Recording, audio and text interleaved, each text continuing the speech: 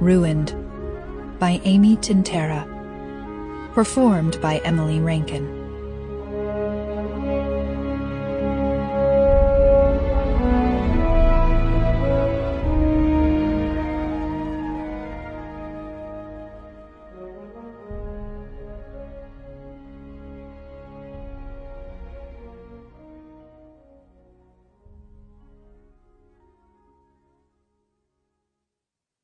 Chapter 1. The wheels of the carriage creaked as they rolled across the dirt road. The noise echoed through the quiet forest. Em crouched behind a tree, tightening each finger individually around her sword. A squirrel darted across the road and disappeared into the thick brush. She couldn't see the princess or her guards yet.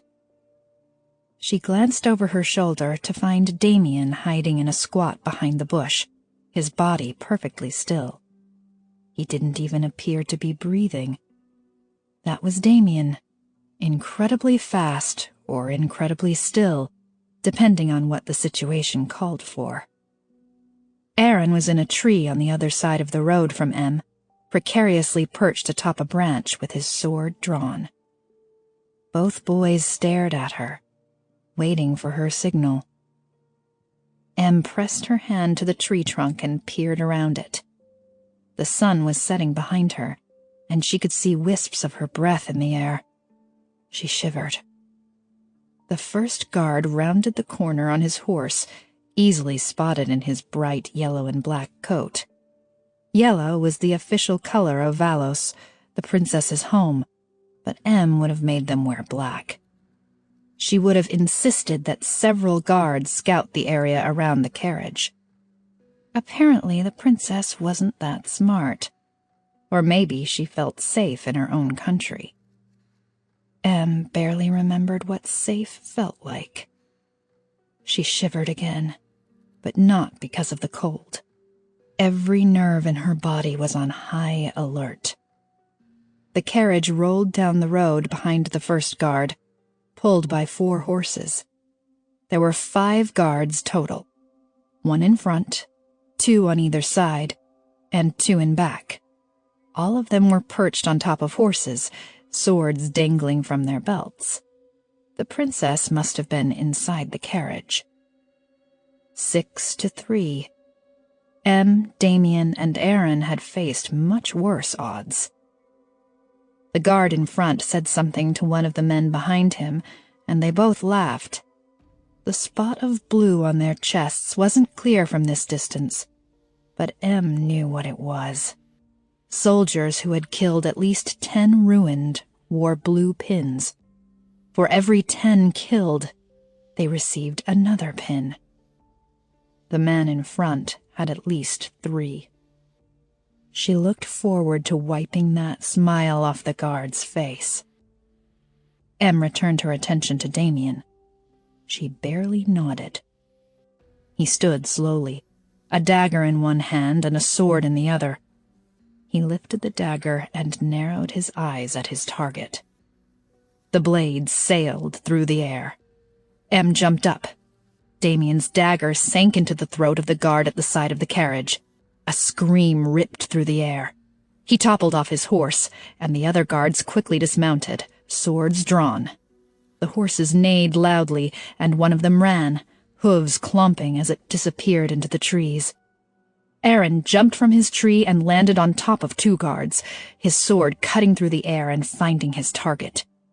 Damien sprinted for the man trying to block the side door of the carriage. The guard's face was twisted in horror, his fear palpable. That left only one man, the one in front, and he was staring straight at Em. She clenched her sword tighter as she raced toward him. He grabbed something off his back. She barely had time to process the bow before the arrow was hurtling straight for her. She darted to one side, but the arrow sliced across her left arm. She gasped at the quick shot of pain, but she didn't have time to let it slow her down. She broke into a run as he reached for another arrow. He aimed, and she dashed out of the way, narrowly missing the second one. Damien appeared behind him. He drove his sword into the guard's back. The man gasped and fell to his knees. Em whirled around to find Princess Mary jumping out of the carriage, sword in hand. A burst of relief exploded in Em's chest as she surveyed the princess. They had the same dark hair and olive skin. Mary had green eyes, while Em's were dark. And Mary had small, delicate features, making her pretty in a way Em never would be. But from a distance, most people wouldn't be able to tell them apart. Em lifted her sword as Mary rushed toward her, but the princess stumbled back suddenly, pulled by an invisible force. Her fingers sprang apart, her sword clattering to the ground. Aaron stood behind Mary, his gaze fixed on her as he used his ruined magic to keep her in place. Em had no magic, but she was better than almost anyone with a sword. She shook her head at Aaron, and he released his hold on Mary. She didn't need his help. Em took a small step back, allowing the princess to retrieve her sword. She wanted to beat the princess in every sense of the word. She wanted to see Mary's face when she realized Em had bested her. The anger trickled in at first, hesitant, like perhaps fear was the better emotion right now. But Em embraced the anger, let it swirl and grow until it tightened around her chest and made it hard to breathe. Em attacked first, and Mary raised her sword to block Em's. The princess kept watch on Damien, but Em knew neither of her friends would jump in to help again unless it was absolutely necessary. They knew she needed to do this herself. Em lunged at Mary again, spraying dirt into the air. Mary raised her sword, and Em ducked, letting the blade sail above her head. She bolted to her feet, slicing her sword across Mary's right arm. The princess gasped and stumbled, and Em took advantage of the moment of weakness. She launched her sword against Mary's, knocking it out of the princess's hand. Em took a step forward, aiming the tip of her blade at the princess's neck. Her hands shook, and she gripped her sword tighter. She'd imagined this part of the plan 100 times, but she hadn't counted on the sick feeling in the pit of her stomach. "Do you know who I am?" Em asked. Mary shook her head, her chest heaving up and down. "I believe you knew my father," Em said. "You killed him and left his head on a stick for me to find." Mary pressed her lips together, her eyes darting from Em to the blade at her neck. Her mouth opened, a squeak coming out before she spoke. The princess cut herself off and ducked, grabbing for something on her ankle. She bolted upright, a dagger in one hand. She lunged for Em. Em dove to one side. Panic seized her chest for a moment. If Mary killed her or escaped, the entire plan would crumble. Mary swung at her again, and Em grabbed her wrist, yanking the arm with the dagger to the sky. With her other hand, Em drove the sword into the princess's chest. The blue pins hit the ground with a soft clink. Em counted as Damien and Aaron ripped them off the coats of the dead Vallos guards. 9 pins total between them. 90 ruined, killed. Just by these 5 men. She leaned down and scooped up the pins.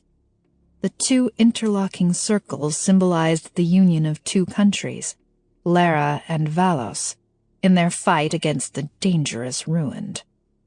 The sword that cut across the circles symbolized their strength. Em dropped 5 pins into Aaron's hand. "Put them on your coat." "But the Lera guard will respect you more. Actually," she added one more, 6. You'll be a star." Aaron's mouth twisted like he'd eaten something sour, but he put the pins back on one of the coats without protest. He slipped one arm through the yellow and black coat, then the other. He buttoned the 5 gold buttons and ran his hand down the front, straightening the material. "Do I look like a Vallos guard?" He grabbed his sword. "Wait, it's more realistic when I swing my sword around like I have no idea how to use it. Now I look good, right?" He grinned too widely, showing off dimples on both cheeks. She snorted. "Perfect." She pointed to where blood dotted his dark skin above his eyebrow. "You're bleeding." Aaron swiped at his forehead as Em dropped the remaining 3 pins in Damien's hand. "Get rid of those. We don't want hunters finding them and getting suspicious." Damien slipped the pins into his pocket. "I'll burn them with the bodies." Em's gaze slid to the wagon behind him, where the princess and her guards were piled. A piece of Mary's long dark hair stuck out from beneath the blanket at the back of the wagon, almost touching the dirt. She looked away from the wagon. Her mother had always said that the only way to find peace was to kill everyone who threatened it. But the tight feeling in Em's chest remained. "I should take care of the bodies as soon as possible," Damien said quietly. Em nodded and turned to face Damien, then quickly focused on the ground. He had that expression, the one that made her heart squeeze painfully. It was a mix of sadness and hope, and maybe even love. He stepped forward, and she wrapped her arms around him, the familiar smell of him enveloping her. He knew she wasn't capable of returning his feelings. Not now.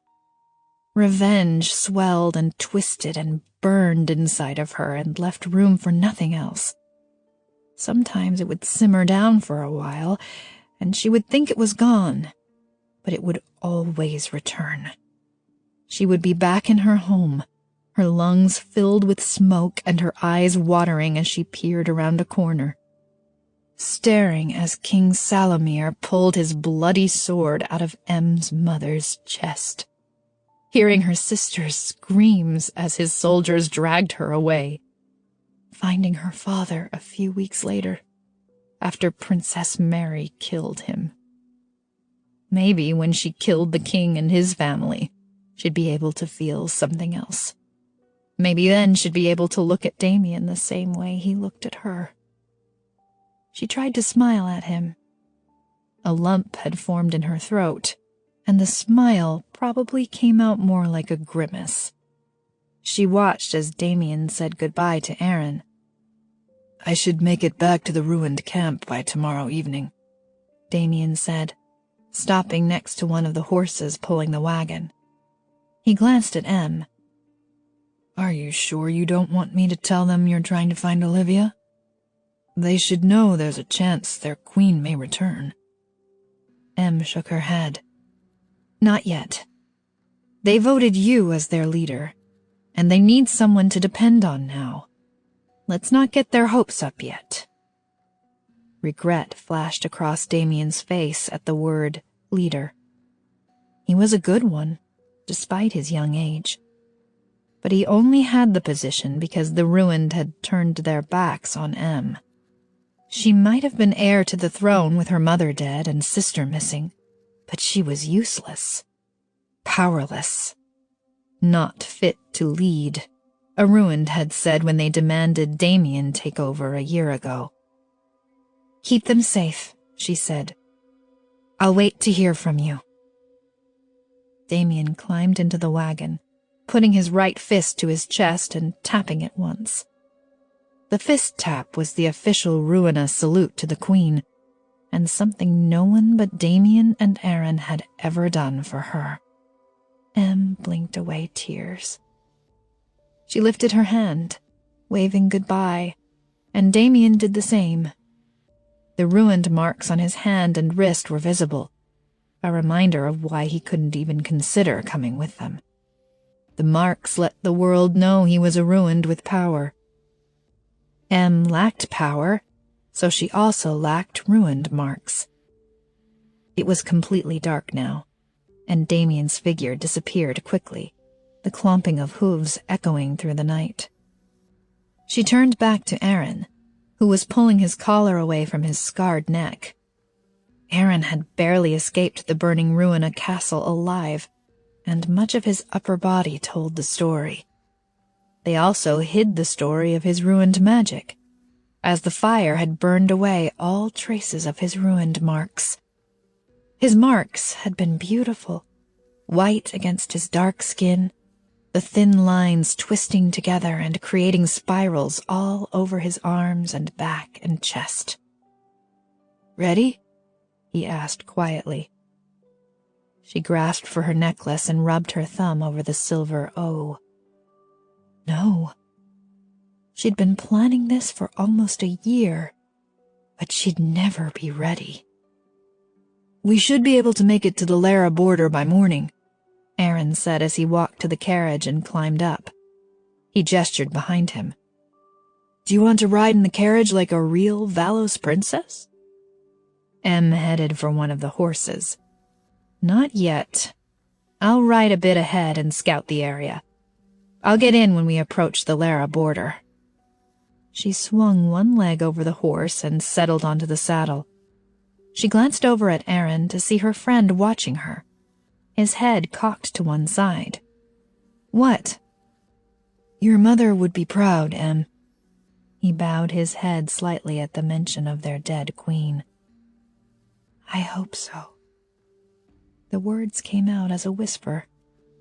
She was certain her mother would be furious that Em had allowed her younger, powerful sister to be taken by the Lera king. Em was supposed to protect Olivia, and she'd failed. But she would make it right. She would save her sister and kill the man who had taken her and murdered their mother. "Make people fear you, Emelina." Her mother's words echoed in her head. "Stop worrying about what you don't have and start focusing on what you do. Make people tremble when they hear your name. Fear is your power." Wenda Flores had never known the days when the ruined were feared for their powers and revered as gods, but she longed for those days. She wanted nothing more than to make the humans bow down in terror. Em lifted her head, fixing her gaze straight ahead. No one feared Emelina Flores, the useless daughter of the most powerful queen Ruina had ever known. But they would. Chapter 2. Kaz leaned back, barely avoiding the sword aimed for his neck as he spun away from his opponent. His foot caught on a rock and he stumbled, throwing his arms out to keep from falling on his face. His opponent's sword poked his chest. That was unfortunate. "Dead," Gallo grinned as he withdrew the dull blade. "Feeling tired, Your Highness?" Kaz took a step back, running a hand through his hair. The sun beat down on them in the castle gardens, and his hair was damp with sweat. "I am a bit tired. It must be from winning the first 4 times. The guard spread his arms wide. He was still breathing heavily from the fight. "I like to lull you into a false sense of security first. Then I really start trying." Kaz laughed, transferring his sword to his left hand to roll up the sleeves of his white shirt. His jacket lay on the ground, covered in dirt they'd kicked around while sparring. His mother wasn't going to be pleased. "Let's go again," he said, lifting his sword. "Perhaps you should rest a moment." Gallo placed his palms on his thighs, letting his sword dangle from his fingers. He let out a long breath. "You look exhausted." "Yes, it's me who looks exhausted." Gallo straightened, glancing back at the castle. The white stone building loomed large next to them, casting a shadow across the gardens. Arched windows lined the rear of the castle, and a maid stuck her head out of one on the second floor, giving a rug a quick pound against the wall. "Maybe we should stop." Gallo gestured at the dusty jacket on the ground. "You're going to smell like dirt and sweat when your new bride arrives." Kaz dropped the sword on top of his jacket, messing it up further. "She's been traveling for days. I'm sure she'll smell as well. We'll be even." "How very considerate of you, Your Highness." Gallo only called Kaz Your Highness when he was making fun of him. Kaz shot him a mildly amused look. Gallo was 2 years older than him, and in his 3 years on the guard had become more of a friend than someone who should call him by his formal title. "Did you hear that also warriors are coming to visit after the wedding?" Kaz asked. "I didn't hear that," Gallo said, pushing a hand through his dark hair. "Why?" "Negotiations. They have some issues with a treaty that gave Lera control of their main port after the last war. But I think my father agreed to the visit so he could show off." "Show off what, exactly?" "After I'm married, Lera will control Vallos as well as Ruina." Kaz laughed. "It is impressive. He can't stop bragging that he's leaving me with 2 more kingdoms than his father left him. Of course, one of them is Ruina. That one isn't really something to brag about. Not unless you're a fan of dead crops and gray skies." I asked him if I could visit Ruina, see the mines, but... Kaz shrugged. "Maybe it's still too dangerous." "It's definitely too dangerous," Gallo said. "Casimir?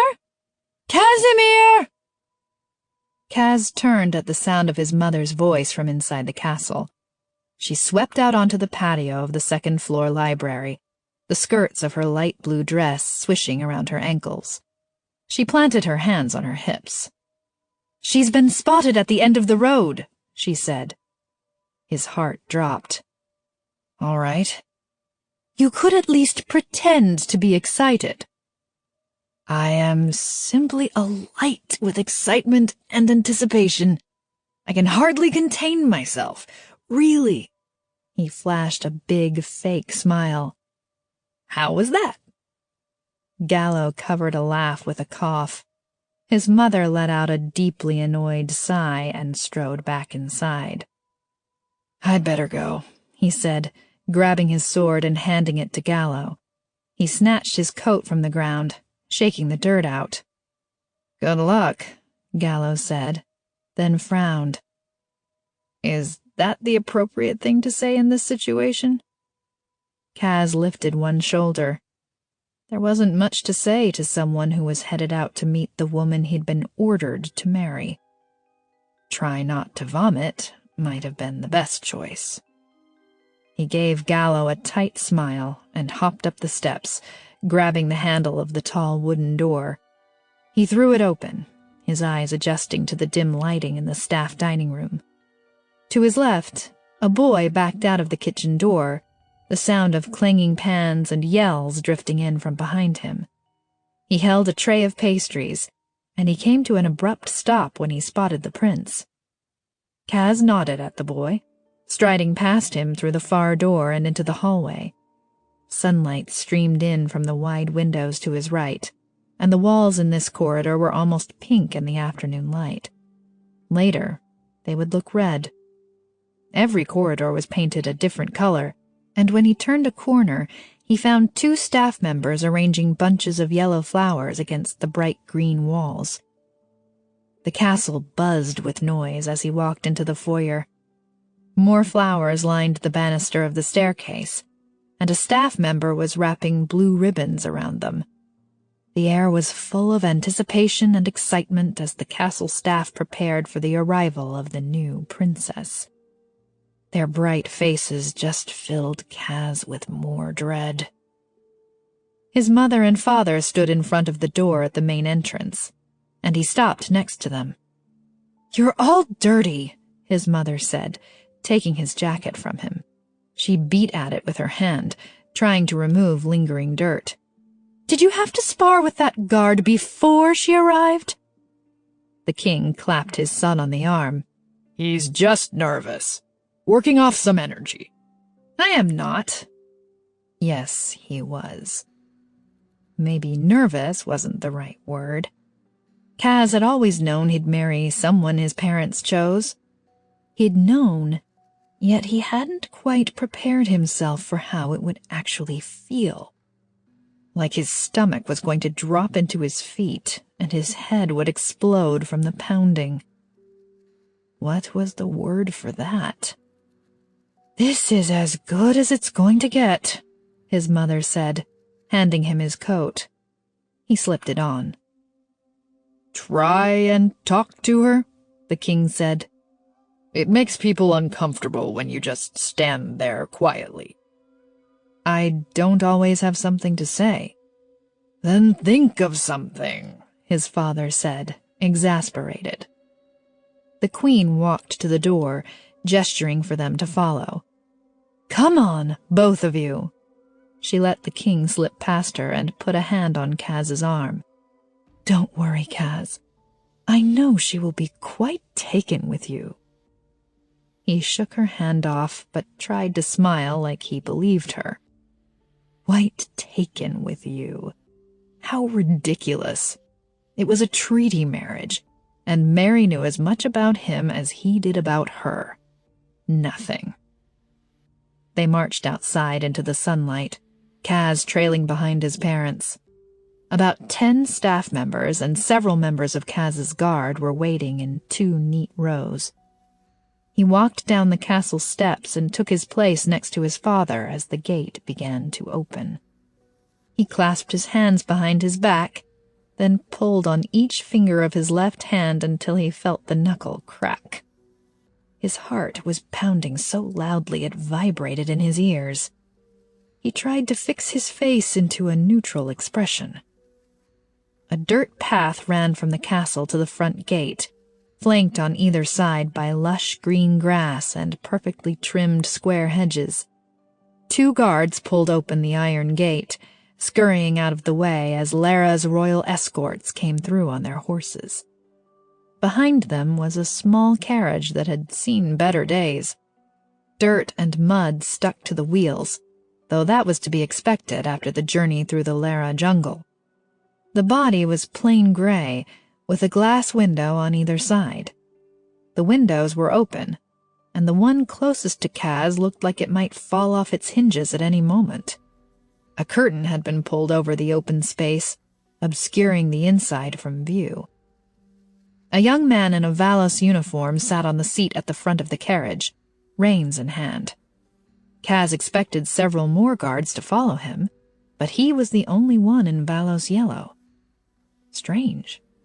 Kaz always took several guards with him when he traveled. The Vallos guard pulled the horses to a stop and jumped off the carriage, tugging on the ends of his jacket. His hands were covered in scars, like he'd been burned, and Kaz tried not to stare as the man opened the door to the carriage. He'd never seen flesh that mangled before. A hand emerged from the carriage first, and the guard took it, stepping back as a dark head appeared. Princess Mary jumped out of the carriage, disregarding the step and kicking up some dirt in the process. She was tall, with long legs, and wore a yellow dress that stretched tightly across her chest. It was also too short, revealing a bit of ankle, and Kaz wondered if she'd recently grown taller or just had a terrible seamstress. A few strands of her dark hair had come loose from their tie, giving her a wild, disheveled look. "Rumors of her beauty were exaggerated," his father muttered. Kaz actually had known one thing about Mary, as her parents had written before they died, saying she was beautiful and lovely and so pretty and delicate. But the girl in front of them wasn't any of those things. She was sharp angles and hard lines. Nothing about her seemed delicate at all. The guard sort of waved his hand in Mary's direction. He clearly wasn't the one who usually introduced her. Princess Mary of Vallos. Kaz had thought they might refer to her as Queen Mary, but technically she hadn't ascended to the Vallos throne following her parents' death. Vallos belonged to Kaz's father now. Mary's gaze immediately slid to Kaz. She had dark, intense eyes, framed by long lashes. The skin beneath them was a bit dark as well, making her look either tired or angry. Maybe both. Kaz bowed his head slightly in greeting, then focused his attention on the trees in the distance. He was less likely to jump out of his skin if he didn't make eye contact. The herald stepped forward and swept his arm out toward the king. His Majesty, King Casimir Gallegos. Her Majesty, Queen Fabiana Gallegos. And His Highness, Prince Casimir Gallegos. It's lovely to meet you, Mary, his mother said, bowing her head, then stepping forward and clasping Mary's hands in her own. The girl seemed surprised by this, and she leaned back, as if she wanted to run away. Kaz couldn't blame her. He was contemplating running himself. It's lovely to meet you as well, Mary said quietly. The king beamed at her in that way he always did with women. A pleasure. One side of Mary's mouth turned up in something like a smile, or a grimace.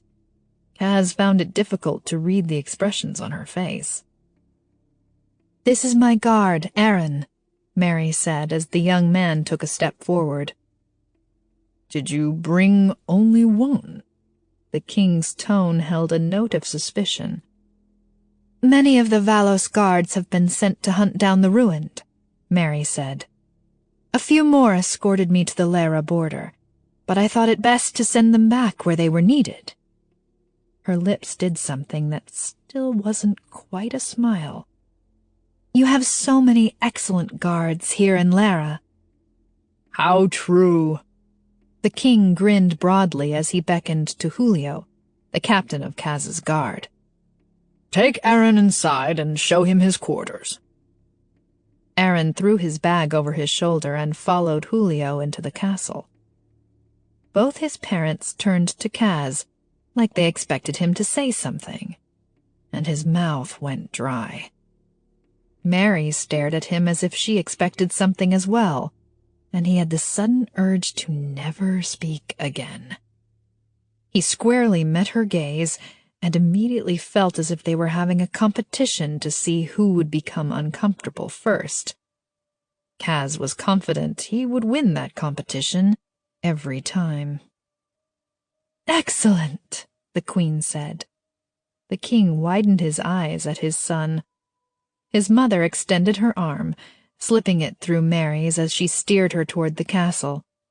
Will your things be along shortly? Everything I have is in that carriage. She didn't say it like she was ashamed of it. Kaz took another glance at the small carriage. There couldn't have been more than one trunk in there. That's all right. It's nice to start fresh, the queen said smoothly. I'll have someone sent up immediately to get your measurements. I heard you're very fond of dresses? Who isn't? Mary asked. Kaz watched as they climbed the front steps and disappeared through the massive wooden doors. He'd said nothing to her at all, he realized. Maybe he should have at least asked her how her journey was, or if she needed anything. The king sighed. I suppose you could have done worse than Mary. We should ask the priest to say that at the wedding, Kaz said. And now we unite Casimir and Mary. They both could have done worse. Chapter 3. A knock on the door made Em's eyes fly open. She gasped and scrambled upright, the sheets tangled between her feet. She rolled off the bed, yelping and hitting the ground with a thud. She winced, pushing her hair out of her face. She was surprised she'd fallen asleep at all. She'd still been awake when the sun started peeking through the curtains, unable to sleep in a castle full of her enemies. She'd spent almost a year planning to infiltrate the castle, but the reality of being surrounded by people who would kill her if they discovered her true identity was more unsettling than anticipated. "Your Highness?" A voice called from behind the door. She got to her feet, straightening her nightgown. "Yes?" The door opened to reveal Davina, one of her maids, carrying a tray of food. One of her maids. The life these people led was ridiculous. M's mother hadn't employed maids. "A maid is a potential spy," her mother used to say. Davina held up the tray. "I brought your breakfast, Your Highness, and the Queen has requested your presence." She put the tray on the table in the corner and turned back to M, a smile on her young, pretty face. There was one knife on the tray, and M studied it, trying to judge how sharp it was. 3 quick steps across the room, and she could reach around Davina for the knife to jab it in her throat before she knew what was happening. 5 seconds, tops. M shook the thought away. She didn't need to kill her maid at the moment. "Requested my presence for what?" "The wedding dress fitting, Your Highness." "Oh, right." She tried not to look like the thought of her wedding dress made her want to throw up. "And the Union battle is this afternoon," Davina said. "The Queen wants to do the fitting first." Was she supposed to know what the Union battle was? It didn't sound good, whatever it was. "Of course," M said. "I'll get ready quickly." Davina made a move like she was going to stay and help, and M shook her head. "I'm fine for now. I'll call you in when I'm almost ready." Davina hesitated, then walked to the door. "I'll wait right outside?" "Yes, please," M said. M sighed as Davina disappeared through the door. The maid had left tea and a thick slice of oddly colored bread on the tray. M broke off a chunk and popped it in her mouth. It was sweet and delicious, and she quickly finished the whole piece. She hadn't had much good food for the past year. She looked around her room. She'd rarely even had a bed for the past year. And now she had a sitting room, an office, and a bedroom. The large window on one wall showed off a lovely view of the gardens. The room had been decorated in blue, Lera's official color. The chair in the corner was blue, the tapestry on the wall was blue, and the sheets on the bed were blue. It was all pristine and beautiful, and M wanted to rip it to shreds. They lived like this, while the ruined were forced out of their homes and had to move camp every few days just to stay alive. She'd have to make sure to burn down the castle before she was done. She could still smell the smoke from the day the king had burned her home to the ground, killed her mother, and taken her sister. It was only right to repay the favor. She drained her tea and pulled out a hideous pink dress of Mary's. The weather in Vallos was much cooler than Lera, and the people were often completely covered from neck to toe. Mary's dresses were long-sleeved, stiff, and made more for function than fashion. They were wildly depressing. Like the dress she'd worn yesterday, this one felt too short and tight as she pulled it on. But the fullness of the skirt hid the ill fit well enough. Her necklace hung in the center of her chest, and she closed her fingers around it for a moment. The silver O was for Olivia, and she'd considered leaving it behind when she became Mary. But she'd worn the necklace every day since returning to the remains of her castle and finding it among the rubble. If she ever found Olivia, she would return it to her. when she found Olivia. She didn't know why the king had taken her sister instead of simply killing her, but nothing would stop her from figuring it out and rescuing Olivia. She let go of the necklace, the pendant falling against her chest. If anyone asked, she could simply say it was a circle, a gift from her parents. She pulled her hair back, looping it into a simple knot behind her head. Davina returned and buttoned the back of the dress, then escorted her out of her rooms. Aaron stood near her door with 2 guards, outfitted in a blue and white Lera guard uniform. She had to resist the urge to rush over to him. Aaron had been by her side constantly for the past year, and she felt as though she'd lost a limb without him nearby. Em wanted to ask him how he was settling in, if he'd found out anything, if anyone suspected something odd, but Davina quickly brushed past him and the other guards. The maid did take a quick glance over her shoulder at Aaron, a blush creeping over her cheeks when he smiled at them. Em suppressed a laugh. The list of girls blushing over Aaron never ended. Em and Davina rounded several corners, and Em immediately lost track of where they were. The hallways were all the same except for the vibrant colors on the walls that changed each time they turned. The castle was laid out in a square, so at least it was a comfort to know that when she inevitably got lost, she could keep turning corners and end up back where she started. Deep blue rugs ran down the center of the floors, and light spilled across the floors from the large windows. The windows were open and faced the east, so the ocean was barely visible. A cool, salty breeze blew through the hallways. Lera was much warmer than Vallos or Ruina, the sky completely cloudless. She could see why the people of Lera had forced out the ruined generations ago so that they could remain. She wouldn't want to leave this place either. Davina stopped and rapped on a large wooden door. It was quickly opened by a young woman, and the maid scurried away. The woman escorted Em inside. The queen stood in the center of the room, her bright red gown in contrast to the cream-colored outfits the 2 women next to her wore.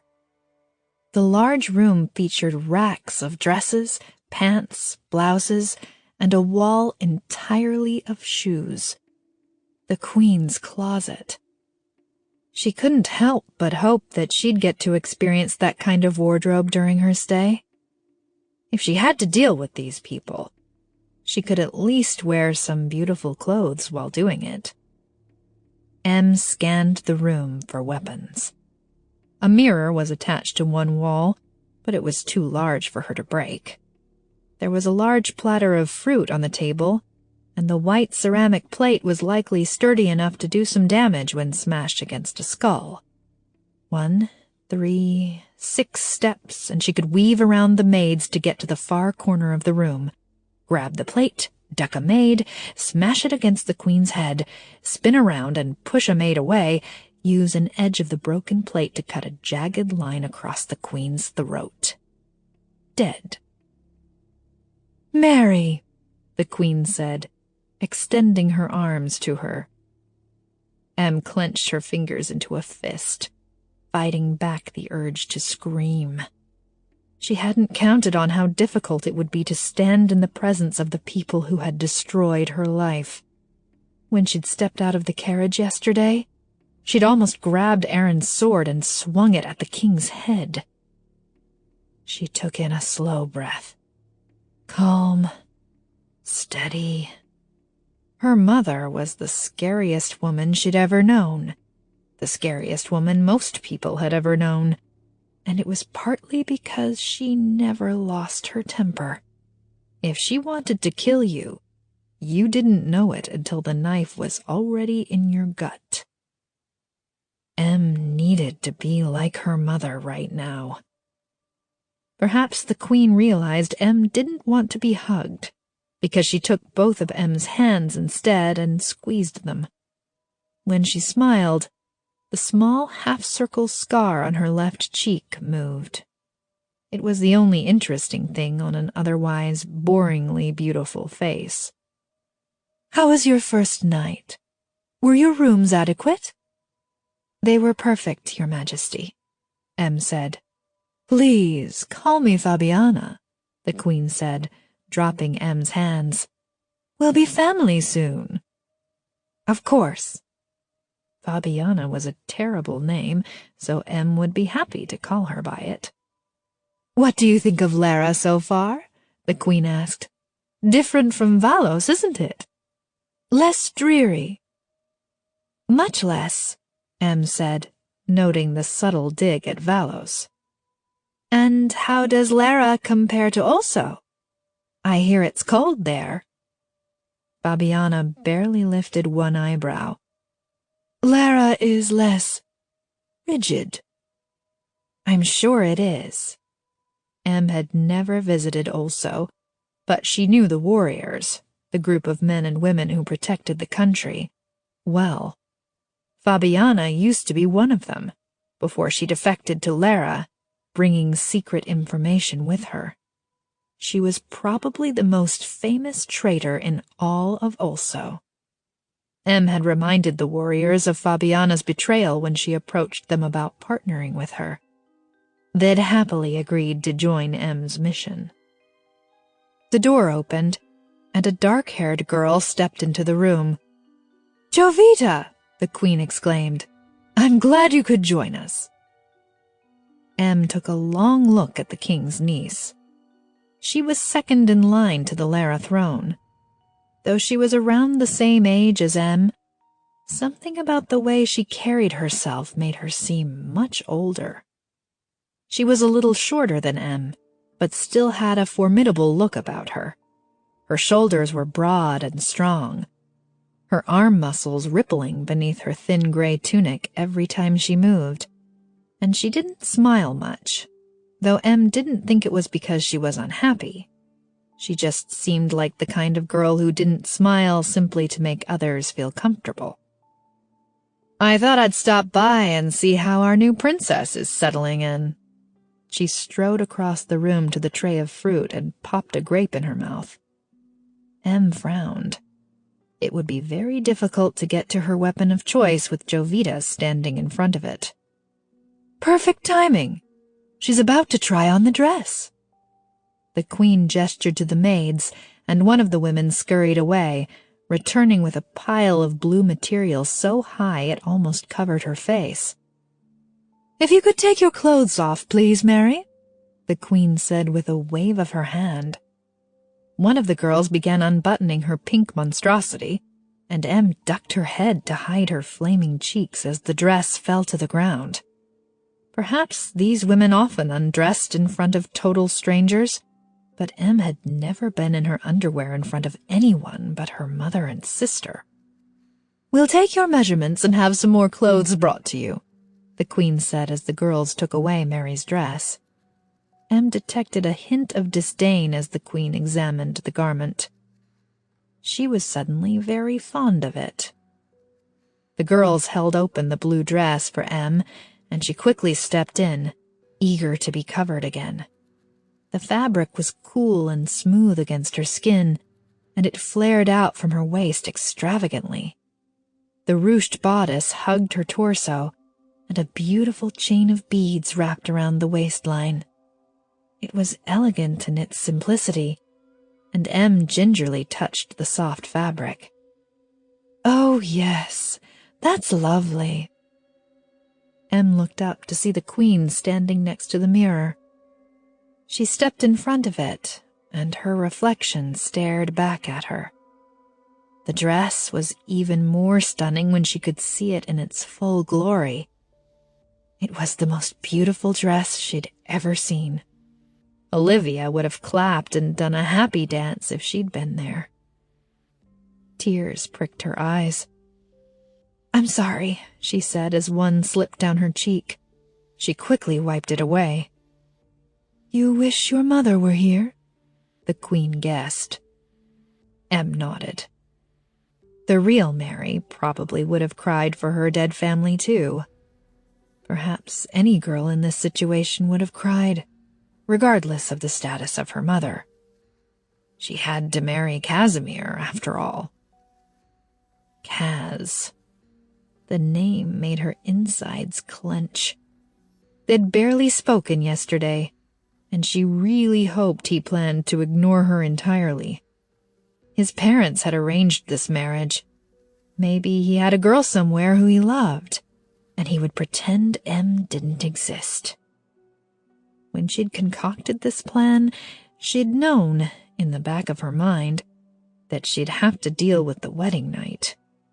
Sex was generally expected immediately following a wedding, which meant that tomorrow night she'd have to be in Cas's bed. She'd never been in anyone's bed. She just wouldn't think about it. She still had another day until the wedding, and pretending the issue didn't exist seemed the best course of action. Perhaps she'd focus on her plan to kill him instead. She needed Cas, at least for a little while, but she hoped to dispose of him before leaving Lera. She'd kill him before the king and queen, so they could experience a bit of the pain she'd felt when her family died. "I'm sorry," Em said, trying to compose herself. "I love the dress." "Of course you do," the queen said. "I have excellent taste."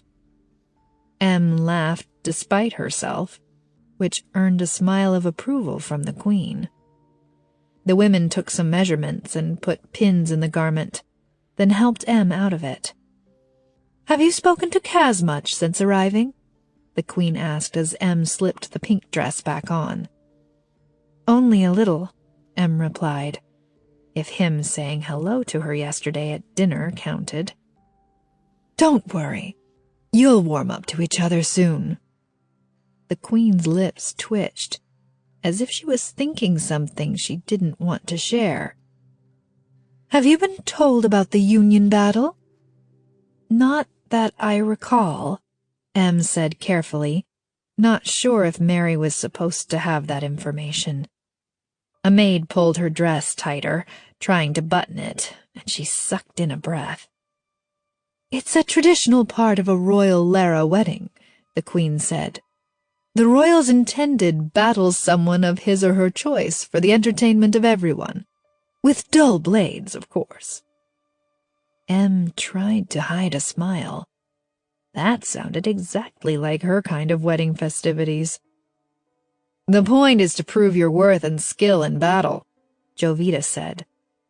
"I, for one, am looking forward to it. You know, the queen beat the captain of the king's guard at her battle. It was a very tough choice of competitor, and she demolished him. Everyone still talks about it." "Jovita, stop," the queen said lightly. "You'll make her nervous." She patted Em's hand. "You're allowed to pick whomever you want, dear." The condescension was so thick, Em almost laughed. It was just like the Lera royal family to think they had everyone beat. "I was ordered to kill the ruined king in order to marry Cas. You don't think that proved my worth and skill in battle?"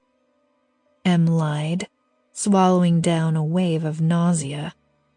Mary murdering her father had been nothing more than a test to these people. "Then I guess today won't be a challenge at all," Jovita said. Her smile didn't falter, but her eyes flicked to the queen's. "Are you done?" the queen asked the maid who was fastening the last button. "Let's call for Cas." "Oh, you don't have to do that," Em said quickly.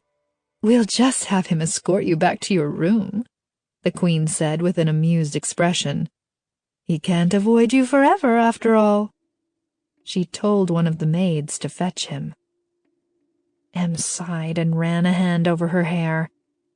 A glance in the mirror confirmed that she appeared tired and pale, and utterly ridiculous in the too small pink dress, and she hoped Cas found her exceedingly unattractive. The door opened only a few moments later to reveal Cas, wearing an expression like someone was poking him in the back with hot knives. He appeared angry, bored, or both. He glanced at her briefly but said nothing, and she shifted uncomfortably. She suspected he made everyone uncomfortable. But he was handsome in a way that was hard to ignore, unfortunately.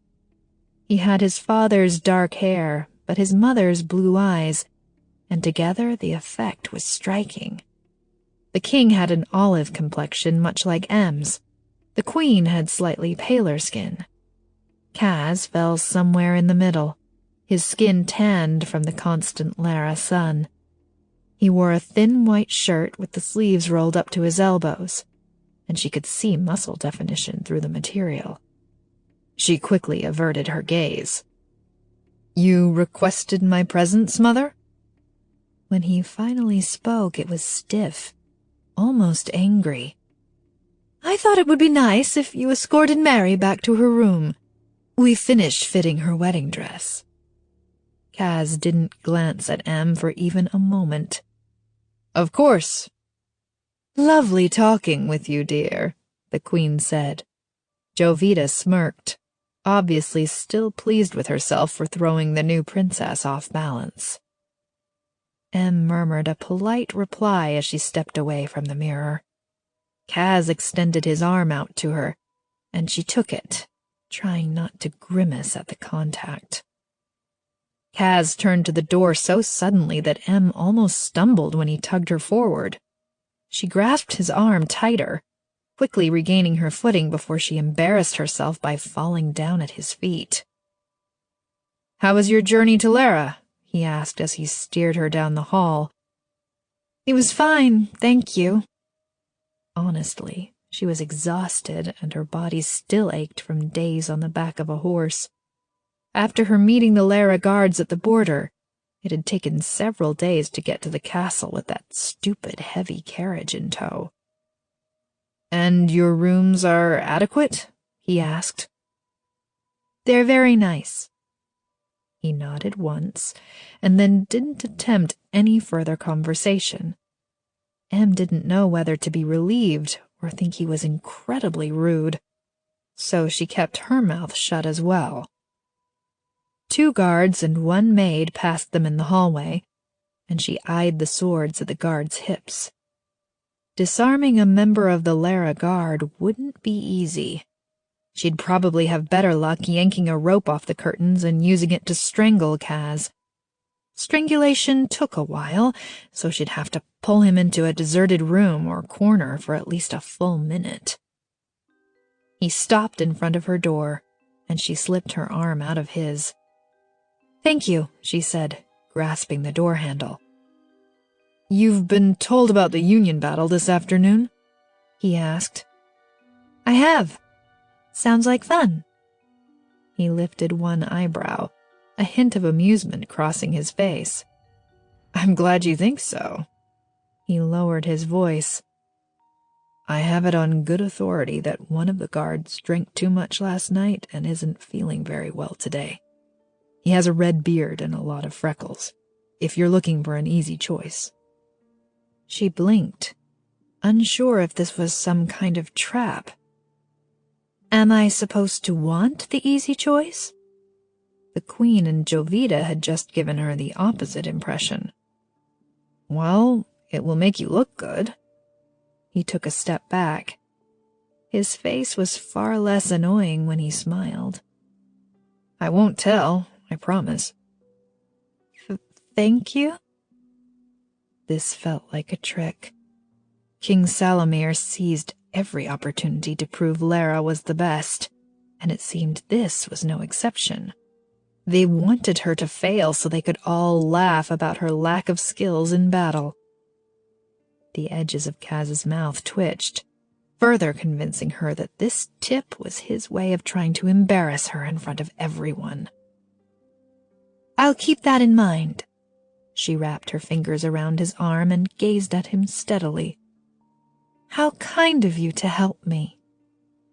He took a step back, clearing his throat. Sure. I'll see you later."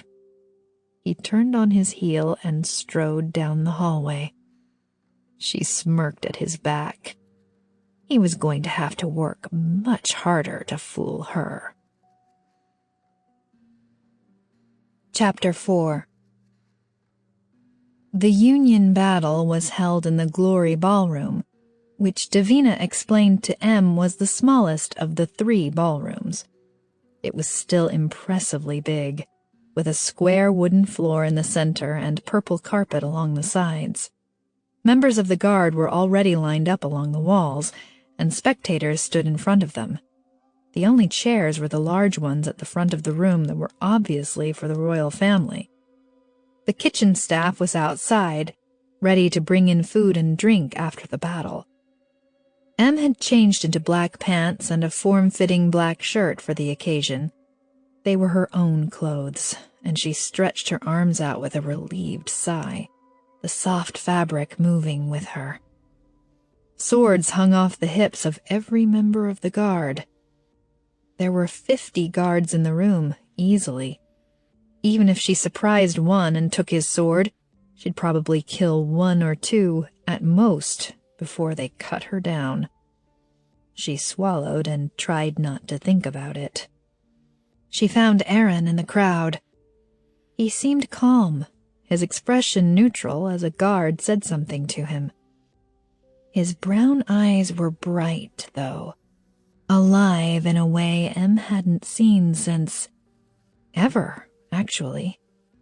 A ruined was fueled by the energy around him or her, and in Aaron's case, the energy of every human in the castle.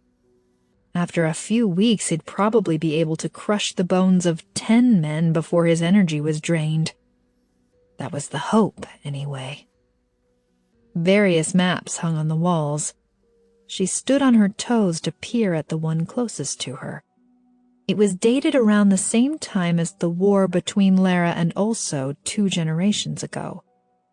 All 4 countries were on this map. Lera to the east, Vallos just below it, and Olso to the west of Lera. To the south of Olso was her home, Ruina. It seemed unlikely they'd just write Olivia on a map to advertise her location, but she squinted at it anyway, just to be sure. She moved to the next one. "Mary!" The Queen stood in the doorway of the ballroom, an annoyed expression on her face. "Please come out here. You'll make an entrance with Kaz." Em walked to the door, brushing past the Queen to find Kaz leaning against the wall, his arms crossed over his chest. He still looked as though someone was poking him with hot knives, but now he'd grown bored of it. Painful boredom. That was the prince. "If you don't know where to put her, don't just dump her anywhere," the Queen chastised Davina, who was wringing her hands at Fabiana's side. "Bring her to me if you must." "Yes, Your Majesty." The Queen disappeared into the ballroom, the maids scurrying after her. Em watched the doors swing closed, silence descending onto the hallway. "We'll go in when my father arrives." Kaz leaned away from the wall and glanced both ways, like he hoped that moment was now. She nodded, rubbing her thumb across her necklace. He watched her, his eyes flicking from her face to her hand. "Are you nervous?" he asked. She quickly dropped the necklace, sliding her hands into her pockets instead. "No." "This doesn't really mean anything. It's just tradition." "If it didn't mean anything, you wouldn't do it." She met his gaze. "Have you always used dull blades?" "Of course." "Why? Are you afraid the bride or groom will win, and one of your own will die?" "I think we're more concerned that they'd lose, and we'd have to find a replacement." His mouth twitched, and she almost laughed. "Me bleeding out on the floor would put a damper on the wedding tomorrow," she said. Amusement crossed his features, and he hesitated for a beat too long. Perhaps he was reconsidering the use of dull blades. Yes, it would. Mary? M's heart jumped at the sound of the king's booming voice. He strode down the hallway, his lips pulled into an almost comically wide grin. His smile was too big, like it was trying to conquer the rest of his features. King Casimir and Kaz were about the same height, but the king was larger and broader, with a neat dark beard. Some would find him handsome. M did not. "Are you ready for the battle?" he asked. "Looking forward to it." He laughed and clapped a hand on her shoulder. She considered breaking a few of his fingers. He dropped the hand and headed for the ballroom, beckoning for them to follow him. He threw open the door in a dramatic fashion, sweeping his arms out like his admirers were free to adore him now. "Welcome to the Union battle!" he yelled. Cheers erupted from the crowd. M trailed behind Kaz and his father as they crossed the room. The king gestured for her to stop in the middle of the floor. He and Kaz continued to the front of the room, standing with the queen and Jovita. The king waited for the cheers to die down before he spoke again. "Today we celebrate the union of my son, Prince Casimir, and Princess Mary of Vallos. If this is your first union battle, the rules are simple. Our future princess will pick someone to battle. They will use swords only. The first one to make 3 fatal strikes will be the winner. I will call out each strike as they are made." He looked at M. "Mary, you have your choice of any member of my or Kaz's guard as your opponent. Or," his lips quivered with amusement, "you can pick any member of the royal family, with the exception of Kaz. But be warned, those who pick a member of the royal family usually live to regret it. If you have any doubt about your skills, I don't recommend it." That last statement was a challenge. M knew it. Every person in the room knew it. She surveyed the guard. She found the man with a red beard and freckles. He was a bit pale. She turned back to the front. She could take the king up on his own challenge. Or the queen, who'd been trained as a warrior in Olso. Or Jovita. M knew less about her skills, though as a member of the Lera royal family she would have had intense training in every type of combat. She'd certainly made her doubts about M's skills clear. Jovita raised both eyebrows as M stared at her. The king laughed. She glanced back down the line to see Kaz subtly shaking his head at her. "The point is to prove your worth and skill in battle." "Jovita," she said quickly. The king laughed again. "A bold choice. You'll be nursing your bruises all night, I suspect." "Yes, she will," Jovita said with a grin. She walked across the wood floor, stopping in front of M. "Don't worry," she whispered. "I'll keep the bruises to the lower half of your body, so you'll still look pretty for your wedding day." "Good luck trying." Jovita smirked as a man brought them dull swords. M took hers, relieved to have a sword again, even if it wasn't a real one. "And I'd like to remind you that this is supposed to be entertaining, so please, make it a bit theatrical," the king said as he sat down in his chair. M gripped the sword, getting a feel for the weapon. It was heavier than the one she'd had to leave with Damien, but not by much. Jovita took a few steps around in a circle, swinging the blade back and forth.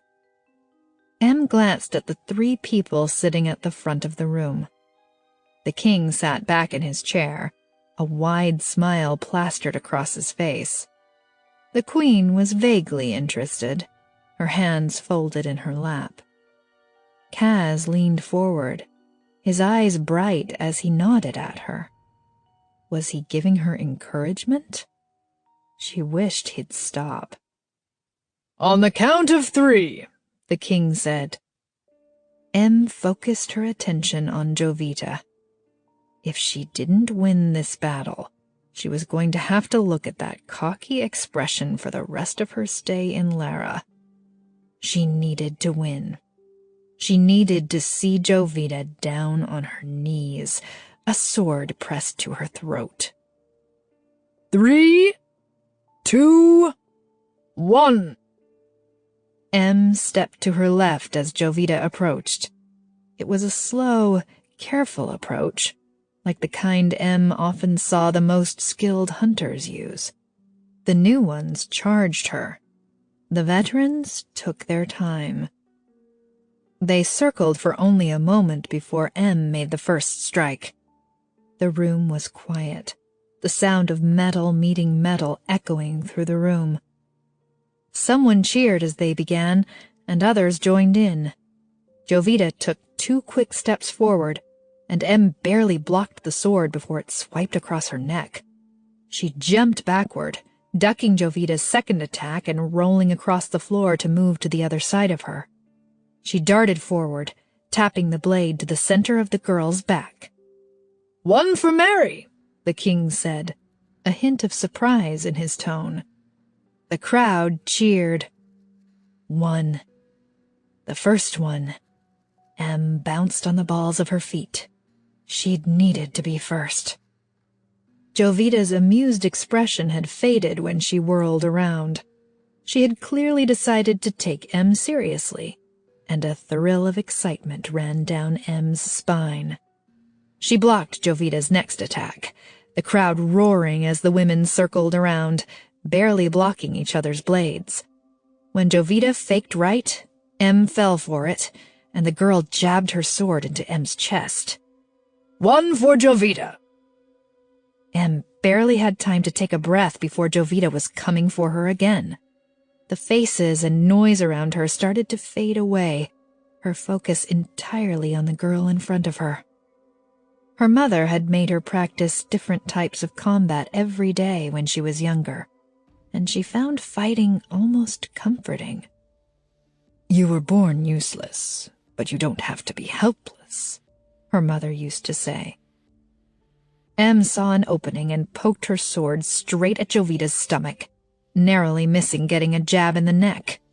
2 for Mary, the king said. She took a step back, darting away from Jovita. She skirted around the edge of the floor until Jovita growled in frustration. Em darted back into the fight. Sometimes a moment to clear her head was helpful. Jovita came at her so quickly she barely saw the movement. The blade was pointed straight at her forehead. 2 for Jovita. So much for clearing her head. She spun around, getting a better place on the floor so Jovita wouldn't be able to back her into a corner. She was breathing a bit heavily now, but she was more relaxed than she'd been since her arrival yesterday. She'd have to find someone to spar with every day, or she might lose her mind in this castle. Em blocked Jovita's sword once, twice, 3 times. Em ducked and dodged, suddenly feeling better than when she'd begun to fight. She darted around the floor, a smile starting to appear on her face. When she saw the opening, she used one quick, well-placed kick to the legs to bring Jovita down to her knees. Em jumped in front of her, aiming her blade directly at Jovita's neck. Cheers and applause erupted around the room. "Mary wins!" the king yelled over the noise. Em kept her sword at Jovita's neck a beat longer than was necessary. She couldn't kill her with this sword, but she pictured it for a moment. Em swallowed, stepping back and lowering her sword. Jovita got to her feet, a hint of amusement on her face. "I suppose it serves me right for underestimating you?" Em laughed, pretending to be good-natured about it. She turned away from the girl. "Yes, it does," she muttered under her breath. Chapter 5. Kaz was sweating under his suit. The windows to the grand hall were open, and a cool ocean breeze blew through them, but he was stuck in the small, stuffy waiting room right next door with his parents. He thought he might melt before the wedding began. "You look nervous," his father said as he adjusted his son's collar. "I do not." "Well, you have no expression on your face at all, which means you're nervous." Kaz cocked an eyebrow. His father had a way of making everyone smile, and he tried not to give in too easily. "I don't think she likes you much," the king said with a chuckle. The queen let out an annoyed breath and patted her elaborate hairdo. Her dark hair was piled so high on her head, it must have been painful. "She likes him fine. Just yesterday she was asking if I thought he liked her." "And what did you say?" the king asked. "I told her the truth, that I didn't think he'd decided." His father took his mother's arm. "That must have made her feel much better." It was not unlike his mother to be brutally honest, though she also knew the value of a well-timed lie. Kaz was surprised she hadn't reassured Em with a lie about how he'd been instantly taken with her and was too shy to say so. But perhaps it didn't matter if she knew the truth. They were getting married, regardless of whether or not he liked her, or whether or not she liked him. She'd looked at him like he was a bug under her shoe yesterday when he'd given her the tip about the Union battle. The priest opened the door, his bright orange robes swinging around his ankles. "We're ready to begin." Kaz turned away from his parents and marched past the priest and into the grand hall. The room featured an impressive view of Lera all the way to the ocean through the floor-to-ceiling windows to his left, and flowers and sheer white ribbons lined each of the packed benches down the center. He entered so suddenly that the rows of people all jumped to their feet at once, the wooden benches creaking and feet scrambling against the floor. He clasped his hand around his other arm and faced the aisle. He hoped she walked quickly. His parents entered behind him and took their seats on the front bench, next to Jovita. All three of them had expressions on their faces like they were happy about something. Kaz tried not to look at them. The guests shuffled back into their seats, and Kaz surveyed the room. Each guest held a cup of wine, which wasn't customary, but his father must have thought the ceremony could use some livening up. He wasn't wrong. The guests were smiling and whispering, and it smelled like the end of a party, not the beginning. Like alcohol and disappointment, and a reminder that tomorrow held a hangover and the usual drudgery. How appropriate, Kaz thought. The door at the back of the room opened, and everyone stood and turned to face Mary. Her gown was a deep, vibrant blue that caught the light as she walked, and her dark hair was piled on top of her head with an intricate series of pearls woven around the strands. The sleeves of the dress just barely covered her shoulders, and her olive skin looked soft and almost luminous. Traditionally, the mother and father walked on either side of the bride, but she was alone. He knew his parents must have offered to walk with her, and she must have declined. He could understand why. He attempted a cheerful expression, but she seemed so miserable he found it hard to meet her eyes. He focused on a spot beyond her head as she made her quick descent down the aisle. She stopped in front of him and did not smile. Her lips moved in a way that was meant to convey happiness, but her expression was something closer to terror. They turned to the priest. "Let us give thanks to the ancestors who built our world," the priest said. Kaz bowed his head, fiddling with a string on the bottom of his jacket. "We pray to Boda, with thanks for the body she created for us," the priest continued.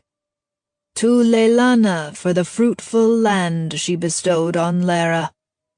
To Solia for the soul that makes us human. And we pray for relief from the monstrous ruined who corrupted your gifts." Out of the corner of his eye, Kaz saw Mary's head lift slightly, and he glanced over at her. She was fidgeting, twisting her fingers around, and she quickly stopped when she caught Kaz's eye. The ceremony dragged on. Kaz didn't know why the priest felt the need to drone on about love and marriage and sacrifice when he knew very well this was a treaty marriage. It was almost rude. "And to seal this union," the priest finally said, signaling they were nearing the end, "we unite our souls with the elements." Kaz put out his hands, palms down, and Mary did the same. The priest sprinkled a light dusting of dirt on their hands, followed by a splash of water. "And we unite our souls with a kiss, to be bound until death. May this union be blessed by the ancestors." Kaz turned to Mary. Her hands were shaking so violently it made her shoulders twitch. She took in a ragged breath, swallowing hard. He'd never made anyone tremble in fear before, and this was possibly the worst moment ever to experience it for the first time. He leaned forward, and their eyes met briefly as she tilted her head up to his.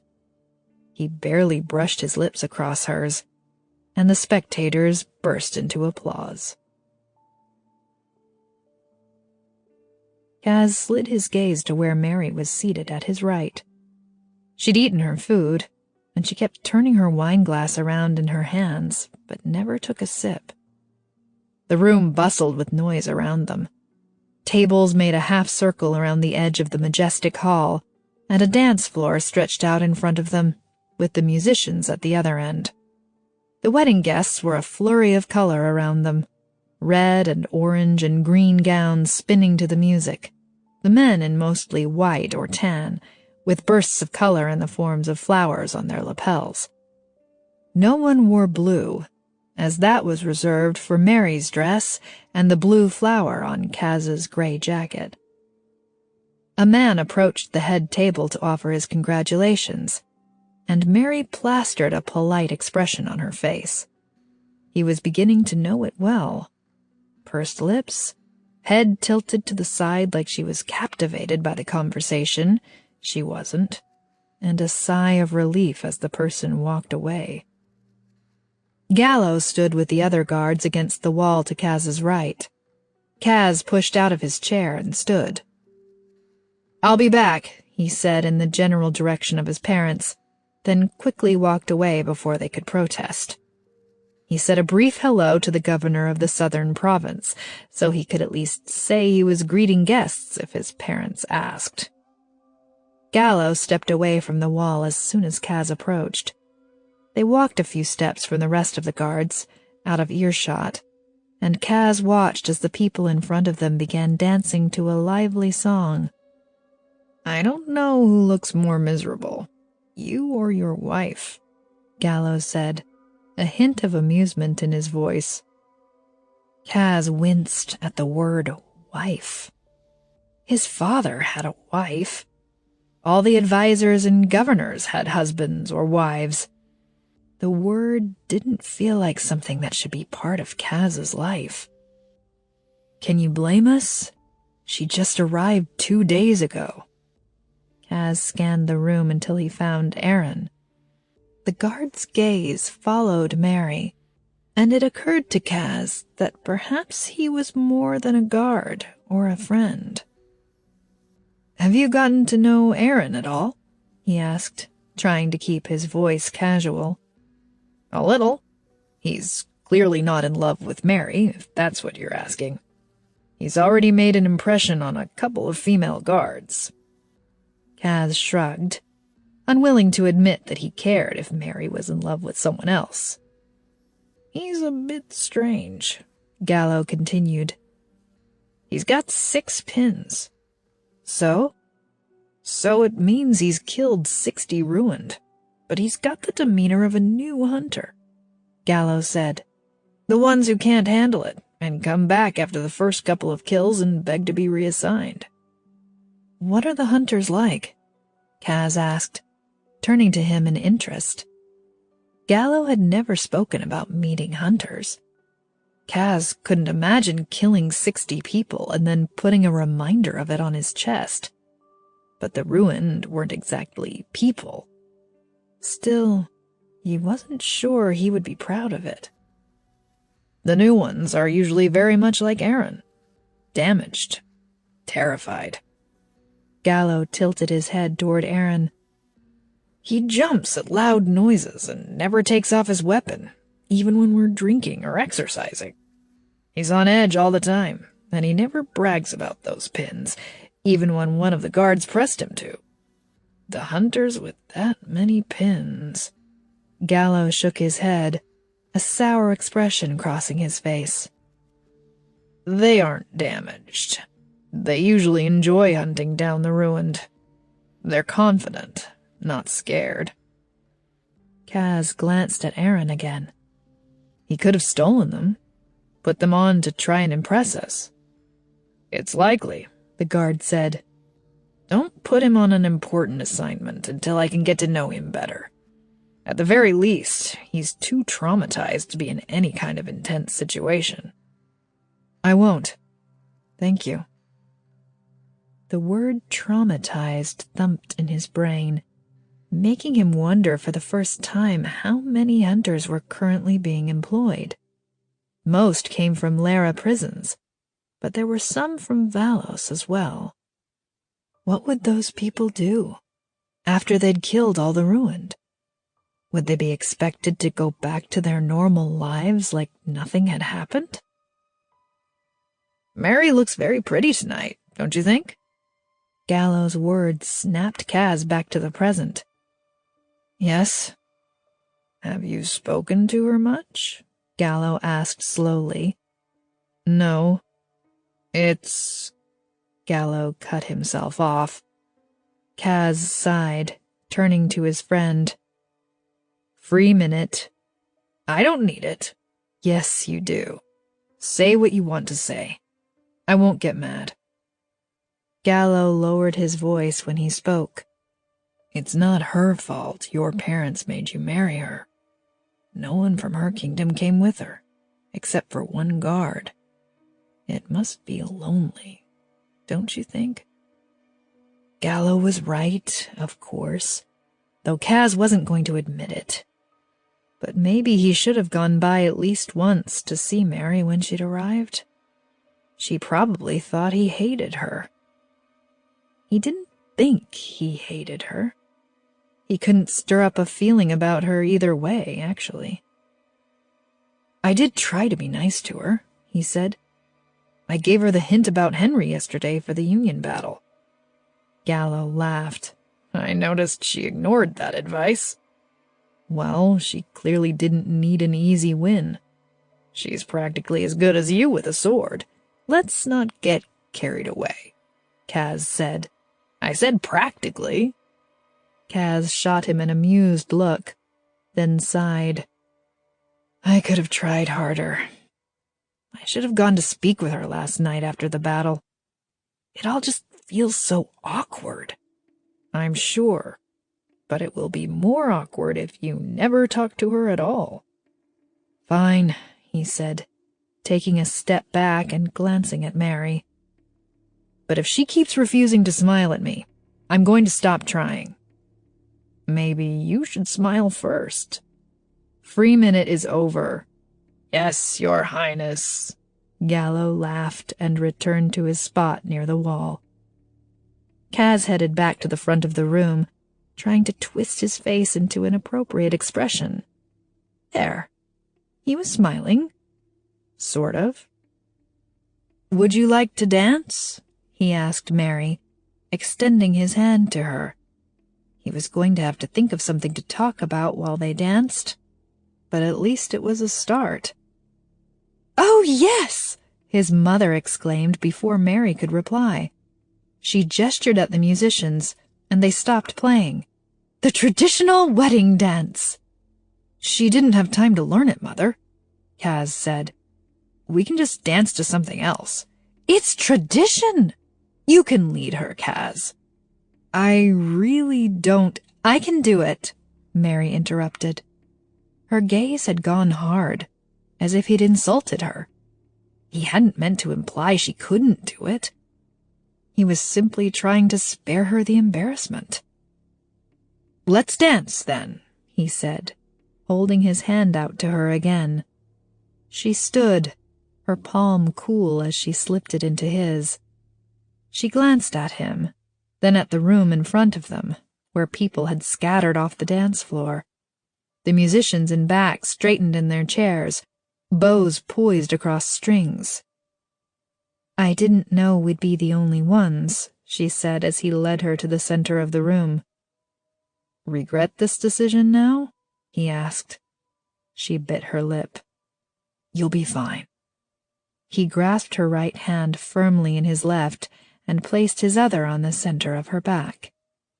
"I'm going backward, and you're coming forward first," he said quietly. "Put your hand on my shoulder." Her gaze stayed steady with his as she followed his instructions. He hadn't noticed that her dark eyes were flecked with gold, and now that he was close enough to see it, he didn't want to look away. The music started, and he took a step, putting light pressure on her back. She came with him, her skirt swishing around her feet. "Side," he said quietly. "Back, back." She took to the steps quickly, letting him push and tug her around the dance floor.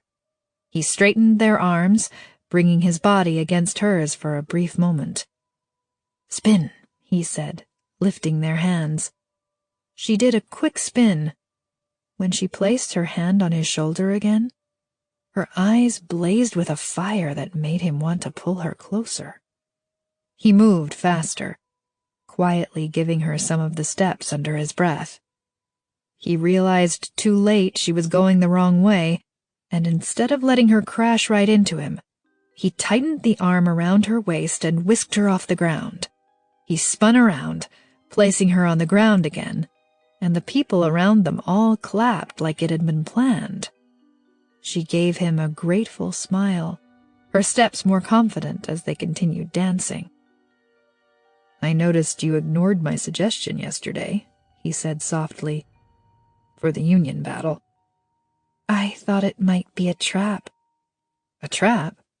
"Yes, like part of the tradition was trying to steer me to the easy choice to see if I took it."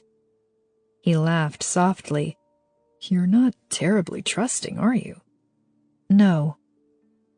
He moved his hand from her back as he spun her, then returned it. He wasn't sure what to say to that. "It wasn't a trap, then?" she asked. "Of course not." He stole a quick glance at his parents. "My father would be furious if he knew I helped you. It's not allowed." "Oh." "You clearly didn't need any help, though." "No." Her fingers curled around his shoulder. "Thank you, though." "You're welcome." He looked down at her to find her lips slowly curving up. It was the first genuine smile he'd seen from her, and by far his favorite. That smile held secrets he desperately wanted to know. She nodded at the musicians, and then the crowd as the song ended. They burst into applause, his mother beaming as she stood and clapped.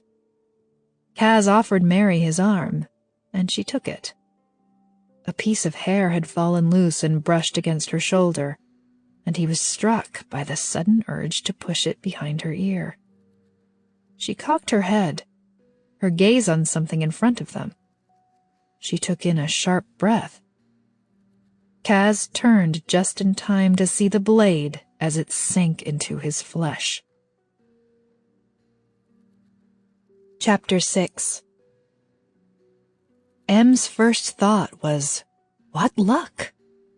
This man with a sword was going to kill Prince Casimir, and she didn't have to do a thing but stand there and watch. She wouldn't even have to worry about the wedding night. Her second thought, however, was for her plan. If Kaz died, she would be sent back to Vallos, and Jovita would be named as the next heir. She would accomplish nothing if Kaz died tonight. The man pulled his sword out of Kaz's left shoulder as screams ripped through the ballroom. Kaz stumbled backward, his arm slipping out of hers. The man aimed his sword straight for Kaz's heart. The prince was unarmed and blinking as if in a daze, blood dripping from his fingertips. He clearly wasn't used to being attacked. The situation was this: one man with a sword, at least 20 members of the guard already running toward them, and, most importantly, her. Easy. M lunged for the man. She was plenty used to being attacked. This felt like home. She launched her foot into the man's knee seconds before his blade could find its mark. He stumbled, his sword lurching to the side and missing Kaz entirely. He spun toward her and she slammed her fist into his face, using her other hand to wrench the sword out of his hand. He dove for her, but 3 members of the guard were behind him suddenly, pulling him back. Aaron was one of them, and he gave M a wide-eyed look that was either approval or confusion. "Kaz! Kaz!" the queen screeched as she flew past M. Kaz was on his knees, his hand to his shoulder. His gray coat hid most of the blood, but a small pool had collected on the floor as it dripped down his arm. He'd gone pale. Hands wrapped around M's arms, holding tighter when she tried to jerk away. "We need to take you to safety, Your Highness," a guard said, pulling on her arms. 2 others closed in around her. She glanced over her shoulder at Kaz as they dragged her away, but people swarmed around the prince, hiding him from view. "Please don't die," she prayed. "Not yet." The guards delivered her to her room, closing and locking the door behind them. All 3 stood stiffly in front of the door, hands clasped behind their backs. Pain shot through the hand she'd used to punch the man, but she ignored it. "I want to go see if Kaz is all right." The tallest guard shook his head. "I'm sorry, Your Highness. Procedure dictates that we keep you here until they've made sure the castle is safe." "Does this happen often?" she asked, surprised. She'd been under the impression that Lera was the safest of the 4 kingdoms.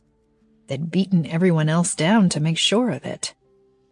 "We have procedures outlined for all possible situations," the guard said. That wasn't an answer, which was interesting. "Do you know who that was?" she asked. "Why did he want to kill Kaz?" "I'm sorry, Your Highness. I wouldn't know. He'll be questioned soon." M walked to her bed, hopping onto the mattress as she frowned in thought. She didn't know who would want to kill the prince.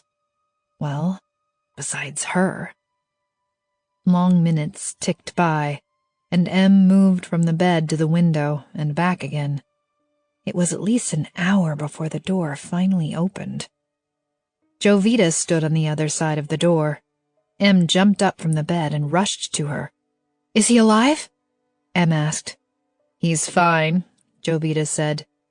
"It's just his shoulder." M breathed a sigh of relief, which was echoed by all 3 guards. "He'd like to see you," Jovita said, placing her back against the open door and beckoning at M with 2 fingers. He surely didn't want to continue the wedding night after getting stabbed, did he? Em swallowed as she walked out the door and started down the hallway with Jovita and 2 guards. Maybe his wounds weren't very serious after all. There had been a lot of blood, but Em had suffered injuries that bled profusely but hadn't slowed her down. "We should have a discussion soon about what to do in case of an emergency," Jovita said. "We have a meeting spot in case the castle is taken or unsafe." "Where is that?" Em asked. "Fort Victoria in the southern mountains. Do you know it?" "I do. It's near the Vallos border." "Good. I'll give you a map later, just in case. All members of the royal family get one." 5 guards were outside Cass's rooms. Jovita led Em past them and through a dark office full of books. The door to Cass's bedroom was ajar, light streaming out through the crack. "You should rest, Cass," the Queen said from the other side of the door. "I will, Mother." Then, in a softer voice, "I'm fine." Jovita knocked and pushed the door open. The room was even bigger than Em's, with an impressive dresser and ornate mirror on one side of the room, and 2 big plushy chairs on the other, in front of a massive window currently obscured by deep blue curtains. Cass lay on the big bed in the center of the room, shirtless, with a white bandage covering his left shoulder. He was still pale, but he smiled as she walked into the room. The Queen turned, and Em found herself crushed against the woman. She held Em so tightly it was difficult to breathe. "Thank you," the Queen whispered. Em resisted the urge to roll her eyes as she extracted herself from the Queen's embrace. The King stood next to his wife, his face full of gratitude. Em quickly crossed her arms over her chest so he wouldn't get any ideas about hugging her too. "May we have a minute?" Cass asked. The Queen wiped at her cheeks. "We'll be right outside." The King put a hand on Em's shoulder as he passed her. "We owe you a debt of gratitude," he said softly. Em tried not to appear too pleased. She couldn't have found a better way to endear herself to the King and Queen than if she had planned this herself. The door closed with a quiet thud as they left, and she clasped her hands in front of her, suddenly nervous. An elaborate jeweled sword hung on the wall not 3 steps away, and another one, sheathed and ready to be grabbed, sat on the dresser in the corner. 5 seconds to kill the prince. If she hadn't just saved his life, she might have been tempted. Cass was still smiling at her, and he gestured with his good hand. "Come here?" He said it as a question, and she nodded in agreement as she stepped forward. She was tempted to stop in the middle of the room, but that seemed awkward, so she walked all the way to his bed and stood next to it. She'd never seen a boy shirtless in his bed before. She and Damien had shared a tent many times, but that was different. They were both fully clothed, in the dirt, and usually Aaron was there as well. This felt more intimate. Her heart pounded in her ears, and she wiped a sweaty palm against her dress. "I just wanted to say thank you." Cass kept his gaze steady with hers, and she found it hard to look away. In a certain light his eyes were blue, in others they seemed a bit green. Either way, they were clear and striking. "You're welcome." "It's really above and beyond the call of duty to save my life on our wedding day." "It was nothing." One side of his mouth quirked up, his eyebrow rising with it. He was amused, but also intrigued. He was looking at her as if he liked her. She didn't think she wanted him to like her, but she had to admit that it would be helpful if he did. She couldn't ignore him and expect to be given inside information about Olivia's location and Lera's defenses. She took a tiny step closer to the bed. "Are you in pain?" "A little. It's subsiding." He glanced at the bandage. "The doctor gave me something. He said it would make me drowsy, so don't be alarmed if I suddenly pass out." She tried not to let her body sigh with relief. If he was going to pass out, then there would be no expectation of her climbing into bed with him. She had another day or two until she had to face that particular challenge. "Is it common for people to attack you?" she asked. "This would be a first." He gave her a reassuring smile. "Lera is usually very safe, especially the castle. You don't need to worry." "I wasn't worried. I won." He laughed, his eyes twinkling with amusement. "You did. It was impressive, actually." "I've been attacked more times than I can count." She said it almost smugly. Kaz's smile faded. "I guess you have. The ruined are all over Vallos, aren't they?" "They were. There are less now." "And they attacked often?" Anger swirled in her gut as his features dropped in sympathy. Sympathy because she had to deal with those awful, evil ruined. "They were being hunted down and murdered, so yes, they defended themselves often." The words tumbled out of her mouth before she could stop them. She didn't care. She'd say them again, just to watch that stupid, baffled expression cross his face. "Do you—" He sat up straighter, wincing in pain. "I should let you rest," she said quickly, before he could finish that sentence. The last thing she wanted to do was talk about the ruined with the prince. It was unlikely she'd be able to keep her temper in check. She took a step away from the bed, and he reached out, catching her hand in his. He wore a thoughtful expression, his eyes soft and completely unlike his father's. "I'd like to hear about your experiences with the ruined sometime, if you don't mind talking about it." "Sure," she lied, hoping he would forget that request. He rubbed his thumb across her fingers. She noticed for the first time that red and purple had bloomed across her knuckles, where she'd punched the man. "Do you need the doctor to look at your hand?" He loosened his grip, as if he was afraid he was hurting her. "No, it's fine," she said. "Just a bruise." He slowly released her. She ducked her head as she walked to the door, but she couldn't resist glancing back at him before she left. Light flickered off his bare chest from the lantern next to his bed, and he tossed a piece of dark hair out of his eyes. "Good night," he said. She grasped the knob, mumbling a good night as she wrenched the door open and walked out of his room. Chapter 7. Kaz quickly turned his head at the sound of footsteps approaching his door. He'd been alone most of the morning, and his first thought, or hope, was that it was Mary. He shifted against his pillows, running a hand through his hair. The door opened to reveal Gallo, and Kaz tried to convince himself he wasn't disappointed.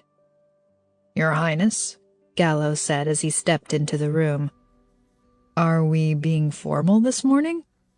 Seems appropriate, considering I let you get stabbed last night." There was an edge to Gallo's voice, and he wouldn't quite meet Kaz's eyes. "Almost every member of the guard was in that room. I'm not sure we can hold you personally responsible," he said lightly, but Gallo didn't crack a smile. "Did my father yell?" "And your mother. And Jovita.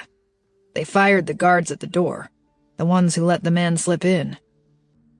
Kaz leaned back with a sigh, pain rippling through his shoulder. Do they know who he was? I haven't heard. The king is with him now. Gallo rubbed a hand over the scruff on his jaw. I need to apologize for— No, you don't, Kaz interrupted. I don't want guards hovering at my side all hours of the day. You can't protect me all the time. That is actually our job, protecting you all the time. Though it appears Mary is more than willing to pick up the slack. Yes, she is, Kaz murmured, the image of her fist connecting with that man's face flashing through his brain. Years of battling the ruined had made her an excellent fighter. But I do need to apologize on behalf of your entire guard, Gallo said. We wouldn't blame you if you replaced all of us. You know I'm not going to do that, Kaz said. It wouldn't be the worst idea. Jovita appeared in the doorway. She jerked her head, indicating that Gallo should leave, and the guard quickly exited the room. She stepped inside, closing the door behind her. How's the shoulder? Fine. It's not that bad of an injury, but the doctor insisted I stay in bed today. I'm glad it wasn't serious. Kaz snorted. Sure you are. Jovita gave him an annoyed look, but a smile tugged at her mouth as she plopped down in the chair near the window. I would be very sad if anything happened to you, Kaz. I'm sure. You'd be devastated all the way to the throne. Jovita sat sideways in the chair, her long, dark braid dangling off the armrest as she tilted her head back. You've caught me. It was me who hired that man to try to kill you at your wedding. I'm horribly jealous of you. I knew it, though I always thought you'd go with poison. Much more theatrical this way. She turned her head, grinning at him. I've come with official news, though, she said, swinging her legs around and sitting straight in the chair. The man who stabbed you talked. He was a hunter. Kaz's eyebrows lifted. A hunter? Of the ruined? Yes. What did he want with me? A small group of hunters have organized against the king. They've been demanding changes to the hunter policies for a while. Mainly that we make it a voluntary position. Would people actually volunteer to hunt down and kill ruined? Not many, which is why the position is used as a punishment instead of prison. She rubbed a few fingers across her chin. What criminals want is irrelevant. We need hunters. The king had heard rumblings about them organizing, but clearly we need to start taking them more seriously. He hasn't given up any others yet, but he must have had help. We'll find them. In the meantime, we still have plenty of hunters making multiple ruined kills every day. They were being hunted down and murdered, so yes, they defended themselves often. Mary's words ran through his brain for the 100th time since she'd said them. He'd never heard anyone even come close to defending the ruined. No one used the word murdered. They were eliminated, or killed, or disposed of. Mary's word hung in the air, taunting him. Do you ever wonder whether it was the right decision to kill all the ruined? He asked slowly. Jovita's eyebrows shot almost to her hairline. No. Are they really all bad? Every single one of them? Yes, every single one of them, Jovita said, a hint of exasperation in her tone. She'd only been an advisor to the king for a year, but she always acted like she knew more than Kaz. The ruined ruled over us for centuries without an ounce of compassion. We're returning the favor. True, Kaz said quietly. He hadn't been alive to see the days when the ruined enslaved humans and killed them for sport, and neither had his father. His grandfather had driven them out of Lera, but the ruined had lost their hold on humans years before, after their powers weakened. Punishment from the ancestors for misuse of them, his grandfather used to tell him. The ancestors had nothing to do with the ruined losing their power, Kaz's father had said with a roll of his eyes. He was never the type of man to believe in things he couldn't see. The ruined will rise again, unless we stop them. The ruined will rise again used to send a chill down Kaz's spine. Now he felt nothing but the weight of those lost lives. For all the ruined's power, they couldn't rise from the dead. Jovita stood. The warriors from Ulso arrive in 2 days. Will you be well enough to attend the dinner? I'm sure I will be. I'm not going to miss the warriors' first visit to Lera in 2 generations. Good. Try not to get stabbed at that event, too. We don't want the warriors thinking we need someone from Vallos to save our prince. She said Vallos as if it were distasteful, but a smile crept onto her face. The horror. Almost as embarrassing as getting beaten by their princess in the Union battle. She glared at him, and he laughed as he sank down farther into his pillows. I wasn't planning to poison you before, but now I definitely am, she said as she threw open the door. Watch your back, Prince Casimir. He grinned at her. I have Mary to do that for me. Why is it always sunny? Aaron looked up at the sky in disgust, shielding his face with his hand. Even their weather is mocking me. Em followed his gaze to the clear blue sky. The air was fresh and cool, the birds soaring in the direction of the ocean. The castle gardens bloomed with red, yellow, and pink flowers, and various citrus fruits hung from trees. It really was disgustingly beautiful in Lera. The ancestors blessed them, she said with a mock-serious expression. Aaron rolled his eyes.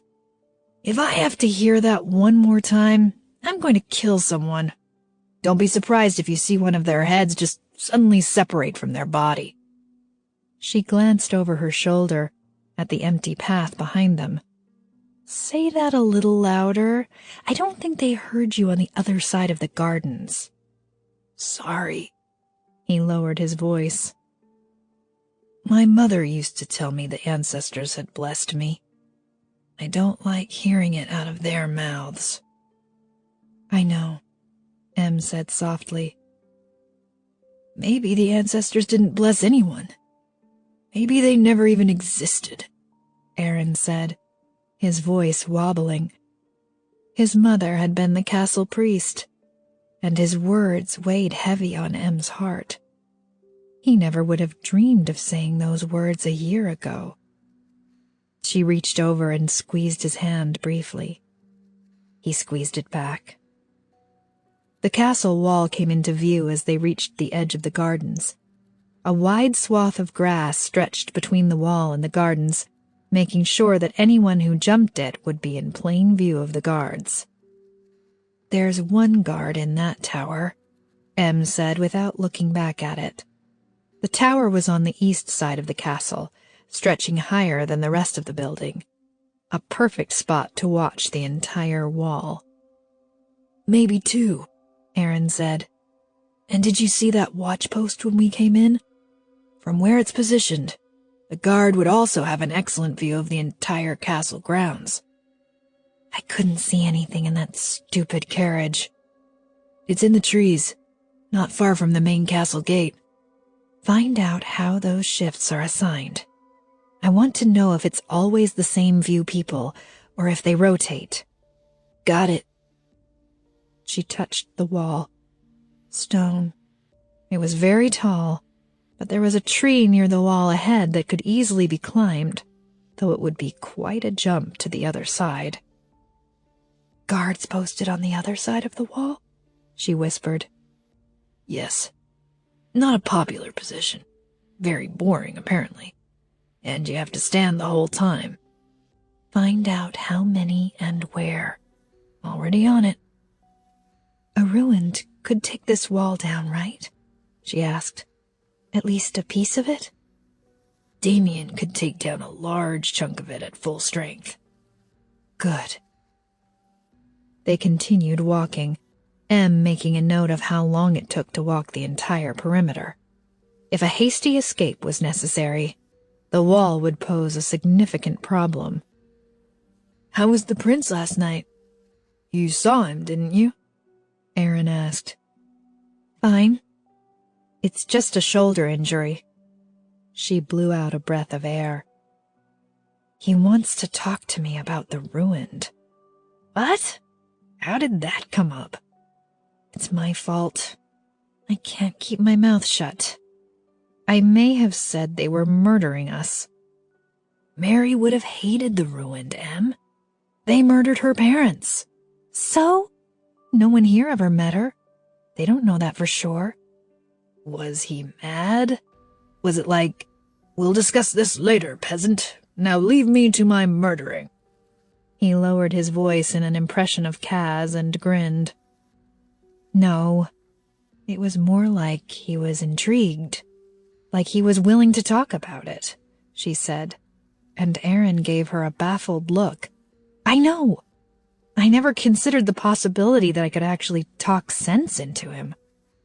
"It's not a possibility," Aaron said. "Even if Kaz is willing to listen to you and the king died tomorrow, it wouldn't change anything. The king's advisors support the ruined policies. Besides, he's what, 17? Yeah. He's been able to take the throne for 2 years. He was in those meetings when they decided. If he had something to say, he would have done it already." True. Sympathy doesn't mean much if you don't take action. She shuddered as the image of a shirtless Kaz ran through her head. She didn't like him in her head. "Have you heard anything about Olivia yet?" Aaron asked. No. I'm waiting for a natural way to slide it into conversation. I don't want them getting suspicious. So far, all anyone will talk to me about is dresses and the wedding. They haven't even bothered to tell me the Ulso warriors are coming. I've been practicing my surprised face. She lifted her eyebrows, parting her lips dramatically. How is that? Terrible. Don't do that.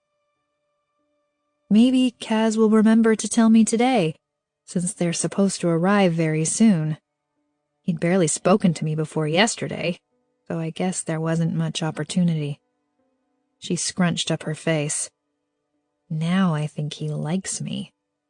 That was the point, wasn't it? I guess. He rubbed his hand across the back of his neck. We never talked about, the sex part. And we will continue to not talk about it. Are you going to ask him to wait? I don't think that's unreasonable. You just met, after all. Aaron, we're not talking about it. Right. Sorry. He slid his hands in his pockets, taking a few steps away from her. I have to get back. I told them I was just checking in with you, so they'll expect me back soon.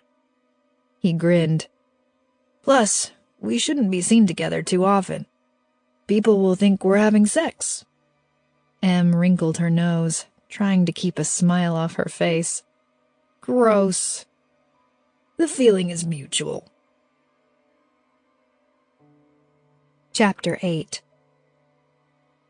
People in the castle had started addressing Em as Your Royal Highness or Princess of Lera. She cringed inwardly every time. The Queen said she was going to start training Em in her royal duties, though for the last 2 days Em had been mostly alone, memorizing the castle grounds and searching for weaknesses. She ate meals by herself, since the King and Queen had mostly disappeared after Cass's stabbing. They were probably dealing with that hunter who had decided to kill the royal family instead of the ruined. Cas never sent for her, so she didn't visit him. The guards reported that he was healing well. Em was glad for the break from him.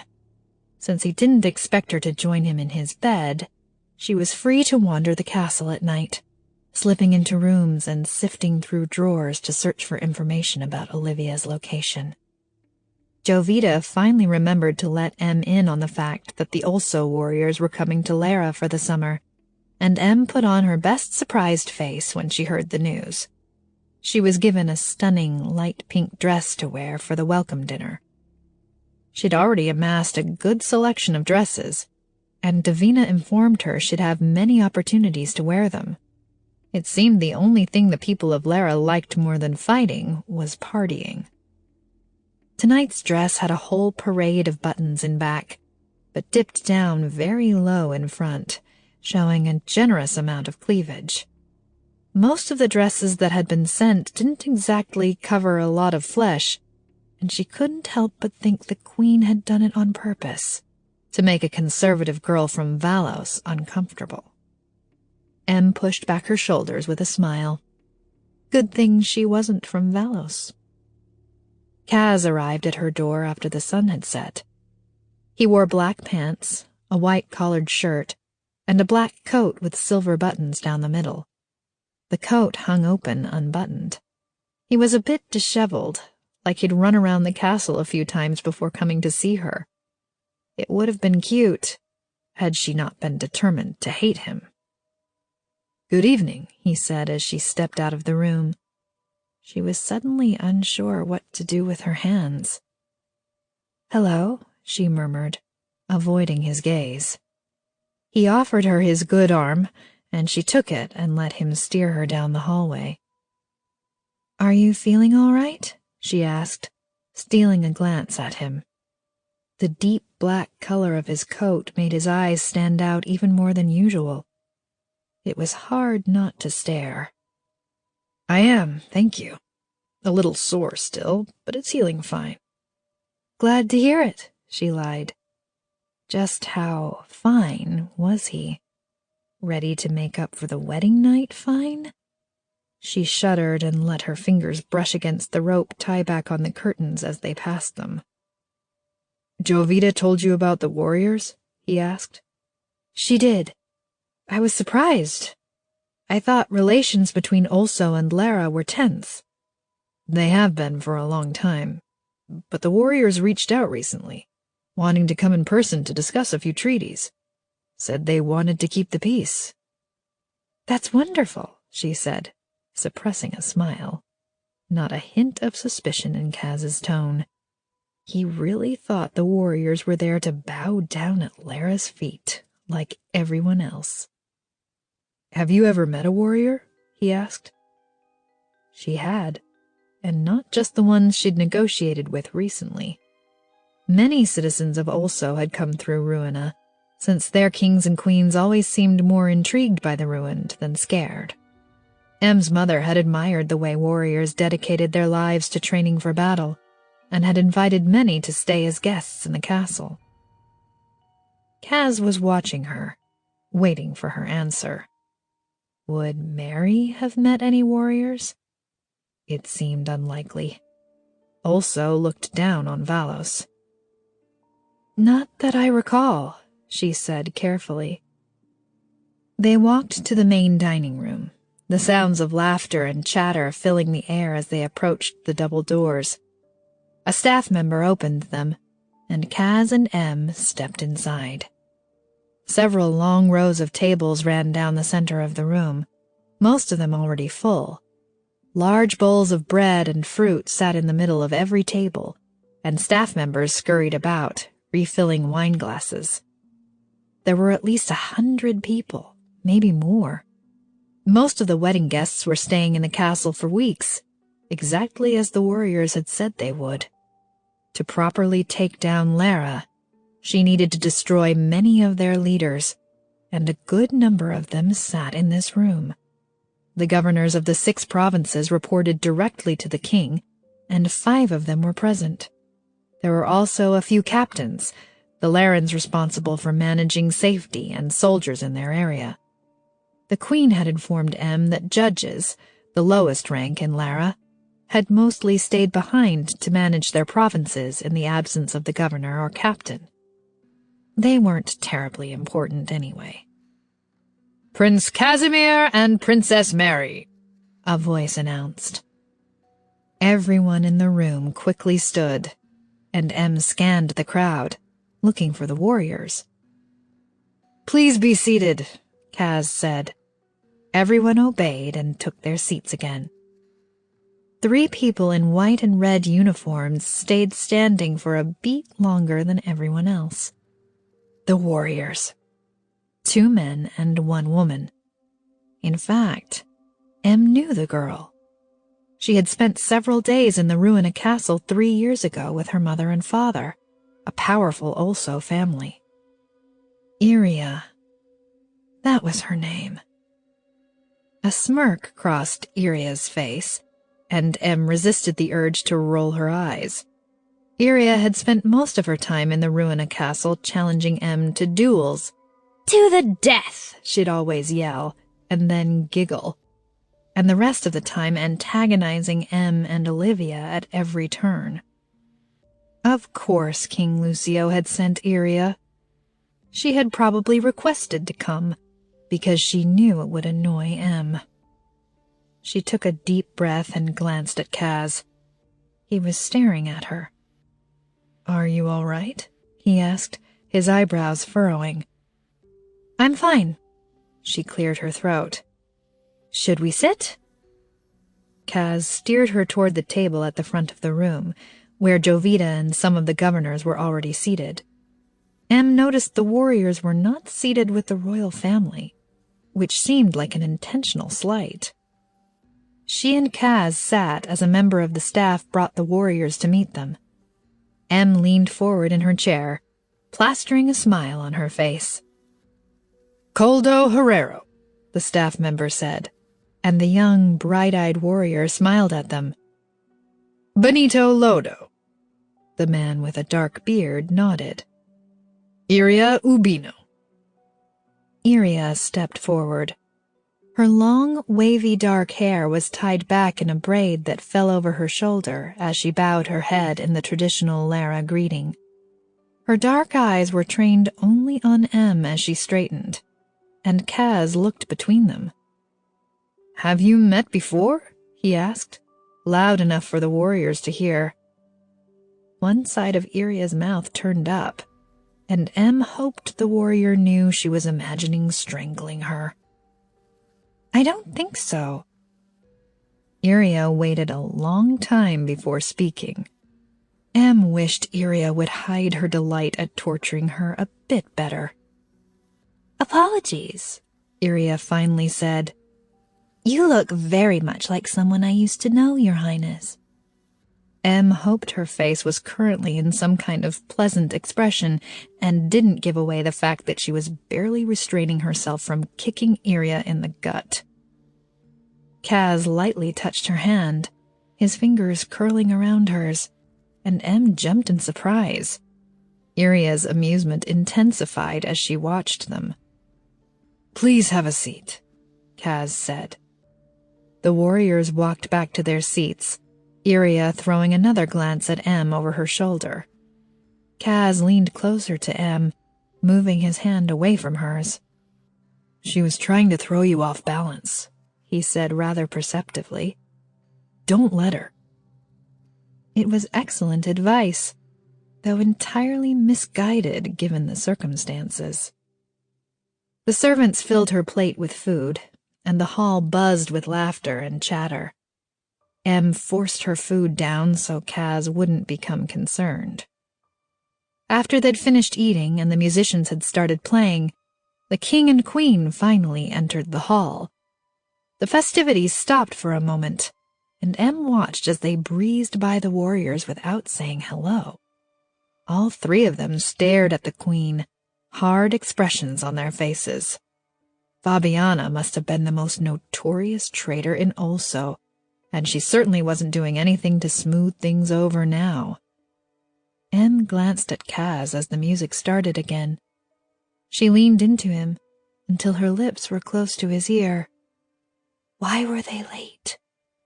He shook his head slightly. "I don't know." "It insulted the warriors," she said. "Look at their faces." Kaz casually glanced over at the warriors, then back to Em. I think that everything insults them. They're always mad about something. And your parents made sure they'd be angry about this. He lifted an eyebrow. You think so? Yes. Typical Lera strategy. They were always more concerned with making sure everyone knew how much better they were than with actually showing a little respect. I'll go say hello, she said. Make them feel welcome.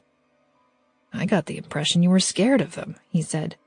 You were staring at Iria as if she was going to jump across the table with a sword and stab you. Em's face twisted in a way that made Kaz laugh. I am not scared. A little fear of the warriors is probably good sense. I'm not scared, she repeated firmly. What's she going to do, stab me in front of everyone? It's unlikely. That wasn't very comforting. His eyes were bright with amusement. It was meant to be honest, not comforting.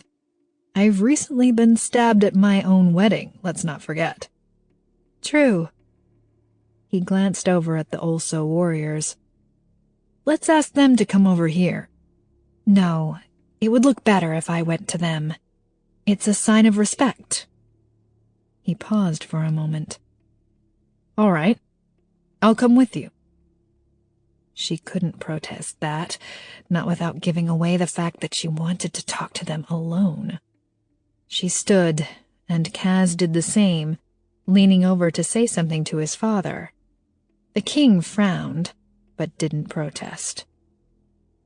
The room quieted as they walked. The Olso warriors turned, then stood as they approached. Surprise crossed the men's faces as Kaz and Em walked around the table and sat down on the bench across from them. Iria still wore her smug expression, which Em decided to pretend she hadn't noticed. How was the food? Kaz asked, gesturing to their empty plates. Very good, Your Highness. Thank you, Koldo said. They'll be coming around with more if you're still hungry, Kaz said. And dessert soon. I recommend the fig tarts. They're delicious. Koldo perked up, his eyes scanning the room for the treats. Benito didn't look at all impressed at the idea of dessert. I will be sure to get one, Iria said. She fixed her gaze on Kaz. Congratulations on your marriage. Thank you. How wonderful that Lera and Vallos could finally be united. Iria turned her smile from Kaz to Em. Have you been? Kaz asked. To Vallos? I have, Iria said. A bit dreary compared to here, though not nearly as grim as Ruina. Em forced her expression to stay neutral. I've never been to Ruina, but I'm sure you're right. Your Highness, Iria said, glancing at Kaz. Do you mind if I dance with your wife? If she would like, he replied. I would love to, Em said, lifting her skirts as she stood. She looped her arm through the girls and walked with her to the dance floor. Iria put a light hand on her back, and Em decided to let her lead. No need to antagonize her. Is it entirely necessary to have that look on your face? Em asked through clenched teeth as they began to dance. What look? Like you've figured something out and are delighted about it. You're here to help me, remember? Iria chuckled. I'm sorry. I'm just so amused. Emelina Flores as the Princess of Lera. It's ridiculous. Her eyes slid to Kaz, and Em glanced over as well. He was talking to the two other warriors, but he had one eye on them. Though he seems thoroughly convinced. Why wouldn't he be? I told the warriors I could do it. So you did. I bet against you. Lost a good bit of money, actually. What a shame, Em said dryly. She looked at Benito and Koldo. Do they both know about me? Of course. They can be trusted. I'll decide that. You didn't tell anyone else I'm here, did you? No, not even your own people. It's strange to keep the Ruined in the dark about this plan, if you want to know my opinion. I don't. The less people know, the better. The Ruined wouldn't have faith in Em or her plan anyway. The looks on their faces would be that much better once they realized she'd succeeded. I heard you saved your prince from death on your wedding day. That was a stroke of luck, wasn't it? Yes, it was. Em regarded Iria suspiciously. Wasn't it? We had nothing to do with it. But we're trying to find those hunters now, to see how organized the movement is. They may be helpful. Do you have any news? I saw Damien briefly before I left also. He's helping the Ruined cross the border. We've succeeded in getting several through, safe and sound. They were on their way to see King Lucio when I left. Why do they need to see the king?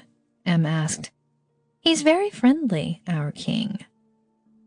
She wasn't going to get a straight answer about that, so Em filed it away to ask Damien about later. She didn't trust the Also King in the slightest. He'd agreed to help her because he wanted to seize control of Lera, but had done nothing to help the Ruined when they were being hunted and executed. Damien gave me a note to pass along to you, Iria said. Not now, she said, even though she desperately wanted to read it. I don't want them seeing you give me anything. Fine. Would you stop squeezing my hand like that? Iria asked. I'm going to need it later. Sorry, Em muttered, loosening her grip. Breaking Iria's hand would make a nice distraction, though. Em could break the hand, dart around Iria, and put her in a chokehold. Em was taller than the warrior, so she had a pretty good chance of being able to maintain the hold. Em beat down the urge. The warriors were her partners. She didn't need to kill them to keep herself safe. There's no chance of you doing something stupid like killing the king too early, right?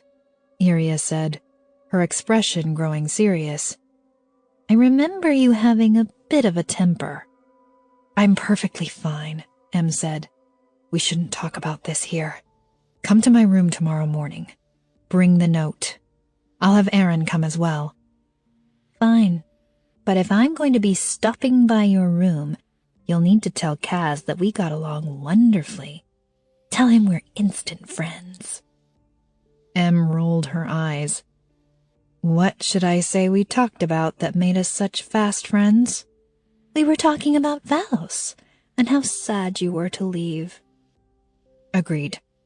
And I will say that you mentioned how much you love your home, and you were nervous about how the visit here would go, considering the tense relations between Lera and Also. I'm not nervous. Iria had a trail of freckles across the bridge of her nose, and they moved as she wrinkled it. Well, now you are. You like me. You've decided to confide in me. That's what I'll tell him. I don't actually like you, just so you know. I'm heartbroken, Em said. I do admire this, though, Iria said, gesturing to Em. I didn't think you had it in you, honestly. You seemed a bit whiny when I met you. Sulky. The song ended, and Em stepped back and dropped Iria's hand. The warrior wasn't wrong, but Em certainly wasn't going to admit that to her. 3 years ago, when they'd met, Em had been bitter about her lack of power and jealous of Olivia's. Whiny was probably putting it nicely. Things have changed, Em said. Something like sympathy flashed across Iria's face. I will keep an ear out for news about Olivia, she said softly. Thank you. Em turned on her heel. The last thing she wanted was sympathy. Chapter 9. Kaz looked at Mary curiously as she walked off the dance floor and away from Iria. The warrior was smiling, like Mary had put her at ease. Not an easy feat. They walked back to his parents and sat next to them for the remainder of the evening. When the king and queen stood to leave, Cas did as well, extending his arm to Mary. She took it as they walked through the room and out the door. The sounds of the party became muffled as the door shut behind them. His father grinned at Cas and Mary. "Finally time for the wedding night, I presume?" Cas stiffened as his mother gave her husband a poke in the ribs. The king just chuckled and slapped Cas on the shoulder. He wanted to strangle his father. Cas glanced at Mary, but her gaze was downcast, her cheeks pink. He had no idea what to say that would make the moment any less awkward, so he said nothing at all as he turned and walked in the direction of her rooms. She followed him silently. They reached her door, and he pushed it open and stepped back, letting her enter first. The skirt of her dress brushed across his legs as she walked past him. He stepped inside and closed the door behind him. It was deathly quiet, and the wooden floor creaked as Mary walked across it. She smoothed a hand over the skirt of her dress. Her hands shook, and her chest moved up and down too quickly, like she was on the verge of panicking. "Would you rather not do this?" he asked softly. Her eyes met his briefly, her cheeks turning a deeper shade of red. He waited, but she didn't finish the sentence. Her calm composure was crumbling right in front of him. Her hands shook harder, and she swallowed as if she was about to be ill. "I would never make you do anything you don't want to," he finally said. "We've only just met each other. I understand if you want to wait." A sigh rolled through her body, and she nodded so enthusiastically he almost laughed. He'd never had sex with anyone, and doing it for the first time with a girl who looked as if she might vomit sounded miserable. "May I ask a favor, though?" he asked. "Do you mind if I stay in here for a little while? I'd like my parents to think we consummated the marriage. We'll never hear the end of it otherwise." He could only imagine the comments from his father. He'd never live it down. "Of course," she said. "That's a good idea, actually." She gestured to the chair in the corner of the room, and he shrugged out of his coat as he walked over. He draped it on the back of the chair and sat down. She perched on the edge of the bed, rubbing her thumb over the necklace she always wore. "You seemed to get along very well with that warrior, Iria," he said, and she nodded. "What did you talk about?" "Vallos. Her journey here. She's nervous about how negotiations will go." "I don't think also warriors get nervous," he said with a laugh. "Anxious, then. Not everyone is as tough as they appear, you know. And not everyone is as weak as they pretend." He sat back and cracked a knuckle. "Are you referring to me?" she asked quickly. "No, actually. It's something my mother always says." "Oh." "Were you pretending to be weak?" he asked. "Because I'd hate to see you at full strength." Mary laughed loudly, without a hint of self-consciousness. She let go of something deep inside of her when she laughed. "No," she said. "I certainly have never had to pretend to be weak. But your mother is right. There's a benefit to being underestimated." "I suppose there is. My father underestimated you at the Union battle, that's for sure. He didn't even hide his surprise well." "Your father thinks there is no one greater than himself," she muttered, then seemed to immediately realize what she had just said. She took in a sharp breath, her gaze snapping to his. "I'm sorry, I didn't... He burst out laughing. "Do you not like my father? Everyone loves my father." She seemed to be searching for the right lie. "You can tell me the truth," he said, resting his elbows on his thighs and leaning forward. "We can have some secrets just between us." She hesitated, then finally said, No, barely above a whisper. I'm not fond of him. Why not? He asked. It's like he's always putting on a show. How do you mean? He's always smiling and being friendly. She wrinkled her nose, her lips turning downward in the most hilarious expression he'd ever seen. It was like she was both disgusted and annoyed. Kaz rested his chin in his hand, thoroughly amused. I hate it when people are friendly. It's terrible. No, I mean, she laughed. It doesn't feel genuine. It feels like an act. Like it's hard to tell who he really is. Ah. Does that make sense? Perfect sense. He held her gaze, a warm feeling invading his chest. Perhaps it was wrong to be delighted that she didn't worship his father like the rest of the world, but he couldn't help it. And your parents? He asked softly. Something in her expression shifted. What about them? What were they like? She grasped her necklace, thinking for a moment before answering. My father was quiet. Everyone listened when he talked, because he didn't do it very often. She smiled, though it didn't reach her eyes. My mother was the exact opposite. My father used to say that she needed an audience, which was why she married him. He was always her audience. Sounds like your mother and my father would have gotten along. Mary tilted her head, pressing her lips together. In a way, I think they would have. But my mother, she had a certain darkness to her. She could go from happy to furious very quickly. Your father seems to have a better handle on his emotions than my mother did. A long silence followed her words. I'm sorry, he finally said.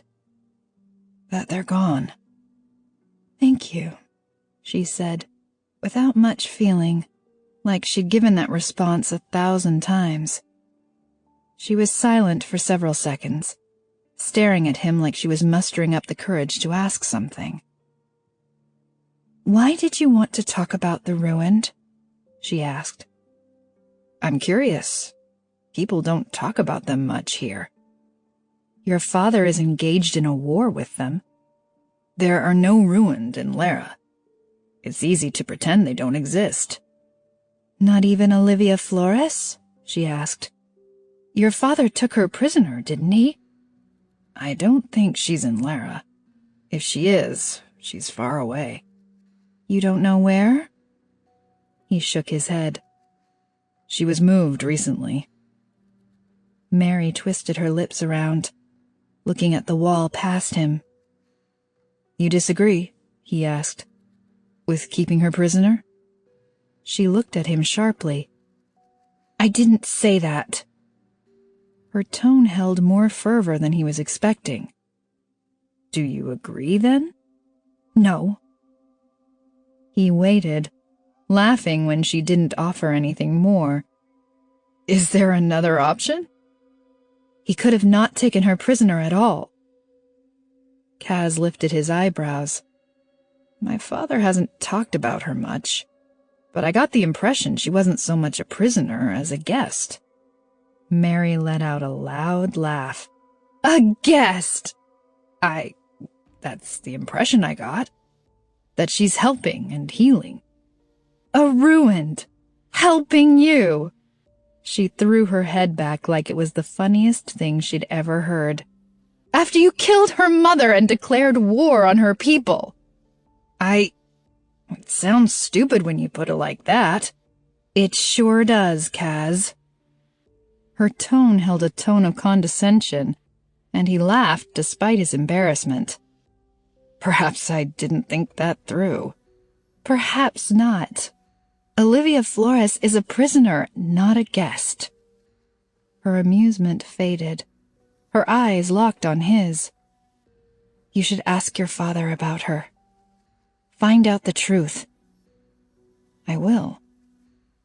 He was suddenly embarrassed that he'd never inquired about Olivia before. How old was she? 14? 15? What exactly was his father doing with her? There didn't seem to be much to say after that, so they sat in silence for several long minutes, until he decided he had probably stayed long enough. He stood and headed for the door. "I should go. I'll see you tomorrow." "Cas?"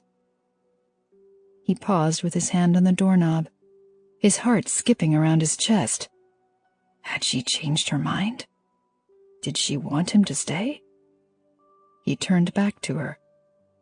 She stood, gesturing to her pink dress. "I can't get it off myself. I'll have to call my maids in to help me unbutton it. And if you'd like them to think we consummated—" She trailed off, clasping her hands in front of her. Oh, of course. He hadn't even thought of that. She turned around, revealing an impossibly long row of tiny buttons down the back of the dress. He stepped closer to her, grasping the top one, behind her neck. "Are all these buttons really necessary?" "I wouldn't know. Your mother sent the dress and told me to wear it tonight." "Of course she did." He moved on to the second button. Mary lightly grabbed the edge of the skirt, the fabric rustling as it moved. "It's beautiful. Your mother has excellent taste." "I suspect she told you that herself." She laughed softly, and Cas could feel her body rise and fall beneath his fingers. "She did." He moved down the row of buttons, slowly freeing each one.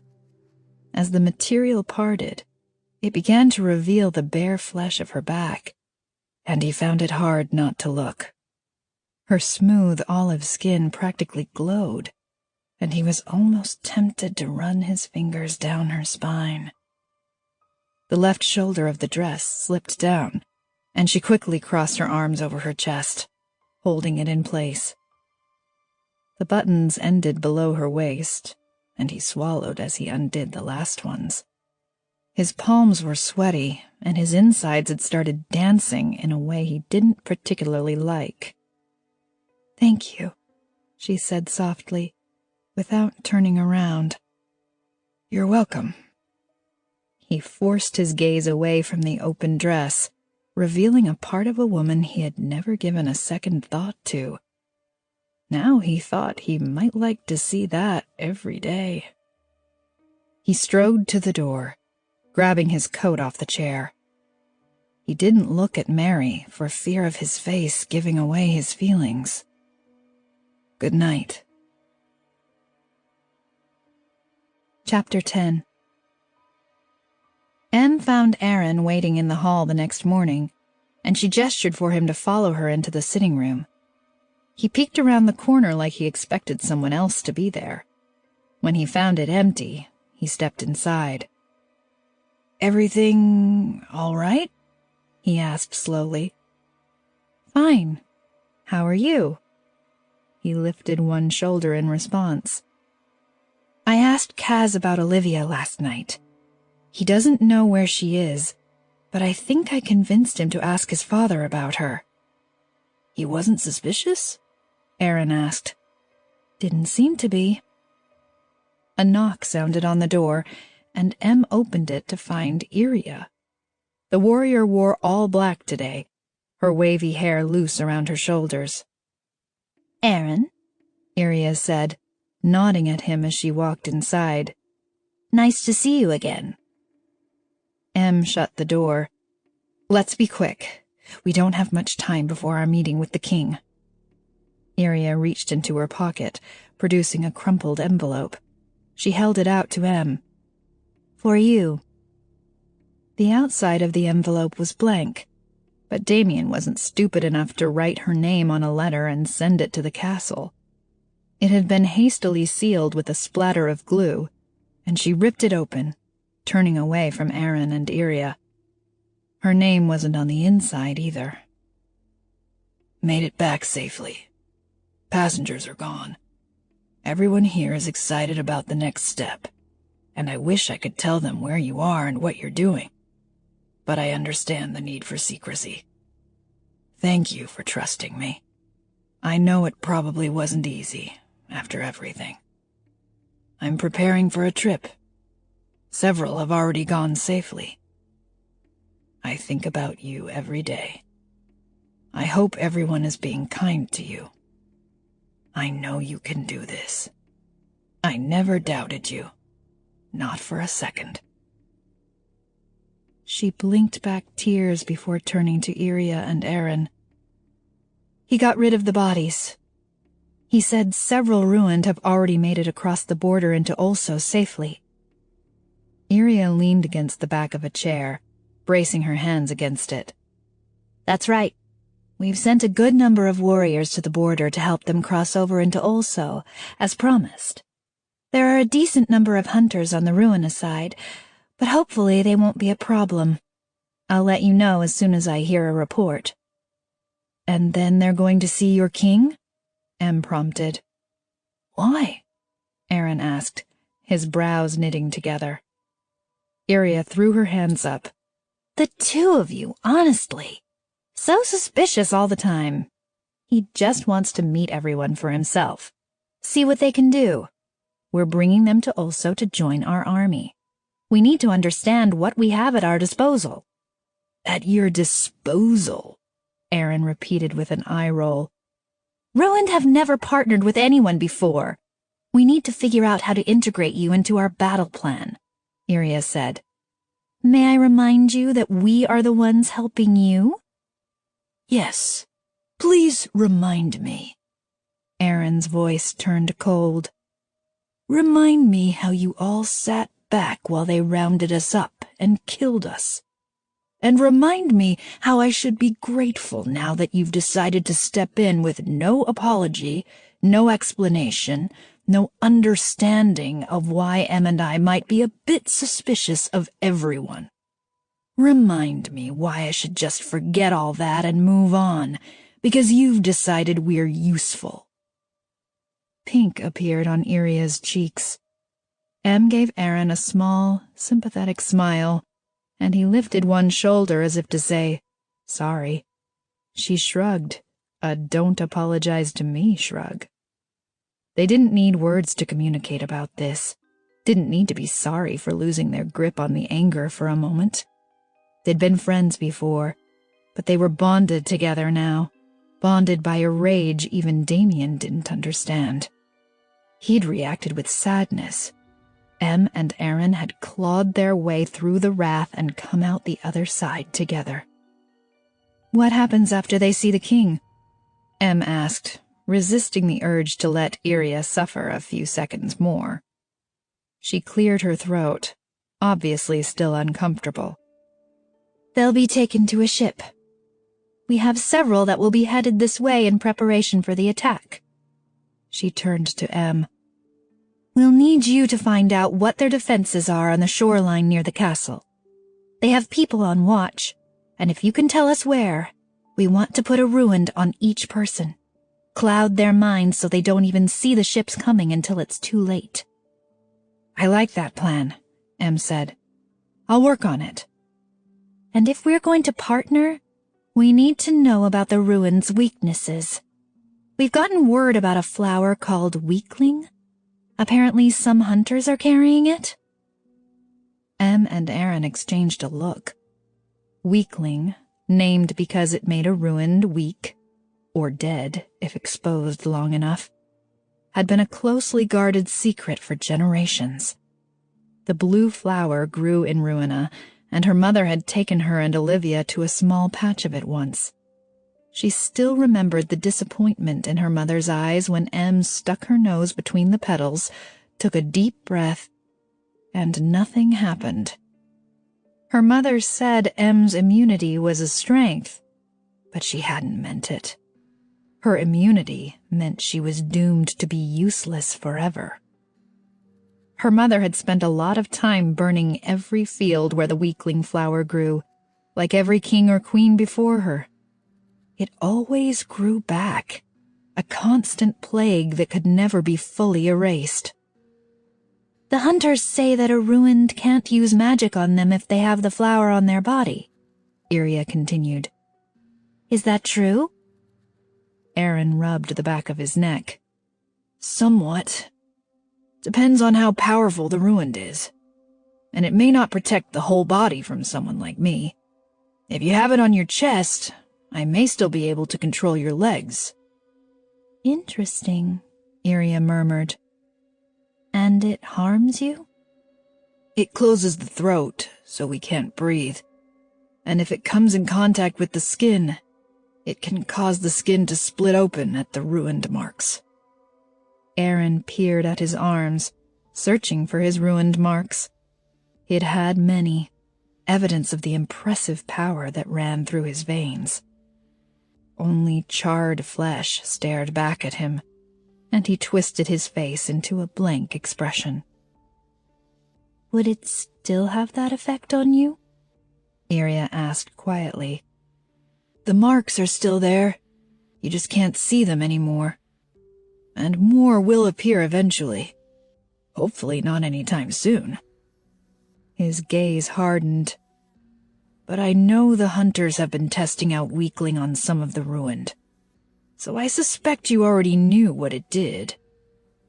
We only wanted to know in order to protect you, Iria said.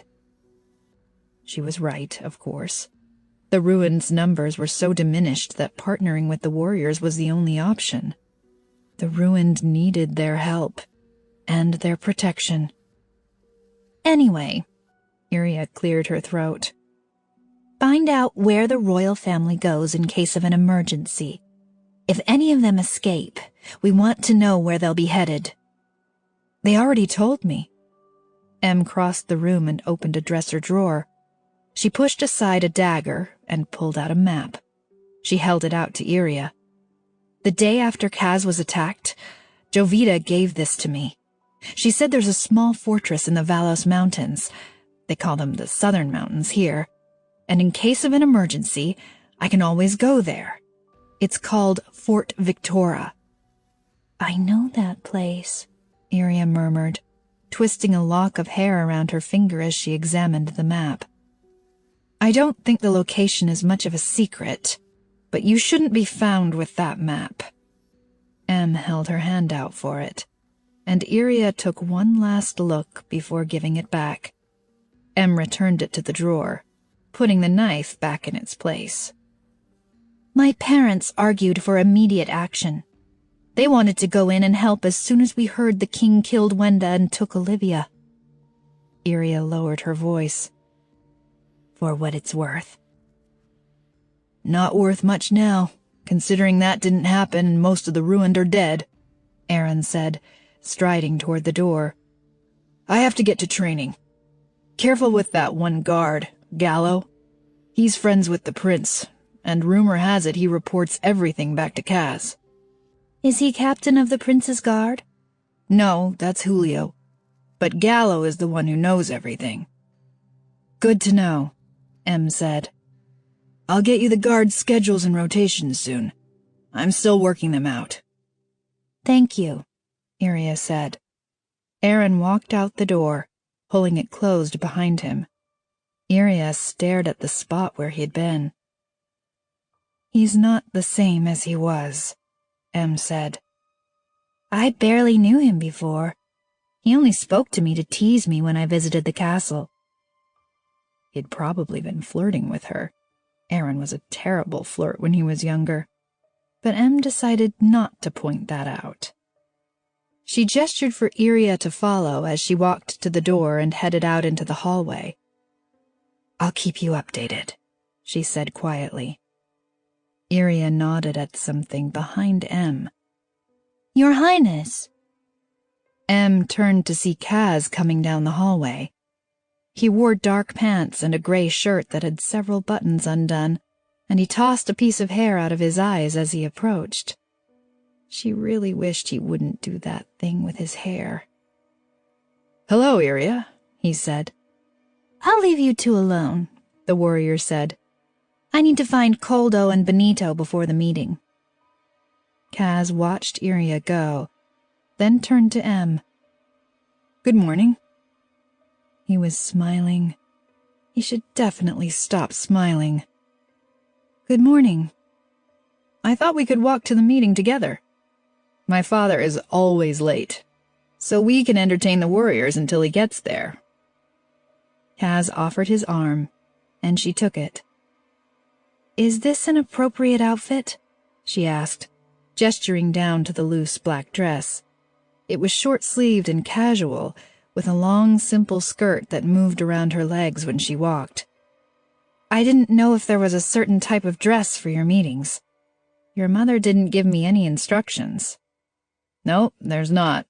The meetings are casual. He paused, then cleared his throat. You look very nice. Thank you. Em stole a quick glance at him. She wasn't sure what to make of last night. He hadn't even seemed angry that she didn't want to consummate the marriage. Maybe he didn't want to have sex with her either. The thought should have been more comforting than it was. They walked to the ocean room, and when Kaz opened the door, she understood why the king took meetings there. The space was huge, easily bigger than all her rooms combined. The floor-to-ceiling windows on the east wall showed off an impressive view of the ocean in the distance, and the deep blue curtains were all open. Several chairs and couches surrounded the fireplace, and the white carpet spread throughout the room was immaculate. A long wooden table with chairs on either side was in the middle of the room, and a generous spread of fruit and pastries sat in the center. Besides 2 staff members, they were the first ones there, and Em took a seat next to Kaz. The servants poured them tea and piled their plates with food. Em reached for a pastry covered in sugar, noting that there were no knives on the table. Her chair was made of wood, though, and could easily be broken.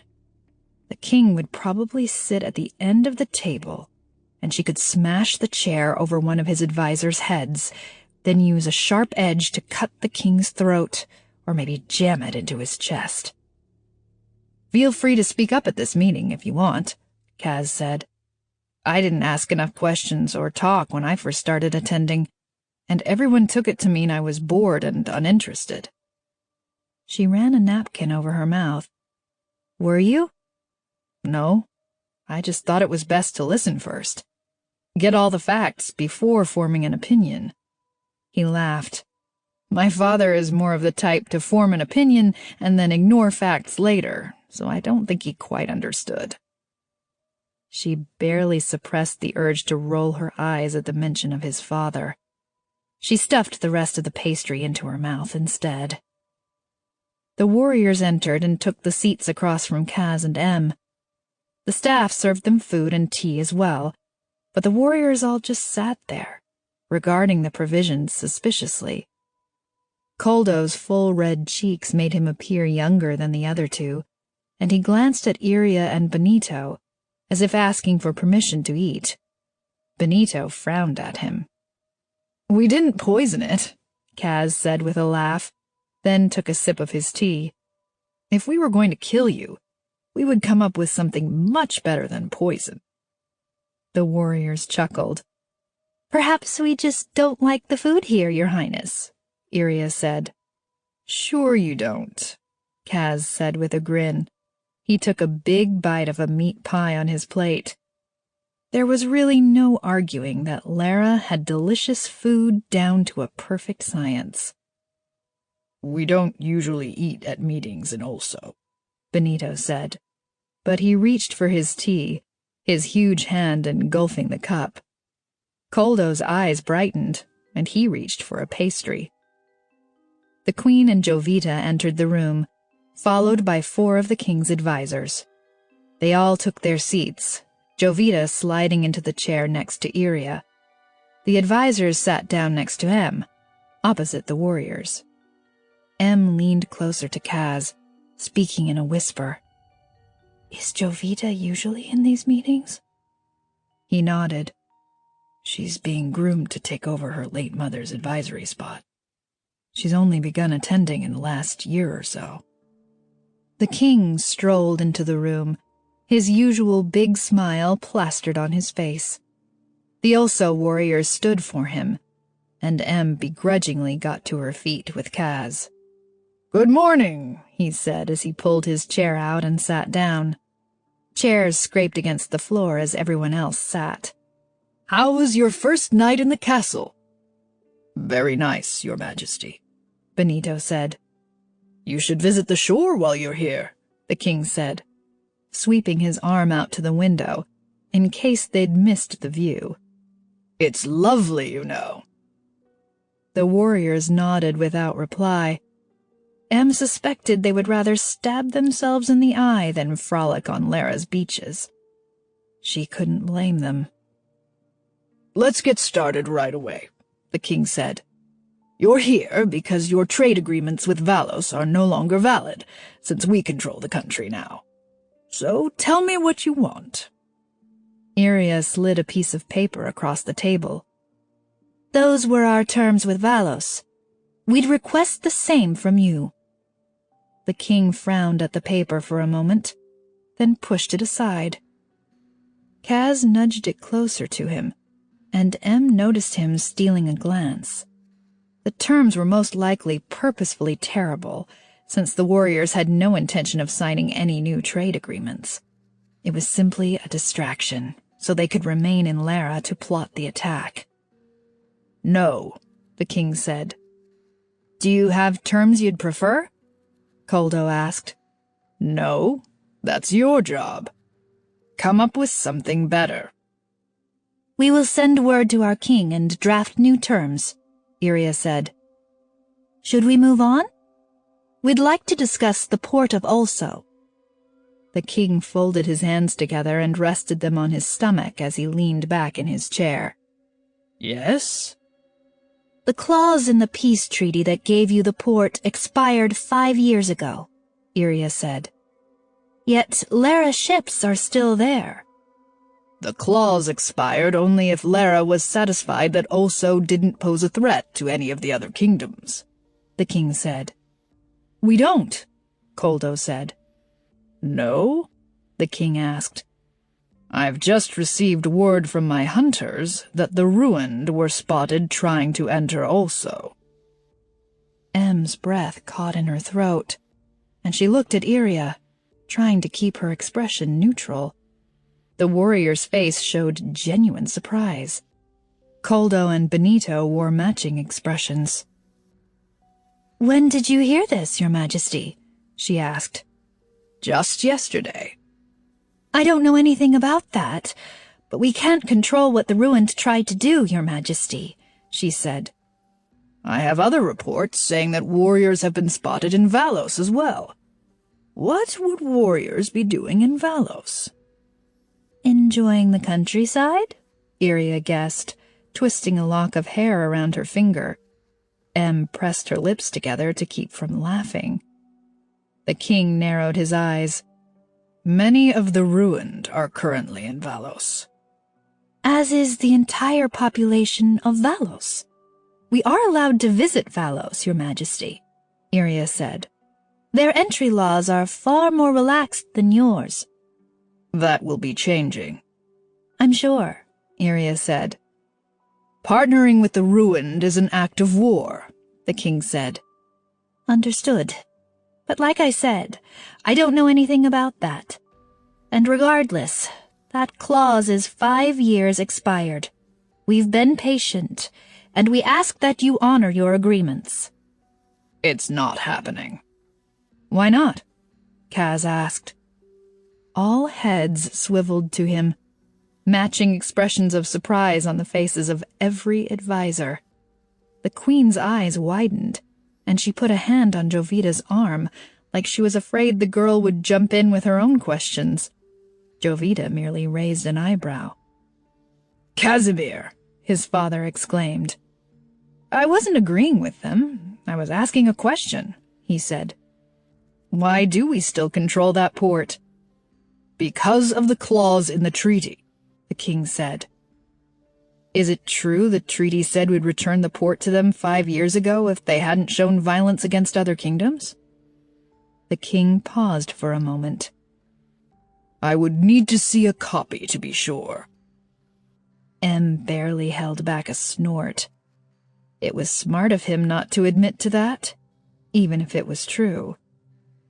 I'd like to think we honor our word, Kaz said. His father rose suddenly, shooting his son a look so full of venom that even Em was tempted to crawl under the table. To Kaz's credit, he just stared back at his father. We will continue this discussion another time, the king said. He glared at the warriors.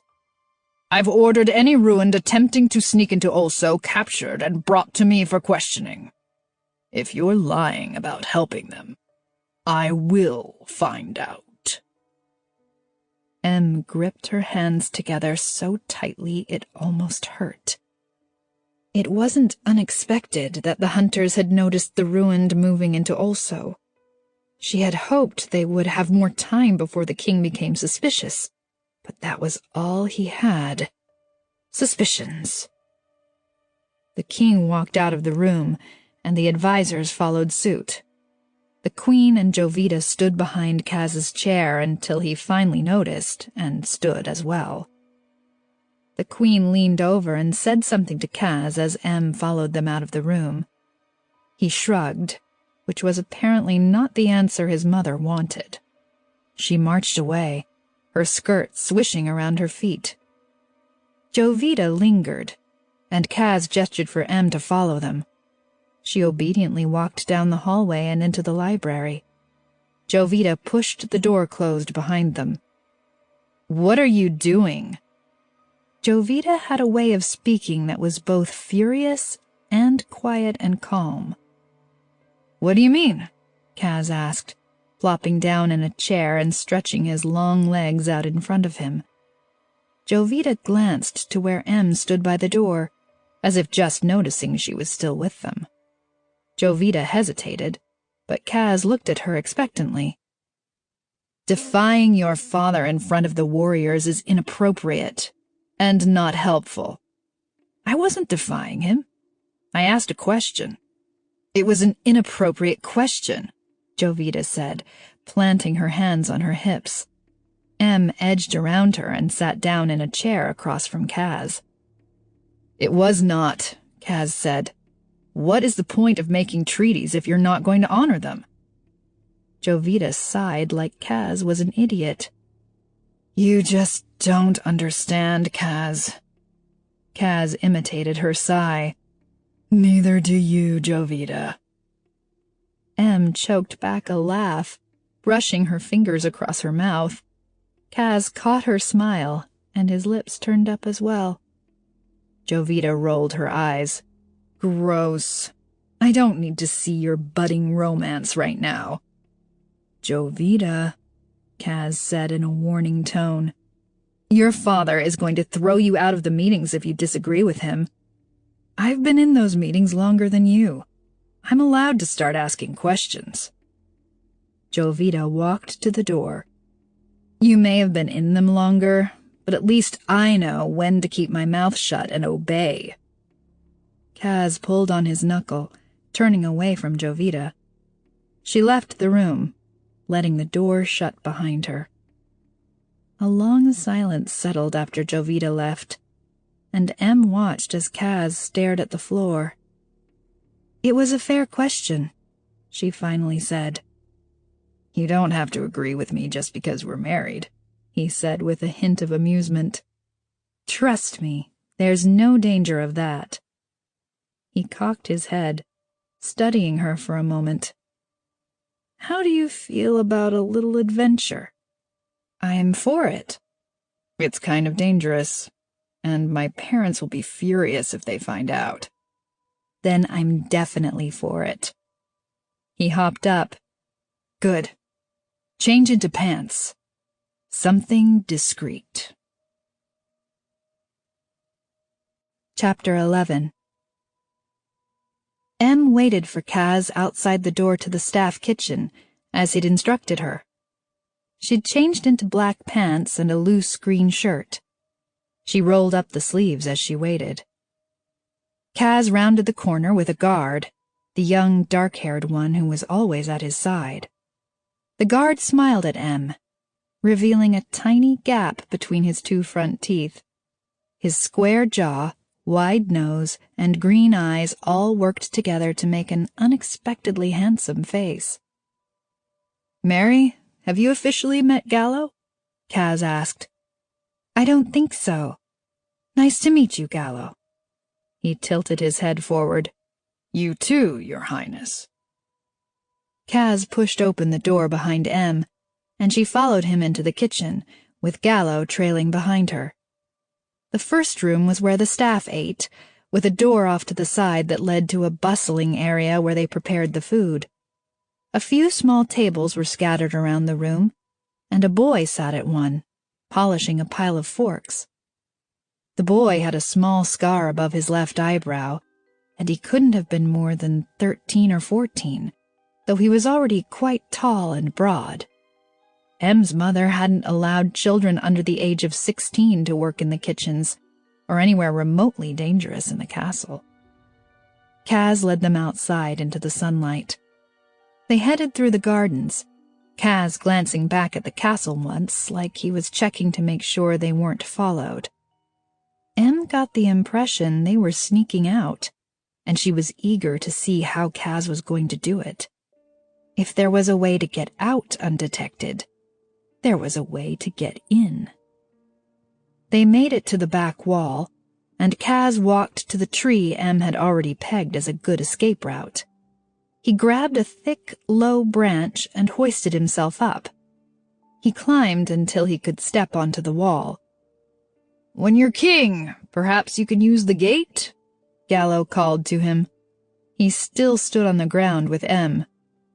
"Not if my mother is still alive," Kaz said. He looked down at her. "Coming up?" "I'd be happy to help you," Gallo said. She snorted. "Thanks, but I'm fine." She grabbed the branch and climbed up, easily hoisting herself onto the wall. Kaz was peering over, and she followed his gaze to the other side. A guard lifted his hand. "Hello, Roberto," Kaz said. The guard's mustache quirked up. "Hello, Your Highness." He reached for the rope near his feet and tossed it to Kaz. Kaz passed the rope to Gallo, who had just climbed the tree. Gallo tied it to the trunk and waved that it was ready. Kaz grasped the rope with both hands. He braced his feet against the wall as he climbed down. She noticed that he winced as he descended, favoring his right side. The left shoulder was still sore from the attack. She tucked that into the back of her mind, in case she needed to use it against him later. Em grabbed the rope when he was on the ground and began her own descent. Gallo followed, his boots hitting the ground with a thud. He straightened and grinned at the older guard standing by the wall. "Usual warning," Roberto barked at Gallo. "Yes, I know," Gallo said. "Endless shame and a lifetime of misery if anything happens to Prince Casimir." He took a quick glance at Em. "Or Princess Mary." "I'll also remind you that an attempt was just made on Prince Casimir's life," Roberto said. "I'll be fine," Kaz said. He gestured at Em. "I brought her." Em barely managed to hold back a laugh. That was her, protector of the Prince of Lera. Roberto pointed out at the city. "Go ahead, then. If you're not back by sundown, I'll alert the king that you left." When Kaz turned away, Roberto grabbed Gallo by the arm and said something Em couldn't hear. Gallo nodded, his expression more serious when the guard let him go. Em traipsed down the hill behind Kaz. It was clear and sunny, the ocean breeze rustling the leaves of nearby trees. Green grass dotted with a few trees spread out in front of them, and Kaz headed to a thin dirt path. "Did you see Royal City when you came in?" Kaz asked, slowing so he was walking beside her. Gallo walked on his other side, scanning the area around them.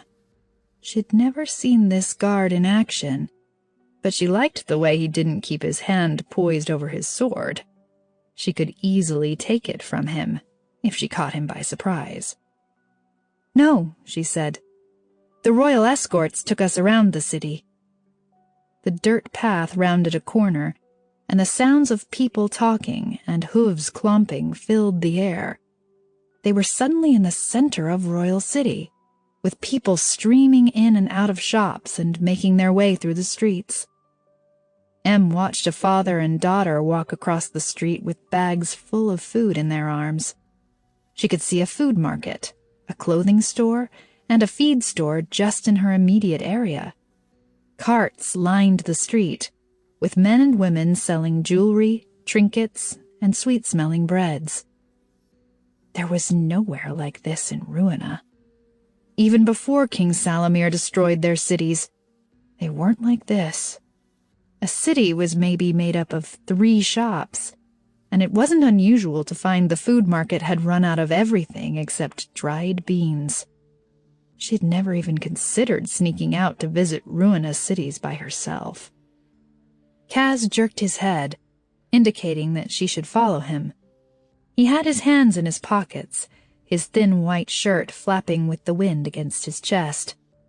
He didn't look much like a prince to the unsuspecting public, but the people of Royal City must have known him. "Does anyone ever recognize you?"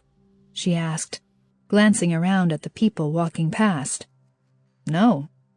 Sometimes I get a few looks, but no one expects me to just be wandering around the city by myself, so they don't notice." He stopped at a cart with an umbrella over it. "3, please." The man reached into the cart with a pair of tongs and pulled out 3 steaming buns.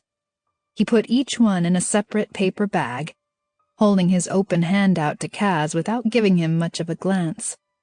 Kaz dropped a few coins in his hand and took the bags. "Cheese bread," he said, handing one bag to her and another to Gallo. "Every time you come to the city, you buy one. It's a rule." She opened the bag and peeked inside, the smell of fresh bread wafting through the air. She grabbed the bun and took a small bite. It was soft and chewy, with a hint of cheese flavor, and she took a second, bigger bite. "It's delicious," she said. "I'm glad you like it. The marriage might not have worked out if you didn't." The edges of Kaz's mouth twitched. How tragic!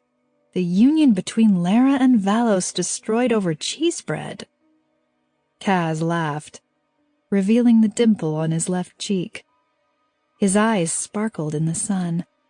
It was easy for Em to forget for a moment that he was the Prince of Lera. He was more relaxed than she'd ever seen, like the castle sucked half his energy away. "Kaz takes his food very seriously," Gallo said. The prince didn't blink at being called Kaz by a guard. "I don't blame you," she said. She took another bite of her bun. They finished their bread, and Kaz led them down the street. Em realized they hadn't even been in the busiest part of town, as the crowds and stores increased the closer they got to the shore. Something must have made Gallo nervous, because he said something to Kaz, and they cut across to a less populated street, lined with small homes and apartments. The ocean came into view, and Kaz looked both ways before crossing the wide street dividing the city from the beach. Em followed him, stepping one boot into the sand, then the other. The beaches of Vallos and Ruina were rocky and often chilly. She'd never seen one with white sand stretching out as far as she could see in either direction, the ocean glittering in the sun. Several ships were docked at the harbor in the distance, their sails flapping in the wind. A few groups of people dotted the sand, many dressed in strange outfits. The men wore loose, short pants with sleeveless shirts. The women wore something like very small dresses. The hems barely reached mid-thigh, and their arms were totally bare. Em's mother had been a fan of flesh-bearing fashion. Em remembered a dress with a neckline that went all the way down to her belly button. But this would have gotten an eyebrow raise even from Wenda Flores. Then she would have immediately demanded one of her own. Kaz took off his shoes and socks and left them in the sand like he didn't care if someone came along and took them. So she did the same. Gallo left his on, hanging back as they headed closer to the ocean. They walked until the cool water rushed over their feet, and Em curled her toes around the sand. "Can I ask you a question?" Kaz asked. "Sure. Why didn't you bring anyone with you? Friends or maids or guards?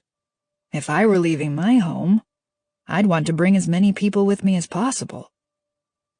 "There aren't that many people left," she said, squinting out at the ocean. "My parents are gone. A lot of people I knew were killed after the attacks on the ruin began." "And your parents never had any children besides you, did they?"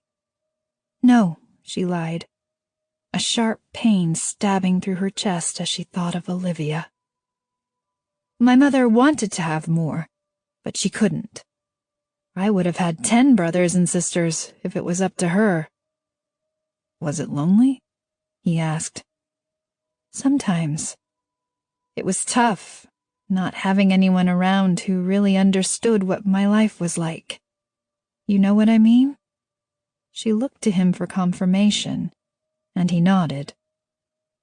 "But my mother brought other children my age into the castle, so there was always someone around to play with. 2 boys became very good friends. Aaron is one of them, actually." "Just friends?" She glanced at him. His voice seemed intentionally flippant, and she wondered for the first time if he was jealous of Aaron. "Yes, just friends," she said honestly. "He's like my brother." "Ah. You don't think I would bring a boy I was in love with to watch me marry someone else, do you?" she asked with a laugh.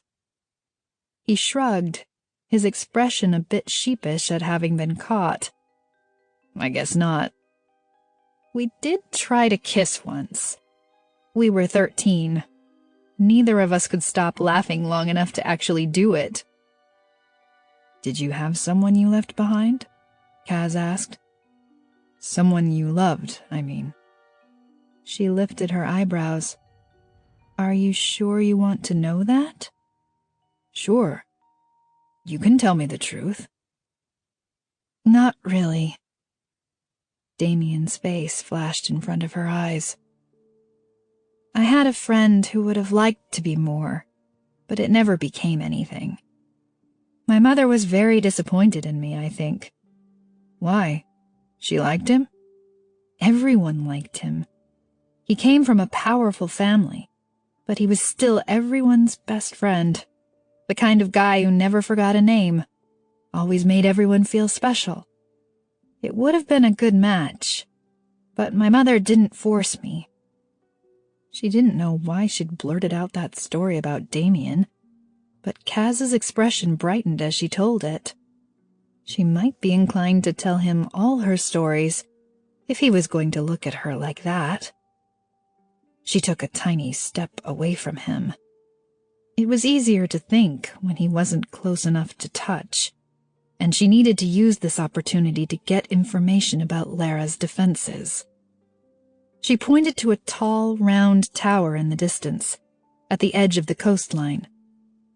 "Is that your coastal defense?" He nodded. "Those towers are scattered up and down the coast, though we have 3 just in this area." "Have you had any threats since the last war with Ulso?" she asked. "No. An Ulso ship was spotted several years ago, but when they contacted the crew, they claimed it was off course. It turned around when the guard in the tower fired a warning. Once the warning is fired, Troops immediately come down from the castle and surrounding areas. By the time the ship arrives, an army is ready for them." She pointed to the ships in the harbor. "Where are they coming from?" "Vallos and Ruina." "Do you have a lot of ships from Ruina?" she asked. "We have people there, working the coal mines. The criminals who aren't suited to be hunters are sent there to work." "The hunters are criminals?" she asked. "Yes. We didn't have enough volunteers, so my father sent most of the prison population." "Were they given a choice?" "No. And my father used the entire prison population, even petty thieves and people who would have served only a few months. He promises everyone a pardon, but with no end date for their service. Just offers them money for each ruined kill and sends them out." She had no room inside of her to feel compassion for the hunters. But maybe she understood them for the first time. Maybe they were as trapped by their circumstances as she was. "No wonder they want to kill you." She glanced over her shoulder. They were alone except for Gallo, standing a few paces away. "Come to think of it, I should have brought my sword. There are probably a few people nearby who want to kill you." "Oh, at least a few?" He looked like he was trying not to smile. "I'm sure. They might try to kill me simply for standing next to you. Perhaps you could keep a larger distance between us?" She scooted away from him, a grin spreading across her face almost against her will. He laughed. "I think I'd actually prefer to have you close by." He extended his hand to her, and her breath hitched in her throat as she realized she wanted to take it. "Walk?" he asked. She slipped her hand into his, and when he laced their fingers together, her entire traitor body flushed. She ducked her head, pretending not to notice the bursts of happiness exploding in her chest. Chapter 12. Kaz woke to someone shoving his shoulder, and he rolled over, squinting in the sudden light. His father stood next to his bed, holding a lantern in the pitch-black room. "Get up," the king said. "I want you to see this." Light flickered off his face, and Kaz could see his father's mouth pulled into a thin, grim line. Kaz hurried out of bed and didn't question his father. He pulled on pants and his boots and followed the king out of the room. The castle was quiet as they headed quickly down the hallway to the stairs. Several guards waited at the main door, including Gallo. They formed a circle around the king and the prince as they strode out the door and into the cool night air. Kaz glanced at his father's tense face. They hadn't spoken since the meeting with the warriors last week, but he got the feeling the serious expression the king was wearing didn't have much to do with Kaz. They walked so quickly they were practically jogging. They passed the front gate, where horses waited, and Kaz jumped onto one. He followed his father to the east, away from Royal City, the horses at a trot. They rode for only a few minutes before the glow of several torches lit up the night sky. The king slowed, then stopped and dismounted his horse. Kaz and the guards did the same. His father motioned for him to come closer, and Kaz fell into step beside him as they headed in the direction of the torches. A large group of guards surrounded something Kaz couldn't see yet. 4 men dressed in black and gray hunter uniforms stood with the guards. "We've caught one of them," the king said. "One of the ruined trying to sneak into Olso." Kaz took in a sharp breath and turned his attention back to the circle of guards, hoping to catch a glimpse.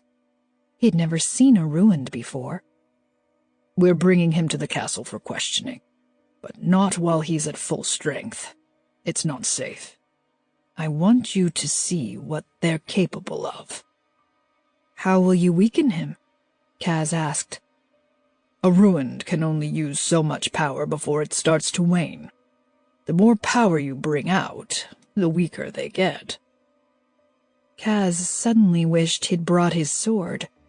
It had been stupid to run out of his room without grabbing his sword first. His father had one at his hip. The circle of guards parted as they approached, revealing a young man in the middle. He sat in the dirt, his hands tied behind his back. He was dressed in all black, with spots of dust on his pants and shirt. He had a small cut under one eye, but he was otherwise unharmed. His arms were covered in an intricate web of marks, and Kaz squinted to see them better. He'd always assumed the ruined marks were ugly, but this ruined's were a shade lighter than his olive skin, a series of thin lines that wrapped around his flesh like a complicated series of vines. They were more art than ugly. "He hasn't spoken, Your Majesty," one of the guards said to the king. The ruined straightened, and he looked from the king to the prince. He stayed focused on Kaz, his eyebrows furrowing. The ruined was staring at him like he was considering the best way to murder him. Now Kaz really wished he had a sword. "You will," the king said, "but that's not my concern at the moment." He frowned at Kaz. "Plant your feet. Watch the trees." Anticipation and fear fluttered in Kaz's chest. He nodded solemnly. The ruined was still staring at him. He pretended not to notice. Gallo stepped next to him, sword drawn. "Up," a guard said to the ruined, kicking him in the side. The ruined glared at him, slowly getting to his feet. He was young, maybe the same age as Kaz. The guard delivered a punch straight into the ruined's stomach, and the gasp echoed through the trees. The wind blew Kaz's hair into his eyes, and he pushed it away as the guard punched the man across the face. "What is he doing?" Kaz asked his father quietly. "Making him angry." The ruined stumbled backward, hitting the ground with a thump. Another guard hauled him to his feet, shoving him back to the center of the circle. Another gust of wind blew across Kaz's face, this one stronger than the last. A hunter stepped forward, pulling a dagger off his belt. He held his hand up to the guard, indicating that he should stop. "You have to work harder with this one. He has pretty good control." The hunter grabbed the ruined by the arm, cutting off his ropes with a quick slice of the knife. He pulled one hand behind the ruined's back. The hunter sliced off one of the ruined's fingers. A scream tore through the night, and Kaz's entire body went cold. Blood dripped from the ruined's hand, his face twisted in pain. The ground started to shake. Kaz stumbled, throwing his arms out to steady himself. A long crack ripped through the dirt right in between his legs, and he quickly jumped to one side. A guard had his arm, keeping him steady as the ground rumbled. "Heads up!" someone yelled, and Kaz spun around to see the tree just next to the ruined tilting dangerously to the left. A few hunters scrambled out of the way as the roots ripped out of the dirt. The trunk slammed to the ground, narrowly missing a guard. 2 more trees quickly followed. The ruined tried to make a run for it, but a guard grabbed him from behind. Another one punched him across the face. Dirt lifted off the ground as if caught in an invisible wind. The ruined glared as he tossed it in the faces of a few guards. Kaz whirled around, shaking off the guard who still had his arm. His father stood in front of him. Behind him, Kaz heard a loud smack, then a grunt from the ruined. The ground rumbled again, though not nearly as powerfully as the first time. "Imagine if you were alone with him," the king said. He gestured at a fallen tree. "Look what he's capable of." "Look what he did because you tortured him." The thought hit him so forcefully he felt sick. "Who is he?" Kaz asked quietly. He wanted his father to tell him that this was one of the worst ruined. Explain how he'd killed innocent people. Maybe he'd been with the group that murdered Mary's parents. "You heard them," the king said, gesturing at the guards. "He hasn't spoken. We'll find out who he is and why he was crossing into Olso soon enough, though." Dread filled Kaz's chest, and he dropped his gaze from his father's. Was this what the hunters did in Ruina and Vallos? They hunted down ruined and tortured them? Killed them? Of course they did. Kaz knew that. He'd known it since his father issued the order. But it felt different, seeing it in action. His father took a step closer to him. "If Olso partnered with the ruined, it could be devastating to us. Do you understand that, Casimir? The combination of Olso's military abilities with the ruined's powers could destroy us." "They said they didn't know the ruined were coming into Olso," Kaz said. "Do you think they were lying?" "Yes." The king ran a hand over his beard. "Always assume everyone is lying. Don't trust anyone, except those closest to you. You have a tendency to see the good in people, and I admire that, but it will destroy you. I promise you it will." Cass's head was starting to pound, and the screams from the ruined were doing nothing to help it. The gusts of wind blowing across his face kept getting softer as they drained the man of his power. "What will you do if he admits to working with the warriors?" Kaz asked. "We will plan an attack. We've defeated Olso before, and we can do it again. We just can't allow ourselves to be caught off guard." Kaz glanced over his shoulder at the ruined. He was on the ground, his injured hand cradled against his chest.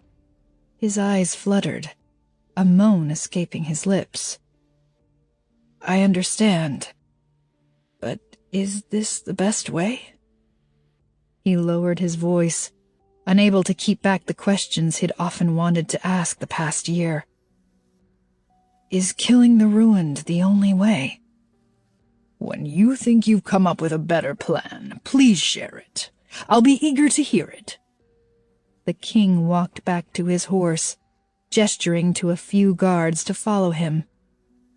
Laughter sounded from behind Kaz, and he turned to find a hunter with his dagger poised over the ruined's other hand.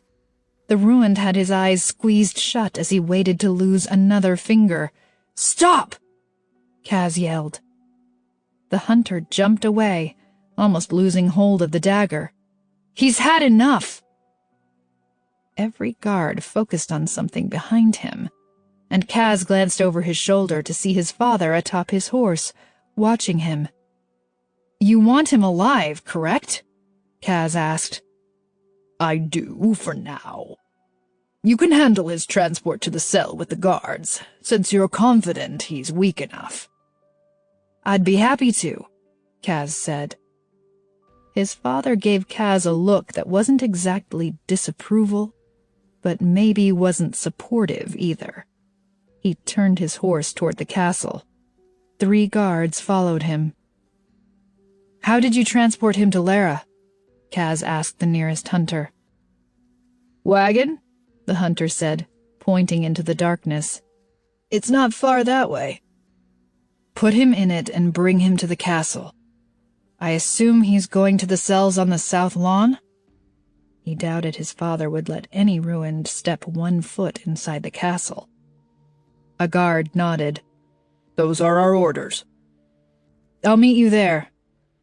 Kaz mounted his horse, and Gallo and a few other guards rode with him back to the castle grounds. He left his horse at the gate and walked in the dark to the south lawn. Outdoor and sporting events were often held there, but there was a small underground prison at the far end of the property. It was used to house the more dangerous prisoners, the ones they didn't want sleeping beneath the castle. The hunters brought the wagon straight onto the south lawn, and one of them had to practically hold the ruined up as they pulled him out. Gallo grabbed the handle of the door in the ground and opened it. He hopped in first, and Kaz followed him down the stairway into the underground cells. It was pitch black, but the narrow space filled with light as Gallo lit the first lantern. There were 5 cells in a row to Kaz's left, every one of them empty. A walkway ran between the cells and the wall, and 2 chairs sat at either end of the room, for the guards. Several guards descended the stairs, and Kaz moved to the far end of the area as the hunters dragged the ruined down the steps. They thrust him into the first cell, not even the slightest bit gently. He hit the ground on his hands and knees, and Kaz studied his dirty left hand, missing its pinky finger. "Can someone please bring something to clean his wound?" Kaz asked. "And bandages?" A hunter gave him a confused look. "I don't know how long my father wants him alive," Kaz said. "Do you want him to die of an infection?" "Yes, Your Highness," a guard said, turning away. "You can go," Kaz said to the 4 hunters crowding around the cell. "Thank you." They disappeared up the stairs, leaving just Gallo and 3 other guards. Kaz stepped to the open door of the cell, leaning against it. "Perhaps we should close the door, Your Highness," a guard said. "After his wound is cleaned." He held out his hand. "May I have a sword, though?" A guard withdrew his blade from his belt and offered it to Kaz. He took it and turned back to the ruined. The ruined straightened, scooting back to lean against the end of the small bed in the corner. One of his eyes was starting to swell shut, and he lifted his head to meet Kaz's gaze. "What's your name?" Kaz asked. The ruined didn't reply. "I'm Casimir, Prince of Lera." He waited for the ruined to offer his name, but he remained silent. "How old are you?" 102. The ruined smirked. "I've learned how to live forever and keep my good looks." "Really?" Kaz asked, feigning surprise. "My father would love to talk to you about that." A snort came from one of the guards behind him, and the ruined stared at Kaz as if he wasn't sure if that was a joke. "A name?" Kaz asked again. "Just a first name, so I know what to call you." "You can call me Ruined," he said, leaning his head against the bed. "I'm not ashamed of it." Footsteps sounded on the stairs, and the guard who'd left reappeared with a bucket of water, a clean cloth, bandages, and a small silver tin. The guard hesitated, like he didn't want to enter the cell, and Gallo held his hands out for the items. "I'll do it." He grabbed everything from the guard and walked past Kaz into the cell, placing the bucket and tin on the ground. He dipped the cloth in the water. "Hold out your hand." The ruined hesitated, peering at his bloodied fingers. "It's going to hurt, but I'm not going to make it worse on purpose," Gallo said. The ruined slowly put his hand out in front of him. He winced as Gallo began wiping it down. "This is beryl root," Gallo said as he scooped some of the black paste out of the tin with the cloth. "It will help the wound close without getting infected." He gently applied it over the stump where the ruined's pinky finger used to be. "We wouldn't want me getting an infection before you kill me," the ruined said through clenched teeth. "If you tell my father what he needs to know, maybe we can come up with a way to spare your life," Kaz said. The ruined let out a hollow laugh. "Like keeping me prisoner for the rest of my life?" No, thank you. He wasn't wrong, so Kaz said nothing.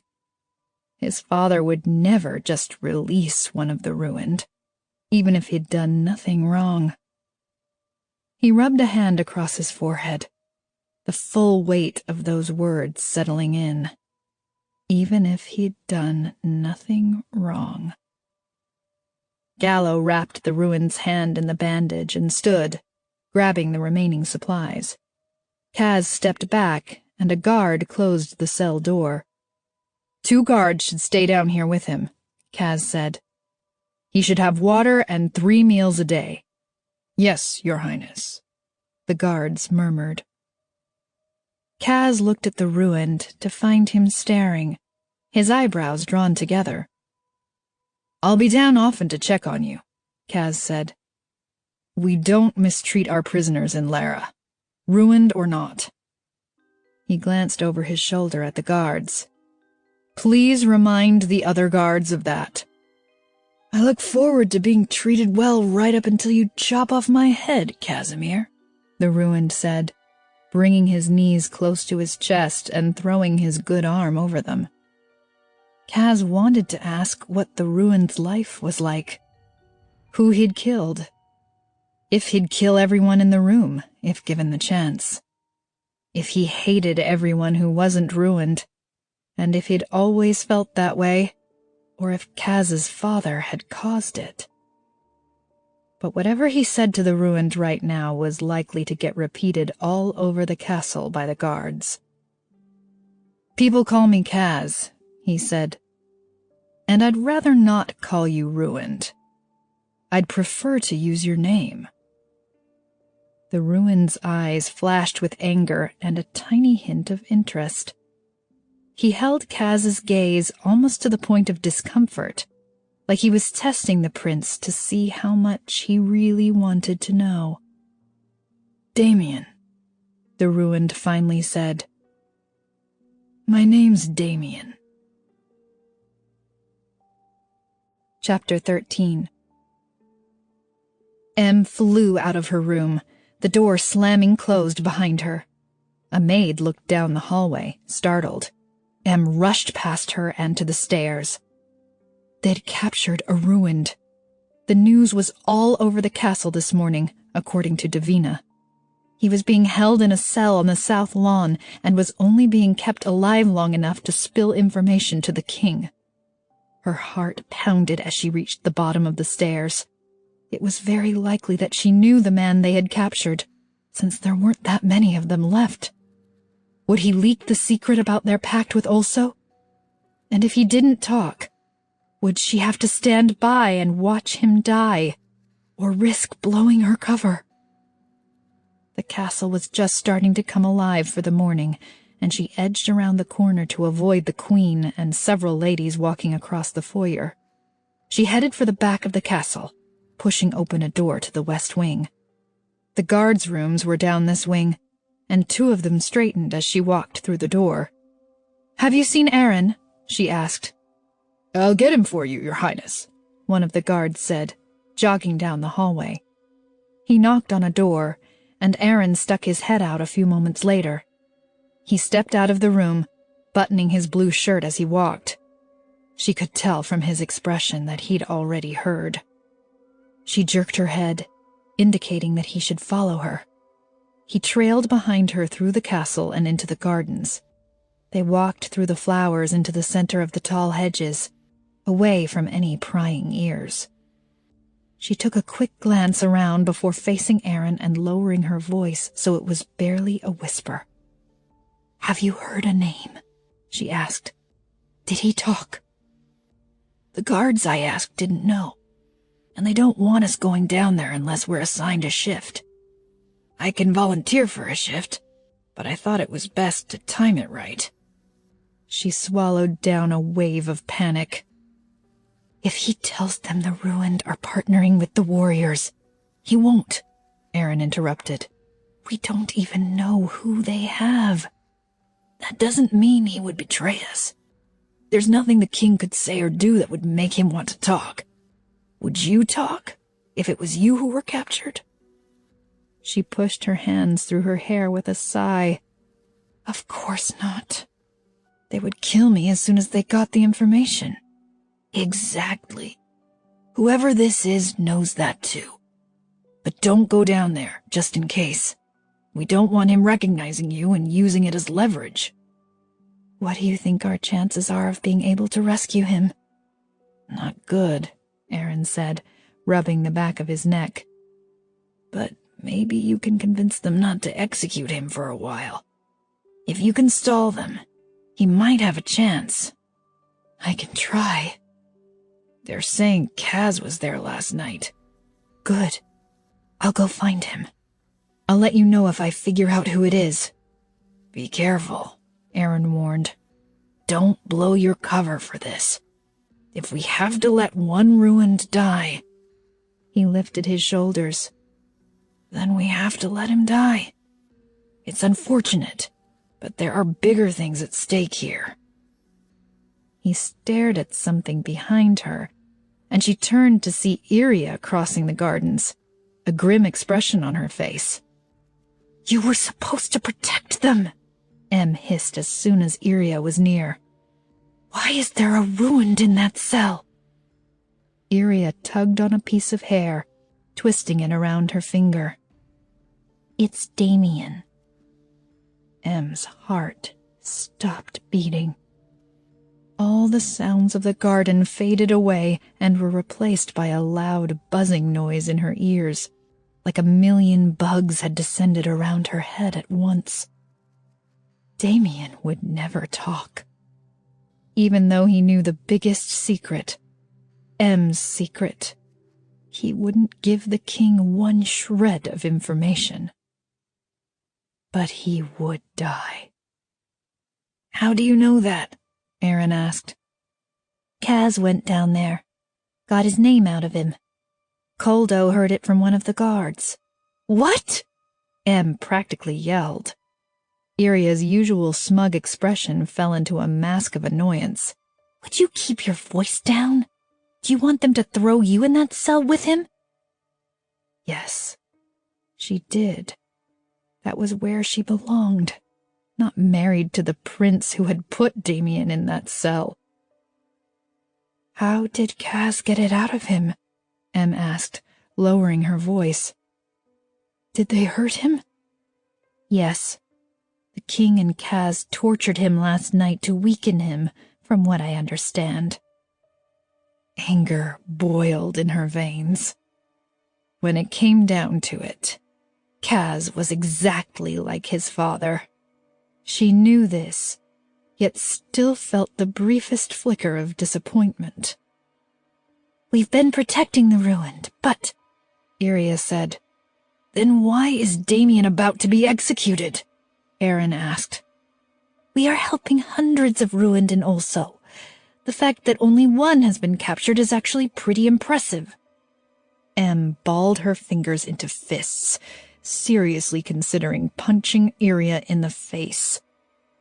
I'm very sorry that the one who was caught was your friend, Iria added, putting her hands up like she knew what Em was thinking. But you need to pull yourself together. You look devastated. Mary would not be devastated about a ruined being captured. He's not just our friend. He's the current leader of the ruined, Aaron said. What are the ruined going to do without him? They're going to keep crossing into Olso, like they were ordered, Iria said. Just because he isn't there doesn't mean everything will fall apart. They know what to do. Right now, it's more important for you both to stay calm and not give yourselves away. Aaron gave Em a pained expression, like it physically hurt him to agree with Iria. She was right, of course. Mary wouldn't care at all about a ruined being captured. In fact, she'd probably go down there and kill him herself. The ruined killed Mary's parents. She'd be at least a little upset to have one in the castle, Em said. Maybe I can use that as an excuse to talk to Damien. Say I want to find out if he was the one who killed them? Or I can try to get down there. Aaron frowned in thought. Maybe I can find a way to break him out. Maybe, Iria said. I wouldn't do it at the expense of our plan, though. It's unfortunate, but there are bigger things at stake here. The words Aaron had said only a few minutes ago ran through her head, and she could tell he was thinking of them as well.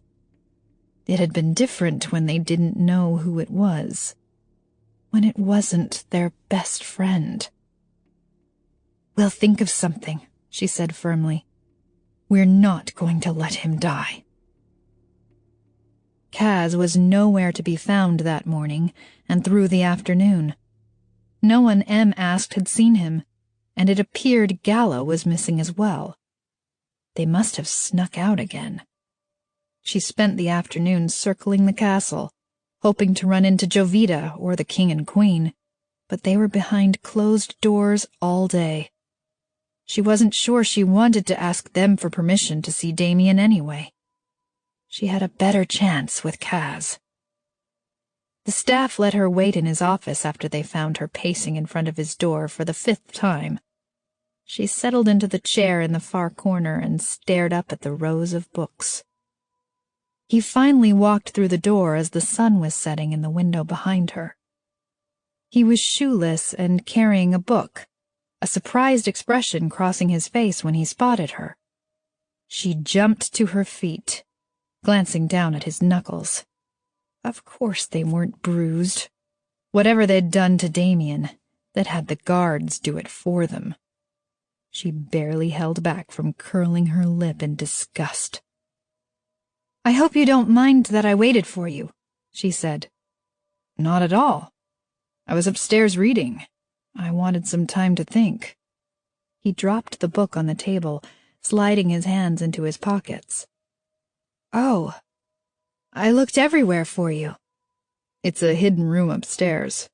I'll show it to you sometime. He smiled.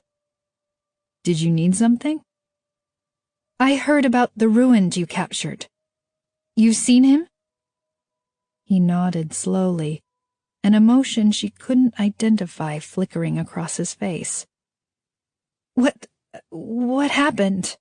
Why is he here? My father wants information. She twisted her fingers together, her stomach churning. What kind of torture were they inflicting on Damien? Don't worry, you're safe, Kaz said. We've been draining him of his power. Are you going to see him? She asked.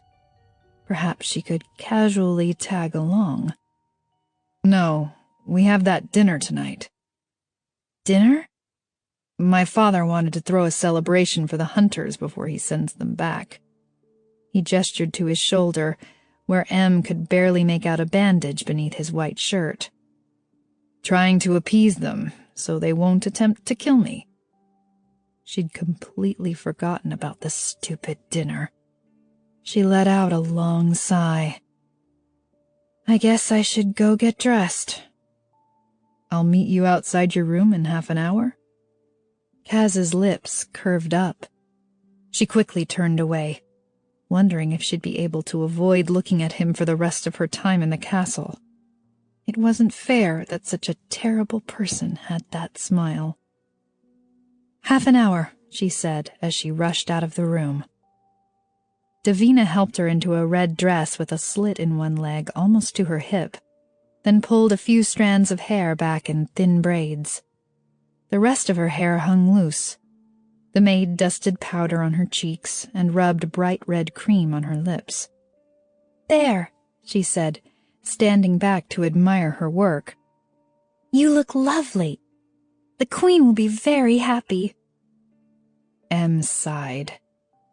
She did look lovely, but she was tempted to spread some dirt on her face just to spite the queen. Kaz appeared at her door right on time, his eyes sweeping over her as she stepped out of her rooms. His fingers brushed against her wrist, sending sparks up her arm, and she almost jerked it away. You look beautiful.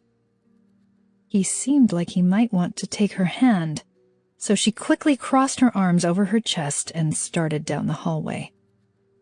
They arrived at the ballroom, where the dinner was already in full swing. The hunters sat with the king, queen, and Jovita at the long table in front, and the dance floor was full of laughter and energy as people spun and swayed. Em watched the hunters carefully as she walked with Kaz to the table. She had rarely crossed paths with a hunter who didn't see the end of her sword, but a few had escaped her. She didn't recognize any of them, and it was unlikely they would have recognized her either. Not in this dress, with lipstick on and a prince on her arm. Jovita introduced the 4 men as Em was seated with Kaz on one side and a young hunter named Roland on the other. Roland had only 2 pins on his jacket, and luckily seemed more interested in draining his wine glass as fast as possible than talking to her. She took a few sips of her own wine, letting the liquid warm her veins and ignite a fire in her stomach. Aaron stood at the far corner of the room, dressed in his Lera guard uniform. His expression was blank, but she knew it was only because he was struggling to keep his emotions under control. He could snap the necks of most of the royal family just by looking at them, and she was tempted to tell him to go for it. "Cheer up, Roland," one of the hunters, Willem, she thought, said, clapping the younger hunter on the back. Roland tipped his wineglass back and wiped a hand across his mouth. "I'm cheerful on the inside." Em swallowed down her disgust for all of them and plastered a smile on her face. "How are things out there? The king said the ruined are trying to cross into Olso?" It was the last thing she wanted to talk about, but it would be helpful to hear the hunter's perspective. Find out how much trouble the ruined were in. "We keep spotting them near the border," Willem said. "Killed a couple before we heard from the king that he wanted one for questioning." "Most are evading us," Roland muttered. Willem gave him a sharp look. "We'll track them down eventually, Your Highness." "Are you going back soon?" she asked, hoping the answer was yes. "We're off first thing tomorrow," Willem said. He grabbed a chicken leg as a server put a plate in front of him. "Some of the guards are going to have to take over questioning that ruined we captured." "Better them than us," Roland muttered. "You'll get used to it." Willem chuckled, and Em glanced down at his rows of pins. 11. No, 12. "I gave the guards a few pointers. Told them to take his whole hand next time instead of another finger. They start figuring out how many fingers they can get by with, and cutting off a few doesn't have much of an effect. But taking a whole hand—" He lifted his fist and lowered it quickly, miming chopping off a hand. "That takes them by surprise. Creates real panic, so he'll start talking." The room tilted, and she knew she was about to lose control. No, not about to. It was gone. "How lovely that you can talk so casually about torturing a fellow man," she snapped. "You must be so proud of the trail of bodies you've left behind you."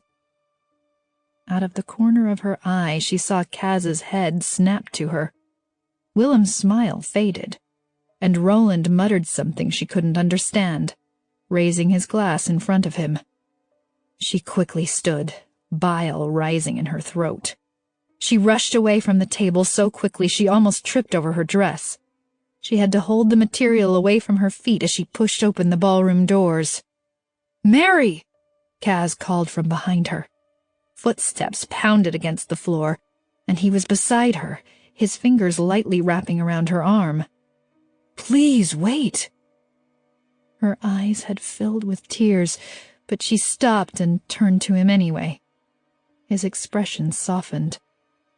"Are you all right? What did they say to you?"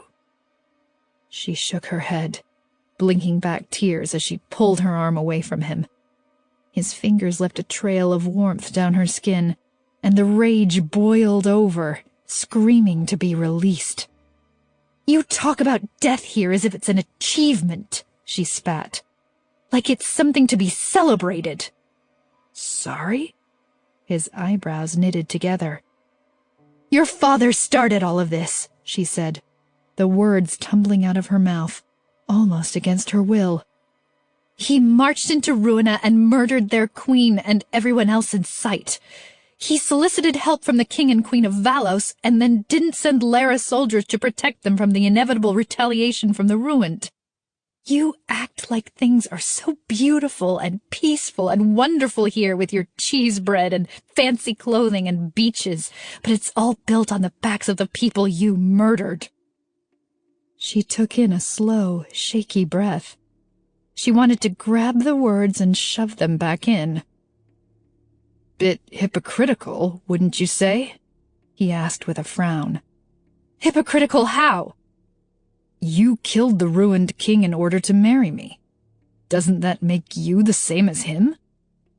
She almost snapped that she hadn't killed anyone to marry him, though that was a lie. She'd killed Mary. "That's different," she said, and he let out a disbelieving laugh. "It is. The ruined were invading Vallos, and your father said they would only help if I helped them. I did what I had to do to survive." "Maybe my father also did what he thought he had to do," Kaz said, his voice rising. "Why is it different for you?" "It just is," she said, throwing her hands up in exasperation. "Forgive me if I'm not convinced by that argument." He rolled his eyes. "Are you really comparing your father murdering thousands of people to me? Why is it that you get to set the rules for what is justified and what's—" "I am not setting the rules," she yelled. "I am saying that what you did is acceptable," he interrupted. "But when it comes to my father, he's a murderer worthy of contempt." "Fine." She spread her arms wide. "I'm a monster. Is that what you want to hear? I've murdered people, and, if you want to know the truth, I'm not the least bit sorry. They had it coming." Kaz had his mouth open like he was going to yell again, but he closed it, hesitating for a moment. "I wasn't saying you're a monster," he said, his voice calmer. She pushed her hands through her hair, a sick feeling clawing up her stomach. Maybe it was a lie to say she wasn't the least bit sorry. She thought about Mary sometimes, about that piece of hair dragging through the dirt as her dead body disappeared into the night. She wasn't sorry Mary was dead, but she wasn't totally comfortable that she'd been the one to kill her. The door swung open, and the king stepped through, turning a glare from Kaz to Em. "What are you two yelling about out here? A staff member told me you were screaming." "It's fine," Kaz said quickly. "I hope you're educating your new wife about how we treat guests in Lera." He jabbed a finger at her. "I expect you to at least be nice." "Nice?" she scoffed. "You ordered me to kill someone in exchange for marrying your son. Put me into a battle as soon as I arrived, and between murderous hunters and also warriors who might be plotting something, I've rarely felt safe since I set foot in this castle. Nice isn't high on my list of priorities." The king turned so red he was almost purple, but he seemed incapable of getting words out. He sputtered, jabbed a finger at Kaz for no apparent reason, and stomped back into the ballroom. A sound like a laugh came from Kaz. "I don't think I've ever seen my father rendered speechless before." "I should yell at him more often then," she muttered. "He could stand to be speechless occasionally." Kaz laughed, clearing his throat like he was trying to hide it. He painted a more serious expression on his face. "I'm sorry my father asked you to kill the ruined king to marry me. I objected. if that makes any difference to you. It does. But I don't agree with what your father did in Ruina. You'll never convince me that he was right about that. I don't disagree, he said, startling her. He stared at the floor, rubbing at something with the tip of his shoe. He got me out of bed last night to see the ruined when they brought him in. I'd never seen a ruined before. And? She prompted, expecting a fresh wave of anger. But the way his shoulders had curled in and his face had rearranged itself into a frown made her hesitate, made her want to hear what he had to say. And it was impressive. And scary. He glanced at her.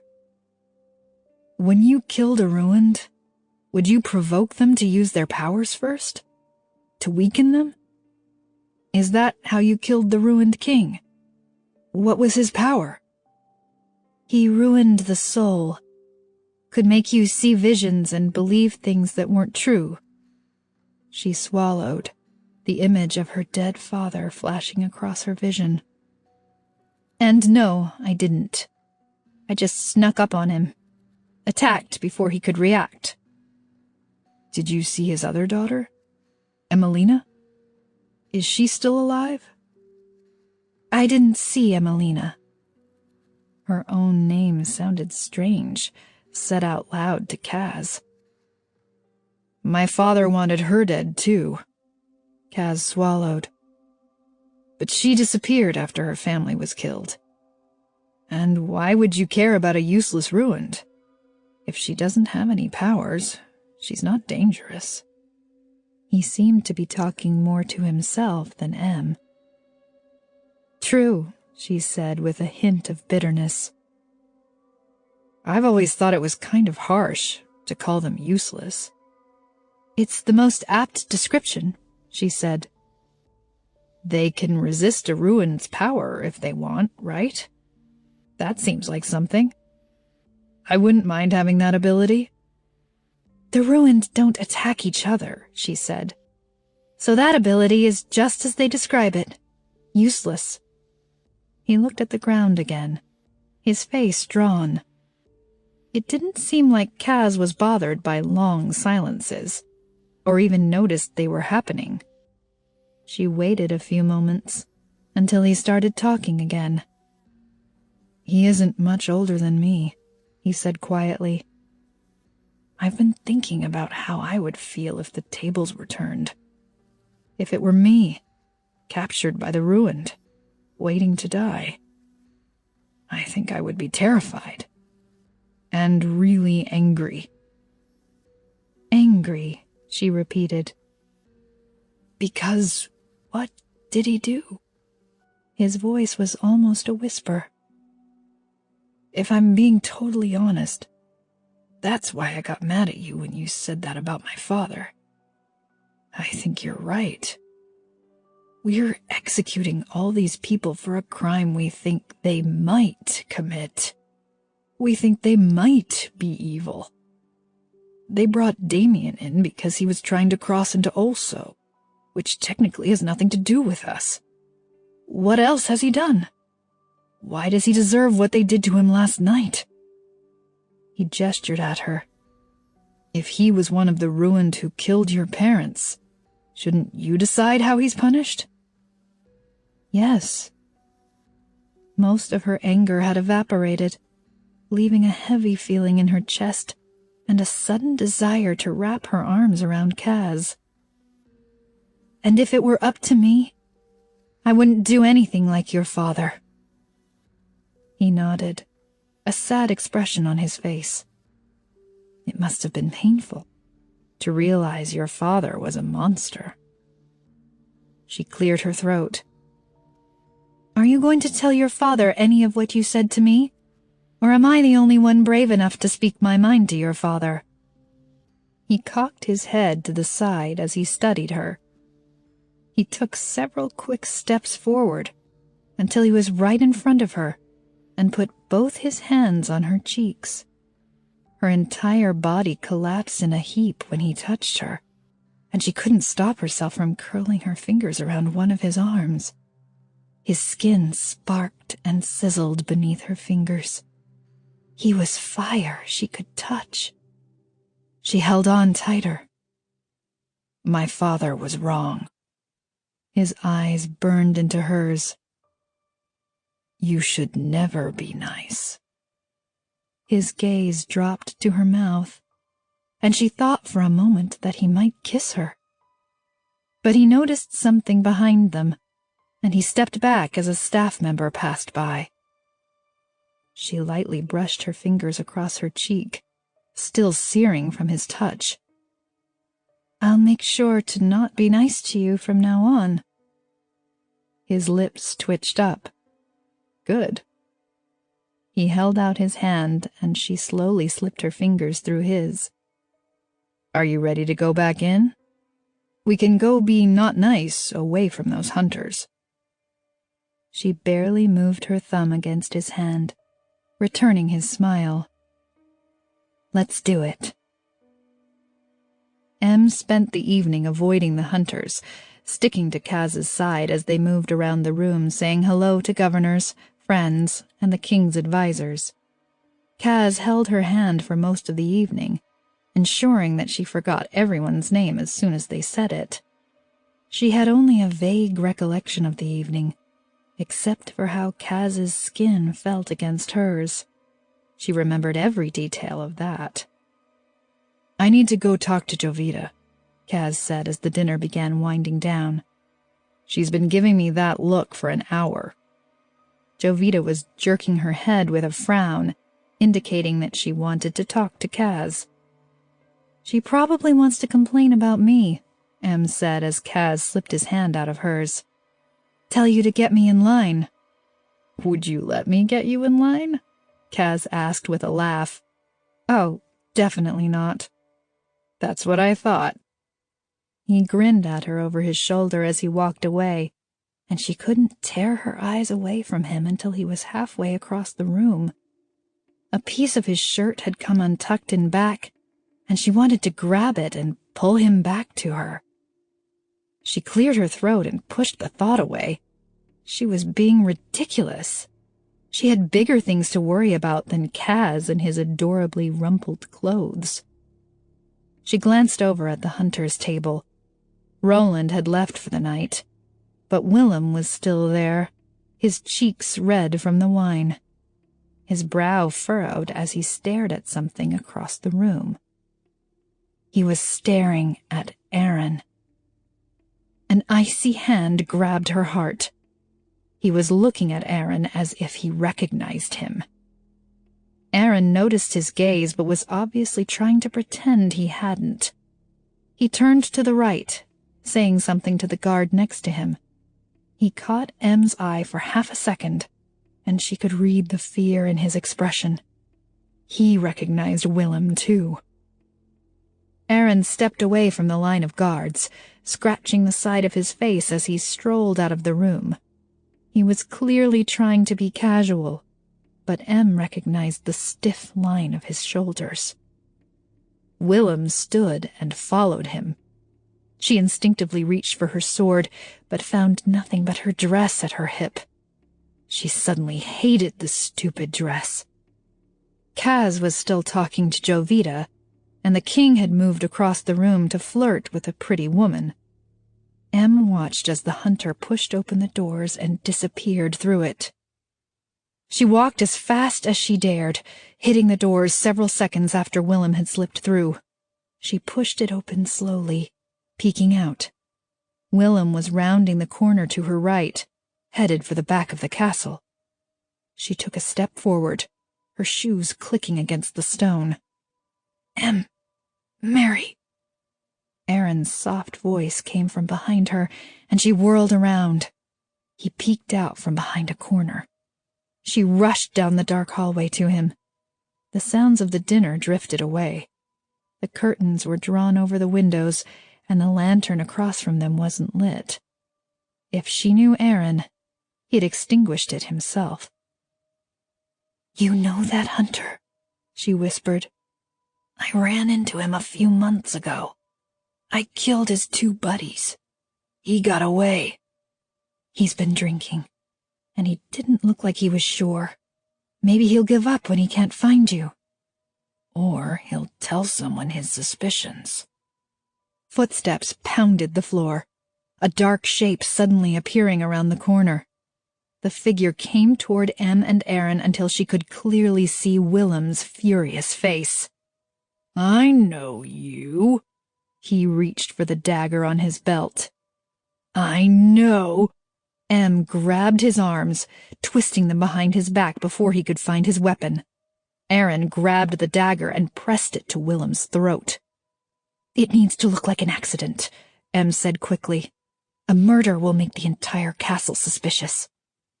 Willem sputtered as he fought against Aaron's hold on his throat. "Get out of here," Aaron said, jerking his head at Em.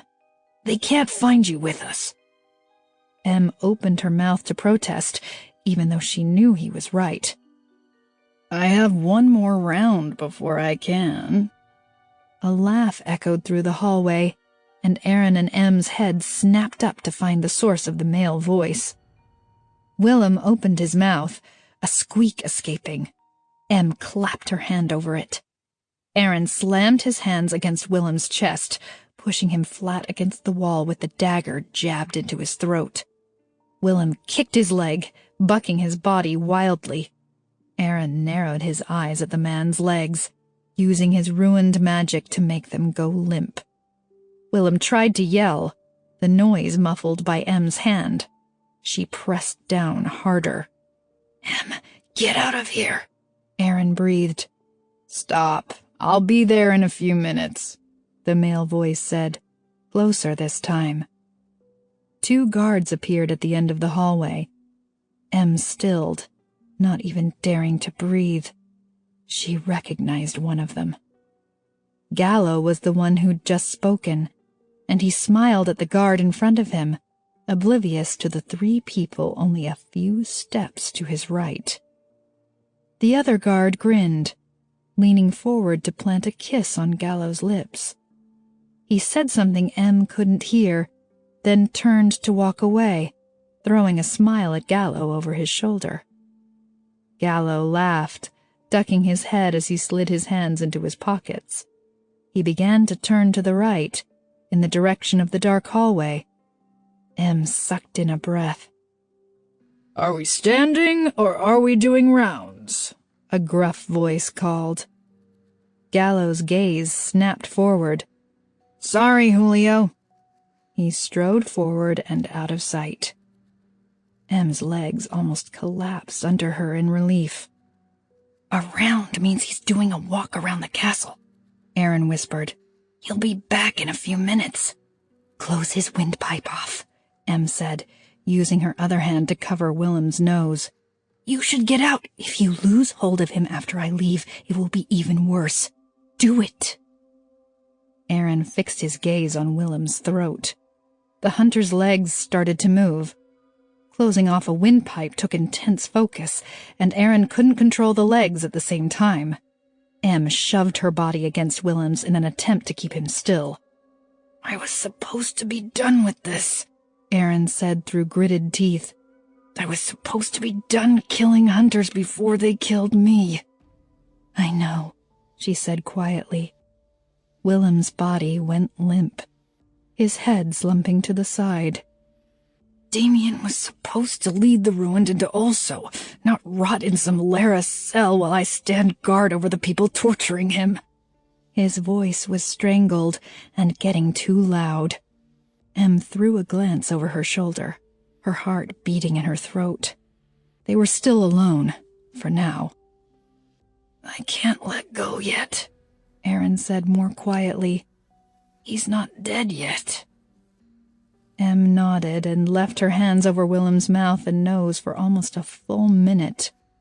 When Aaron finally took a step back, the hunter's eyes were open, staring blankly past them. She braced her hands against Willem's shoulders, keeping him upright. "Help me get him over to that table.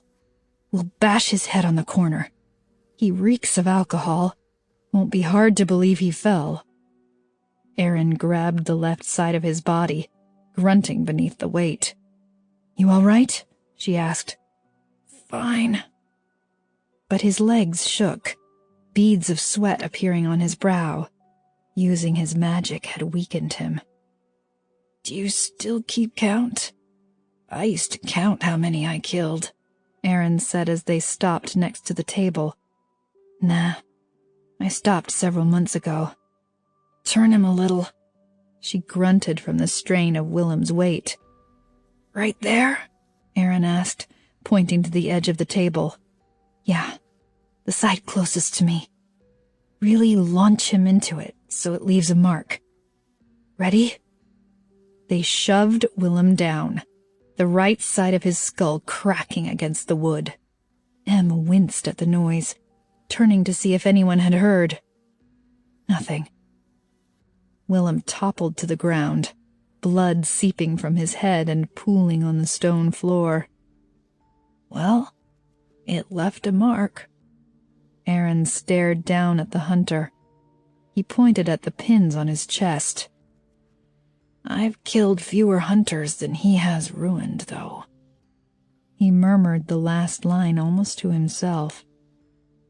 Put his dagger back on his belt, Em said quietly. Aaron did as he was told, then stood motionless, staring at the dead hunter. I have to, Em began.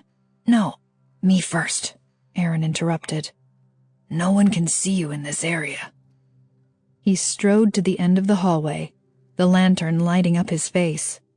He jerked his head. Clear. She darted out of the hallway and started to rush past him, toward the sounds of laughter and clinking glasses. She turned back suddenly, grabbing Aaron's arm and giving it a gentle squeeze. Thank you, Aaron. I know it isn't easy for you to be here, and it means so much to me that you chose to come. He shrugged, rubbing a hand over the back of his neck. Of course I came. I never considered the alternative. He hadn't. The night she had proposed the idea, he had immediately volunteered to come with her, and then used a hot stone to burn off his one remaining ruined mark. He hadn't even hesitated. Go, he said. She wanted to stay with him, to sit next to him in front of a fire like they used to do after killing hunters. Aaron always retreated into himself after he had to kill, but he never seemed to mind when she sat next to him quietly. Stay safe, she said, letting go of his arm. Let me know if anyone is suspicious. He waved her off without meeting her eye. She took one more glance at him over her shoulder, then pushed the door open and disappeared into the crowd of people. Chapter 14. Kaz watched as the wagon rolled onto the south lawn. The guards and the king had been gone a long time with Damien. The sun had sunk low in the sky, casting a yellow-orange glow across the grass. His father jumped off his horse and strode across the lawn to Kaz. It had been a full day since Mary had told him off.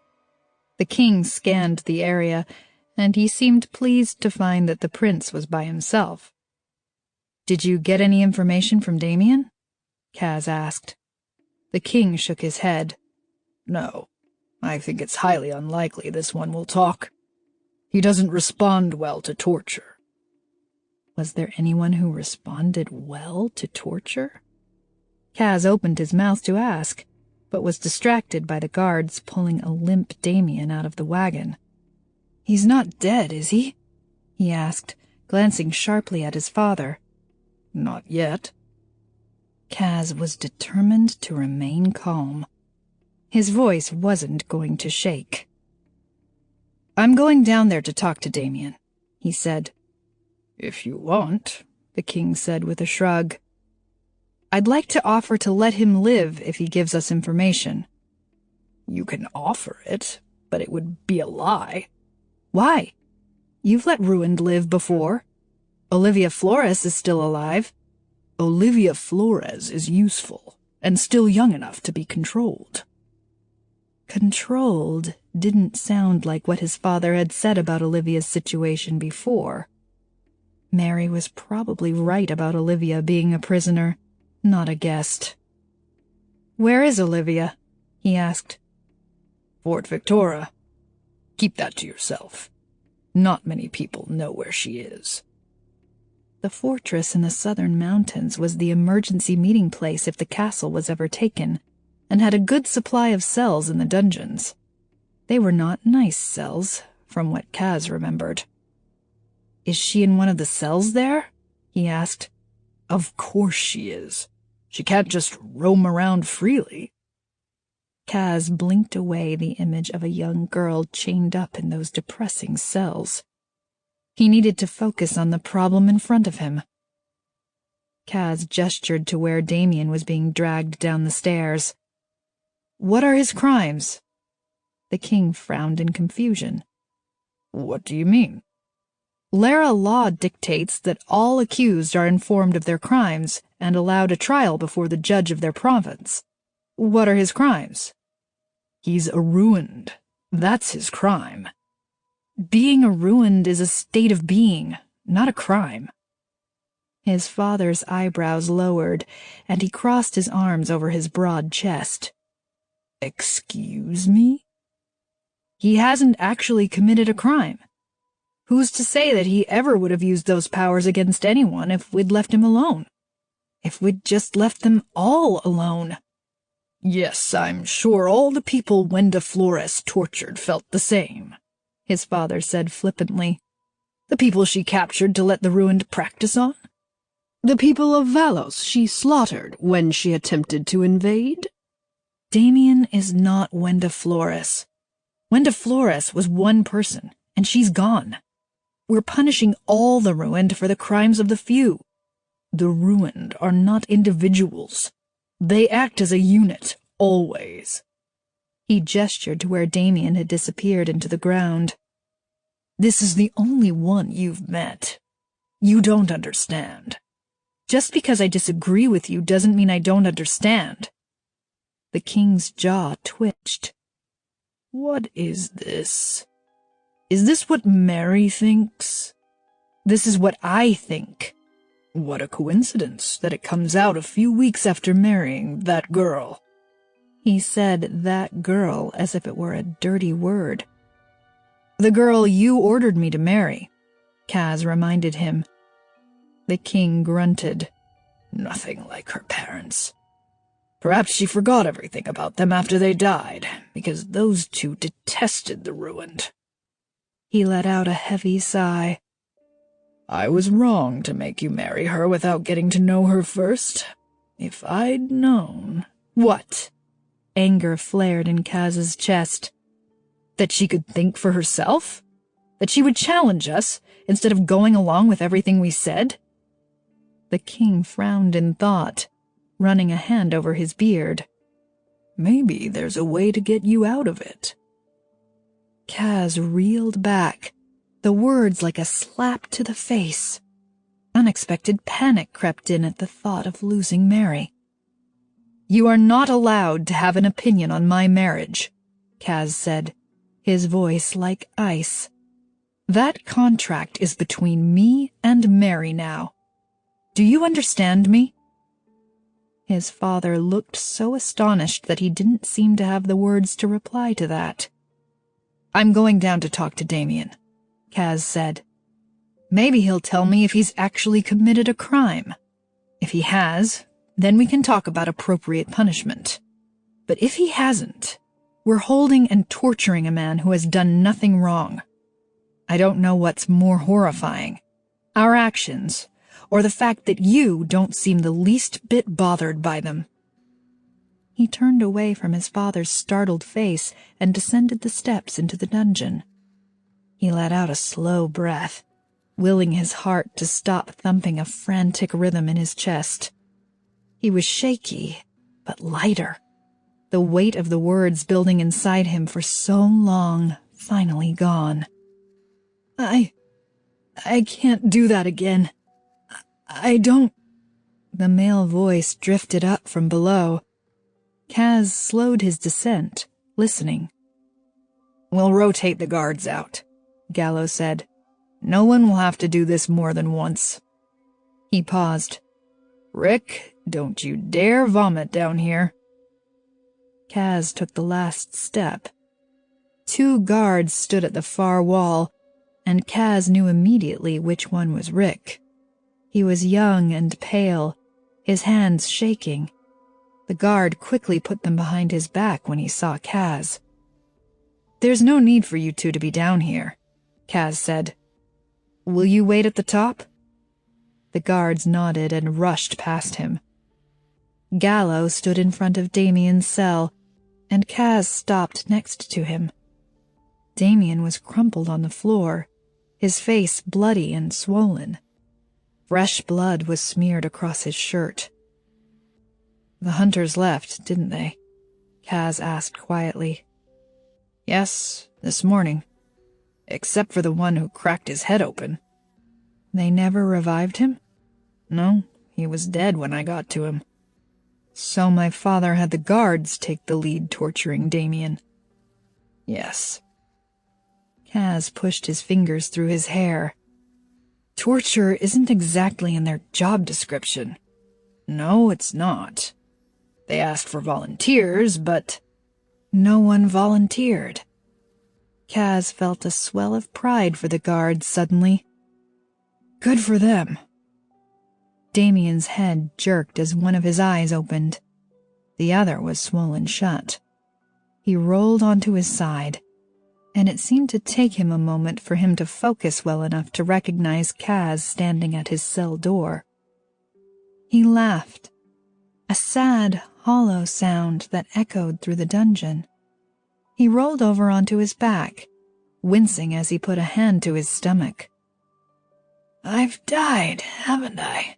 he said, his voice laced with amusement. "Always figured there was punishment waiting for me after death. Your face is my punishment, isn't it?" "You're not dead," Kaz said. "Too bad." Damien moved his jaw around, as if checking to see if it still worked. "How old are you?" Kaz asked.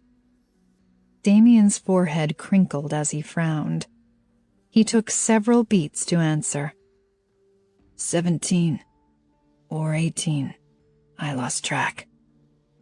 "Do you have any family?" "Yes, though everyone related to me by blood has been murdered." He lowered his voice. "But yes, I have family." "Is that why you were crossing into Olso? Are they there?" He laughed, a genuine one that shook his chest. "No." Kaz paused, glancing over at Gallo. The guard stood only a few steps away, his brow furrowed as he watched them. He debated asking Gallo to leave, but maybe Kaz needed him to hear this conversation with Damien. He needed to know if Gallo felt the same as Kaz, or if his thinking was more in line with the king's. "The hunters killed your family," Kaz said. It wasn't a question. Damien's jaw tensed. "Your hunters killed my family, yes." "Our hunters killed your family," Kaz repeated, because it was true. "What did you do before the Lera invasion?" "What do you mean, what did I do?" "You were about 16 when we invaded, correct? Were you in school? Did Ruina have schools?" "No. Parents educated their kids at home." He hesitated. "But I was educated at the castle with Em and Olivia." "Em is Emelina?" Kaz asked. "Yes." "You were friends with the Flores sisters?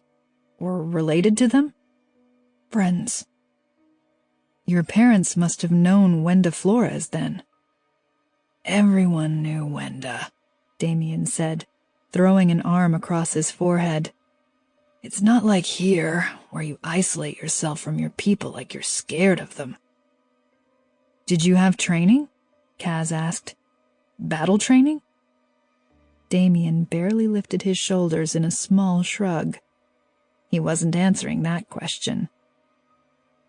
"Were you involved in the raid on the Vallos castle?" Kaz asked, thinking of Mary's troubled expression yesterday when she asked about Damien. Again, Damien just shrugged. "Were you raised to hate everyone who wasn't ruined?" Damien dropped his arm from his forehead, turning his head to look at Kaz. "No." Kaz glanced at Gallo. The guard had his arms crossed over his chest, a serious expression on his face. He barely nodded at Kaz, as if telling him to go on. "Did you ever kill anyone before Lera invaded?" "Ruined don't kill each other. I didn't have much contact with anyone else." He snorted. "Can't say that you guys have made a very good impression." "No, I guess not," Kaz said quietly. A crease appeared between Damien's eyebrows as he studied Kaz. He opened his mouth like he was going to say something, then shut it, his frown deepening. Kaz stepped back to join Gallo against the wall. He ducked his head, his words only for the guard. "Do you ever wonder," he said to the ground, "if maybe we're the dangerous ones, not the ruined?" Gallo paused before answering. "All the time." Chapter 15. Plan number 1. Em put one finger in the air as she paced across her bedroom. "We simply try to keep him alive until we're ready to launch the attack. Then the castle will be ours anyway, and Damien can go free." Aaron nodded, leaning against the wall and staring out the window. The sunlight streamed across his face and onto his blue guard shirt. "He'll have to endure torture for a while," he said softly. "I know." Em swallowed. Plan number 2. You volunteer for a shift down there, kill the other guard, and you and Damien make a run for it. If he's in any shape to run. Not to mention that me freeing Damien and disappearing will cast suspicion on you." She moaned, pushing her hands into her hair. "Forget plan number 2. Or revise it. Make it look like Damien killed the other guard, used his ruined magic to get out of the cell, and escaped by himself. He'd still have a tough time getting over the castle wall, and evading the guards once he's free. Do you have any better ideas?" she asked, exasperated. "No. Is there a plan number 3? I find out where Olivia is as soon as possible, and all of us get out of here. That's the worst one yet. Destroying your cover before we're ready to launch the attack makes this all for nothing. They'll heighten their defenses.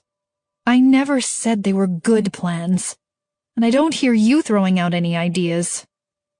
He turned so his back was to the wall, lifting his head to the ceiling. Plan number 4. Let Damien die. Em grabbed one of the bedposts, squeezing it almost to the point of cracking. "Don't look at me like that," Aaron said. He blinked several times, but not before she saw the tears in his eyes. "It's taking all my willpower not to rush down there and kill everyone even in the general vicinity of his cell. But all of this is bigger than him. You know that." She eased her fingers off the bedpost. "I know that. Plan number 1. It's the only option. Get them to hold off as long as you can." "Maybe he can give them a few pieces of information. Pretend to be useful so they're less inclined to kill him," she said. "I want to talk to him. Can you volunteer for a shift in the dungeon?" "Sure. They haven't assigned guards for the overnight shift yet." "Is there more than one down there overnight?" 2. But I can use my ruined magic to tie his stomach into knots. He'll be too sick to stay." Good. Tell me when we're ready. Em walked across the south lawn that night, glancing over her shoulder for the 4th time. She hadn't told Kaz she was going to visit Damien, and she didn't want him spotting her and tagging along. Kaz and his parents would find out she'd visited him, but it was better to explain later rather than ask for permission now. She descended the steps to the dungeon, lifting the hem of her light purple dress. The world grew darker the farther down she went, the only light coming from the lanterns lining the walls every few steps. The walls were bare and gray, nothing like the bright colors of the castle. It was cool and quiet, and she was suddenly reminded of home. It looked more like Ruina in Lera's dungeon than anywhere else she'd seen. She saw Aaron first, leaning against the wall, keeping watch on the stairs. Another guard was a few paces from him, and he straightened when he spotted Em, surprise coloring his features. She took the last step, pulling a breath into her chest and forcing every muscle in her body to relax. She screwed her face into a calm expression. Damien was lying on the ground, his head turned to her. Dirt coated his arms and neck. His face was horribly swollen, and his hand had been bandaged. They'd taken care of his wound after cutting his finger off. May I help you with something, Your Highness? Aaron asked. But his attention was on the other guard. The man frowned and touched his stomach. I'd like to speak with the prisoner, she said. Is it safe? It's safe, Your Highness, but... The guard made a retching sound, clapping his hand over his mouth. Go, Em said, moving away from the stairs. Get some fresh air. The guard nodded, sprinting past her and up the stairs. Damien's laughter echoed through the dungeon. Aaron, Damien shook his head. You did a little more than was necessary there. If I can't use my fist to punch him in the stomach, I might as well use my magic. Aaron moved to the stairs, leaning forward to keep watch. Em rushed forward, wrapping her fingers around the bars of Damien's cell. He sat up slowly, wincing. He was more relaxed than she would have expected, blowing his dark hair out of his eyes and smiling his crooked smile. Nice dress. What happened? She asked. Seriously, I haven't seen you in a dress in over a year. They suit you. Damien, stop. What happened? His smile faltered, and he scrubbed a hand down his face. The hunters know we're crossing into Ulso. They're all over the border. We were still managing to get through, but they picked off some of us. They captured me, and I got the special privilege of torture before my death. Think of information you can give them, Em said. Something small. If we can keep you alive long enough, we'll be able to release you after the warriors take the castle. He pushed off the ground, getting to his feet with a grunt. I doubt I'll last that long. That's why you need to give them a few things. Even if they're lies, it will take time for them to confirm it. Play along. Play along, he laughed, wincing as he put a hand to his stomach. Ow. She swallowed, scanning his dirty clothes. Are you all right? Never better. He leaned his forehead against the bars. Is Prince Casimir being kind to you? Yes. He raised his bandaged hand. Kaz comes in and pretends to be nice after his father tortures me. They must figure one strategy will work. Em grasped her necklace, the words on the tip of her tongue. He's not pretending. Damien raised his eyebrows, questions all over his face. Kaz doesn't have the stomach for torturing and killing the way his father does, Aaron finally said, when Em didn't. He'll grow into it. Or not, since he'll be dead in a few weeks. Em couldn't say those words either. They sat in the pit of her stomach. Damien's baffled expression didn't do much to make her feel better. I'm glad he's being kind to you, at least, Damien said quietly, so only she could hear. Give the information to Kaz, not his father, Em said. Show that you respond better to reason than torture. They'll still kill me, Em. The king isn't going to keep her ruined for more than a few days. I'm going to get you out of this, she said fiercely. I won't let them execute you. He shook his head, his expression turning serious. You can't stop it without making them suspicious. The Ruined can't lose another leader. They're looking to you. They're looking to you, too. They just don't know it yet. When they realize what you did to save Olivia, they'll worship you as much as they do her. He lifted his head from the bars. Have you found out where she is? Not yet. But I've gained Kaz's trust and... I think you've gained more than his trust. Damien's lips turned up. But I'm not surprised, to be honest. Her cheeks warmed, and she snuck a glance over her shoulder at Aaron. He'd disappeared into the stairway, giving them some privacy. You're here to save thousands, not break me out of a Lera dungeon, Damien said. She stared at her feet, nodding as she blinked away tears. If I can think of something to tell Kaz, I will. An old location of a camp, maybe. But they're still going to kill me, Em. He wrapped his fingers around hers through the bars. We knew we risked our lives with this plan. I honestly didn't expect to make it out of this war alive. I expected you to make it out alive. She took in a ragged breath. I thought you'd be there when we went back to Ruina. I thought that you and I... She thought she had more time to figure out what was between them. She needed more time. She needed her friend beside her. I appreciate that optimism. His fingers gripped hers tighter.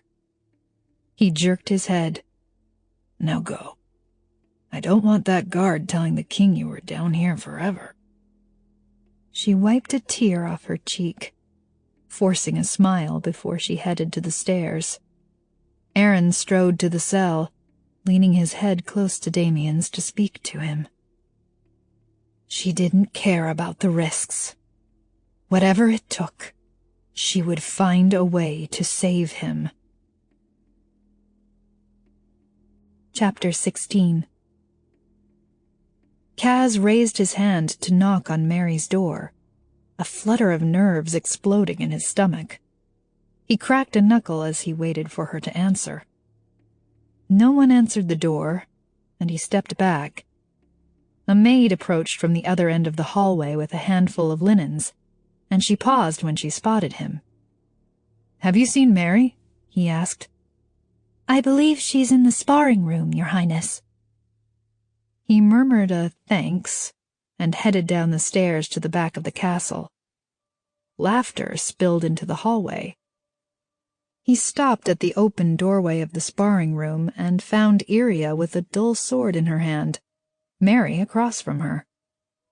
Mary wore a determined expression as she took a step to the side, her sword extended in front of her. The trainer, Rulo, watched them from the corner of the room. Iria lunged first, and Mary lifted her sword to stop the attack. He leaned against the doorframe, watching as they circled the room, the swords noisily crashing against each other. An Ulso warrior wasn't an easy opponent, but Mary's skills with a sword were almost unmatched. I heard she went to visit Damien last night. Kaz jumped at the sound of the voice to find his mother leaning against the wall on the other side of the door. She was out of view from the two women inside, which wasn't a coincidence. Mary? He asked. Yes. Did she ask you if she could do that? He watched as Mary ducked Iria's blade. She doesn't really ask my permission to do things. She should. He snorted. Really? You ask Father for permission regularly? The Queen's lips twitched. I see your point. She peeked around the doorway. She's very good. Odd for a girl from Vallos. Talent, I guess. That's not talent. That's hard work and training. The kind of training they don't usually have in Vallos. Why do you sound suspicious? Not suspicious. Just impressed. Does she ever talk about her training? No, but I've never asked. You know what I think is sad? The Queen said. She talked slowly, in that way she did when she was saying one thing but meant another. She didn't bring any portraits of her family with her. I think they all burned in the fire when the Ruined attacked. I figured. I thought I might try to track one down, as a surprise. I've sent someone out to work on it. She smiled at him. But don't tell her. I don't want to get her hopes up if I can't find one. That's nice of you. Don't sound so surprised, Kaz.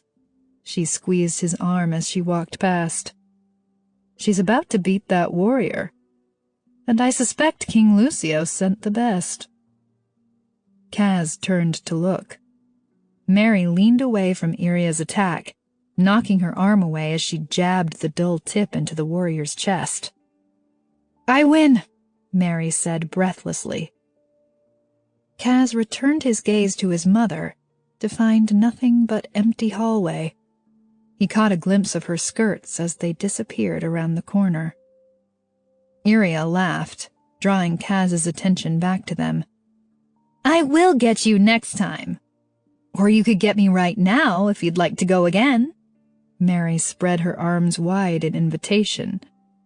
I'd like to go, Kaz said, stepping out of the doorway.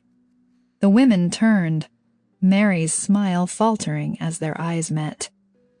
Your Highness, I didn't see you there, the trainer said, straightening and adjusting his collar. Would you like me to get your practice gear? No, thank you, Kaz said, stepping into the room. Mary's gaze followed him as he came closer. You know, I was told by castle staff that you don't allow people to watch you practice, Iria said, her hands on her hips, the sword dangling from 2 fingers. They say it's so no one knows your secrets and tricks. She cocked an eyebrow. I told them it was probably because you were terrible and didn't want anyone to know. He laughed, holding his hand out for her sword. Let's see then, shall we? He looked at Mary as Iria dropped the dull blade into his hand. If you'd like. If you promise not to let me win. Why would I let you win? A hint of a smile appeared on her face again, and he decided he would never let her win at anything, ever, if she was going to look at him like that. And let's not tell my father I let you stay while we did this, he said to Iria as he rolled his sleeves up. It's your father who doesn't want people to watch you? Mary asked. He thinks a royal's skills in battle are better kept a secret. He may be right about that. He walked across the floor to stand in front of her. I never thought I'd hear you say my father was right about anything. Don't tell him I said so. Never. She began to lift her sword, then stopped, cocking her head. What battle is he preparing you for? You don't need a sword to battle the Ruined. He used one against Flores. I guess he did. She arched an eyebrow. Had you ever met a Ruined before Damien was captured? No. He glanced at Iria, uncomfortable having this conversation in front of a warrior. He held his sword out in front of him. "Are we sparring or are we talking?" Mary lifted her sword, narrowing her eyes. Iria counted them down, and Mary made the first move. He easily blocked her. She was deliberately being slow and careful at first, to assess how he handled himself. He could see it in the way she watched him.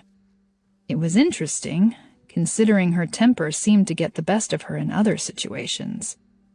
He lunged forward, and she went back, the metal of their swords sounding off the walls as they met. He tried to back her into a corner, but she ducked suddenly, darting around to the other side of him.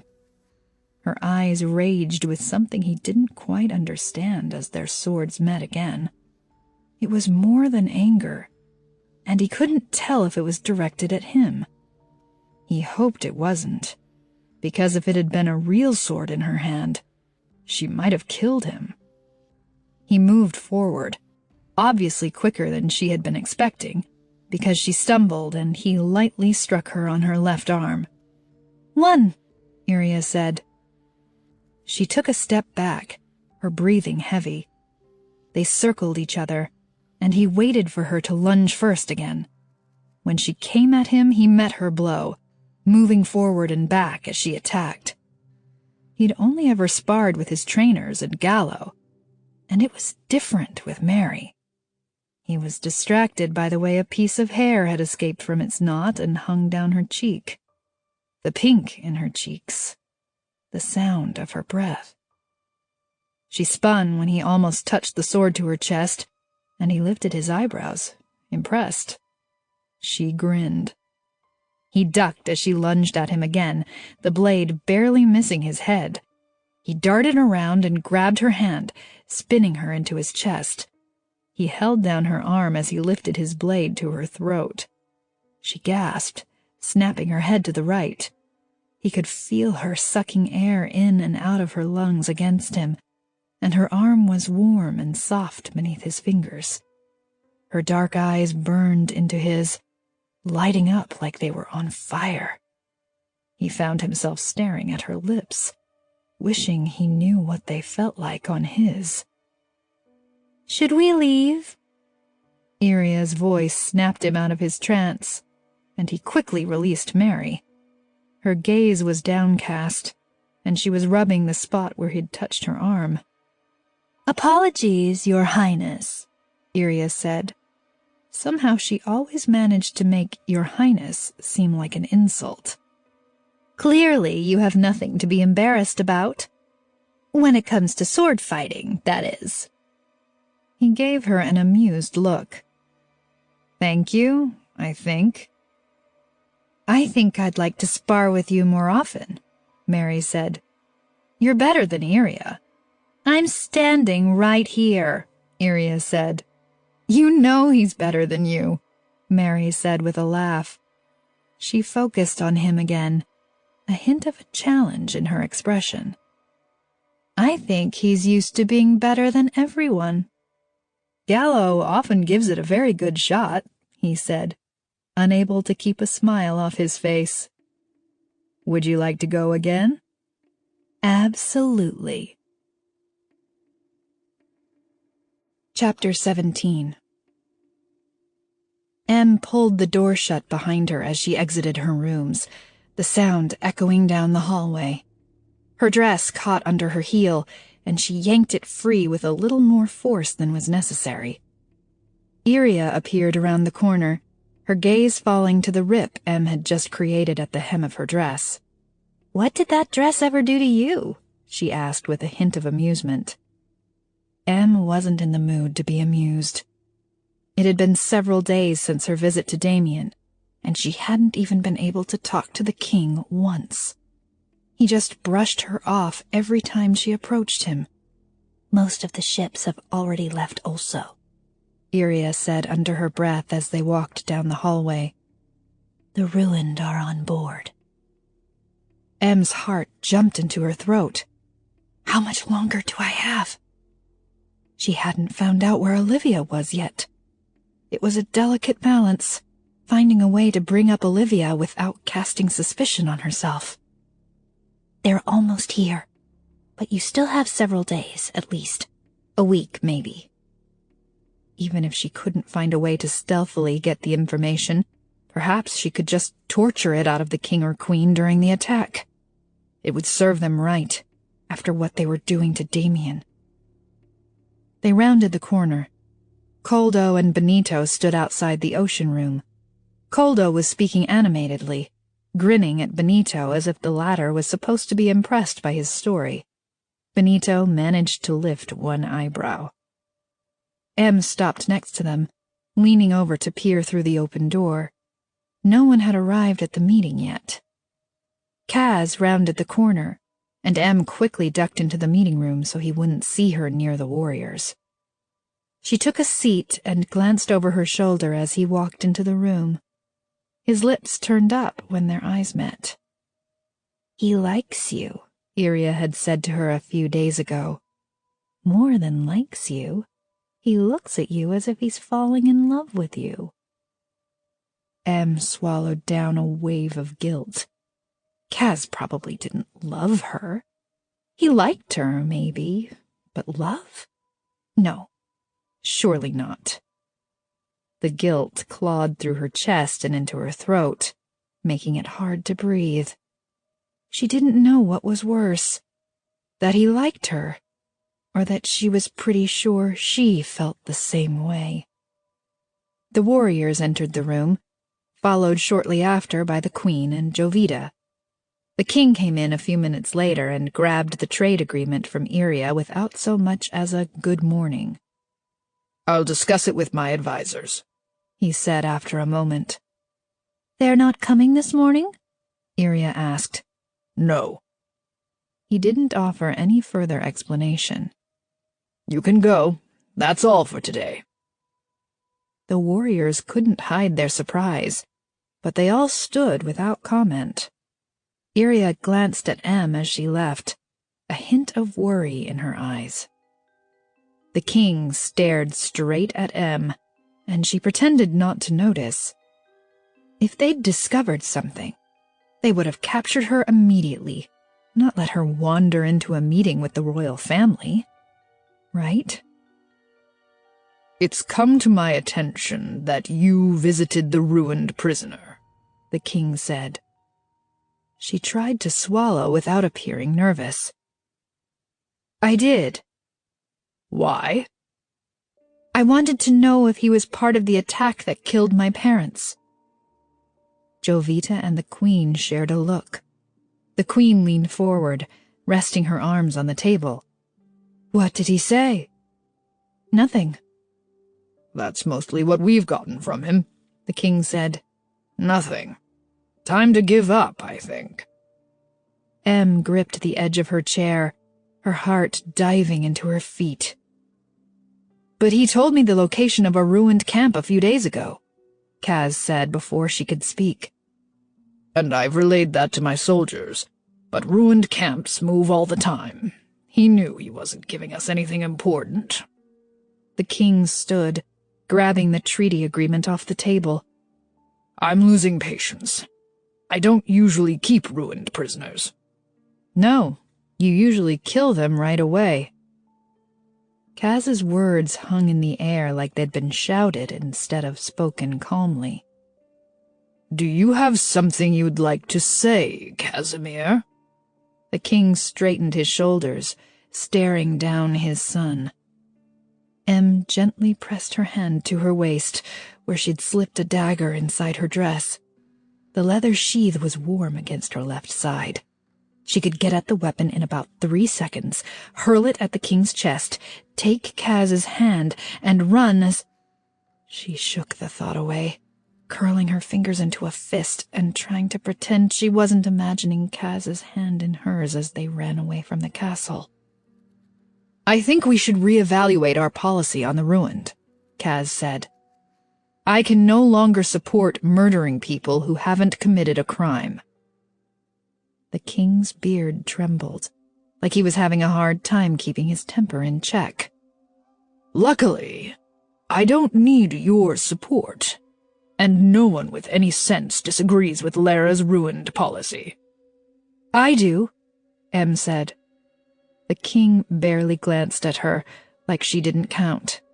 He stomped away from the table. I have more important things to do. Damien talks to me, Kaz said, looking over his shoulder at his father. At the very least, you shouldn't execute him while he's still talking to me. The king's face twisted, like he hated to admit Kaz was right. And you keep another ruined locked away, Em said quickly. If you keep Olivia, why not Damien? It's different, the queen said with a sniff. How so? Is she somewhere very well guarded? She tried to keep the question light, but her chest tightened in anticipation. Not your concern. The king turned his attention to his niece. Jovita, join me. Jovita's eyes lit up, and she scurried after the king. At least stop torturing Damien, Kaz said as they headed for the door. He's never talked during torture. Fine. The king threw the door open, and he and Jovita disappeared through it. The queen followed, sparing a deep frown for her son as she went. Em let out a sigh. That went about as well as expected, Kaz said with a nervous laugh. That was brave, she said, meaning every word. Thanks. She wanted to thank him for stopping Damien's torture, but she couldn't think of a way to do it without casting suspicion on herself. Plus, she couldn't let the opportunity to ask about Olivia pass her by. Is it a secret? She asked carefully. Olivia's location? Somewhat. The family knows, some of the advisors. My father's just being a jerk. She's at Fort Victoria in the southern mountains, where we meet in case of an emergency. Her entire body went numb, but she managed to barely nod. Olivia. Victoria. Southern mountains.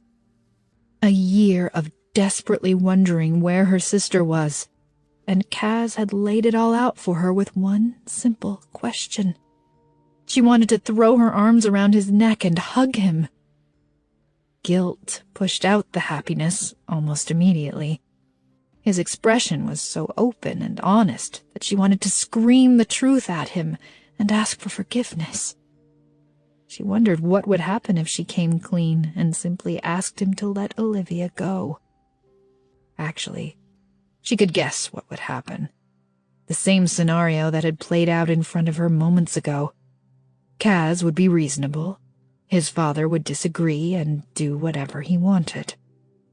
Or Kaz would explode, grab a sword, and stick it through her heart. If Iria was right, and he really did like her, it would only make his anger worse. He might lose sight of all reason. Truth wasn't an option. She had to stick with her plan, regardless of how he looked at her. Chapter 18. Em woke to the sound of her door creaking. Her eyes flew open, and she rolled out of the sheets and onto the floor. She sprang to her feet, making a beeline for the dresser that held her knife. "It's me," came Iria's soft voice. Em squinted in the darkness to where Iria stood by the door. "What are you doing? What time is it?" Fear slammed into her chest, and she clasped the handle of the dresser drawer, ready to grab the knife. "What's wrong?" "They're executing Damien." "Now?" She'd meant to yell it, but the word came out as a strangled whisper instead. "The king just woke some of the guards. Aaron is already out there." She flew across the room, shoving her feet into her boots. She knocked against Iria's shoulder as she wrenched open the door. "Don't!" Iria hissed from behind her. "If they see you!" Em didn't catch the last of Iria's words as she ran out of her rooms and into the hallway. It was dark and quiet, the curtains still shut tight over the windows. Most of the lanterns lining the hallway were unlit. She darted to the main staircase, but a tiny voice in the back of her head told her not to rush to the front entrance of the castle in full view of the guards. She spun around, sprinting down the hallway and taking the back staircase to the kitchen instead. Iria's footsteps pounded behind her as she ran through the staff dining room and out the door. She was wearing only a white nightgown, and the morning air was cool against her bare arms and legs. The sky was deep blue with the smallest hint of orange beginning to appear on the horizon. The gardens were empty, and Em looked over her shoulder at Iria. "South lawn?" She received no reply except Iria attempting to grab for her arm. She shook the warrior off and sprinted around the side of the castle, Iria's footsteps following her. Aaron came into view as soon as she rounded the corner. He was leaning against the wall, his hands braced on his knees, his lips moving in silent prayer. She'd walked in on Aaron praying many times in her life, though never after the castle burned, with his parents in it. She drew in a ragged breath and his head popped up, his eyes wide and wet. "You can't be here." "Is he dead?" she whispered. Aaron put both hands behind his neck, ducking his face into his chest. "I don't know. I can't look." She took a few steps forward. She didn't want to see, but her feet kept moving anyway. They were slow, heavy with the sinking feeling that there was nothing she could do for Damien now. She curled her fingers around the corner of the castle, peeking onto the south lawn.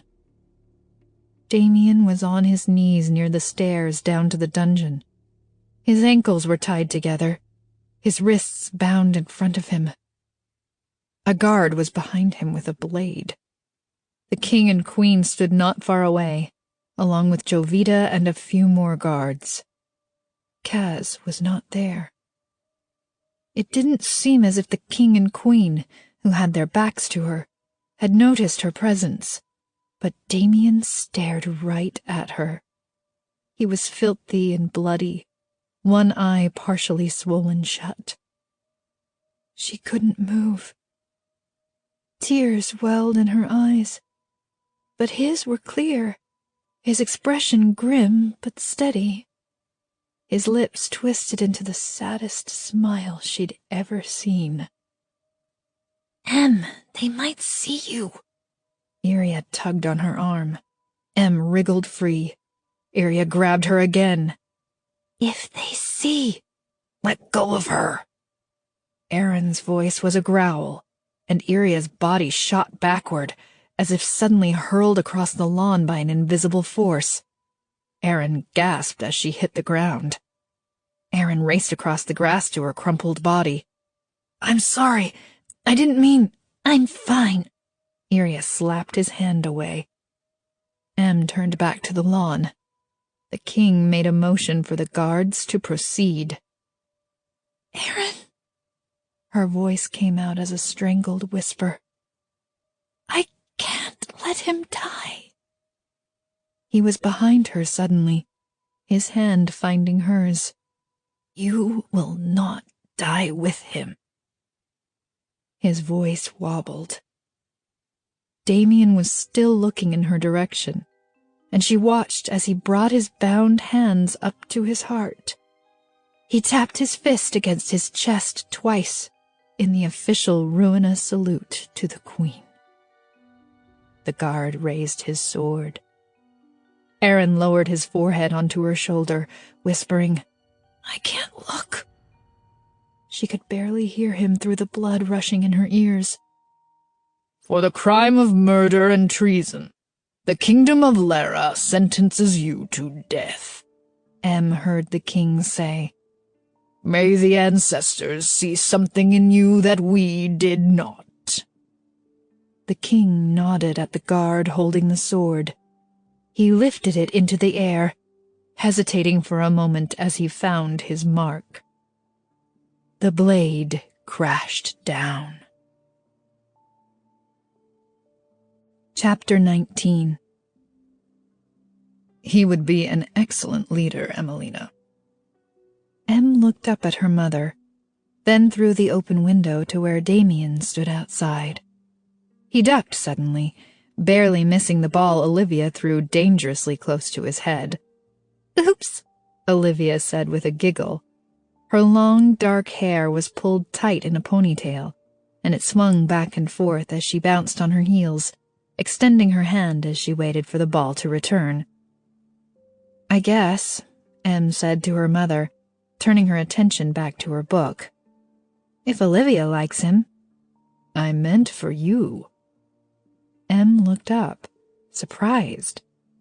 Wenda Flores stood with her back to the bookshelves, the red, green, and black spines extending far over her head, almost all the way to the ceiling. She cocked one thin eyebrow at her daughter.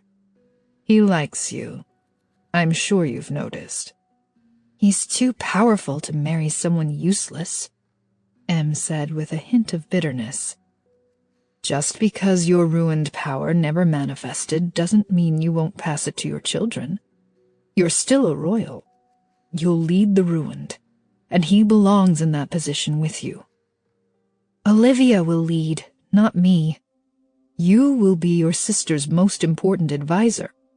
You'll have almost as much influence over Rowena as she will. Em shrugged, glancing out at Damien again. He caught her eye and smiled. He wasn't the worst choice, but she also didn't look at him the way her mother looked at her father, like the world would go up in flames if something happened to him. Em! Olivia ran to the window, bracing her hands on either side of it. Her eyes were wide with excitement. They caught another spy from Lera.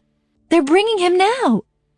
She pointed past Damien, where a wagon and horses rolled toward the castle. That was fast, Wenda said, the skirts of her red dress swishing across the floor as she walked to the door. Have you been practicing, Olivia? Every day, Olivia said seriously. Good. Wenda smiled at Em.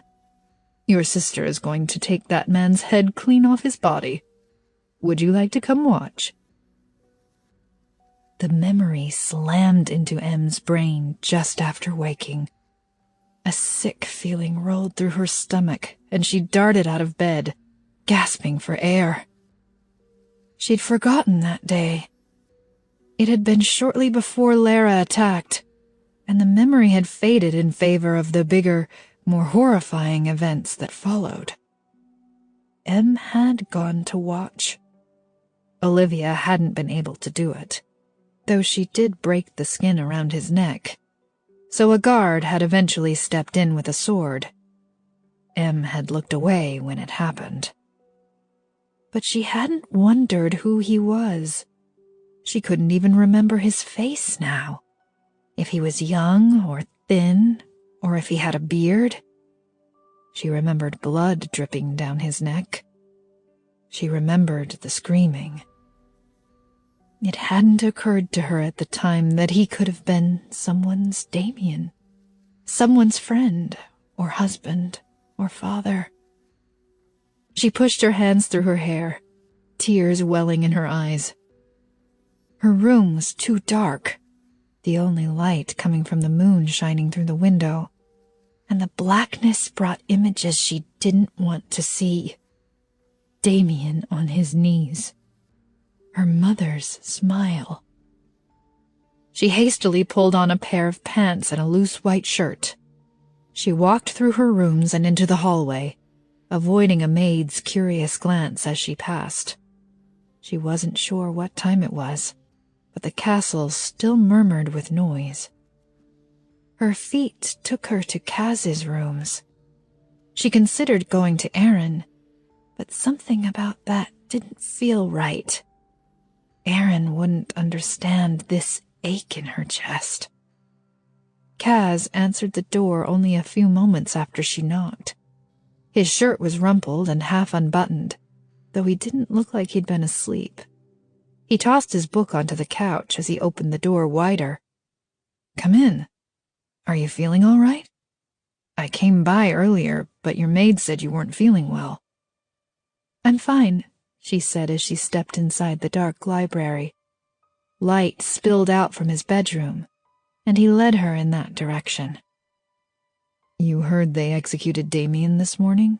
He asked as they walked through the door. 2 candles near his bed were lit, casting a glow over his unmade bed. Yeah. She stopped in the middle of the room, crossing her arms over her chest. My father did it on purpose, to show he doesn't have to listen to us. Kaz turned around to face her. I wouldn't have handled this situation the same way if it were up to me. If my father doesn't succeed in killing every ruined in existence, you and I should find a way to make peace with them one day. Peace, she repeated, the word burning down her throat. She'd never considered peace, for even a moment. Does that sound stupid? Kaz seemed unsure suddenly. She shook her head. No, it's not stupid. Your father and Jovita treat you like your ideas are stupid because they don't like the way your questions make them feel. Remember that, all right? You're not dumb. You're not naive. You're not any of the things they try to make you out to be. A slow smile spread across his face. Thank you, Mary. She swallowed at the mention of the girl she'd killed, her gaze dropping to the floor. Kaz reached for her hand, his tone softening. Are you all right? Fine, she lied. Just lonely, I think. The admission was embarrassing as soon as it was out of her mouth, but Kaz squeezed her hand tighter. I'm glad you came, he said quietly. She rubbed her thumb across her necklace. The constant guilt in her chest had started to give way to a fiery ache. It was physically painful to imagine how much he would hate her after he knew the truth. He closed the distance between them with one small step. He was too close, or not close enough, and she put a hand on his chest. The room was so quiet she could hear him draw a breath, and she watched as the air filled his chest. His fingers brushed across her neck, and Em knew that if she looked up now, he would kiss her. She was going to let him. She was going to do more than let him, actually. She was going to drag him to her and feel every inch of his body next to hers. His eyes met hers, his thumb gently nudging her chin up. She burst into tears. Surprise crossed Kaz's face as he pulled her into his arms. She closed her fingers around his shirt. She felt like if she didn't hold on to him, he might start slipping away from her. Tell me what's wrong, he said quietly, his arms tightening around her waist. Damien's death made me think. She took in a shaky breath and let honest words spill out of her mouth. I've seen so many people killed and never given it a second thought. I've killed. I planned to kill more. She hadn't just planned to kill Kaz. She'd imagined smiling as she sank a sword into his chest. I don't think this is who I want to be, she said, her voice shaking. You did what you had to do, Kaz said. I did what I chose to do. Tears spilled over her cheeks, staining his shirt. Then choose better next time. It was such a simple statement that she almost told him it was too late. But when she lifted her head and met his eyes, he stared at her with such sincerity that it was impossible to disagree.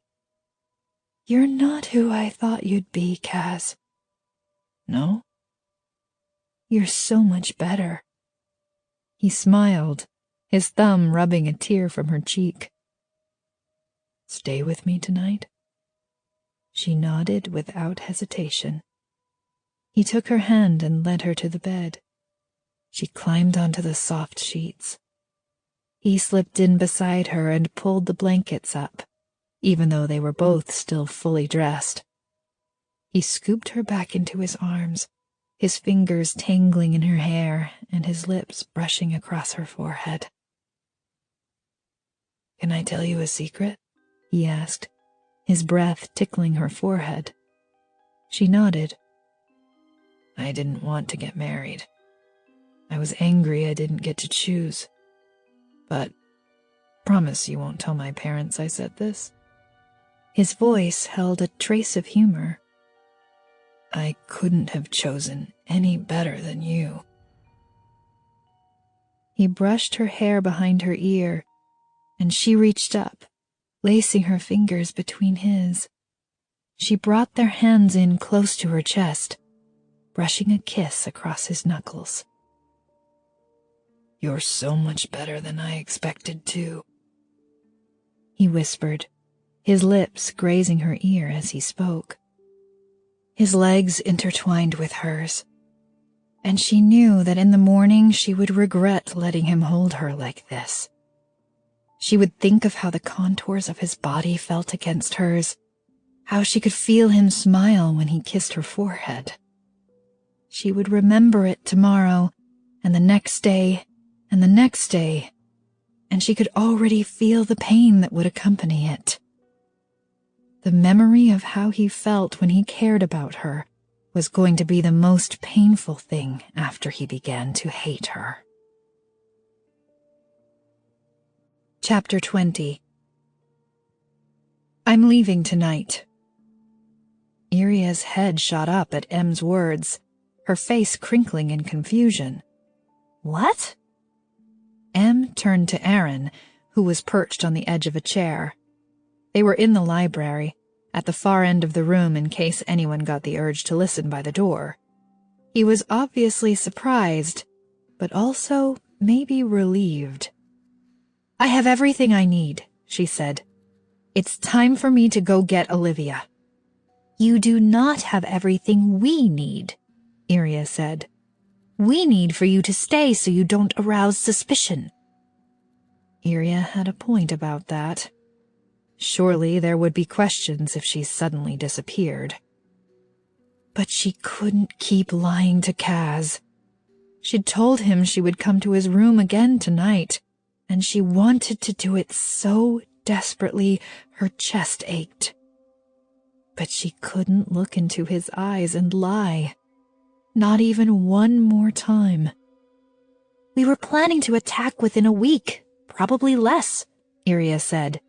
"You can wait a few more days." "I need time to get to Olivia," Em said.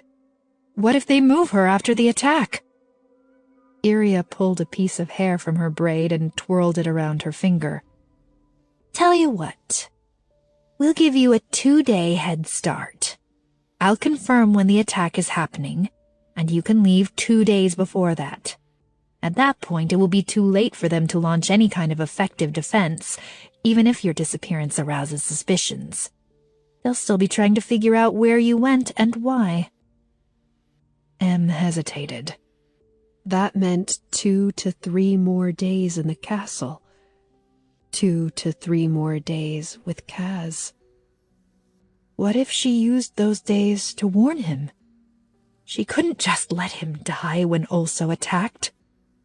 Was it foolish to think she could attempt to make him understand?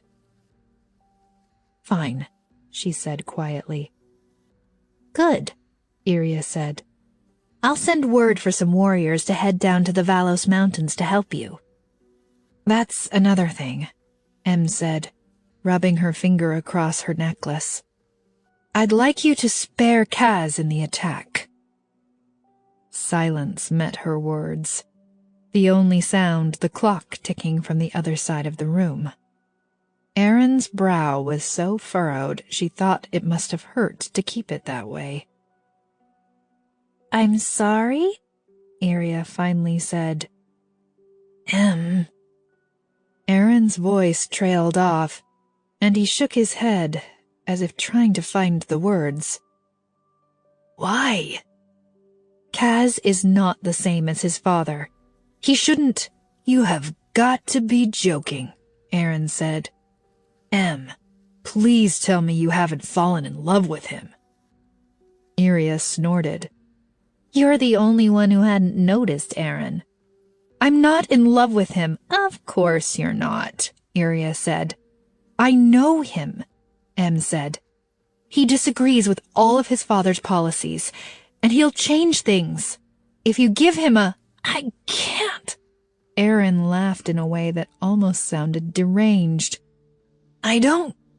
He shook his hands in exasperation. I don't even have any words. Em pressed her lips together, fighting back the sudden urge to cry. Aaron was staring at her as if she'd just disappointed him for the first time. Our orders are to kill the entire royal family, Iria said. Not Kaz, Em said quietly. Aaron sank deeper into his chair, moaning as he put his hands over his face. Yes, Kaz, Iria said. And the king, the queen, and Jovita. The entire royal line needs to be eliminated, which, I would like to remind you, was the plan all along. I know it was. But if you allow Kaz to talk to your king, I assure you that King Lucio has no interest in talking to Kaz. At least give him the option of surrendering his kingdom willingly. Do you really think he'd take that option? Em pressed a hand to her forehead. No. She couldn't see Kaz bowing down to the also king and willingly surrendering the kingdom he loved, even to save his life. Listen, Iria said, her tone softer. I won't do it myself. If it were up to me, I wouldn't kill him. But it's not up to me. There will be a lot of warriors here, at your request, I might add, and they have orders. Fine. Fine? What does fine mean? She stood and walked to the door. It means fine. She pulled the door open. She absolutely had to warn Kaz. Kaz rounded the corner, smiling at a staff member scurrying past. He'd felt light all day since waking with Mary by his side. He'd been thinking of nothing else but the expression on her face when she agreed to come back to his room tonight. And hopefully all the nights after that. He turned into the open door of his mother's study to find both his parents waiting.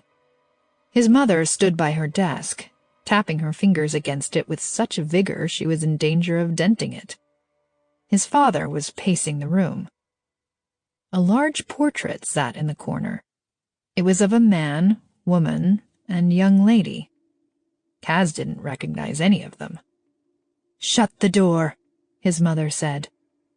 He pushed it shut, the sound echoing through the room. "Is everything all right?" "The painting arrived." His mother's mouth was set in a hard line, and she had an expression on her face that he'd never seen before. If she'd had a sword, he might have taken a step back. The one of Mary and her parents? He squinted at the painting. He'd never met the King and Queen of Vallos, but he didn't think the dark-haired girl was Mary.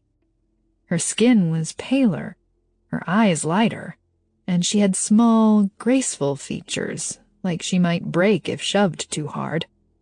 The man and woman stood just behind her, a hand on each of her shoulders. The man had impressively bushy eyebrows, his light brown hair pulled back at the nape of his neck. The woman was pale and thin like her daughter. "I think you were lied to," he said, "but it was a nice thought." His mother's chest started heaving, like she'd just been running. They did not send the wrong painting. That is the King and Queen of Vallos. Then who is that? He asked, pointing to the girl in the painting. Oh, wake up, Casimir! His father snapped. That's Mary, his mother said, her voice shaking. She clenched her fingers into fists at her side. The question is, who is the woman you married? The world tilted, and he grasped the edge of the chair as he lowered himself into it. That was preposterous. Who would take her place? Why? Where was the real Mary? More importantly, who had slept in his bed last night? Why? He managed to gasp out, because his mouth wouldn't form any other word. His father started pacing at a speed that made Kaz dizzy. You need to stay calm. I'm calm. He was too dazed to be anything but. No, we have an idea of who she is, and we need you to remain calm when we tell you, his mother said. She was upset about that ruined prisoner, his father said, pacing even faster. It made no sense for her to be that upset about him dying. She thought the punishment was quiet, his mother snapped. She handles a sword better than almost anyone. His father let out a hollow laugh. And we all know Vallos soldiers aren't well trained. Even a royal isn't that good. Kaz looked blankly at his father. Whatever the king was getting at, Kaz hadn't picked it up yet. And then she asked you where Olivia was, didn't she? Yes. Kaz's stomach turned over. She asked again the other day. What did you tell her? A piece of hair had escaped from his mother's bun, like even her hair couldn't handle this situation. I told her the truth. His parents gasped in unison. The fog in Kaz's brain suddenly cleared. You think she's one of the ruined? His father ran a hand over his beard. Not just any ruined, because she doesn't have any marks. She's the right age, and the hair, the eyes. What? Kaz was drowning suddenly, unable to breathe or think or move. I think that girl is Emelina Flores. Chapter 21. Em raised her hand to knock on Kaz's door. She could do this. Maybe. Probably. She lowered her shaking fist, taking in a deep breath. She had to warn him, even if it meant angering the warriors.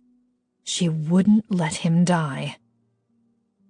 He's not there, Your Highness.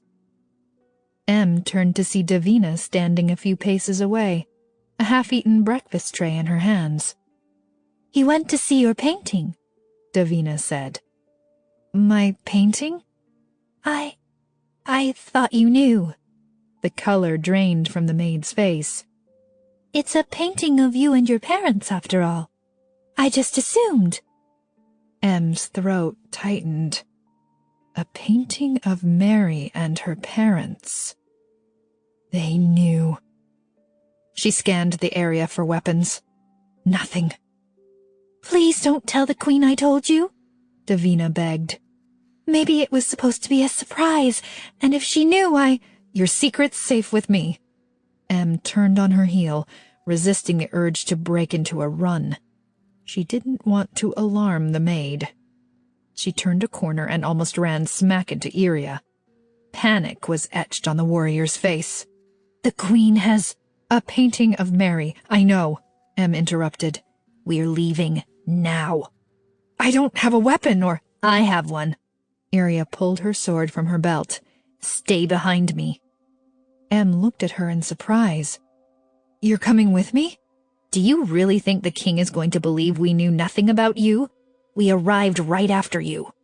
Iria leaned around the corner, She jerked her head, indicating it was clear to go. "We need to get Aaron," Em said. "Koldo's getting him. We're meeting away from the castle." They reached the top of the stairs, and Iria glanced down at the staff moving around the castle. "I think running is best. It'll attract attention." "Do you know if they've all seen the painting yet?" "No way to know." "What?" Kaz's scream echoed through the castle, hoarse and furious. Em's chest tightened, her heart leaping into her throat. She couldn't think about him right now. "Running is best," Em said, grabbing Iria's arm. "But not here. Back stairway." They sprinted down the hallway and to the staircase, their shoes thumping against the steps as they ran. Em slowed until her feet were almost silent. Iria followed suit, whipping her head around as they reached the ground floor. Em quietly darted around the corner and pushed open the door to the kitchen. It was empty, and she and Iria raced across the room. She dove outside, squinting as the late afternoon sunlight splashed across her face. "Which way?" Iria asked. "The front gate is going to be tough." "Impossible. There are too many guards." She pointed to the tree Kaz used to sneak out. "There. If we can jump the wall, we'll only have to deal with 1 or 2 guards." "Where is she?" The Queen's screeching voice drifted out from a window. "Guards, go! Stop her!" Iria took off, and Em followed close behind, leaping over a bench as she raced for the back wall. The tree loomed in front of her, and she grabbed a branch and launched her body up the tree onto the top of the wall. They'd used a rope to climb down last time, and she swallowed as she judged the distance. Iria hopped onto the wall beside her, and Em jumped before she could change her mind. She landed on her feet, hard, and she stumbled as pain sliced through her legs. She shook them out, relief coursing through her as she realized she hadn't broken anything. A guard ran at them at top speed, and Iria crashed down next to her, sword already drawn. Em moved to help her, but a second body smacked into her, knocking them both to the ground. Arms circled around her, the grip cutting at the air in her chest. She was on her stomach, her cheek digging into the ground. "Who are you?" a man growled. She twisted against him, kicking up dirt. One elbow thrust into the guard's face, and she managed to wriggle free. She scrambled to her feet. Gallo stood in front of her, his eyes flashing with anger. He wore his exercise clothes, his hands free of weapons. She raised her fist and launched it into his cheek as he came at her. He stumbled backward, blinking, and she took the free moment to check on Iria. She was still engaged in a heated battle with the other guard. Gallo moved in the corner of her eye, and she turned in time to get an elbow in her stomach as he swept her legs out from under her. She gasped as she hit the ground. He reached for her, and she quickly rolled out of reach. She jumped to her feet and threw 2 punches, one right after the other. He returned one that stung against her cheek, but he clearly wasn't used to fighting without a sword. She raised her knee and shoved it into his stomach. Gallo wheezed, hitting his knees.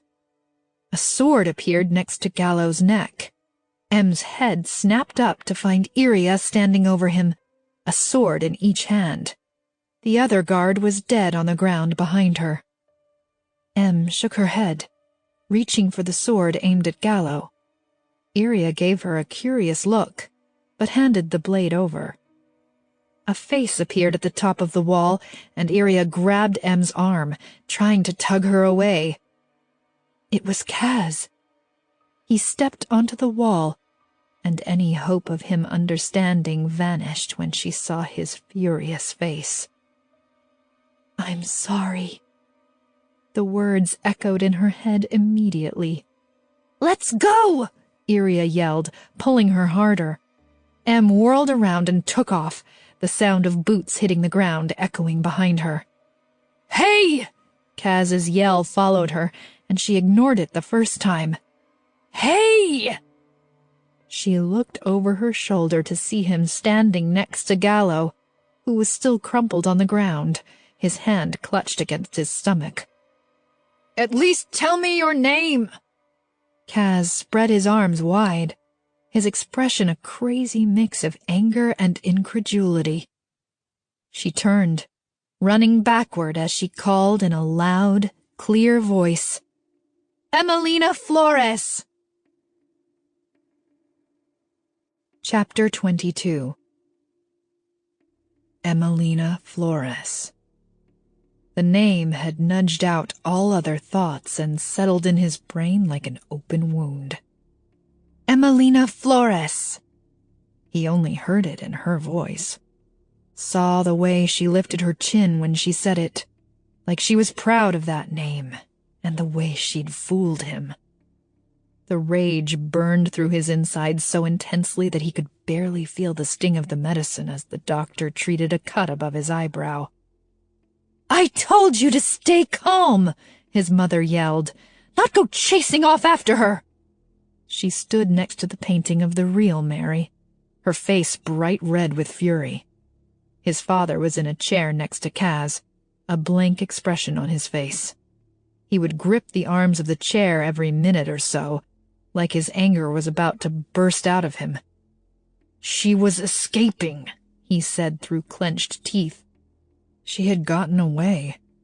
He could have chased her down, but he'd run after them without a sword, and Iria and Emelina each had one. That was the excuse he told everyone, anyway. The truth was, he'd been rooted to the ground as soon as she stared at him with those wide, sad eyes. Why had she looked so sad? The doctor finished treating his wound and quickly scurried out of the room, shutting the door behind him. Kaz leaned forward, resting his head in his hands. He was such an idiot for not grabbing his sword before chasing after her, though he hadn't thought he'd need a sword today to chase down his wife as she attempted to escape. He let out an almost hysterical laugh, and both his parents regarded him like he'd lost his mind. He had, maybe. A knock sounded on the door, and one of the king's guards opened it. "The other two also warriors are gone, along with Aaron." His father waved the guard away, and the door banged shut as his mother gripped her hair. "We know where they're going," the king said in an oddly calm voice. "To Olivia?" Kaz guessed. "Yes. I'll send soldiers down that way. Add extra security to the building.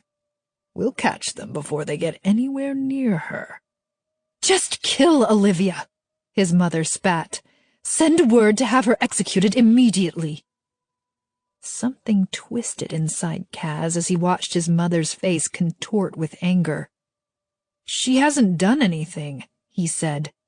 "I think you lost all right to have an opinion about the ruined when you told Emelina Flores where her sister was," the king said.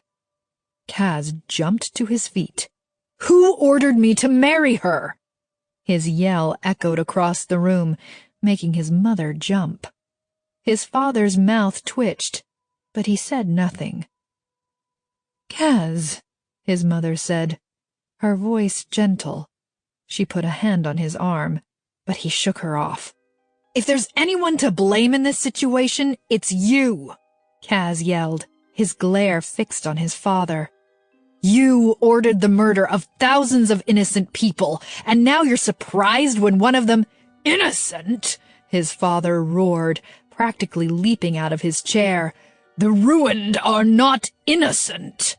"What crime did Damien commit? What did the rest of them do?" "She got into your head," his father said in disgust.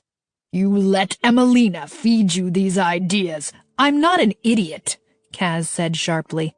"She didn't need to feed me any ideas." "And so you blame me? It's my fault Emelina Flores pretended to be your wife." Kaz spread his arms wide. "I see no one else to blame. None of this would have happened if you hadn't started a war with the ruined. Now I'm married to one of them." His stomach clenched as he said the words, and he turned away, afraid his face would give away too many emotions. "You're no longer married to her," his mother said, like that solved everything. "It's not binding." He rolled his eyes as he faced them again. "Really? Because you say so?" "Yes," his father interjected. "She lied about her identity. We will have it declared illegal." "Our souls are bound until death." He repeated the words the priest had said, just to make his father angry. It worked. The king smashed his hand against the painting, sending it toppling to the ground. "Then I will kill her myself." Kaz's first instinct was to yell, "No!" He said nothing instead. "Your father is right," the queen said, in a much calmer voice than her husband. "This marriage isn't legal. We'll take care of it." Kaz shrugged. Whether he was still married to Emelina mattered less than what he'd shared with her, and how he felt about her, and how much he currently wanted to tear her apart with his bare hands. Why had she looked so sad? "Perhaps we could arrange something else for you," his father said in a suddenly optimistic tone. "The governor of the southern province has a daughter. She was our second choice after Mary." "You must be joking," Kaz deadpanned. "She's lovely, much prettier than Emelina." "You must be joking," he repeated, slower. His parents were insane if they thought he was ever letting them choose his wife again. "Not the time," the queen said, shaking her head at her husband. He raised his hands in surrender. She focused on Kaz again. "Right now we need to assess the damage done. What does she know? What was she doing while she was here?" "She was with Iria all the time," Kaz said. "They'd become friends." "Or they were already friends before she got here," his mother said. "Given that the warriors have mysteriously disappeared with her, I think we can safely assume that they knew exactly who Mary really was." Kaz cracked all the knuckles on his left hand, one at a time. "We went down to the shore. She was interested in the towers and how we protected our borders." "And you showed her all that?" his father exclaimed. "It doesn't matter now," the queen said before Kaz could reply. "We need to prepare for the possibility of an attack. Let's call in the hunters from Vallos and Ruina." "It will take weeks to get them all back."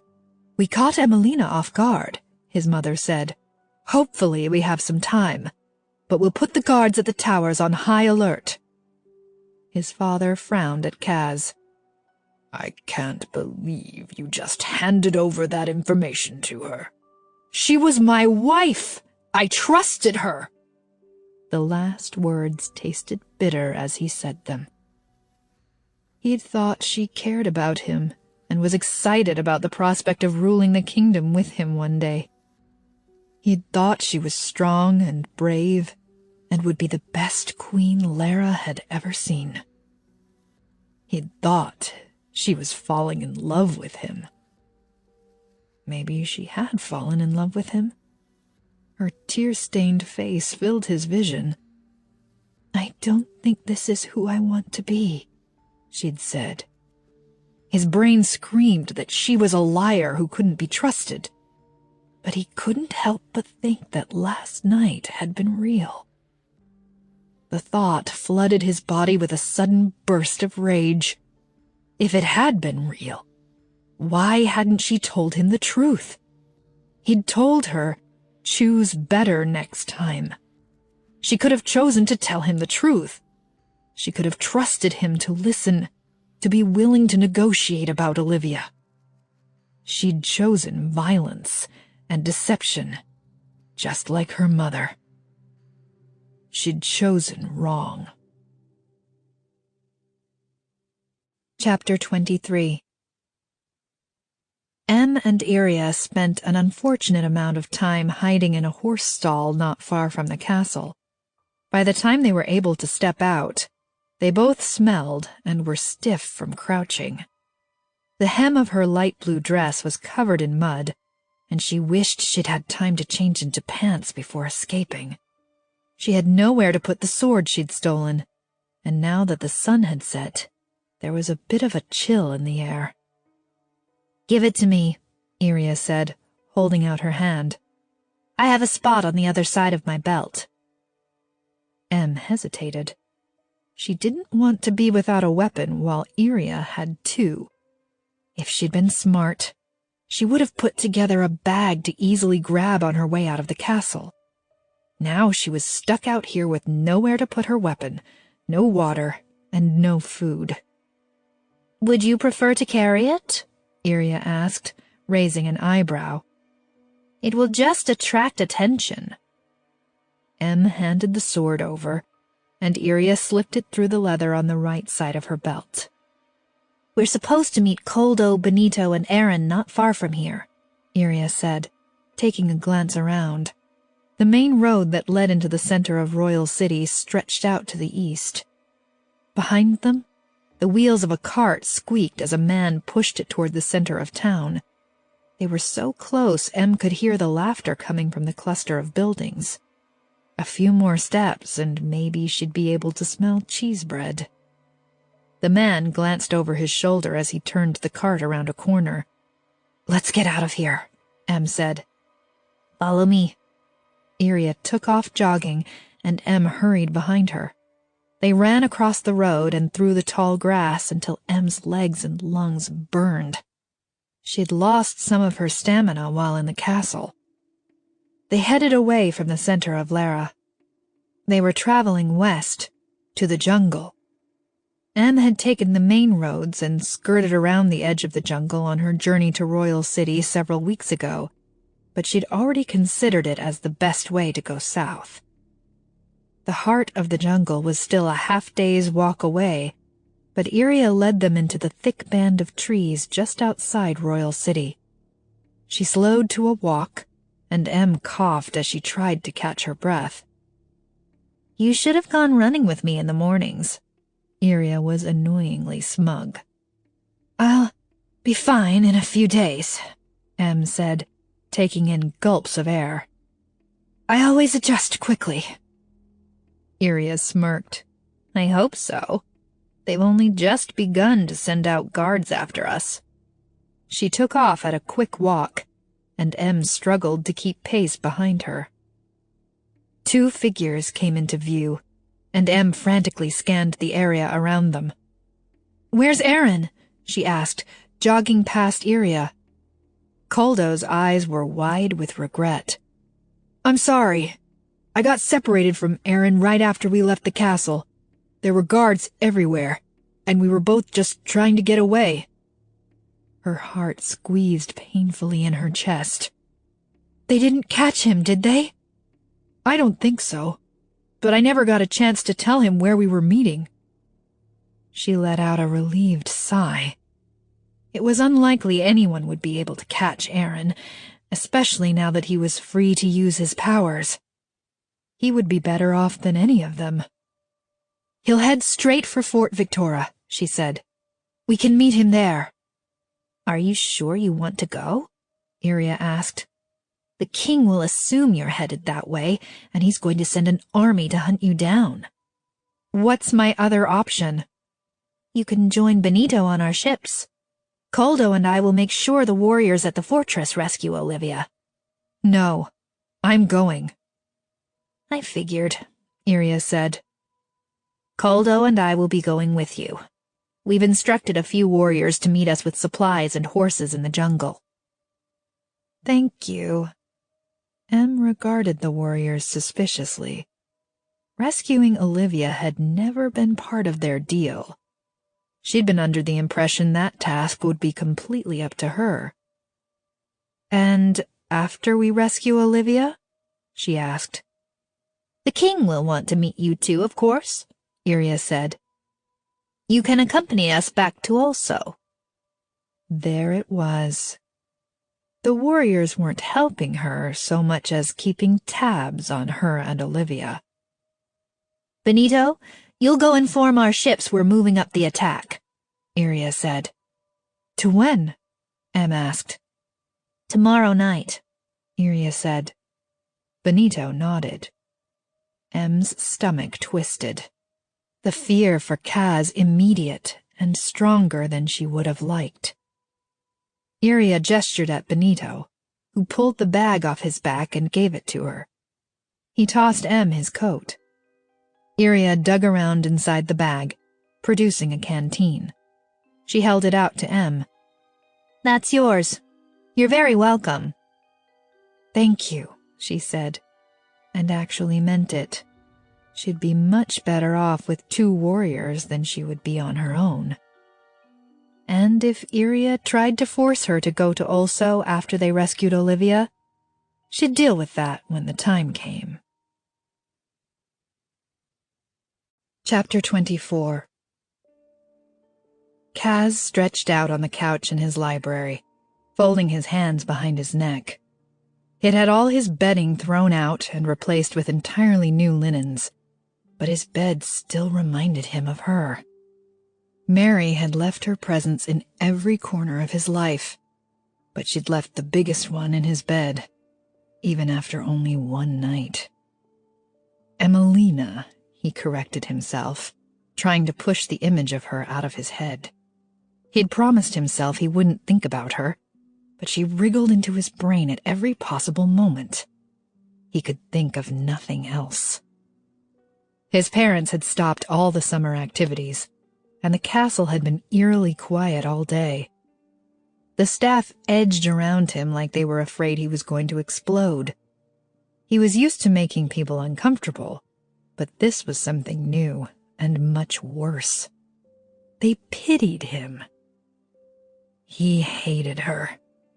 He hoped she'd tripped on one of her stupid dresses and broken something and was now hobbling around in terrible pain.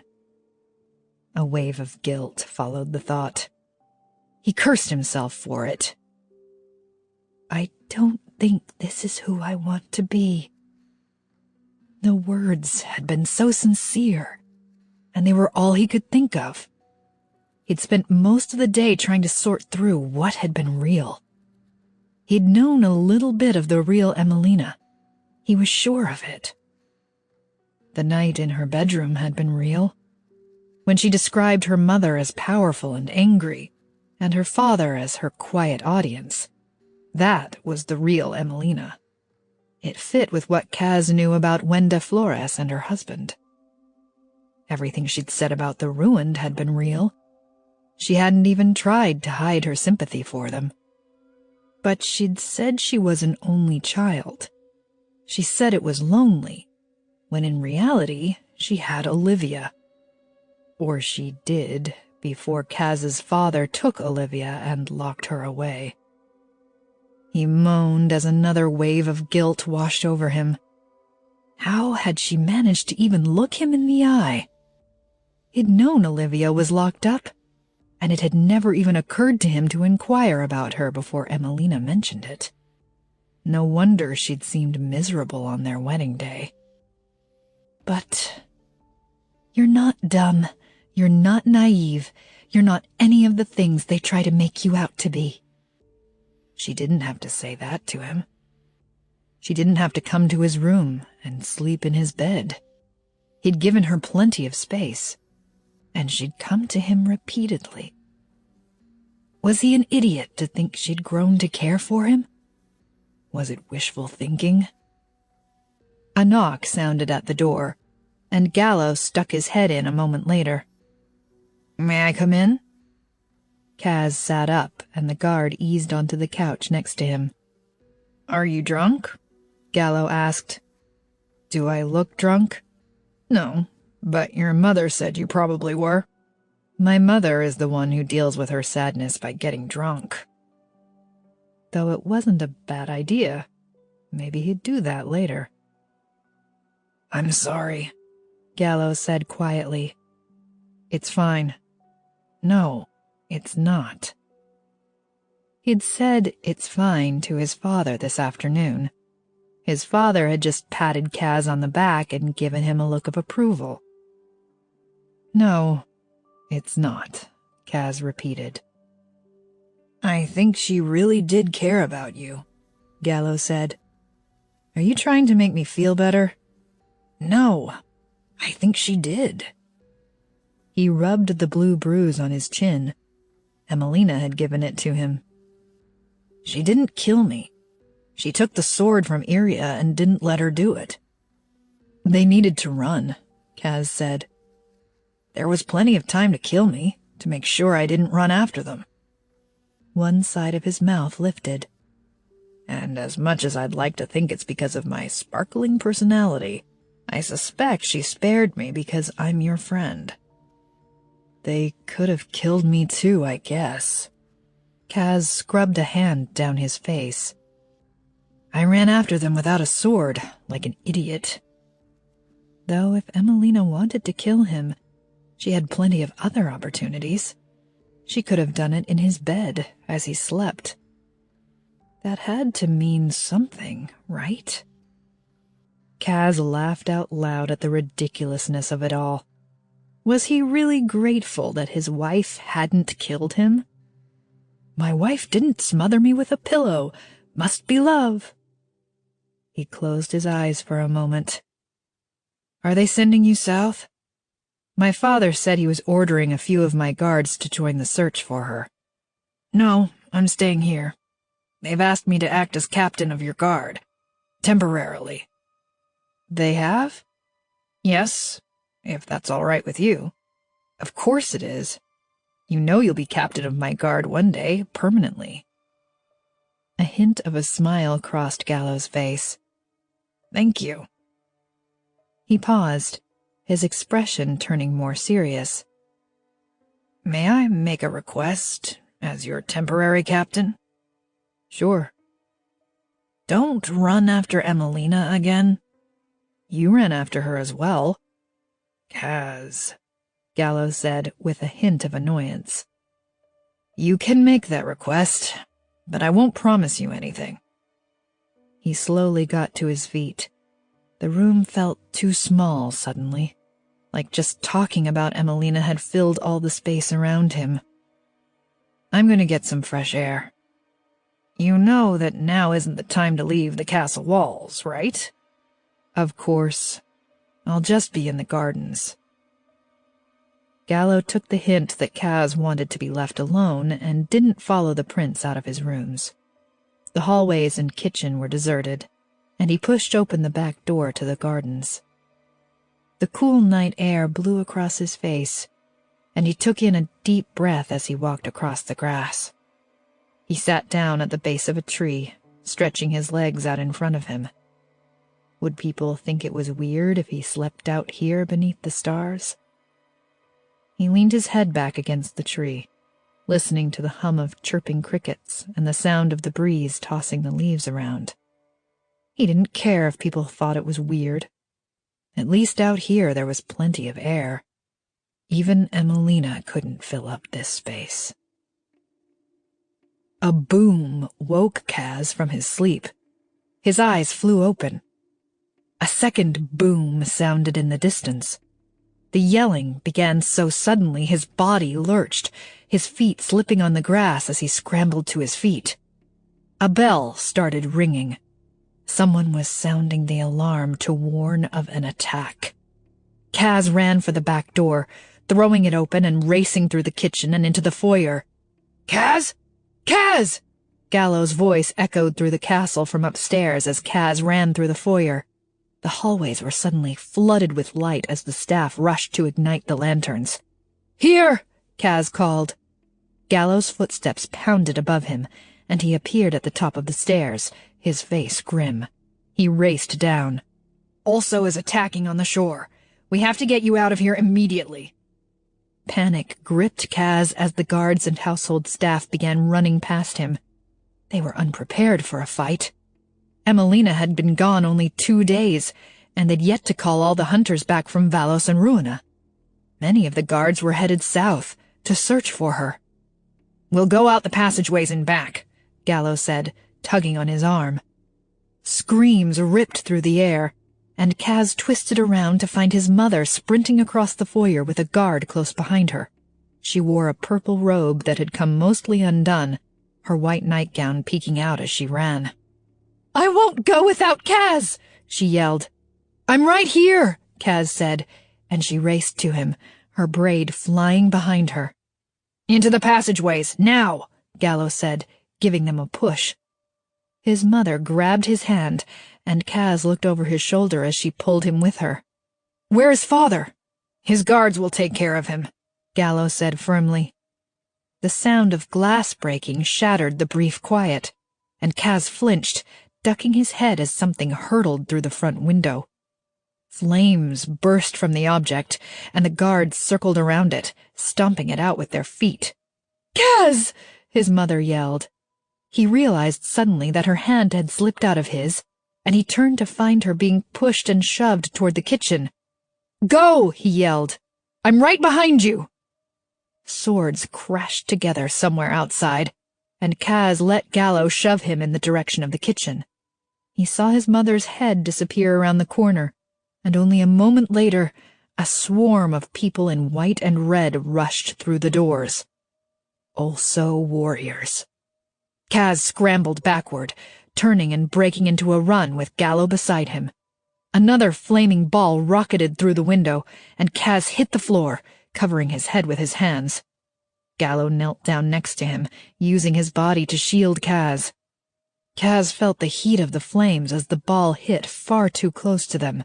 He ducked away, straightening to find Gallo with his left arm on fire. Gallo ripped off his jacket and stomped out the flames. Kaz felt a hand on his arm, and he whirled around to find his father next to him. He had to beat back the urge to throw his arms around his father's neck like he was 5 years old again. His father handed Kaz a sword. It was heavier than he was used to, the red band around the hilt identifying it as a warrior sword. His father's blade had blood smeared across it. Kaz took off behind the king, looking over his shoulder to find the also warriors spilling out of the kitchen. Screams echoed through the halls, and he could only pray that his mother had made it out and the warriors hadn't noticed the passageway. Gallo lifted his sword as 2 warriors rushed at him. "Go!" he yelled over his shoulder. Kaz ran behind his father, almost crashing into him when he came to an abrupt stop as they rounded a corner. 3 warriors stood in front of them. Light flickered across their faces, and Kaz started as he recognized one of them. Benito. The warrior's eyebrows were drawn together, his lip curling as he charged them. "Here!" another warrior yelled down the hallway as he lunged at the king. "I've got the king and the prince!" Kaz lifted his sword, jumping back as Benito swung at him. The blade barely missed his neck, and he realized with a flash of horror that the warriors had been ordered to kill them. They wouldn't be captured or brought anywhere for negotiations. Panic vibrated through his every limb, and when he swung his sword, a strangled grunt accompanied the effort. Benito's sword met his. Out of the corner of his eye, Kaz saw one of the warriors fall, and his father engaged the other. He sidestepped as Benito lunged at him. The warrior lost his balance, stumbling forward. Kaz quickly turned, slamming his boot into the back of Benito's legs. The warrior hit the ground on his knees and scrambled against the stone. Kaz drove his blade into Benito's chest. The warrior made a horrible, gurgling sound, the sword sliding out of his stomach as he toppled to the ground. Blood dripped off the metal, and Kaz tried to shake it off, his stomach rising into his throat. He only succeeded in splattering blood across the blue wall. A hand grabbed his arm, and he jumped, almost hitting the king with his sword as he whirled around. The 2 other warriors were dead on the ground, and his father gave him a look of approval as he glanced at Benito. Someone nearby started shouting, and his father tugged on his arm. Kaz had to jump over a dead body as they ran down the hallway. His breath started to come out in panicked puffs, and he transferred his sword to his left hand, wiping his sweaty palm on his pants. Flames licked up the walls at the far end of the hallway, and his father turned, pushing open the door to a sitting room. "The window," he said, gesturing for Kaz to go ahead of him. Kaz ran into the dark room and to the large window, unhooking the latch and pushing it open. A gust of smoky air blew across Kaz's face. "Where did they go?" a voice yelled. He whirled around just in time to see a warrior running into the room, making a mad dash for the king. His father was ready, sword lifted. "Go!" he yelled. Kaz ignored him, lunging at the warrior instead. The knife in the man's left hand flashed across his vision, and he opened his mouth to yell a warning to his father. The warrior drove the knife into his father's chest. The king gasped, his sword clattering to the floor. The warrior gave the knife a shove. The king toppled over, hitting the floor with a thud. Kaz froze. Red spread across his father's shirt, but Kaz was sure he wasn't going to die. He couldn't. The warrior darted toward Kaz, and his brain snapped to attention. He surged forward, surprising the warrior, and his blade immediately nicked the warrior's arm. The man sprang out of the way, and then lunged for Kaz. Kaz blocked his attack, taking 2 quick steps back and darting around the warrior. He jabbed his blade straight into the man's side. The warrior gasped as Kaz yanked it out of his flesh. He sliced the blade across the warrior's neck. Kaz turned away as the man fell. The king was sprawled out on his back on the floor, his white shirt entirely red. Kaz dropped down on his knees, his body cold and shaking. Would he be able to pull his father through the window? Maybe Kaz could put him on his back. His father's eyes were drifting open and closed, his head lolling to one side. His lips parted, but only a weird squeaking noise came out. His chest stopped moving. Kaz's hands were on his father's chest, and they were red with his blood now, but he'd lost feeling in them. Kaz's whole body seemed to have departed, actually. He realized suddenly he was whispering his father's name over and over, but it didn't seem to be doing anything to wake him up. He wasn't waking up. His father was dead. "Put the castle staff in the wagon!" The yell from behind him made Kaz jump, and he quickly moved his hands off his father's chest as feeling returned to them. "Find the prince!" the voice yelled. "Kill him on sight!" Kaz stumbled as he got to his feet. The sounds of boots thumping and voices yelling echoed all through the castle. He was surrounded. He wiped his bloody hands on his black pants and darted to the window, sparing a glance at the dead warrior on the ground. He had to resist the urge to drive his sword into the dead man's chest. The blood seeping from his neck and pooling on the floor didn't seem like enough punishment. He peered around the windowsill. Smoke curled up into the night sky in the distance, near the center of town, and his heart jumped into his throat. Were they killing innocent people? Were they going to burn the whole city to the ground? Was he the one who was going to have to decide how to retaliate, now that his father was dead? He pushed the thought out of his mind. Now was not the time to panic about the fact that he'd just become the king. He wouldn't be ruling anything if they caught him. He looked left, to the front of the castle, and saw 2 warriors standing at the corner, their backs to him. He squinted to the right, at the dark wall that led to the gardens. He couldn't see anyone in that direction, but there was a lot of noise very nearby. Light spilled out onto the grass, and he suspected there were quite a few warriors in the gardens. He eased his foot out the window, his sword still gripped in one hand.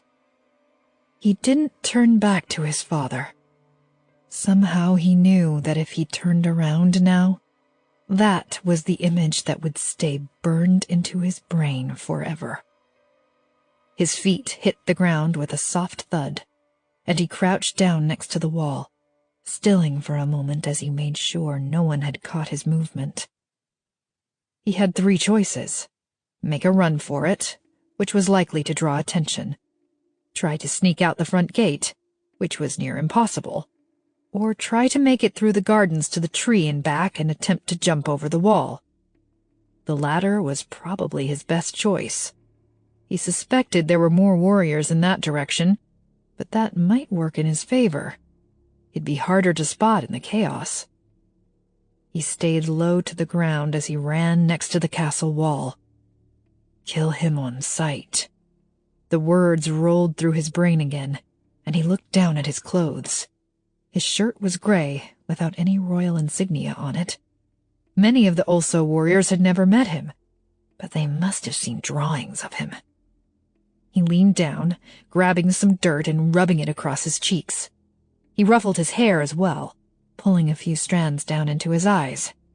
It wasn't the best disguise, but perhaps they wouldn't recognize him right away. He continued along the wall until he made it to the rear of the castle. He peered around the corner. Horses led a wagon into the gardens.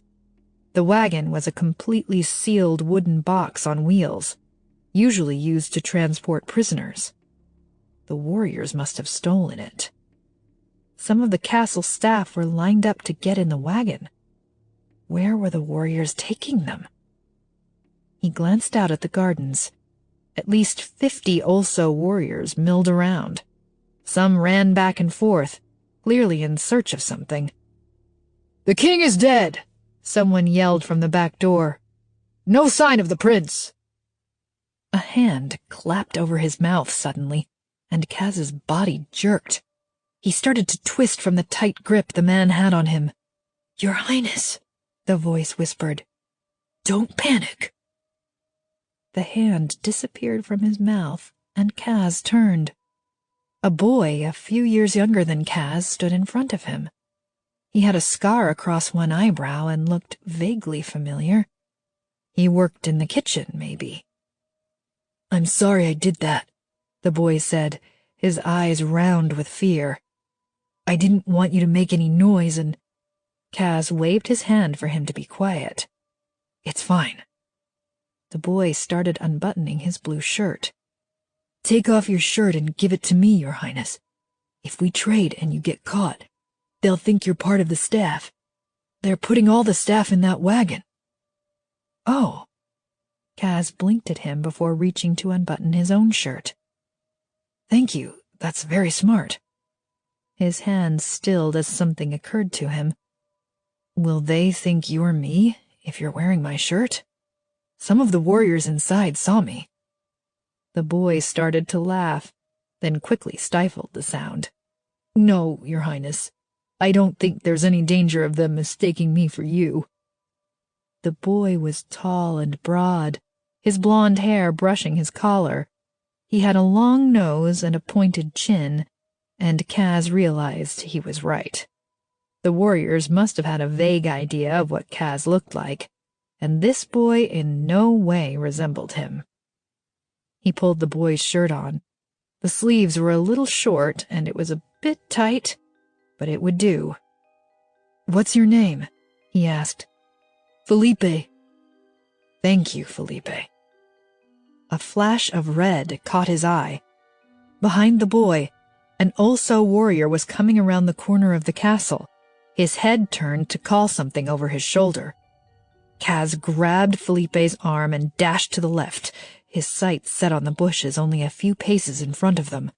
He dove behind one, crouching down next to Felipe.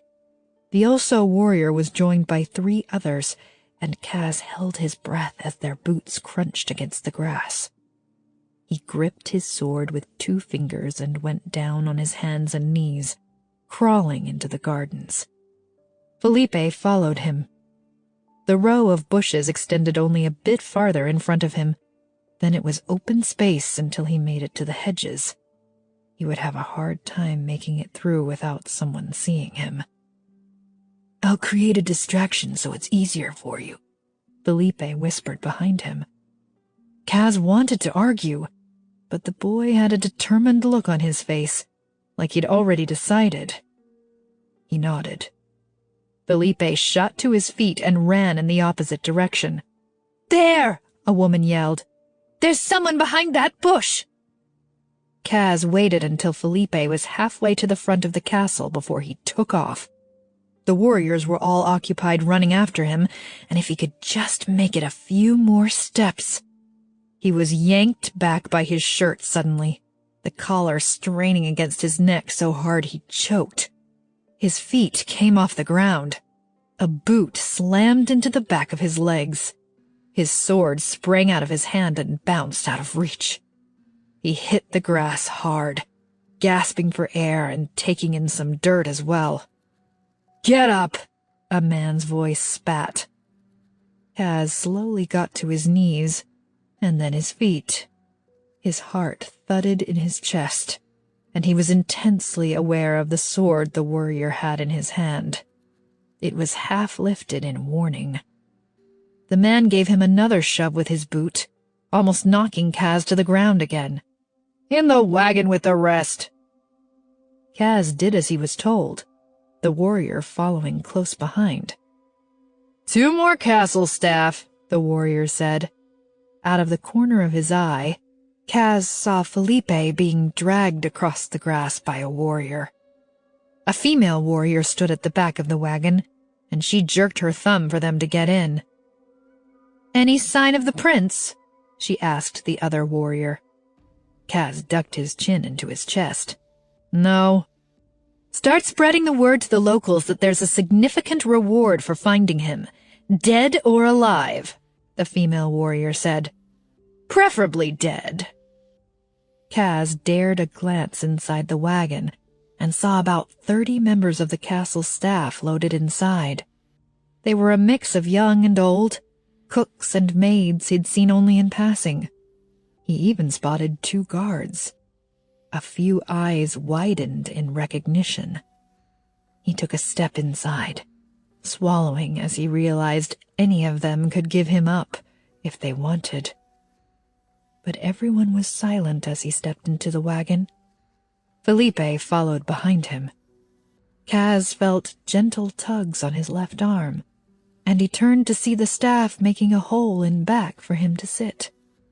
He slumped down, pulling his knees to his chest, and the staff immediately filled in the space around him, hiding him from view. "Are you hurt?" An older woman he vaguely recognized whispered. Daniela. She'd worked in the castle gardens for as long as he could remember. She grabbed his bloody hands. He shook his head. "No, it's not mine." He tried wiping his hands on his pants again, but the blood had started to dry and it didn't budge. He noticed he was shaking, as were most of the people sitting around him. They were staring at him with tight, scared faces, and he quickly stuffed his hands beneath him. "It will be all right," he said quietly. His voice shook, betraying the fact that he knew that was an outrageous lie. "They have taken the castle, but they have not taken Lera." That one wasn't so much a lie as a hopeful declaration, since he had no way of knowing. What if Ulso was already in the southern mountains? What if they'd defeated all the troops headed there? His mother and Jovita would head straight for the mountains as soon as they escaped. If they escaped. Chapter 25. At night, Em thought of Kaz. And also in the mornings, afternoons, and evenings, but especially at night. 2 days had passed since their escape. Em watched as the sun disappeared completely behind the trees and the world fell into darkness. They'd been walking since early that morning, and her feet ached as she slid down a tree trunk.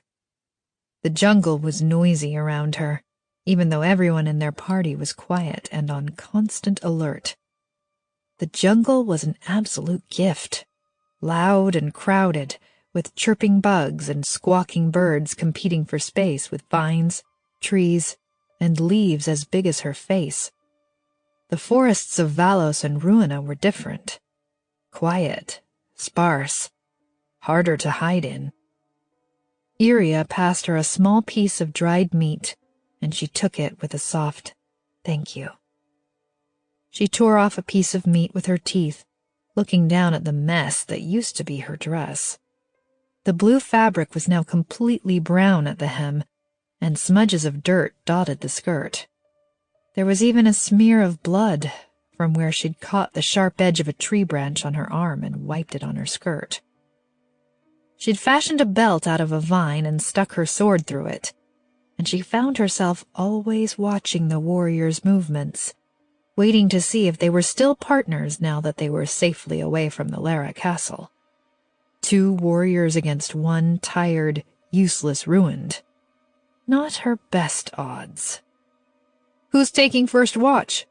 Koldo asked, planting his hands on his hips as he surveyed the jungle. "I will," Em said, even though she was exhausted. She didn't want to sleep. Every time she closed her eyes, she saw Kaz's face. When she drifted off for even a few minutes, the guilty ache in her chest would jerk her awake, and everything she'd done would come rushing back. "You barely slept at all last night," Iria said. Em shrugged, dropping her gaze to the ground. "Koldo, you want to refill the canteens?" Iria asked. "Sure," Koldo said, taking the hint and disappearing in the direction of a nearby stream. Iria watched him go, the sound of his footsteps fading into the distance. "I know that you developed feelings for Kaz, and it's eating you up that he's going to die. But don't lose sight of why you did this," she said quietly. "Your people were headed for extinction, and you're the only one who stepped in to do something about it. You did what you had to do." "I did what I chose to do." "You chose right." "Yes, you did," a voice said. Iria scrambled to her feet, pulling out her sword. Aaron stepped out from behind a tree, hands raised in surrender. Em jumped up and threw her arms around him. Iria let out a relieved sigh. "I didn't hear you coming." Em grasped both his arms. "Are you injured? Did the Lera soldiers hunt you down?" He smirked. "They tried." He glanced around. "No horses? Are we traveling all the way to Vallos on foot?" "Warriors will meet us with horses day after tomorrow," Iria said. "If all is going well, they should be launching their attack right about now." She looked up at the sky. "We've traveled too far to hear it, unfortunately." Em's stomach dropped into her feet. Was Kaz already dead? Would he be able to escape? She rubbed her fingers across her forehead, the guilt burning so intensely in her chest it took her breath away. This had always been the plan. If the warriors didn't attack, then she'd have no hope of rescuing Olivia. They'd be completely outnumbered when they arrived at the Vallos Mountains.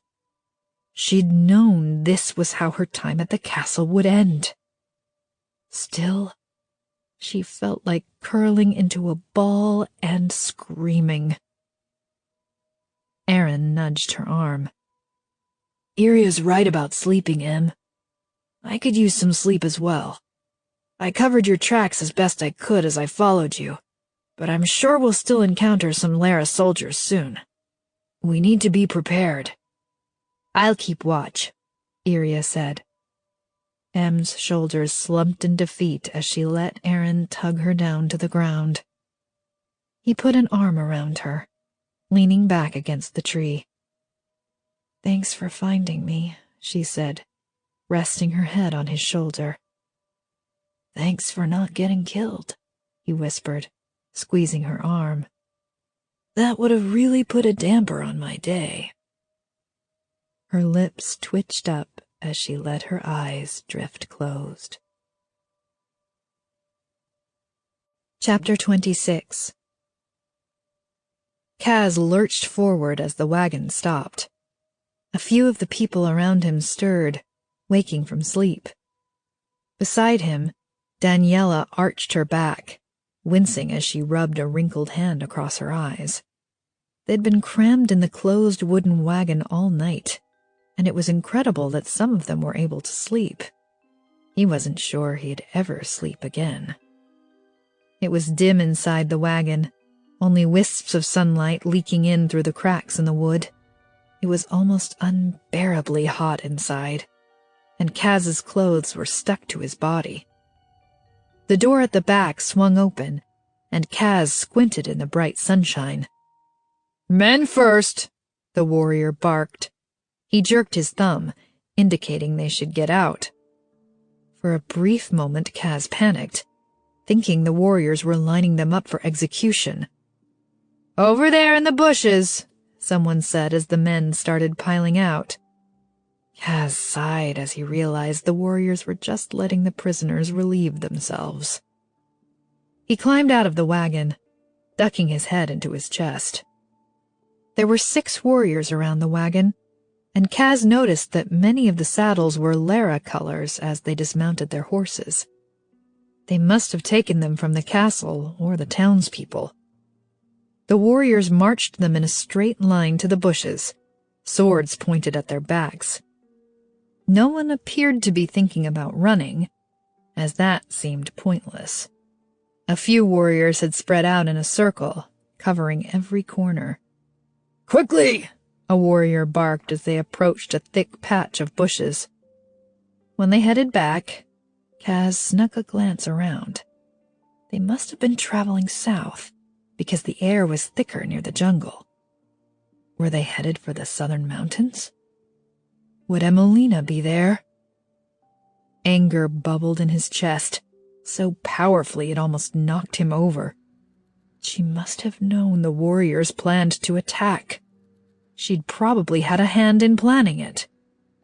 She'd known they were coming specifically to kill him and his family, and she'd let it happen.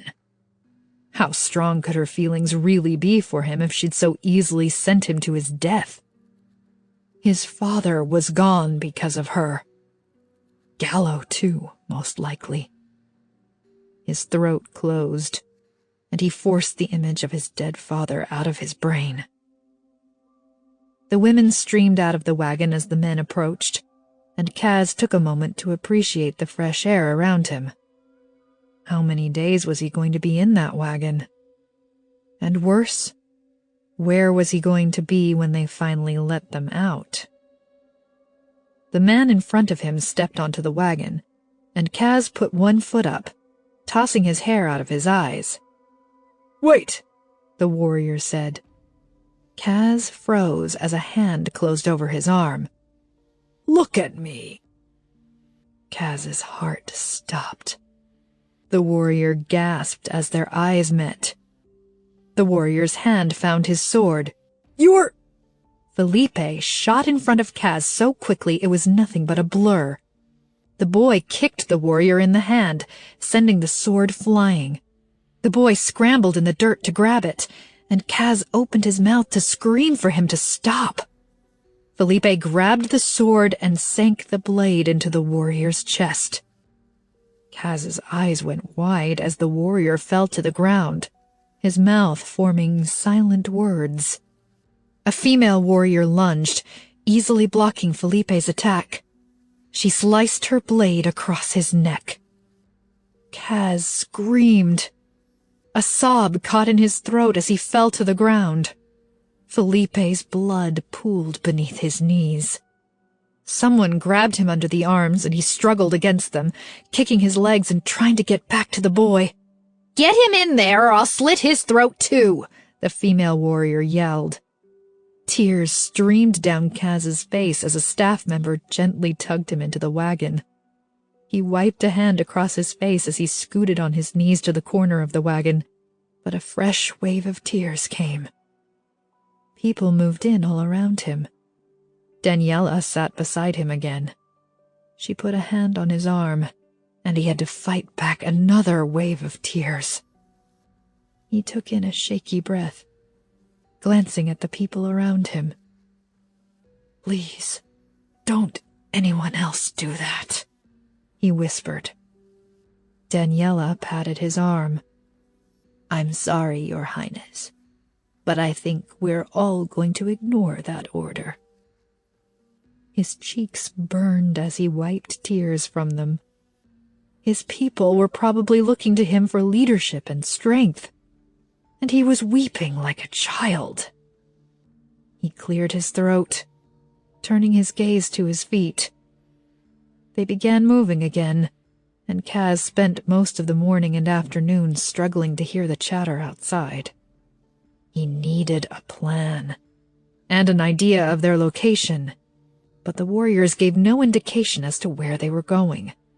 The only hint he got was that they were sticking to the road and staying clear of the river, which he took to mean they were avoiding traveling through the heart of the jungle.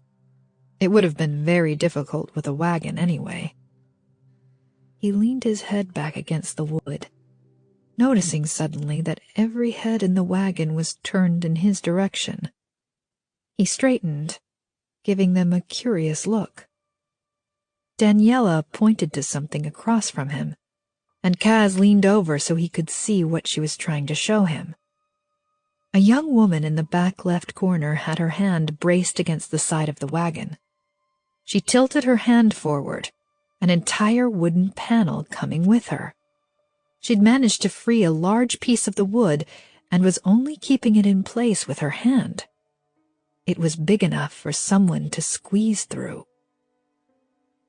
"They have us surrounded," he said quietly. "When we stop," the girl whispered, her dark, tangled hair falling in her face. "They're talking about stopping soon. Come to this side, and we'll make a distraction." Kaz hesitated. If he got caught, they'd kill him no matter who he was. But if he stayed, someone else would surely recognize him. If not on the road, then when they arrived. The staff started making a path for him to crawl through. "I shouldn't leave you," he said. "I don't know where they're taking you." Daniela shook her head. "You can't stay. The king is dead. If they kill you too, what will happen to Lera? They will have won." Kaz swallowed. He knew she was right, though guilt still nagged at him. "Only if it seems safe," he said, scooting forward. "If I get caught, they'll know you distracted them so I could escape." He wasn't letting anyone else die for him today. "I think you might get a few splinters in odd places," the girl said as she squeezed next to him. She squinted at the small area he'd have to wedge himself through, then glanced over at him. She seemed to immediately remember to whom she was speaking, and her whole face flushed. He laughed softly. She smiled through her embarrassment and ducked her head. "What's your name?" he asked quietly. "Violet," she said. "Thank you, Violet." They rolled to a stop a few minutes later, a blast of fresh air blowing through the wagon as a warrior opened the door. Daniela lurched forward, falling on a few people in the process. "Sir," she croaked, reaching for the warrior at the door. "I'm going to vomit." The warrior jumped back as she tumbled out of the wagon. Retching noises filled the air as she hit the ground. Another girl poured herself onto the ground and did the same.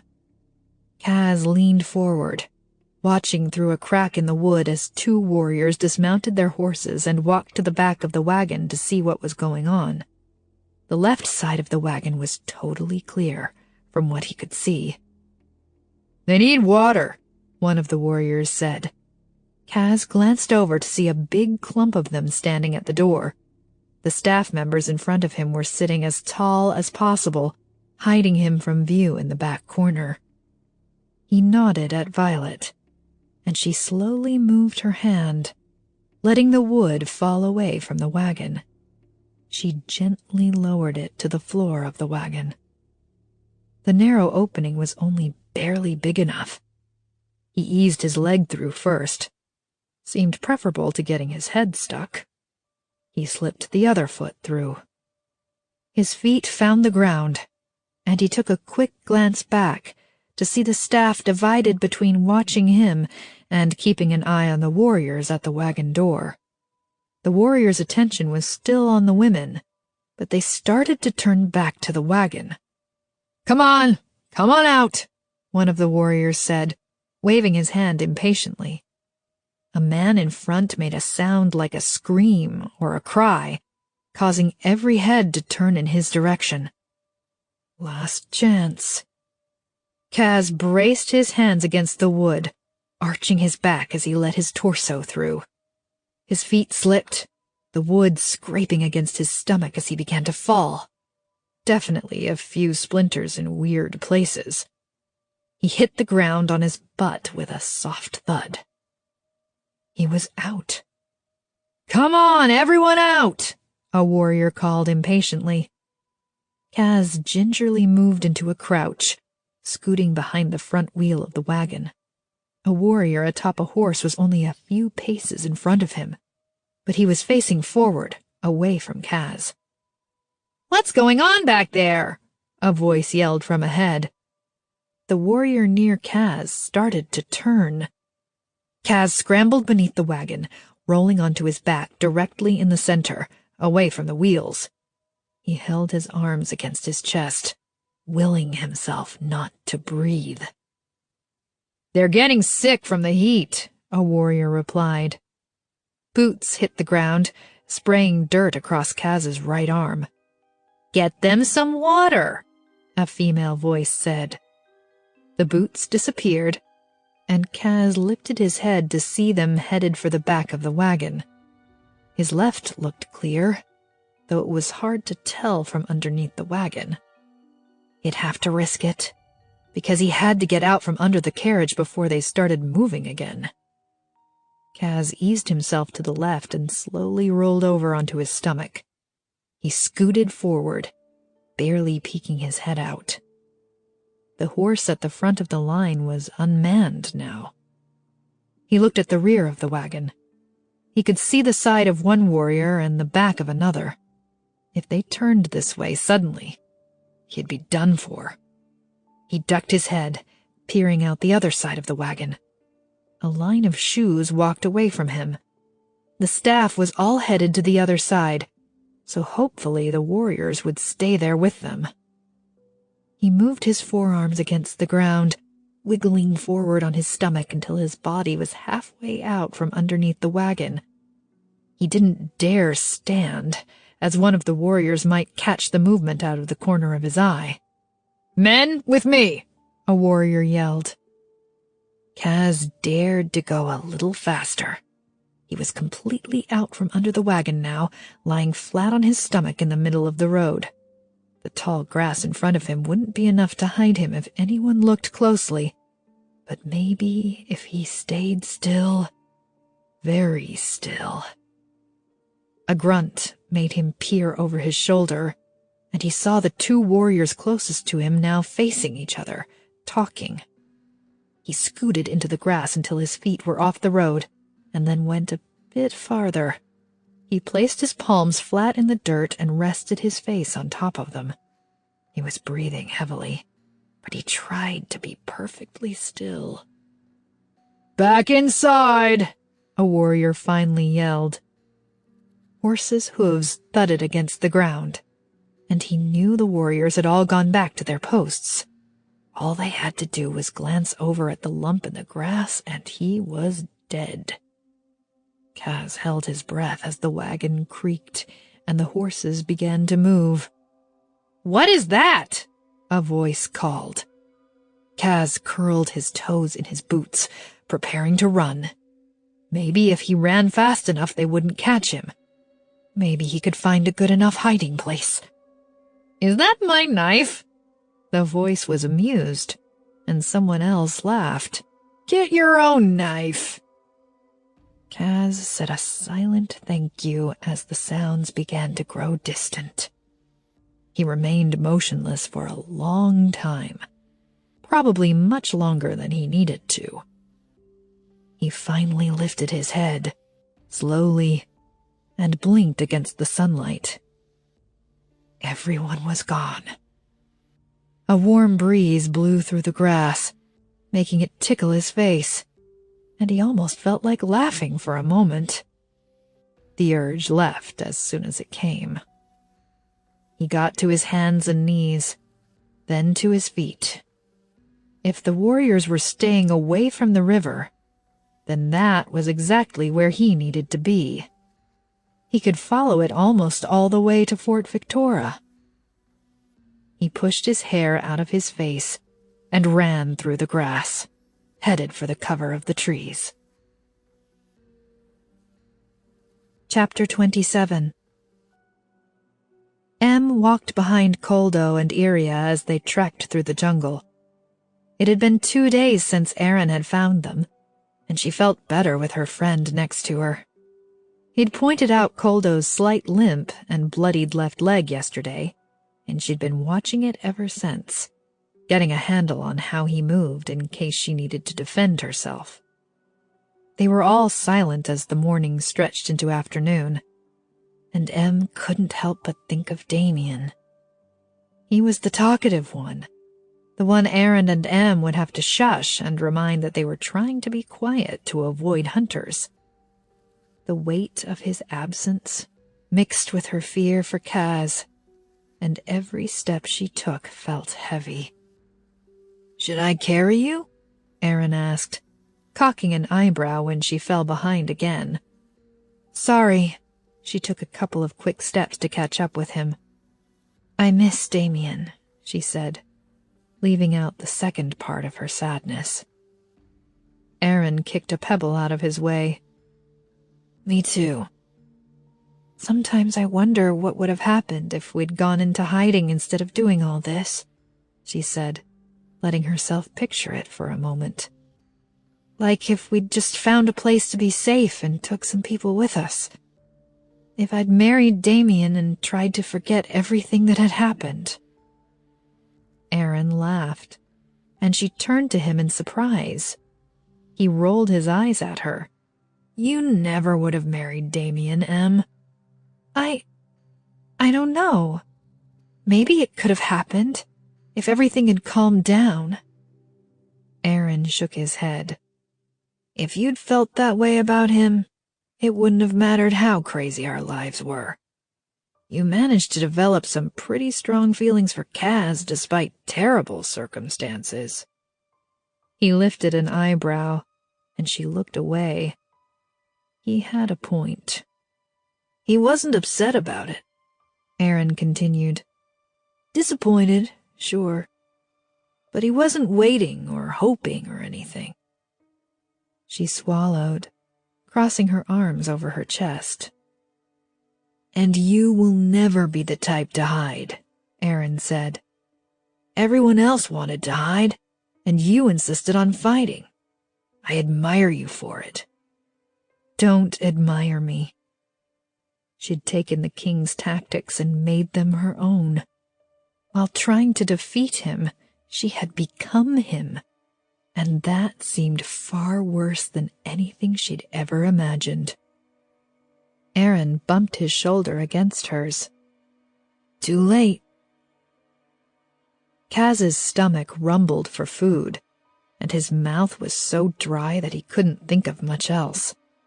The heat inland was almost unbearable, and he wondered why people would live in the jungle when they could enjoy an ocean breeze near the shore. He was entirely alone, and had been for a full day, but the sounds of the jungle seemed far too loud. He'd never realized how accustomed he was to the sounds of the castle, the hum of the staff moving about, the quiet voices that echoed through the halls, the way the wind would gently rattle his window. Even in the wagon he'd been more comfortable, surrounded by the voices he'd known all his life. But out here, without another soul anywhere near, the sounds were deafening. The crickets were singing a constant, manic rhythm, and a frog would croak every now and then, as if trying to accompany them. The noise only increased his panic about being completely alone. He wiped the back of his arm across his forehead and batted a giant green leaf away from his face. He had to be close to the river by now. He couldn't hear it yet, but he'd headed west after leaving the wagon. Unless he'd drifted off course, he'd be there at any moment. He trudged forward. His feet had begun to ache, but it was nothing compared to the thirst, and he forced his legs to move faster until he finally heard the sounds of the water lapping against the shore. The homes appeared as soon as he was able to see the river, and he stopped, startled that anyone lived out here. He'd known a large number of the Lera people lived in the jungle, but he'd never actually seen them. The homes directly on the river were built on rafts, floating right on the shore. The homes a bit farther up the shore were built high off the ground, pieces of wood taller than him elevating the homes so they were safe from floods. The roofs were made of woven palms, and some of the homes didn't have walls. They wouldn't have needed them, since it was never cold this far inland, and they probably welcomed the frequent rain. He looked from the rushing water to the homes, reluctant to leave the safety of the trees. A woman emerged from one of the raft homes, wearing clothes that must have been brought in from a Lera city. Her skirt was knee-length and bright red, and she wore a white sleeveless shirt. The clothes were old and worn, and she must have had them for a long time. Another woman followed her, outfitted in a skirt made of dried grass and only a scrap of fabric to cover her chest. They both headed away from Kaz. A whispered voice sounded from behind him. Kaz's body went cold. He slowly looked over his shoulder. A spear was pointed right between his eyes. He turned, raising his hands in surrender. Two men stood in front of him. One was about Kaz's age, the other much older. The young man had a sword dangling from his hand, letting the older man handle the spear that was pointed at Kaz. "I was just going to the river," Kaz said. "For water." The young man stepped closer to him, moving toward Kaz so quietly that it became very obvious how these two had managed to sneak up on him so easily. He wore pants that ended above his knees and a stained gray shirt. The older man wore the same kind of pants, but no shirt at all. The old man jabbed him in the chest with the spear, and Kaz gasped, stumbling backward.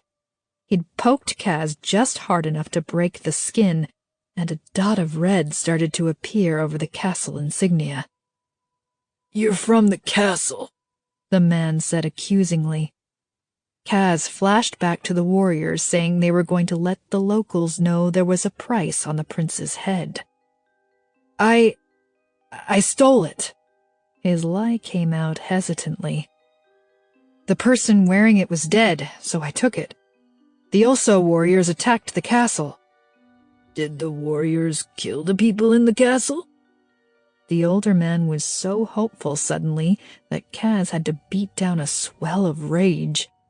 The image of his father's white shirt turning red flashed through his memory.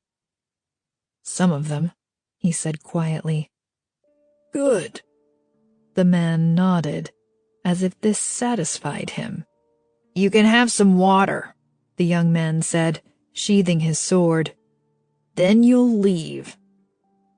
Kaz tried to appear grateful. The old man ran ahead, skipping over rocks until he reached the shore. The other man walked behind Kaz, a little too close for comfort. The old man walked to a large bucket and grabbed a cup hanging from the side. He scooped it inside, then held it out to Kaz. "It's clean." Kaz took a quick, covert sniff of the water before tipping it to his mouth. It was clean, though it had an earthy taste, with a hint of fish. He gulped it down anyway, wiping a hand across his mouth when he was done. The man scooped out another cup for him, looking at Kaz like he was an idiot as he drained that one as well. "You should have stayed in the city," the man said. "Also has taken over the city." Kaz handed him the cup. "They could come here. You should be careful." The man laughed. "Also, warriors have no problem with us." Kaz just shrugged. "Thank you for the water."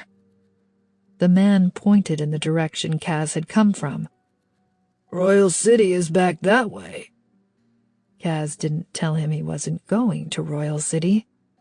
Let them think he was. "The others aren't coming this way, are they?" the young man asked. "What others?" Kaz asked. He pointed into the jungle, but Kaz saw nothing. "I've seen others. Everyone is going south." Perhaps he'd seen the Lera troops headed to the southern mountains. Kaz felt a burst of hope. If he was able to find them, he'd be safe again. He'd have a horse and a sword and an army to take back the castle. "I'm sure they won't bother you," he said, even though he had no idea. He thanked the men again, turning to walk away. A child stood directly in front of him, and he stopped short, giving her a weak smile. She stuck her thumbs in her ears, shot her tongue out, and made a face at him. She shrieked with delight as she ran away, like she'd waited most of her life to do that. Kaz cast a glance over his shoulder as he started walking again. The men followed him with their eyes, their mouths set in hard lines. He picked up his pace, telling himself it was because he hoped to find the Lera soldiers, not because he was afraid of those two strange men. He began to search for signs of horses or anything that indicated someone had come this way. He spotted a footprint here and there, though that could have been from the people he'd just met. But the footprints seemed to be headed south, so he followed them. A rustling sound behind him almost made him turn, but he caught himself just in time. He took a careful step forward, trying not to let his shoulders tense. If someone was watching him, he didn't want them to know he was aware of their presence. He pushed a branch out of his face, using the opportunity to peek over his shoulder. Something slammed into him. He hit the ground.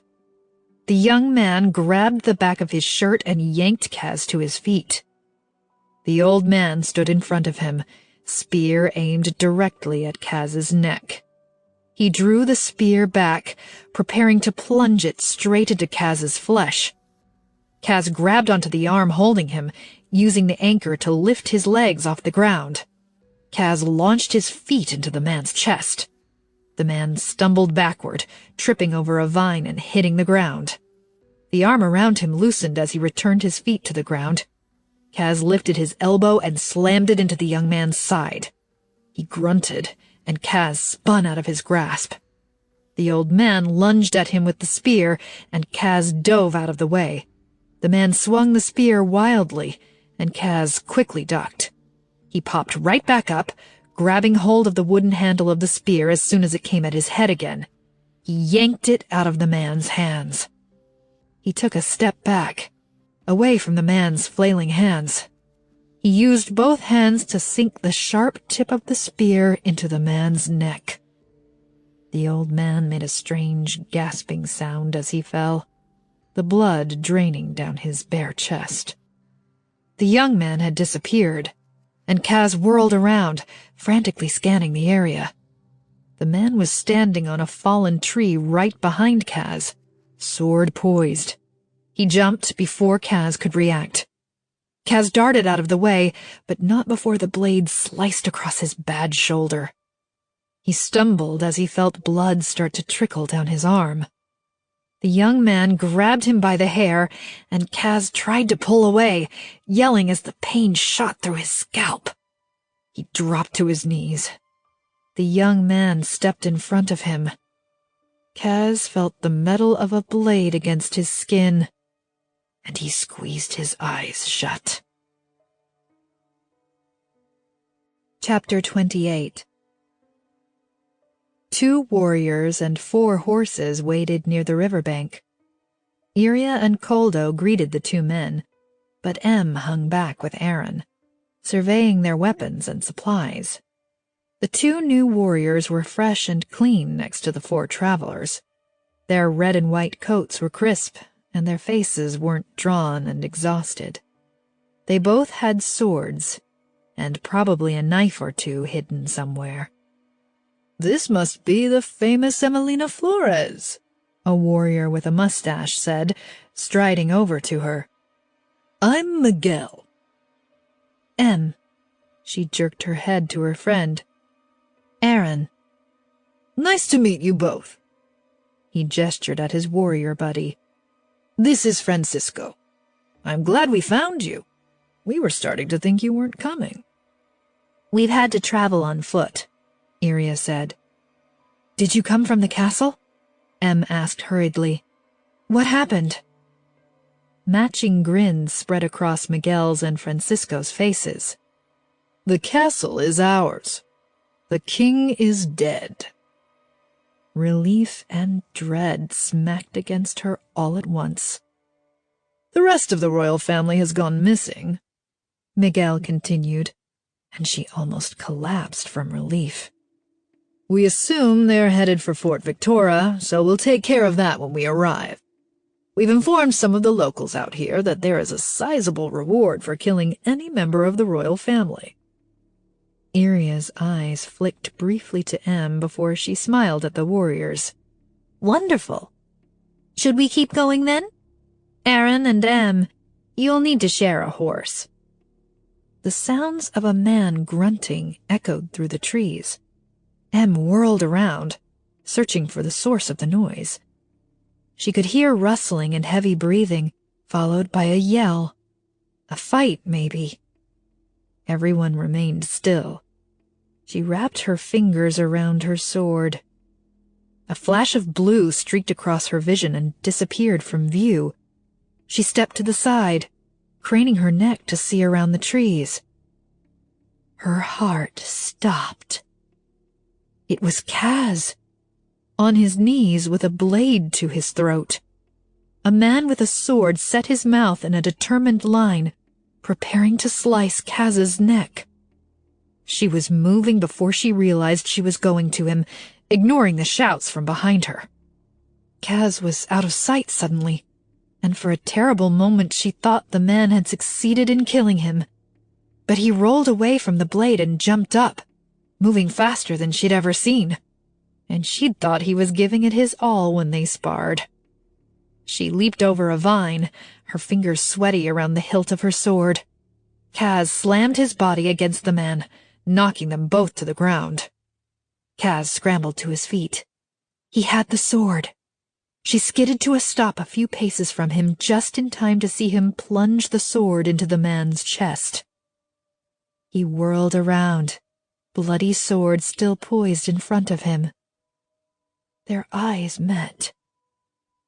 He was dirty, and his pants were smeared with something dark, probably blood.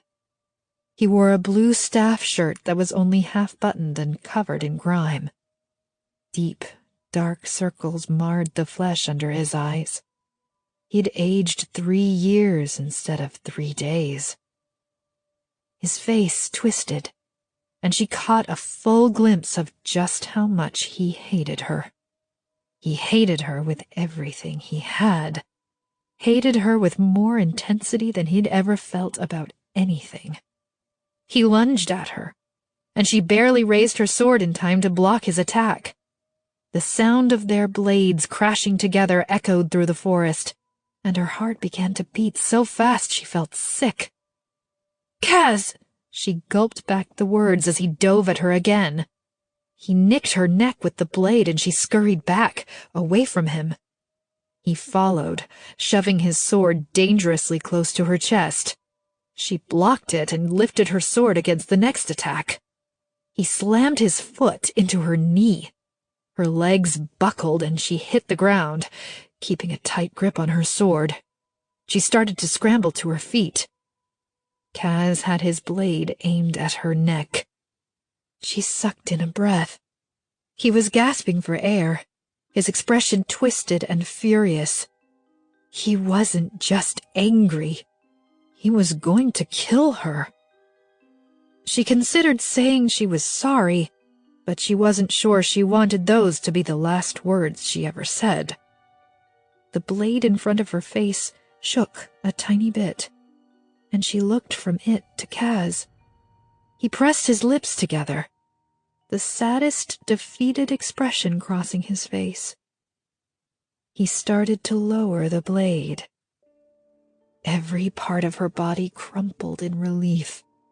She opened her mouth, desperately trying to think of what to say that wouldn't make him change his mind and kill her immediately. Her words ended in a gasp as an arrow whizzed past her face. Kaz stumbled backward as it sank into his flesh. Chapter 29.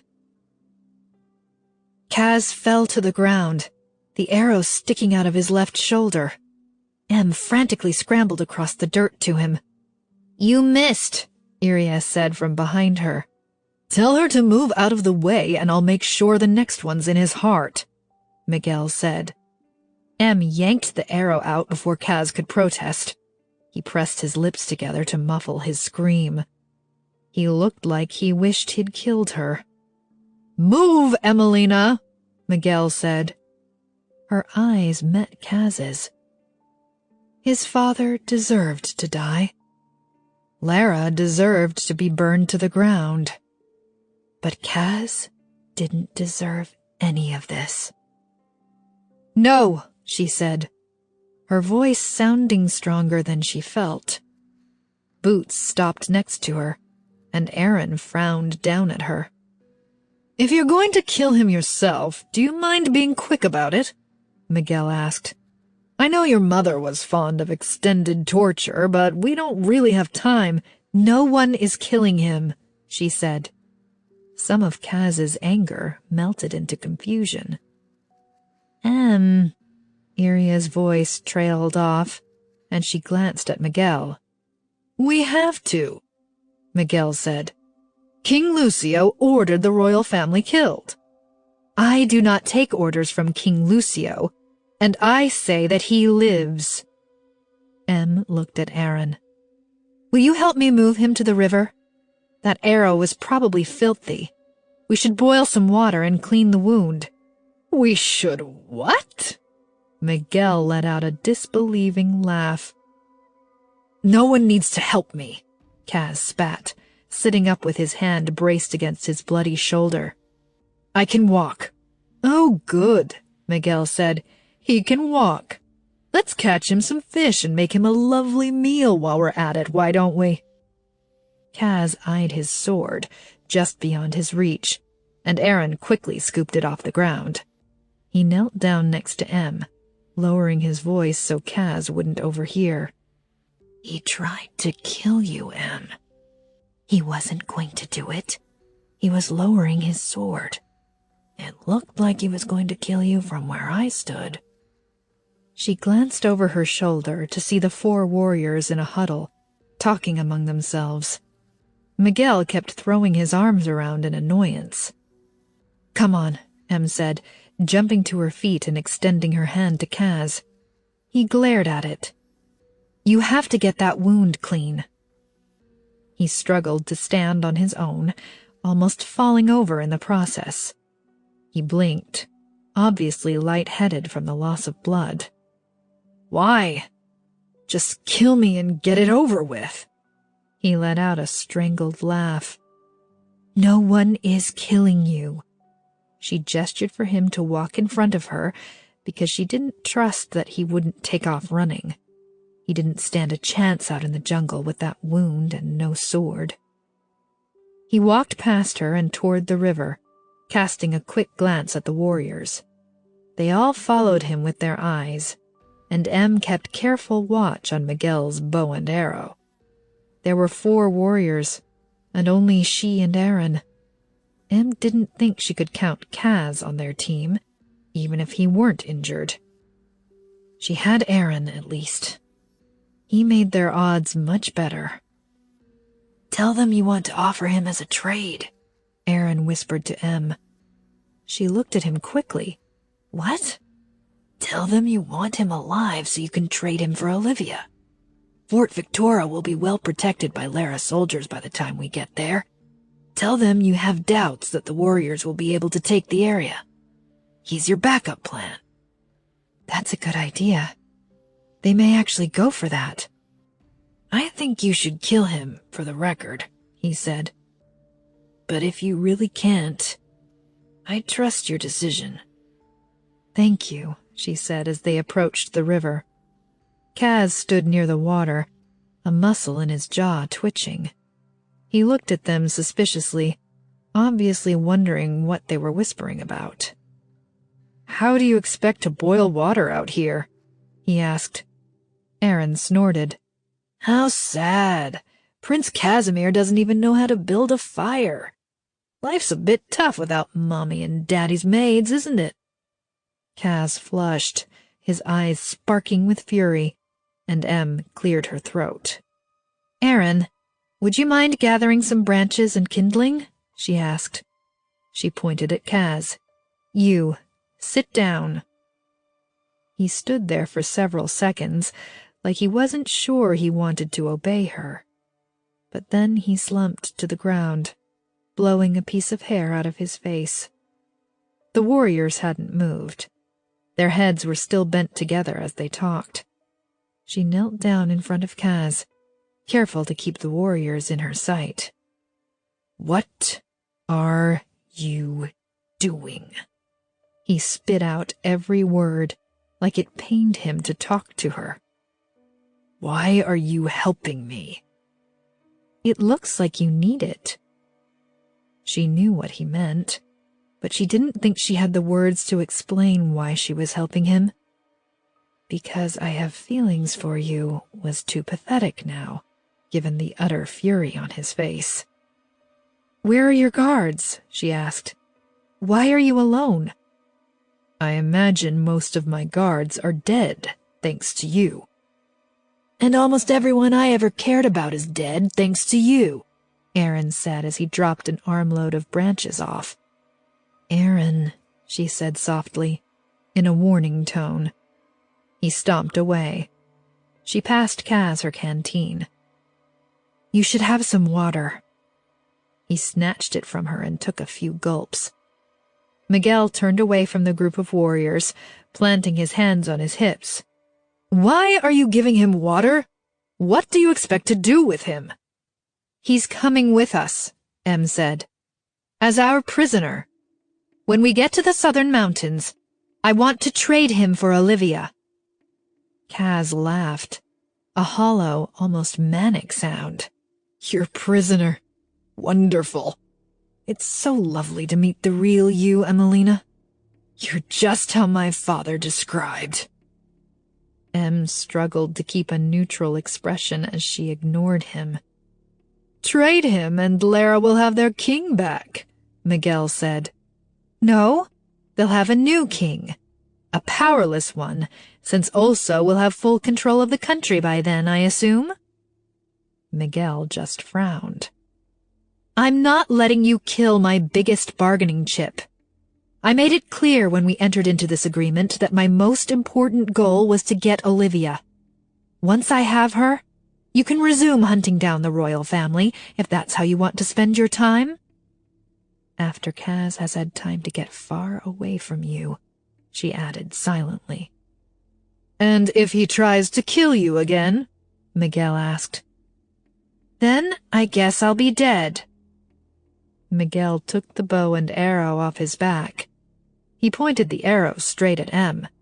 "Enough of this. Coldo, Iria, grab her before that other one comes back. Move her out of the way."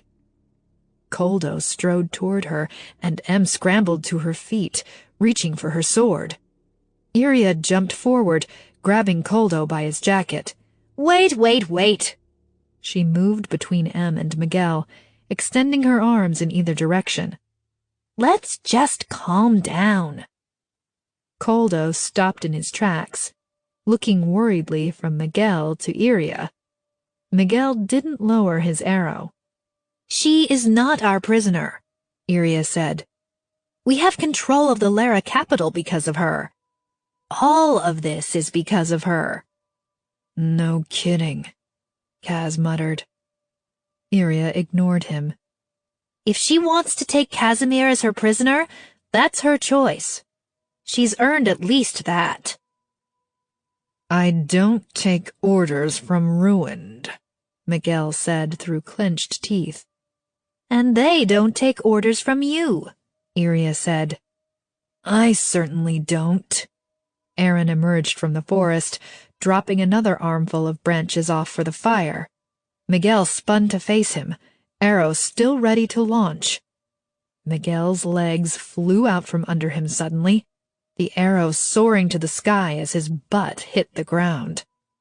Aaron strode forward, kicking the bow out of Miguel's grasp. He grabbed the warrior's collar, leaning down to bring Miguel's face in line with his own. Point that thing at me again, and I'll crack every one of your ribs in half and pull them out through your belly button. Miguel swallowed. Aaron shoved him away and straightened.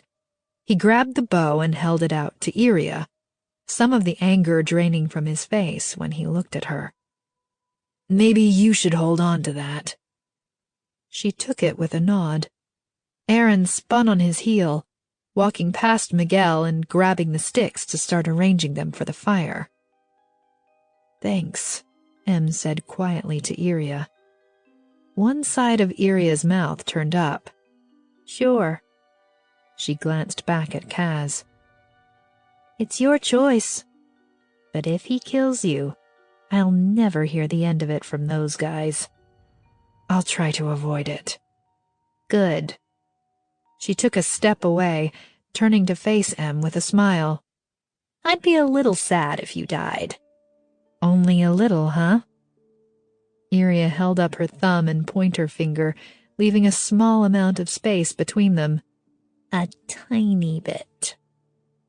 Em laughed, turning back to Kaz. The sound died in her throat as soon as she looked at his angry face. Thank you for not killing me earlier. She kept her voice low, only for him. And please understand that if I die, no one else here will hesitate to kill you. I'm on your side. His lip curled, and he leaned closer to her. You have never been on my side.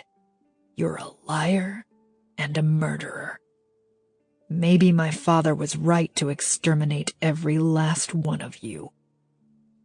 She stood, clasping her hands behind her back to hide the fact that she was shaking.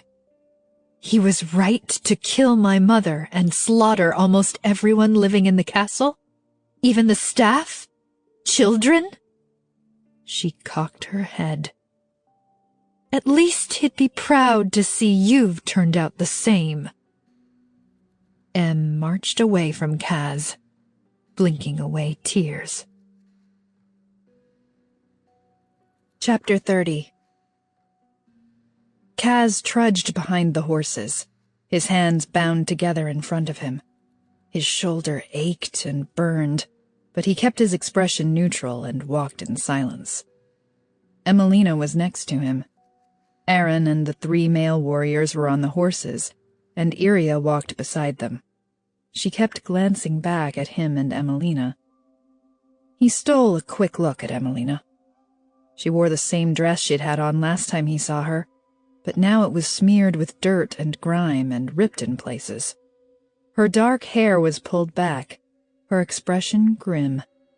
She'd cleaned his wound and spread some beryl root on it without a word, and she'd barely acknowledged his presence since they'd started walking. Guilt tore through his chest, and he hated her even more for making him feel it. The words had tumbled out of his mouth without him pausing to think about them. Maybe my father was right to exterminate every last one of you. And Kaz couldn't stop replaying them in his head. He hadn't meant it. He knew, with absolute certainty, that his father had been wrong to kill the ruined without cause. He'd killed them out of fear, and he'd died because of it. Even if Kaz hated Emelina with every fiber of his being, he didn't blame the entire ruined species for her actions. "What happened to the real Mary, Emelina?" he asked, breaking the silence. "I killed her, when she was on her way to Lera." "You just killed her? Without provocation?" "She killed my father and left his head on a stick for me to find. I wouldn't say I wasn't provoked." Kaz swallowed, determined not to feel sorry for her. But he also didn't feel particularly sorry he never had the chance to meet the real Mary.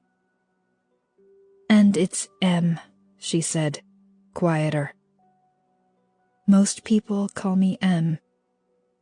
A flash of memory.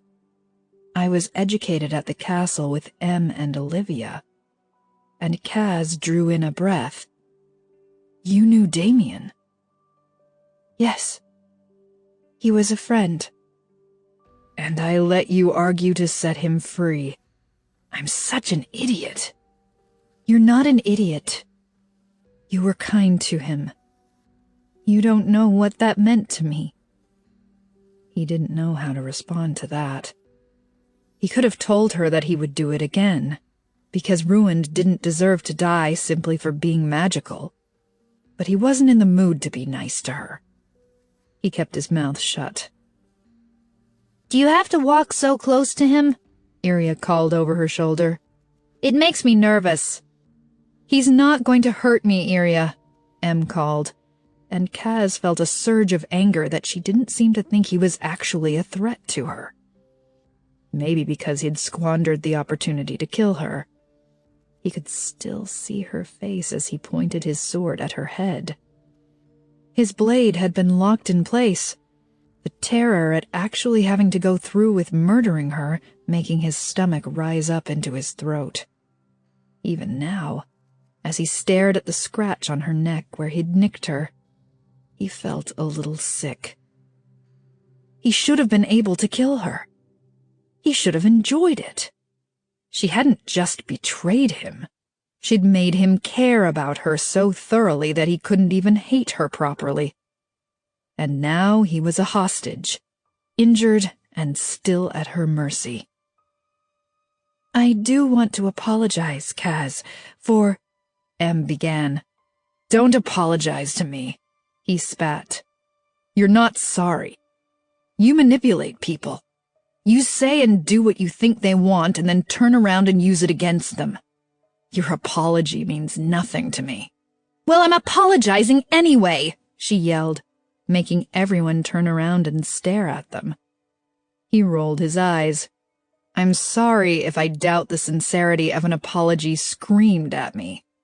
I tried being nice. That just seemed to make you more angry. When were you being nice? Was it somewhere between you taking me hostage and yelling at me? I saved your life," he snorted. "Your bar for nice is awfully low." "I don't—" "Would you two be quiet?" Iria interrupted. "The entire jungle can hear you." Em shut her mouth, casting an angry look in Kaz's direction. "I don't accept the apology," he whispered. She took in a breath, like she was preparing to really let him have it. Then her body deflated, the last wisps of anger leaving her face as she shrugged. "I understand. But I am sorry, Kaz." He didn't want her to understand. He didn't want her to act all quiet and contrite. He wanted to see her being haughty and unashamed. He wanted her to laugh in his face and tell him he was stupid. He wanted to scream at her, to shake her and tell her he would never forgive her.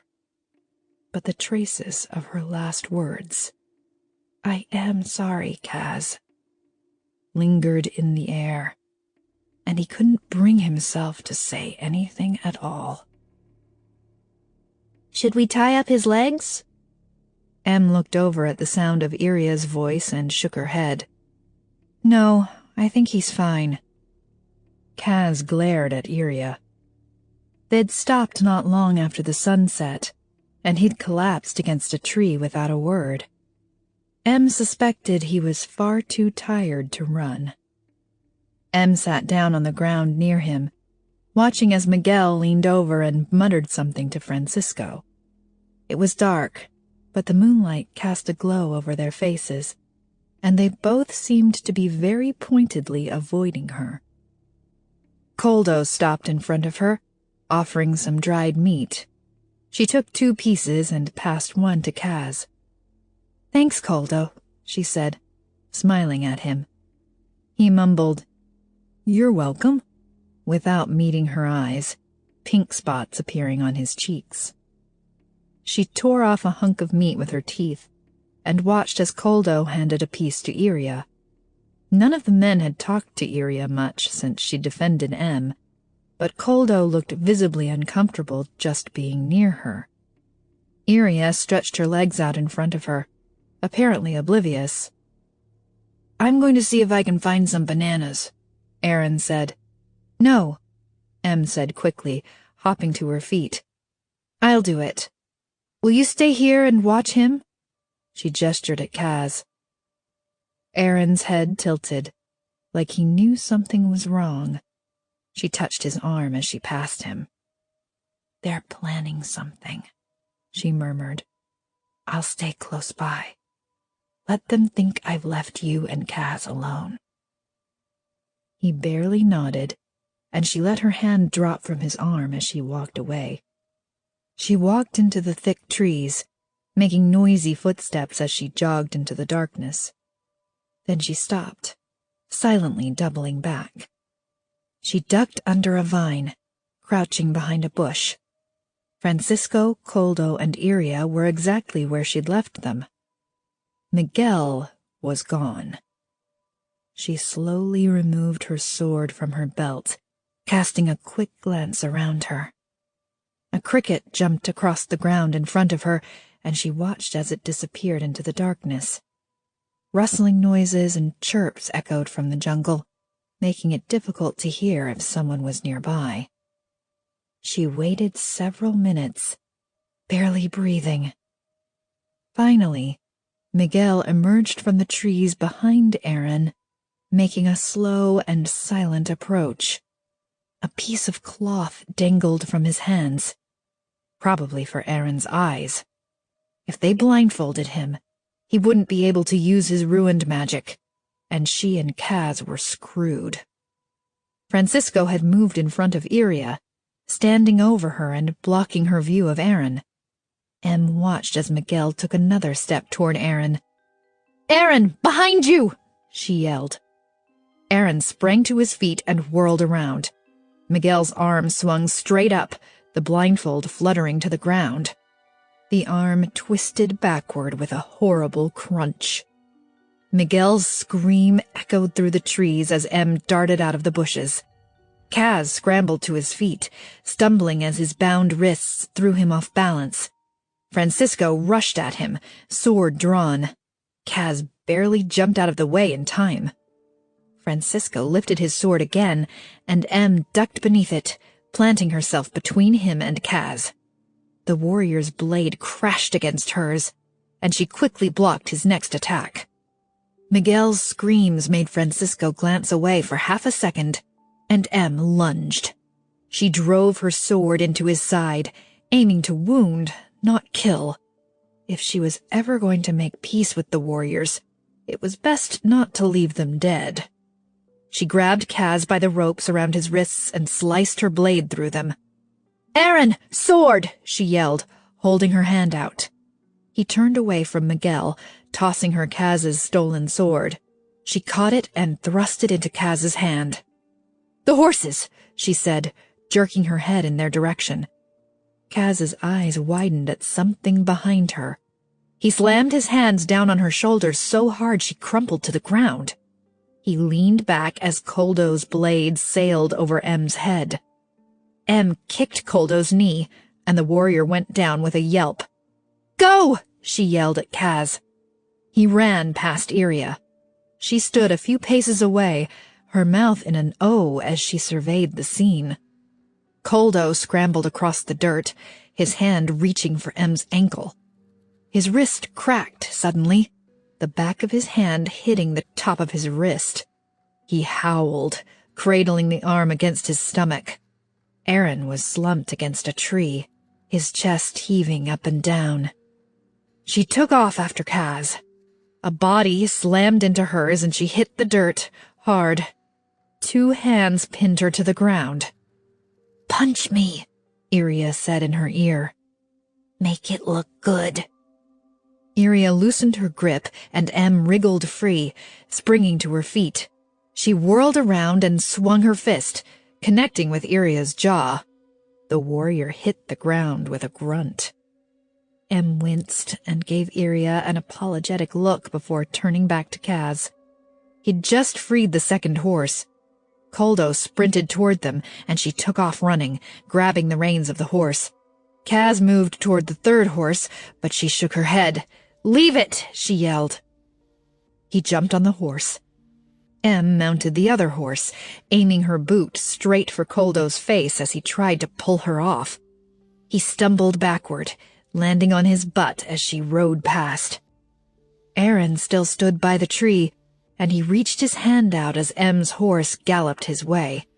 She grabbed his arm and pulled him up. His body was limp from the exhaustion of using his magic, and he slumped against her back as soon as he was on the horse. She kicked at the side of the horse and they took off at a gallop, leaving the warriors in the dust. Chapter 31. Kaz could have easily left M and Aaron behind as they rode away from the warriors, and he considered it as he stared into the black jungle.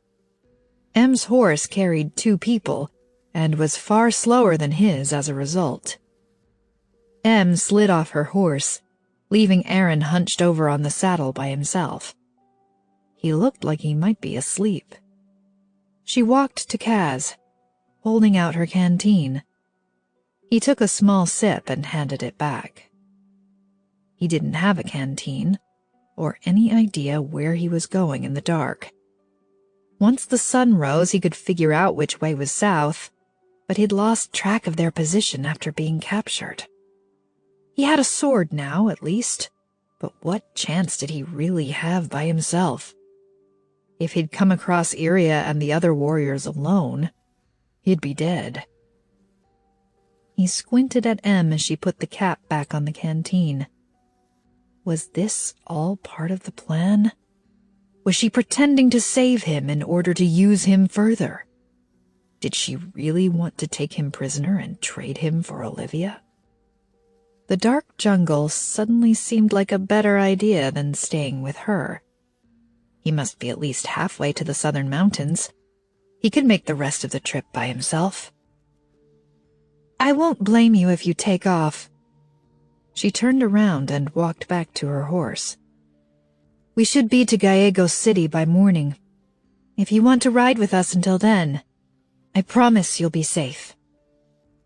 Gallego City meant Lera soldiers.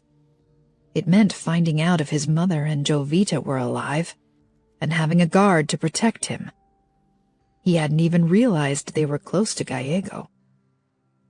"I'll ride with you," he said, and almost added the words, "thank you," but they died in his throat.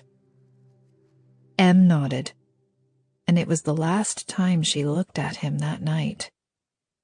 They rode in silence, her and Aaron in front, and he found himself drowning in the frenzied sounds of the jungle, wishing one of them would speak.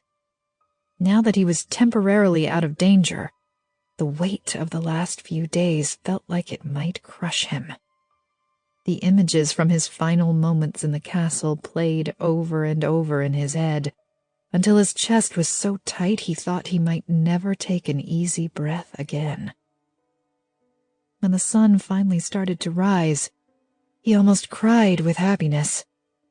His body was stiff and sore from a night on the back of a horse, but he sat up straighter, taking in the bright green leaves around him, the colorful bird perched on a tree not far away. Aaron had apparently regained his strength, because he slid off the horse and walked alongside Em. She glanced over her shoulder at Kaz. "We're close," she said. He craned his neck. "How can you tell?" he asked, his curiosity overruling his desire not to appear stupid. "The area is well traveled." He glanced around, baffled. It was exactly the same jungle he'd been in the past 3 days. "What makes you think that?" "Footprints, broken branches, crushed leaves, trash. When you're being hunted every day of your life, you learn how to look for signs of other people." He stared right back at her, refusing to show an ounce of sympathy. Because of her, he was the one being hunted now. She didn't deserve any sympathy. She turned back around, and Kaz ignored Aaron's withering stare. After seeing what he could do last night, Kaz thought it best to leave Aaron alone. They rode for several more minutes, until Em stopped and slid off her horse. Kaz did the same, shaking out his aching legs as soon as his feet hit the ground. "There's a chance the warriors have taken the city," she said. "It's best to go by foot, to make sure. We won't want to be spotted." "We?" Aaron exclaimed. "No, he can go by himself." "I'd like to know if the city is still under Lera control," she replied. "Will you stay here with the horses?" Aaron looked from Kaz to Em and back again. He pointed a finger at Kaz's face. "If you hurt her, I will break every bone in your body." Kaz's fingers itched for his sword, even though he knew it would be useless against a ruined as powerful as Aaron. He crossed his arms over his chest instead. "She'll be fine," he said through gritted teeth. "Come on," she said, jerking her head for Kaz to follow her. They walked until the signs of people became so obvious even Kaz could spot them. The trees were thinner, a distinct dirt path free of leaves and debris winding out of the jungle. He'd only been to the city named after his ancestors once, a few years ago, and he was embarrassed to admit that he didn't even remember what route he and his parents had taken to get there. They had gone by carriage instead of taking a boat down the shore, but he hadn't paid attention to the path the guards carved out for them. Em's hand hovered over her sword, though she didn't seem aware she was doing it. It stayed there as they walked, poised to pull the blade out at a moment's notice. He tried doing the same, but found that his mind wandered, and he'd push a hand through his hair or cross his arms over his chest. If anyone snuck up on them, Em would have her sword immediately, and he'd be stuck fumbling around for his. She moved smoothly through the jungle, even in her dress. Her boots barely made a sound against the ground, and he noticed her stepping around twigs and leaves he wouldn't have thought twice about stepping on. He followed her example, putting his boots in her smaller footprints.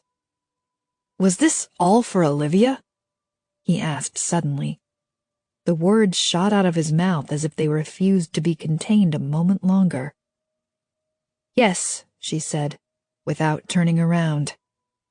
"And a little bit of vengeance, if I'm being honest." "What if you had died in the castle?" he asked.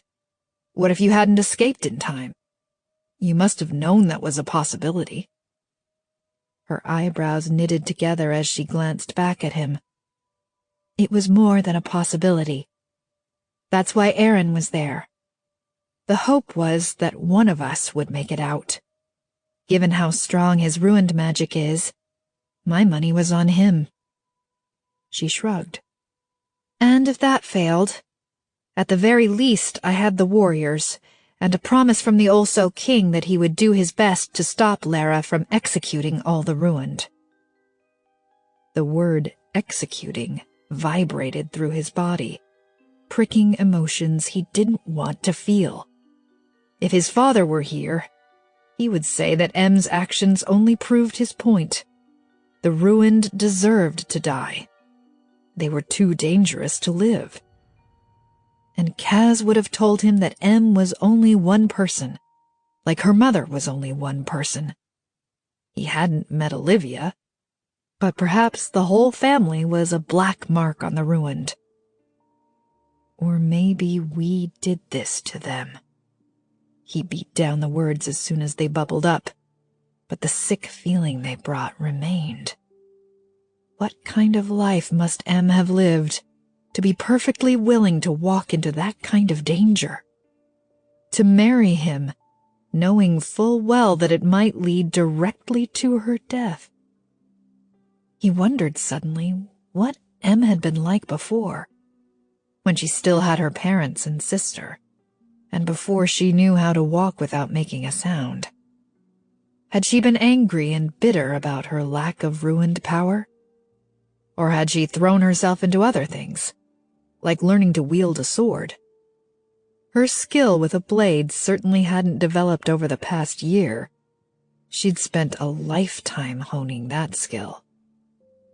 He shifted his gaze to her, to find her glancing back at him again. Something about her face was different since he'd found out who she was. It wasn't just that he knew who she was. It was as if something had shifted inside her. He hadn't realized she'd been tense around him, but he recognized the absence of it now. He quickly looked away. He wished he could shut off his brain and stop wondering about her. It must have been easier to be his father, to be certain in his hate for the ruined, to be unable to see shades of gray. She stopped, putting a hand out behind her to indicate he should stop as well. Her fingers curled around the hilt of her sword, but she didn't pull it out, and he followed her lead. 2 figures passed through the trees. Kaz and M both hit the ground at the same time, crouching in the dirt. The men's voices were low, muffled, but their white and red jackets were clearly visible from this distance. Warriors. A small open-air wagon passed by with 2 Lera soldiers bound together in back. He swallowed, wondering how many of the soldiers had been captured on their way to the southern mountains. Would his mother and Jovita even be able to make it? What would they find when they arrived? He stood as the warriors headed in the direction of the city. He took a few steps forward until he could see a small cluster of wooden buildings. Warriors swarmed all over the area. They'd taken the city. "I'm sorry," M said softly. His anger at her flared up without warning, and he barely held back from screaming, "Whose fault is that?" at her. But the last thing he needed was to attract the attention of those warriors, or any others in the area. His jaw tightened, and she lowered her eyes, like she could tell what he was thinking. They turned away and headed back into the cover of the jungle. His shoulders slumped as he walked, and M kept glancing at him like she wanted to say something. Apparently, there was nothing to say, because she was quiet on the walk back. Aaron's voice rang out suddenly, loud and clear. "I told you, she's not here!" M came to a halt. "Keep him quiet," another voice hissed, barely audible. Kaz crept forward with M until they could see the source of the voice. Iria, Koldo, and Miguel stood a few paces away, Miguel with his arm in a makeshift sling and a sour expression on his face. There were 3 others, and Francisco was on the ground with a gruesomely twisted neck. The other three were in a circle around Aaron, who had his hands bound and a strip of white cloth tied around his head as a blindfold. "She took off. We had to split up," Aaron said, much louder than necessary. He was trying to warn Em. Kaz glanced over to find a pained expression on her face as she watched. She reached for her sword and began pulling it out, like she was going to attack. He grabbed her hand, stopping her. She swallowed, throwing another desperate glance at Aaron. "Spread out," Miguel said. "She can't have gone far if he's here." He jabbed a finger at Iria. "Not you." She crossed her arms over her chest, taking a step closer to Aaron. "I'd prefer to stay with him anyway." "Coldo, watch her," Miguel spat. "Otherwise, the ruined might be gone when we get back." Em wrapped her fingers around Kaz's, tugging him gently. Regret was etched across her features as she glanced back at Aaron. She was going to leave him. They stepped away from the warriors carefully, quietly, then broke into a run. Kaz jumped over vines and weaved around holes in the dirt as he followed Em. His legs were longer than hers, and he could have gone faster. He could have sped around her and taken off in his own direction and left her behind. He didn't. He stayed behind her, for no other reason than it seemed exactly the right thing to do. When they slowed to a stop, they were both breathing heavily, and Kaz put his hands on his hips as he surveyed the area. A rustling sound came from somewhere to his left, and he spun around, searching for the source. Nothing. Em darted behind a tree, pressing her back to it, and Kaz did the same across from her. He carefully withdrew his sword. Footsteps echoed through the jungle. The footsteps slowed, then stopped. A bead of sweat trickled down Kaz's forehead, but he didn't dare move to wipe it away. He was still breathing heavily, and he worked to become silent. The footsteps drew closer until the tip of a white jacket appeared in Kaz's peripheral vision. Miguel. He turned. His eyes met Kaz's. Kaz spun away from the warrior before he even attempted to attack. Miguel dove for him. Kaz flicked his sword up, shoving it straight into the warrior's stomach. Miguel opened his mouth to yell, his sword spinning in his wrist haphazardly. Em's sword sliced across the warrior's neck. His head toppled to the ground. The body slumped into the dirt, and Kaz noticed that Em had to look away, her face crinkling in disgust. "Take his sword," she said. "It's better than the one you have." Kaz dropped the rusty sword and grabbed the warriors. "Let's go." She broke into a run. When they came to a stop again, Kaz pointed in the direction of the river. "A boat would be easier."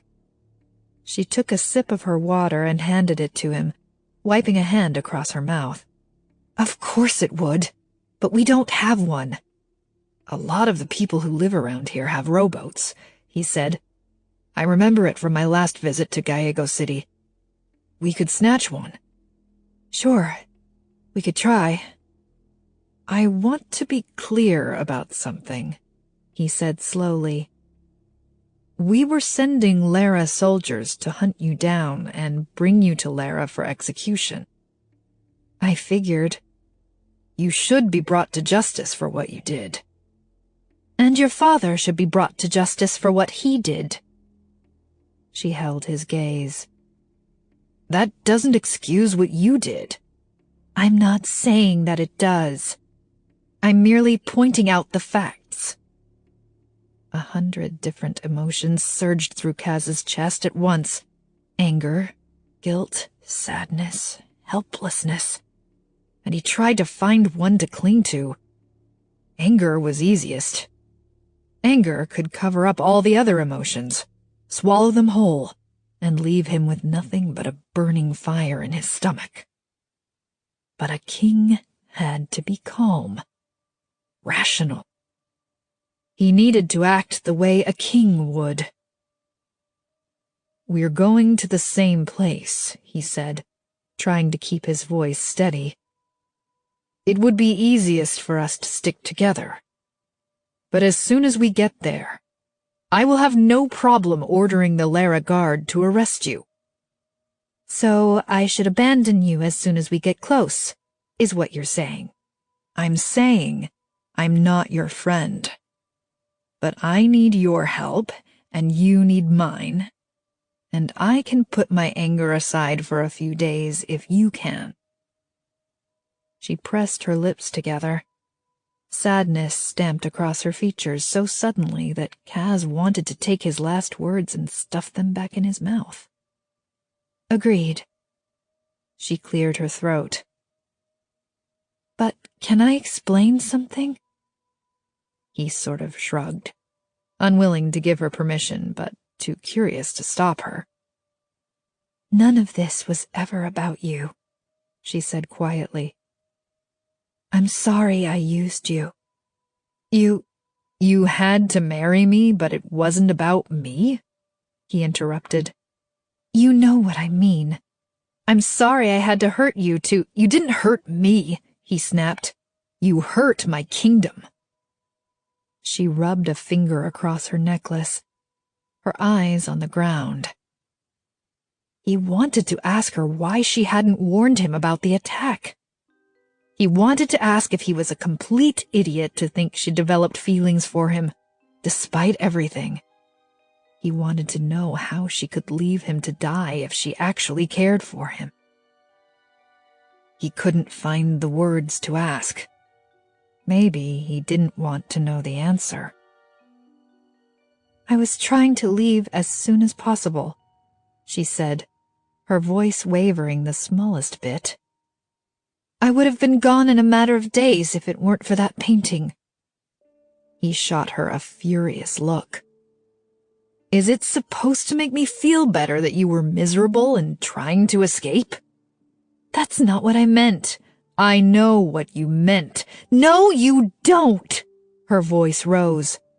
"I thought you'd be the same as your father. I didn't expect you to be... She twisted her hands together, her brow furrowing. His breath hitched in his chest. Every part of him was waiting, hoping, praying she was about to say she'd fallen in love with him, to confess that her feelings had been real and she wasn't just pretending in order to get information out of him. He almost laughed out loud at his pathetic state. Was he really hoping that a girl who had conspired to ruin his kingdom was actually in love with him? "Well," he asked, as the silence continued, "you didn't expect me to be what? Gullible? Stupid? Kind!" she practically yelled. "Reasonable! Thoughtful!" She hurled the words at him like they were insults, and he wasn't sure how to react. She whirled around and resumed walking without waiting for a response. He hesitated for a moment, letting the words sink in. Kind, reasonable, thoughtful. It wasn't love or an admission of wild, passionate feelings, but he realized he liked her 3 words more. Love would have been easy. Another easy lie in a long line of lies. Love would be easy to dismiss. But kind, reasonable, thoughtful couldn't be brushed off. They wriggled in and made themselves at home and breathed air in between the ache in his chest. Chapter 32. Kaz had said nothing to Em since she'd stupidly told him he was kind. And reasonable. Did anyone like being called reasonable? She wouldn't blame him if he hated her even more now. She'd noticed he'd learned to step carefully and cover their tracks without her having to explain. He might have been ignoring her, but he was clearly taking mental notes about everything she was doing. They were still fairly close to Gallego City, and small wooden homes dotted the river. It didn't seem like the warriors had expanded past the city, but they walked carefully, both her and Kaz's hands constantly poised over their swords. There. Kaz pointed to a nearby home, with a dock stretching out into the river. A small rowboat was tied to a post on the dock. She looked out at the sun, which had almost fully disappeared. She'd been skeptical about the boat when he mentioned it, because they'd be easily spotted on the river in daylight. But the warriors would be less likely to spot them at night, and they wouldn't have to worry about leaving a trail. Kaz walked to the river and she followed, casting a glance over her shoulder as they reached the dock. He crouched down next to the metal loop that the boat was tied to and tugged at it. Get in, he said to her as he worked on the rope. She carefully stepped into the boat, keeping her hand on the dock as the boat tilted beneath her. Is now the wrong time to mention that I've never rowed a boat? Kaz smiled, cocking one eyebrow. Seriously? His smile knocked her even further off balance, and she had to take a moment to steady her feet on the boat. There aren't a lot of rivers in Ruina, and we traveled by foot in Vallos because the hunters always congregated at the rivers. See those hooks right there? He asked, pointing. She nodded. Put the oars through those. She grabbed the oars and sat down. And you're definitely facing the wrong way. One side of his mouth turned up as she felt her cheeks flush. She wasn't sure if she was blushing because of his adorable, amused expression, or because she was embarrassed to not know what she was doing. Hey! The scream made both of them whirl around, and Em saw a guy standing in the doorway of his house. He took off toward them. Em spun around and stuck the oars through the loops, keeping a tight grip on them. Kaz yanked the rope free and tossed it away. The man tore across the grass, his face furious. Move, Kaz said to her as he hopped into the boat. She did as instructed, handing him the oars. He leaned back, moving the oars over the water, and they pulled away from the dock. The man pounded onto the dock and seemed to seriously consider jumping in. But Kaz rowed quickly, smoothly, and had put a good distance between them and the dock within seconds. I'm sorry, Kaz yelled at him, and Em pressed her lips together to keep from laughing. He caught her expression and laughed. What? I am. First time you've ever stolen something? She asked. He cocked his head. Yes, unless you count all the fig tarts I've stolen from the kitchen. Those fig tarts technically belong to you, so no, I don't count them. He began to smile wider, but the grin abruptly disappeared. The familiar lump settled back into her throat. 1 minute of the old Kaz was even more painful now that she knew that he would never smile at her like he used to. What was the first thing you stole? He asked. His smile was gone, but he hadn't said the words like he was picking a fight. He squinted at the water, leaning backward and forward as he moved the oars. Food, she said, after considering for a moment. A few weeks after my father died, me and Damien and Aaron had gone on the run to Vallos, and none of us were experienced hunters. I was starving, and this woman had dried beans sticking out of her bag. I swiped them, and we ate for several days. Did you feel guilty? Not at the time, no. I didn't really feel anything except rage then. Thinking back now, I wonder if she'd intended to eat that for several days as well. He nodded, still staring at the water.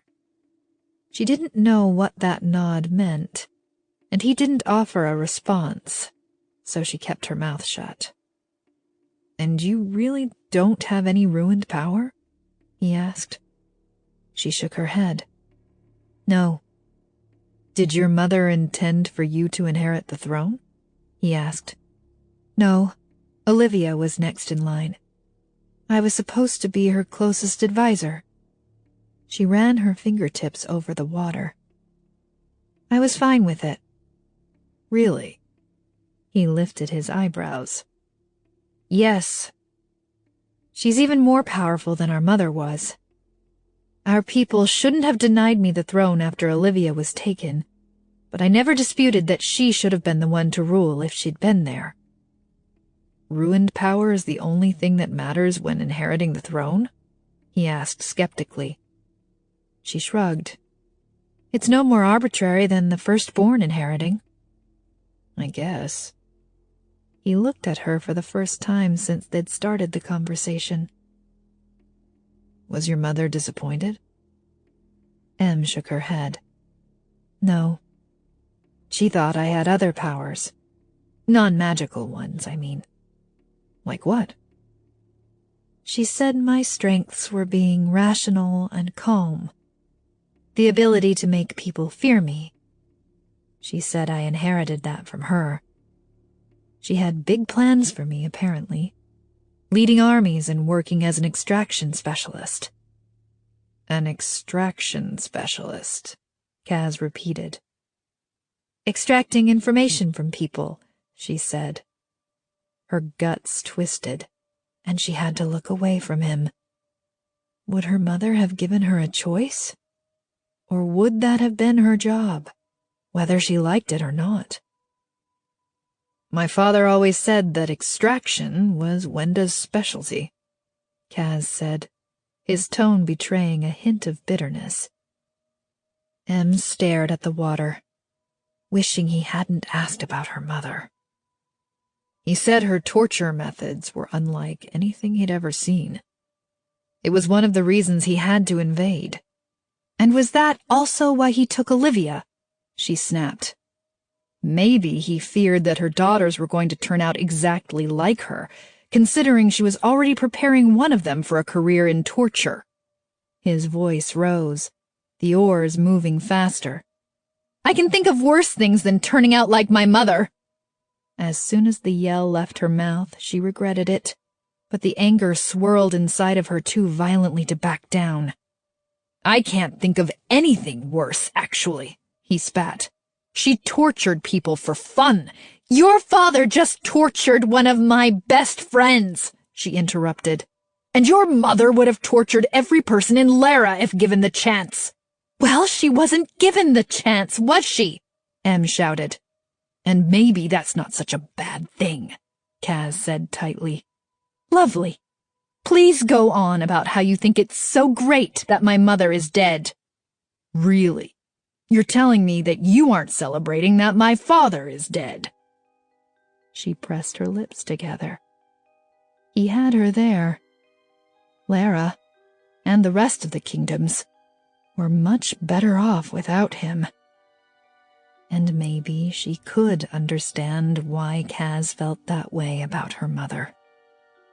"Perhaps we should just both agree that both our parents were horrible people," Kaz said dryly. She let out a startled laugh. Kaz cocked one eyebrow at that reaction, and she felt a fresh wave of almost hysterical laughter bubbling to the surface. She leaned over her knees, her giggles echoing across the river, and she clapped a hand over her mouth to stifle them. She caught a glimpse of Kaz's stony face, and she knew the laughter was going to dissolve into tears. The ache of keeping them in pushed at her throat, and her attempts to force the tears away were entirely unsuccessful. They spilled down her cheeks. She pressed her forehead to the tops of her knees. "Are you crying?"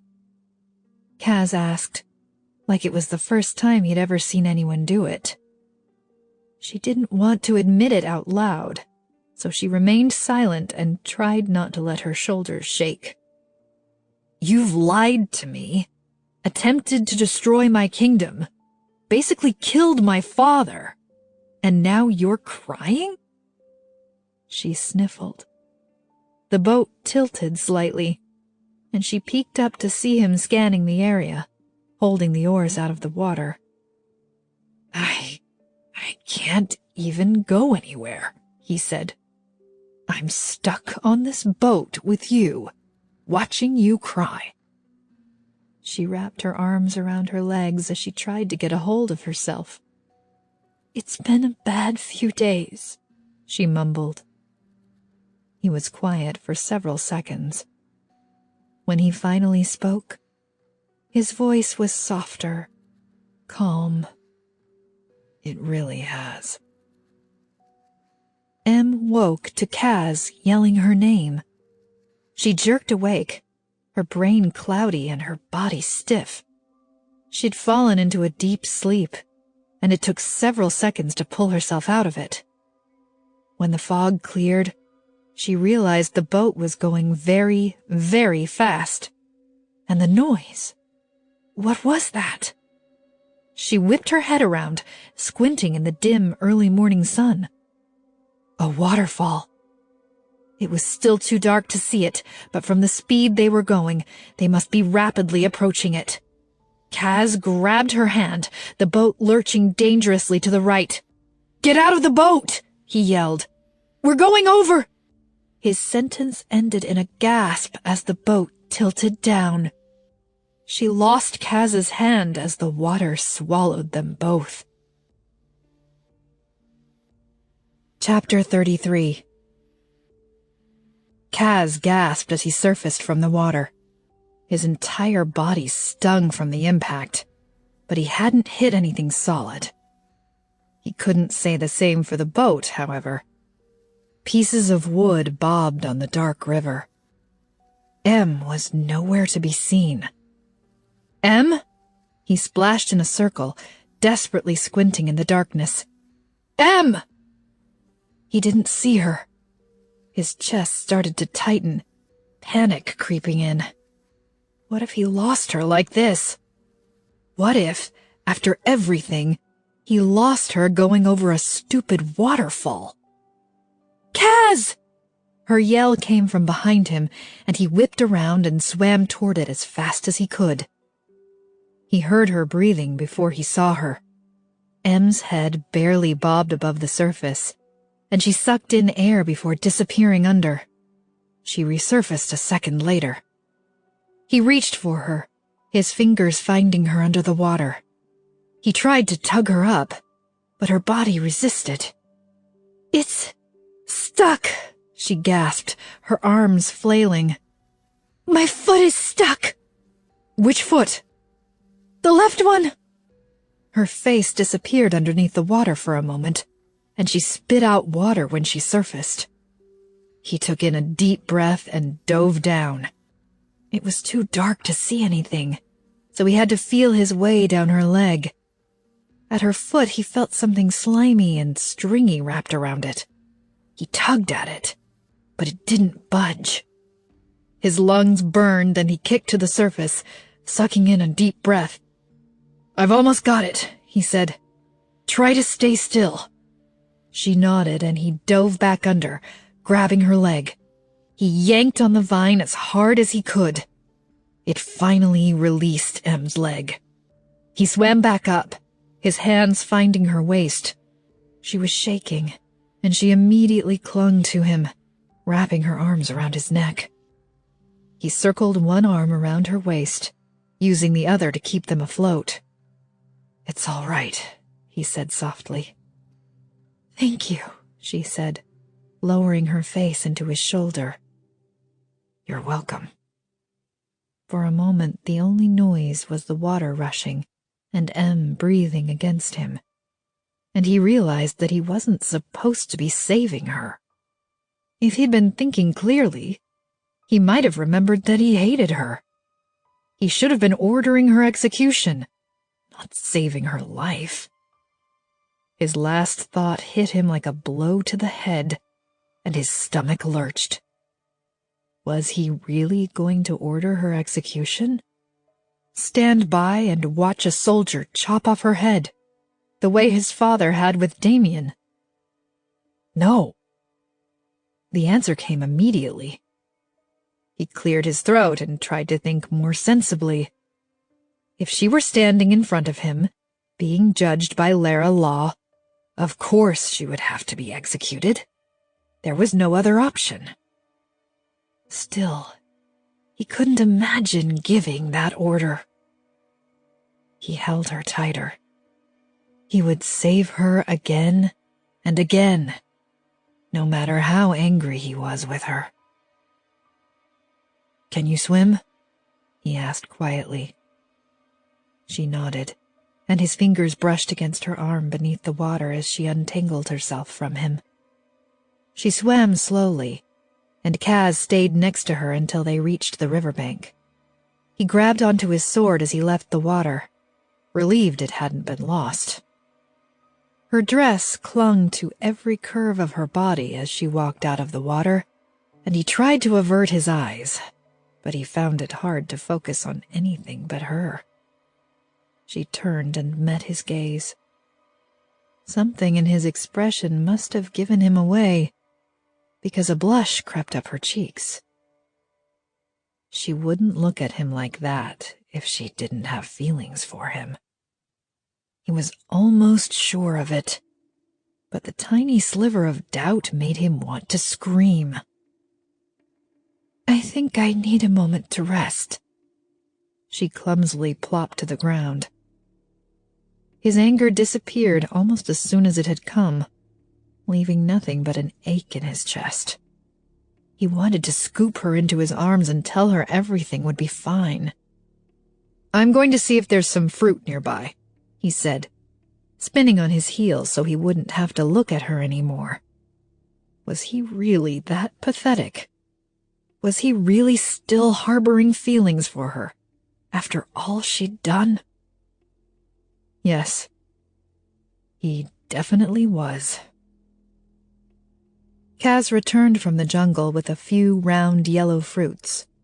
His cheeks and the bridge of his nose were a bit pink from the sun, and it made him even cuter, if that was possible. And he'd taken his shirt off and slung it over his shoulder. Em found herself staring at one particular drop of water making a journey from the base of his throat down the center of his chest. She watched as it rolled down, sliding across his skin and disappearing into the ridges of his abdominals. She had never wanted to be a drop of water so badly. He cut open the fruit with his sword and handed it to her. They scooped out the sweet fruit with their fingers and ate it in silence. He caught her staring, and she quickly looked away. He wasn't acting like he hated her anymore, and it was almost worse. It was easier not to stare at him, not to dream about his arms around her, when he was glaring at her like she was his worst enemy. "Are you ready to get going?" she asked, getting to her feet. Her dress was still wet, but it kept her cool in the warm jungle, and she didn't think she'd mind as the sun continued to rise. Kaz put his shirt back on, though it had turned see-through when it got wet and didn't hide much. They trudged into the trees. Her body was heavy with hunger and exhaustion, and her pace was much slower than it had been the day before. Kaz didn't seem eager to go faster. He stayed right next to her, his gaze on the ground. The sun rose higher in the sky, and she caught him watching her often. She recognized that he was working his way through something, trying to find the words, and she waited patiently. Finally, he opened his mouth and asked a quiet question. "Why did you look so terrified on our wedding day?" She couldn't keep the surprise out of her voice. "What?" "On our wedding day, you were terrified. I thought it was because Mary didn't know me, because she was nervous about marrying a stranger. But you'd planned everything." Why were you nervous? She grasped her necklace tightly. I was still marrying a stranger, even if I had orchestrated it all. I didn't know how to act or what to say.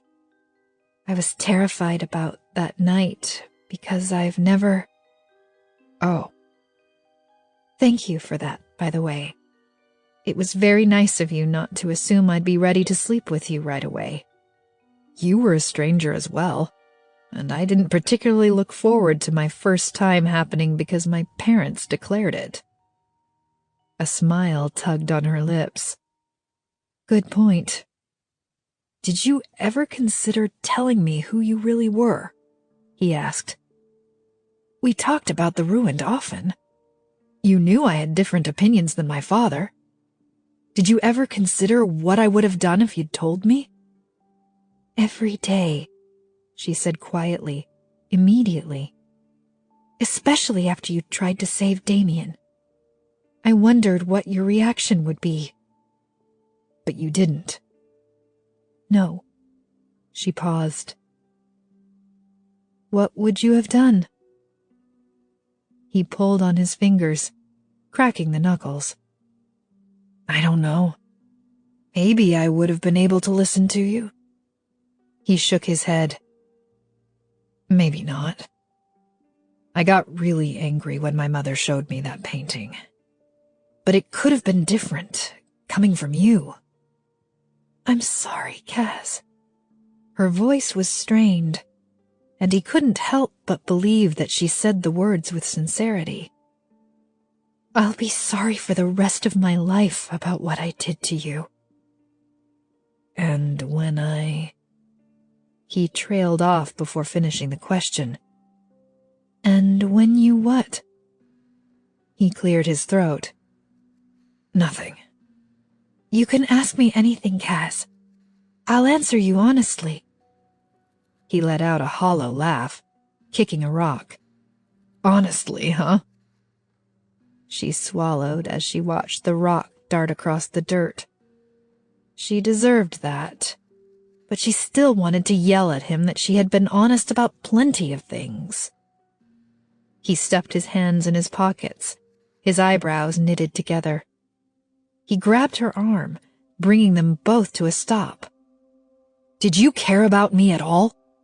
Because you acted like you cared about me, and then you just left me there to die. His voice shook. You didn't even try to warn me. She opened her mouth, but only a strange sound came out. He was right, of course. Or am I an idiot to think you actually had feelings for me? Kaz asked before she could get a word out. Were you just pretending to like me? Because of course I wasn't pretending. The words exploded out of her before she could stop them. Heat spread across her cheeks. Kaz's mouth had been open, ready with a reply, and he snapped it shut. She cleared her throat. She'd already embarrassed herself horribly. Might as well finish it off. I fully intended to ignore you, but it turns out you're very hard to ignore. I never pretended to feel anything for you, Kaz. All of that was real, and definitely never part of the plan. And I should have... A lump formed in her throat, and she swallowed, her voice shaking. I should have warned you about the attack. I should have trusted you. I'm sorry. He stood motionless, staring at her. She was either relieved to get that off her chest, or hoping that the ground would break open and swallow her whole.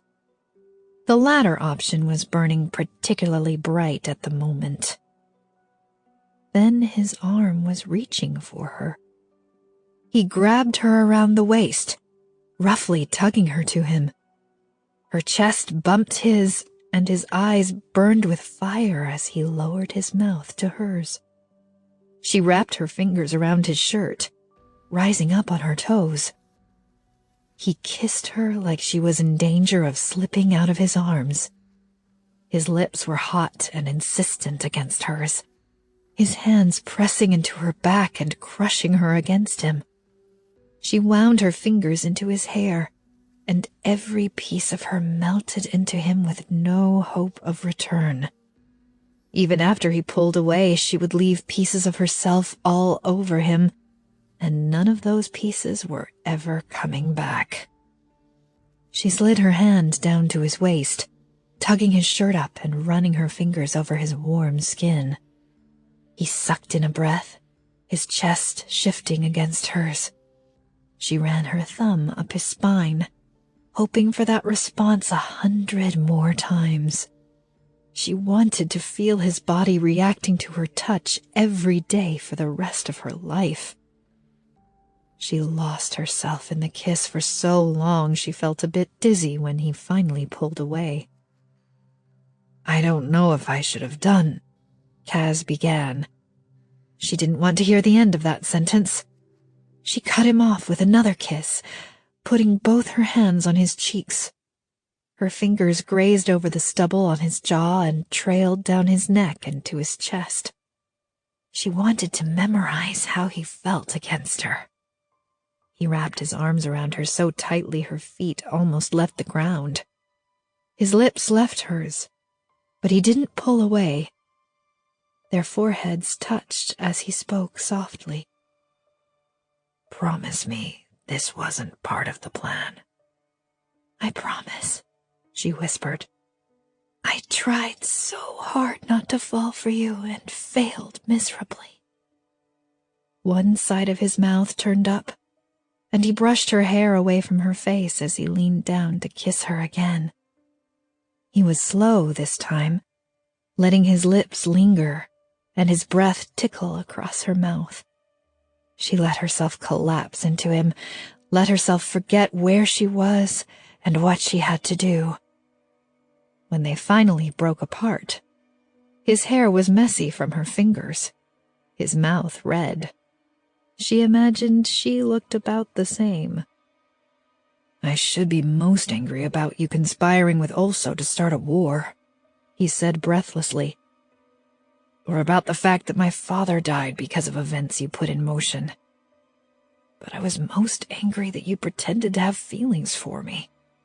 He shook his head, a short laugh escaping his mouth. "How stupid is that?" She smiled, biting her bottom lip to try to keep her grin from spreading too far across her face. "You underestimate yourself if you think any woman would have to pretend to have feelings for you." He grinned, his cheeks turning pink. The expression fell off his face almost as soon as it came, and she knew what he was thinking. It didn't matter how they felt about each other. There was no world where the king of Lera could be with a Flores, even if she hadn't destroyed his kingdom. "I was scared to tell you the truth," she said. "I know it's no excuse, but a tiny part of me was afraid you would immediately send someone to move or kill Olivia if I told you about the attack. I asked for them to spare you. But you saw the warriors. They're not exactly taking orders from me." He nodded slowly. "You can have your sister when we get to the southern mountains. I'll release her. Then I want you to run away as fast as you can."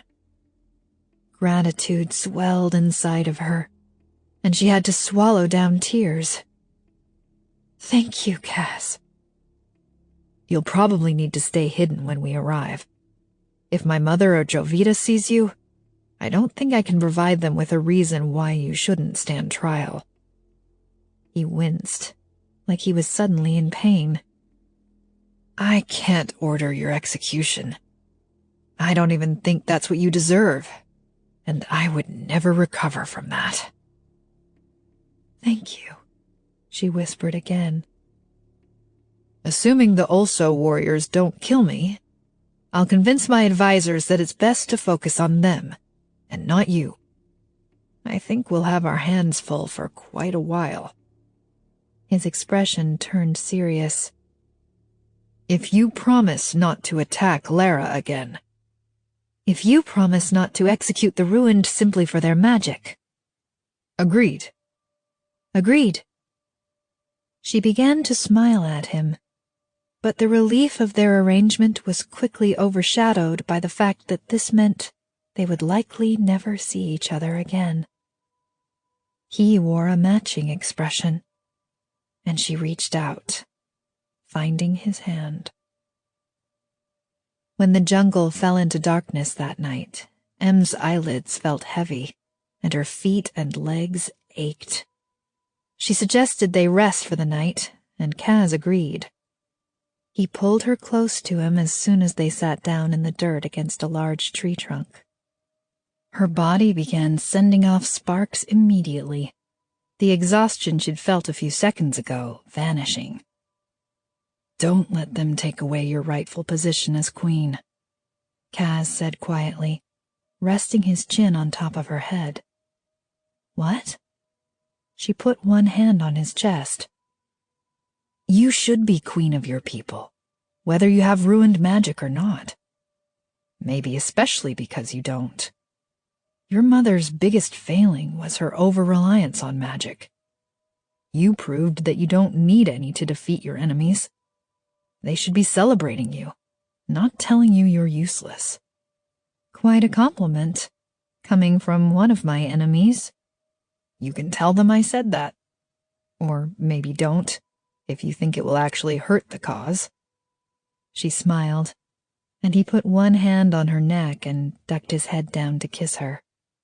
Her body responded immediately, and she was suddenly shifting, sliding onto his lap with one knee on either side of him. His fingers burned fire across her neck. His lips joined them, and she had to grab his shoulder with one hand to keep herself steady. But it was a hopeless act, because she was anything but steady. He whispered her name, Em, as his mouth found hers again, and she felt a rush of relief that they'd never really kissed before. It would have torn her apart to hear Mary's name when he was kissing her, to wonder if he would still want to kiss her if he knew who she really was. She ran her fingers through his hair and was rewarded with a moan of approval. Kaz sat up straighter, one hand on her waist to keep her in his lap. She thought he couldn't get any closer, but he drew her against him until she could feel his heart beating next to hers. If he'd asked her in that moment to run away with him, to take his hand and hide from everyone, she almost certainly would have said yes. A light touch on her knee made her grasp his hair tighter. He pushed her dress up her thigh, his fingers trailing sparks over her skin. That spark was going to catch, and she was going to be consumed by flames at any moment. She was sure of it, but there was nothing that would stop her kissing him. His hand disappeared from her thigh and was on her back, finding the buttons of her dress. There were far fewer than the last time he'd unbuttoned her. He quickly had 3 undone, and her dress slipped down her arms. His hands pressed into the bare skin of her back, his fingers curling like he was about to completely lose control. She was right there with him. Kaz's hands stilled suddenly, and she heard the noise half a second later. Horses. She pulled away from him, and his hands disappeared from her back. Her body still buzzed from his touch, and it took a moment for her eyes to focus. A group of warriors surrounded a wagon in the distance. They weren't scouting the area, but it looked like they were keeping whatever was in the wagon heavily guarded. "It's a wagon," she said quietly. "Is that the one you were in?" He shifted beneath her, and she slid off him so he could see. He squinted in the dark, then leaned back against the tree. "That's the one." She lifted her shoulders, straightening her dress, and Kaz motioned for her to turn around, a smile on his face. He buttoned her back up, planting a soft kiss on her shoulder when he was done. "Could have been bad if they were closer," she said, a hint of amusement in her voice. She turned around, settling next to him. "We never would have heard them coming." 5 or 6 armed warriors against her and Kaz? They would have been dead for sure. "I could think of worse ways to go." He glanced back at the road. "I wish I could help them." "There are too many of them. Maybe if we still had Aaron, but without him—" "I know," Kaz said softly. "I just feel helpless. I'm supposedly the king now, and I've never felt less in control." She laced her hand through his, lifting it to her lips. "You'll be in control again. If there's anything I can do to help with that, you know I'm more than willing." He released her hand, pulling her closer to him and planting a kiss on top of her head. "I know, Em." Chapter 34. 3 steps separated Kaz and Em. If 3 steps were too many, what was he supposed to do when there were thousands? He closed the distance and brushed his hand against hers. She smiled at him as she stepped over a patch of leaves, letting her fingers curl around his for a moment. They'd spent most of the day walking to the southern mountains, and Kaz felt his heart sink further with every step. Once they arrived, he would know for sure what had happened to his mother and Jovita, and probably Gallo as well. And he would lose Em. His brain kept trying to come up with a scenario where she could stay with him, where he could convince his mother and advisors and everyone in the kingdom that Em wasn't their enemy. "I know she deceived us all and is partially responsible for Ulso's attack on the castle, but I promise she's not as bad as you think, Mother." He could already see her face. She would probably slap him. He wouldn't blame her. He knew he'd lost his mind, that his feelings for Em had clouded every shred of good sense he had. But then, she also made excellent points. The decisions his father and his advisors had made were not perfect. They were horrifying in some cases. His father had always seemed convinced that his actions were for the best of Lera, and Kaz wished he'd prodded him further. He wished he'd had more honest conversations with his father, like he'd had with Em yesterday. He glanced at her again. His body was always trying to lean into her, to be closer, to touch her. "I think it's best you don't tell them we traveled together," Em said. "You're right," he said softly. "I'll tell them I made the journey by myself." "They'll all be very impressed. Maybe they'll start saying you're very handsome and tough." "I can only hope." Her smile faded, and she dropped her gaze, her walk slowing. "I'll miss you, Kaz." 2 steps this time. He jumped across them and pulled her against him. She always sucked in a tiny breath when he put his arms around her, and it made it impossible not to kiss her. He ducked his head and pressed his lips against hers. He let his hand slide down her back, taking in the shape of her, and convincing himself for a moment that he'd never have to let her go. He wished he'd kissed her before, when they were sleeping in his bed. He would have spent all night kissing her, tracing his fingers over her shoulders, memorizing the shape of her mouth. He'd thought he had all the time in the world then, and now he looked back with exasperation at all the moments with her that he'd squandered. "I'll miss you too," he said when they broke apart. "More than you know." She shook her head, brushing her lips against his again. "I know." When she looked at him like she was now, It was impossible to think that her feelings were fake, or part of the plan. She looked at him like she never wanted him to let her go, but also like she was about to cry, like she was desperately, irreversibly sad. He recognized it as guilt, and the worst part of him was glad she felt it. He hadn't completely forgiven her, and she hadn't asked him to. She must have known that was an impossible request. He wanted to forgive her, and his father, and himself while he was at it. But the heavy weight of disappointment was stubbornly sticking to his chest.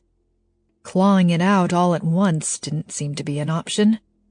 Letting it slowly drip away until the hurt became bearable seemed like the more likely scenario. Every time she looked at him, he felt a little peace fall away. He reluctantly let her go. Selfishly, he wanted to ask her to stall, to spend one more night with him under the stars. But neither of them could afford to delay, so he bit back the words. They walked in silence, occasionally intertwining their hands and holding on to each other. Voices drifted over the trees, and they both immediately stopped and went perfectly still. Kaz couldn't quite make out what they were saying, as they were speaking softly, but they weren't far away. Em crept forward and he followed, letting his hand linger on her back. A blur of gray and blue flashed through the trees. Kaz's heart leaped and then immediately sank. Lera soldiers. "You should go," Em said quietly. He swallowed the lump in his throat. She laced her fingers through his. "You'll be the best king Lera ever had," she said, blinking back tears. He tugged on her hand until her body was against his, her face in his neck. "I don't know about that." "I do." He hugged her as tightly as he could and kissed her forehead. "When I find your sister, I will make sure she's set free. Keep watch on the lodge when you get there. I'll send her out the front and straight into the trees. You can meet her there." "Thank you." She gave him a shaky smile as he pulled away. He pressed his lips to hers, for only a few moments, because he was afraid if he held on for any longer he would grab her hand and run away. He glanced over his shoulder at her once, but that was all he could manage. He didn't know if she stayed and watched him go, or if she left after that first look. He ducked under a vine, and the voices abruptly stopped as his footsteps echoed through the jungle. A man with his blue and gray coat tied around his waist suddenly appeared from behind a tree, a sword in one hand and a dagger in the other. Gallo! Kaz had to blink back tears at the sight of the friend he'd feared the worst for. The guard's eyes widened with shock. "Kaz?" he said very quietly, still aware of their surroundings. The other guards immediately jumped out of their hiding spots, their faces etched with disbelief. Kaz held up his hands, since one of the guards still had his bow and arrow aimed at him. He quickly lowered them, a sheepish expression on his face. "What are you? How did you?" Gallo rushed forward. He appeared to be going in for a hug, then seemed to think better of it. "Are you all right, Your Majesty?" Kaz stepped forward and embraced Gallo. "I thought you were dead." Gallo looked like he might cry when Kaz released him.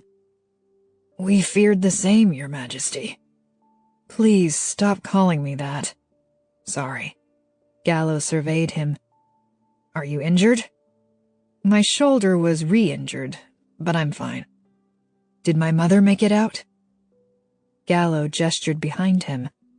Kaz followed his gaze to see two guards on horses, their hats pulled low over their foreheads.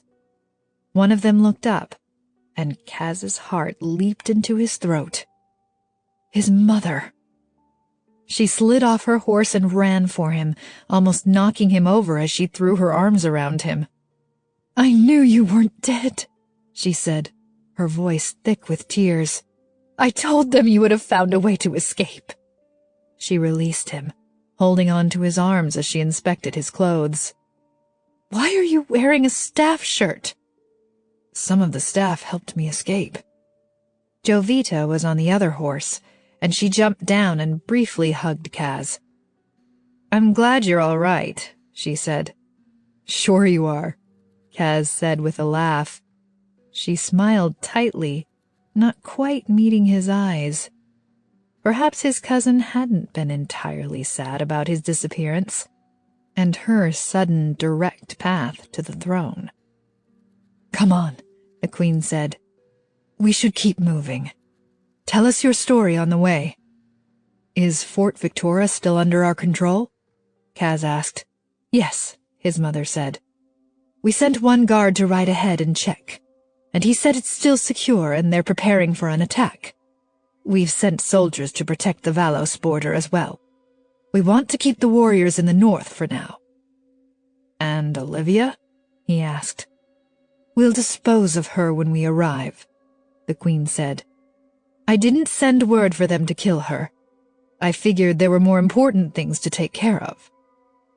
He flinched at the casual way his mother talked about killing M's sister. They definitely needed to get to the southern mountains, to safety, and to prepare for an attack. His mother and Jovita were right about that. "Have you seen the warriors come through with a wagon?" he asked. "I saw them last night." "One of our scouts saw a wagon," Gallo said. "They're ahead of us." "They have a lot of the staff in that wagon, and a few guards," Kaz said. "I was in there with them for a while. Last night there were only 5 guarding the wagon." 6, last we heard, Gallo corrected. Kaz surveyed the group, counting.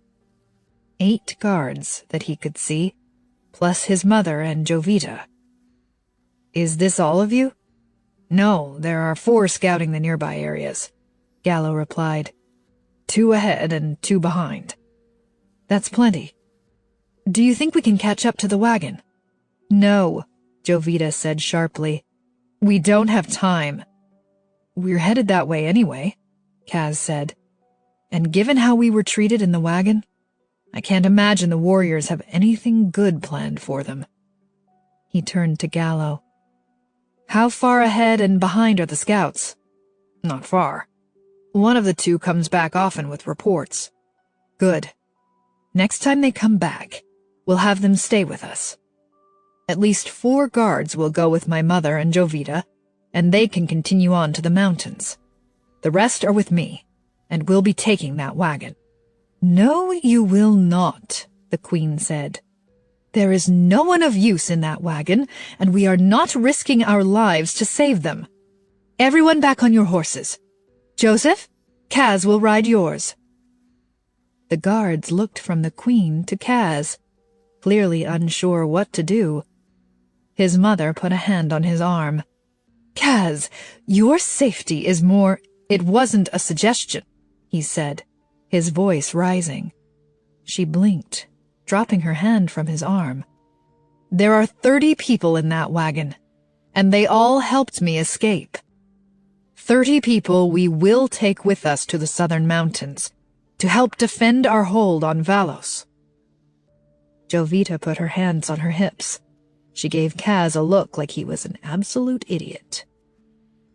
"Pick 4 guards to accompany you," he continued. Joseph immediately stepped forward, and the Queen motioned to a few others. "Leave Olivia alone for now," he said, trying to keep his voice casual. "The last thing we need is her causing any trouble. Focus on securing the building.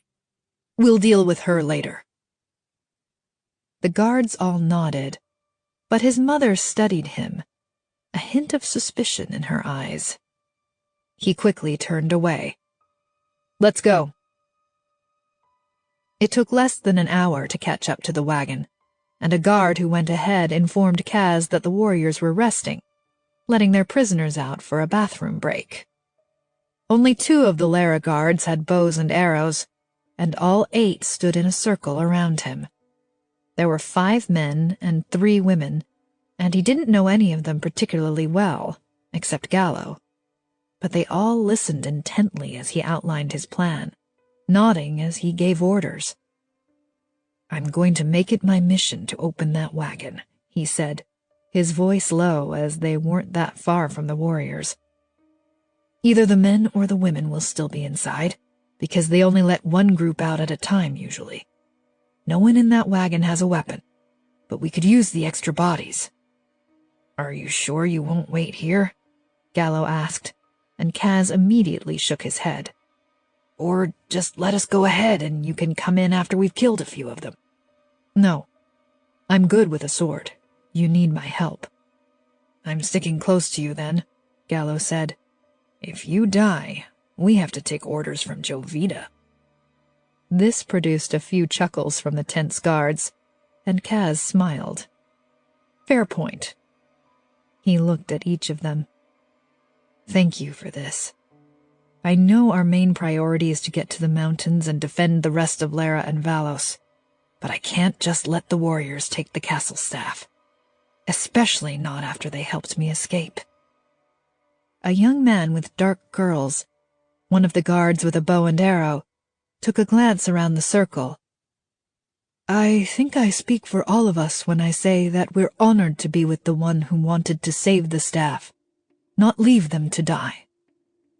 The guards nodded in agreement, and Kaz looked at them gratefully. "Thank you." He pointed north. "Let's go. Get in position." The guards scattered, and Gallo grabbed the curly-haired one by the wrist and planted a quick kiss on his lips. "Don't die." He released the guard, who shot Gallo a quick smile before he took off.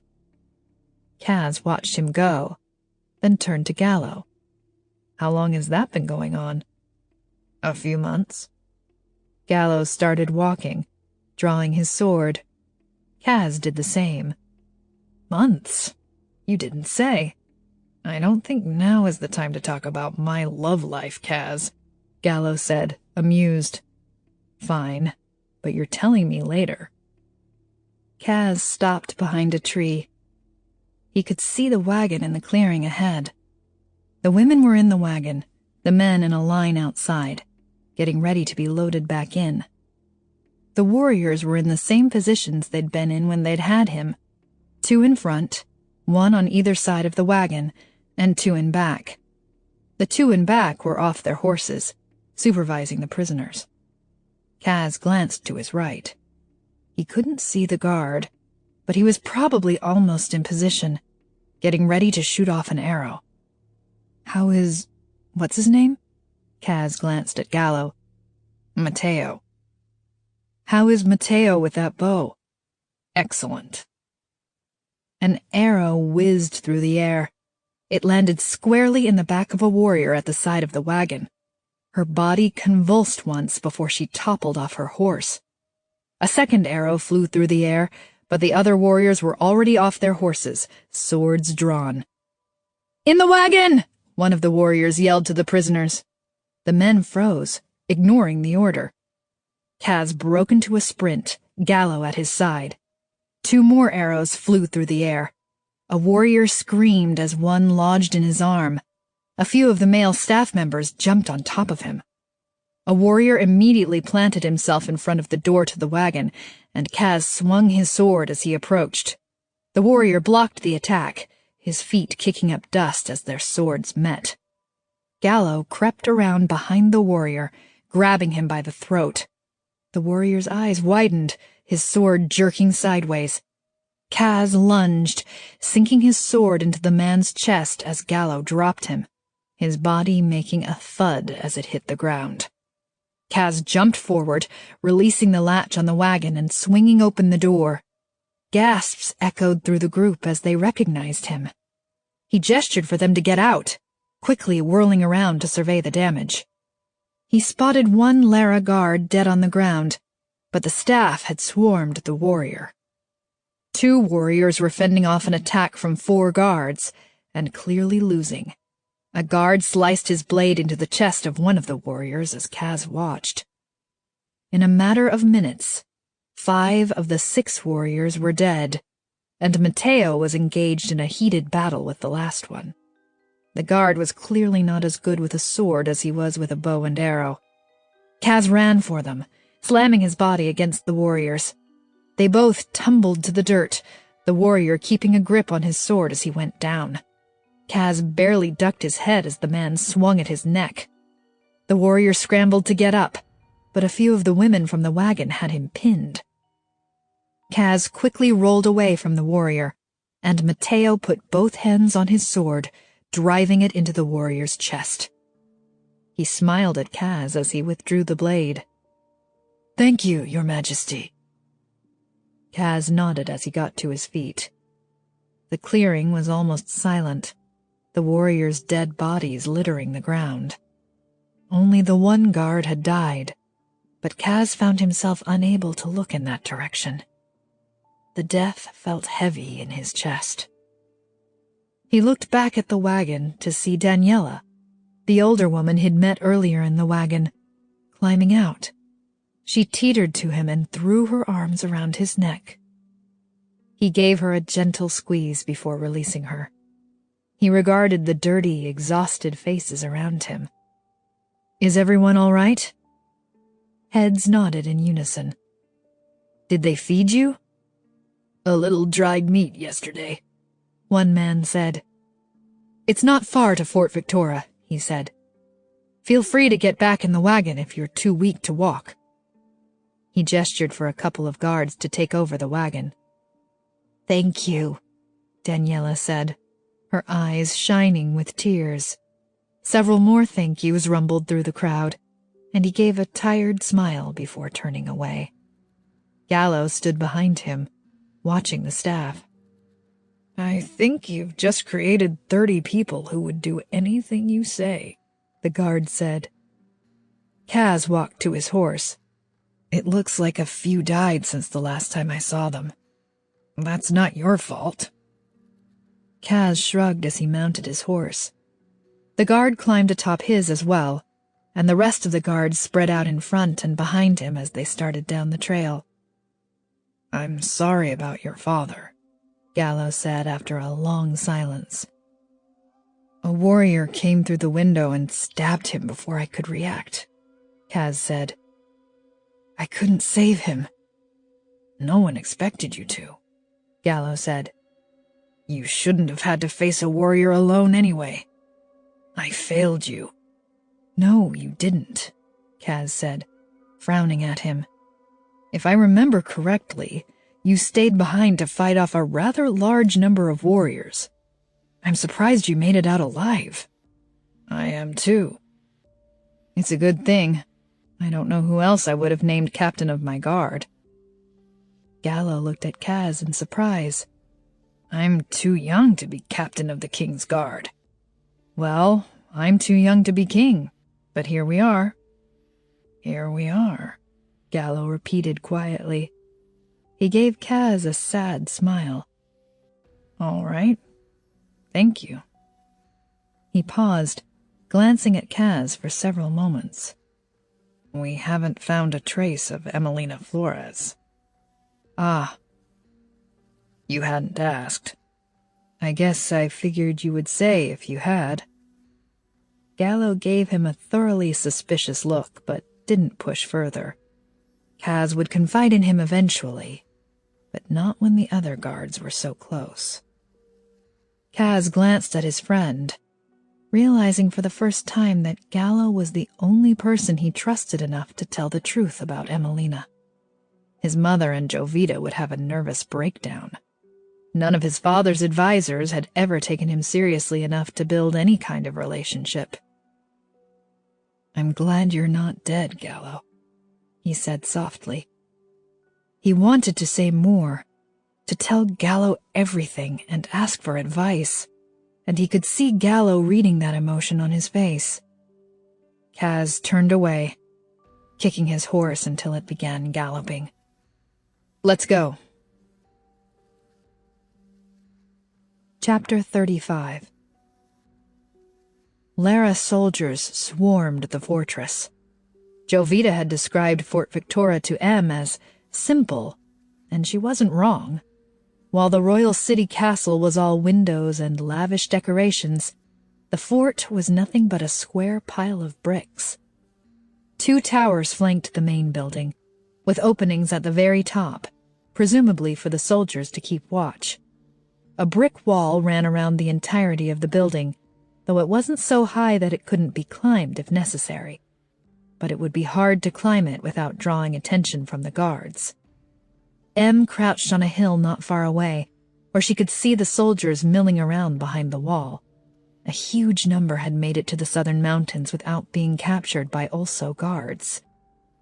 Em pressed her hands into the grass, craning her neck to peer at the winding road leading to the fort. The Queen and Jovita had arrived several minutes ago, but there was no sign of Cas yet. Hopefully he wasn't far behind. A flash of movement caught her eye in the woods beyond the fort.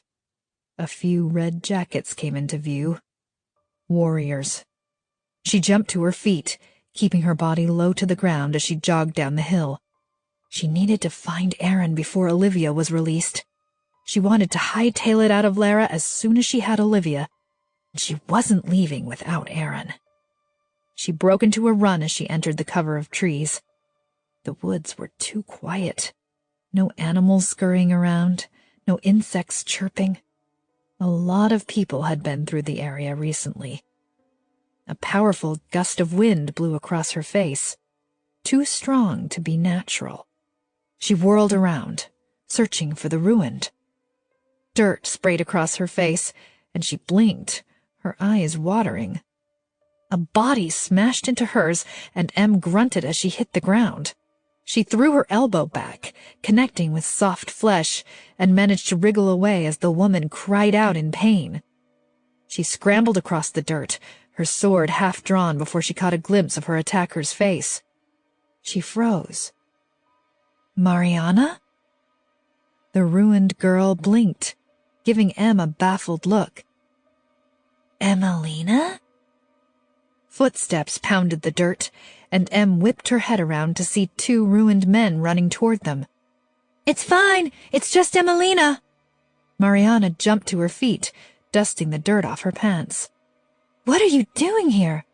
We thought you were dead." "Nice to see you, too." Em pushed off the ground, adjusting the sword on her belt. "What are you doing here? Did you come in on the warrior ships?" Mariana nodded. "The warriors wanted us to help take Fort Victoria." Em looked at the empty space around them. "Where are they?" "They're getting into position for the attack. We were doing the same." Mariana cocked her head, her thin dark braids falling over her shoulder.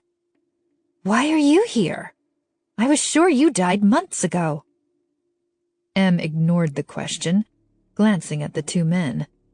The man with gray streaks in his hair was Weldon, and must have been the one to spray dirt in her face.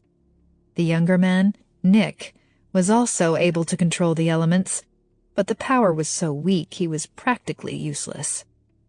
"What are you wearing?" Nick asked, grimacing as he surveyed her tattered blue dress. "I'm on my way to get Aaron," she said. "You 3 come with me. I may need the backup." "Aaron's alive?" Mariana instantly perked up. Weldon lowered his bushy eyebrows. "We thought you finally got him killed." "The warriors have him." "Maybe you should wait here," Mariana said, like she was talking to a child. It was a tone any useless ruined knew well. "We can handle it." Em rolled her eyes and turned away from them, breaking into a run. "Seriously, what is she wearing?" Nick asked from behind her. "Come on!" she yelled over her shoulder. Footsteps followed her a moment later, and she led them through the trees to the south side of the fort. She slowed as she approached the area where she'd seen the warriors. She didn't make an effort to be quiet. She was negotiating with the warriors, not attacking. Iria's face appeared from behind a tree, and she glanced over her shoulder. "Emelina's here," An angry murmur followed her words, and Iria frowned. Em slowly stepped forward. Iria stepped aside, revealing Koldo and a female warrior standing over Aaron. He was seated on the ground, still blindfolded but apparently unharmed. "I just want Aaron," she said, raising her hands. The female warrior shook her head. "He's too dangerous. He killed a warrior earlier, and we're not taking a chance that he'll kill more. We're keeping him until we can transport him to the Also King for evaluation." "Petra, we don't need," Iria began. "Move, or I will make you move," Mariana interrupted, stepping up beside Em. She narrowed her eyes at Koldo, and the warrior screamed, batting at invisible images with his bandaged wrist. He whirled around, slamming straight into a tree. He moaned as he hit the ground. "I hate you people." Petra reached for her sword, making a beeline for Mariana. Em jumped between them, putting her hand over Mariana's face before she could use her powers. "Get off!" Mariana said, jerking her head away. "Everyone just calm down." Em turned to Petra. "Put the sword away." "Make me." "I'd be happy to." Mariana lunged, and Em shoved her. "We're on the same side," Em yelled. "Will everyone just shut up for a minute? Nick, take off Aaron's blindfold." "If you take off his blindfold, he'll kill us all," Koldo said, shakily getting to his feet. "Probably not," Aaron said. "I'd say there's only like a 60% chance I kill you all." "Aaron," Em said in a warning tone. He let out an exaggerated sigh. "Fine. 50%. Iria stepped aside, giving Nick access to Aaron. He tugged off Aaron's blindfold and untied the rope binding his hands. Aaron hopped to his feet. "Are the warriors in position to attack?" Em asked Iria. "Yes. There are a few ruined scattered through the woods as well. They're part of the second wave." She pointed at Mariana. "Weren't you given an assignment?" "Yeah, but then I ran into Em wandering aimlessly around the woods." "I wasn't aimless. I was looking for—" Em cut herself off, taking a deep breath and turning back to Iria. "I need for you to wait. Kaz promised to release Olivia." Mariana gave her a baffled look. "Olivia is in there," Em said before Mariana began asking questions. "She's still alive, and she should be walking out that door any minute." "Wait." Mariana put her hands out in front of her like, "Stop." "Kaz, as in Prince Casimir." "King Casimir now," Aaron said. "He told you he would release Olivia." Mariana's face twisted into utter disbelief. "Why would he do that?"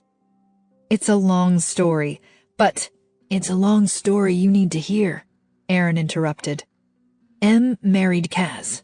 She's the reason we were able to launch a successful attack against the Lera castle. She's why we're all here." Silence fell over the group, and the three ruins looked at Em in confusion. "Married?" Weldon repeated.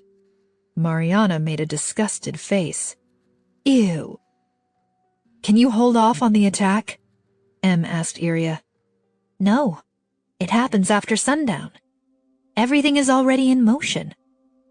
Em looked at the sky. About another hour until sundown. Hopefully that was enough time. "Fine. Aaron, come with me. We're going to keep watch on the fort and see when she comes out. Mariana, Weldon, Nick, get in your positions." She pointed at the warriors. "You three, no more taking Ruined as prisoners. We're on the same team here." Koldo and Petra frowned at the Ruined warily, but Iria agreed. "Got it?" Em asked Mariana. Mariana blinked. throwing a baffled look at Weldon and Nick. "When did you start giving orders?" "When I executed this entire plan while you were all hiding and running away." Mariana turned to Aaron. "She really did all this?" He nodded. Mariana still didn't look convinced. "Get in position or get out of the way," Em said. Mariana hesitated for a beat, then gestured to Nick and Weldon. "Let's get in position."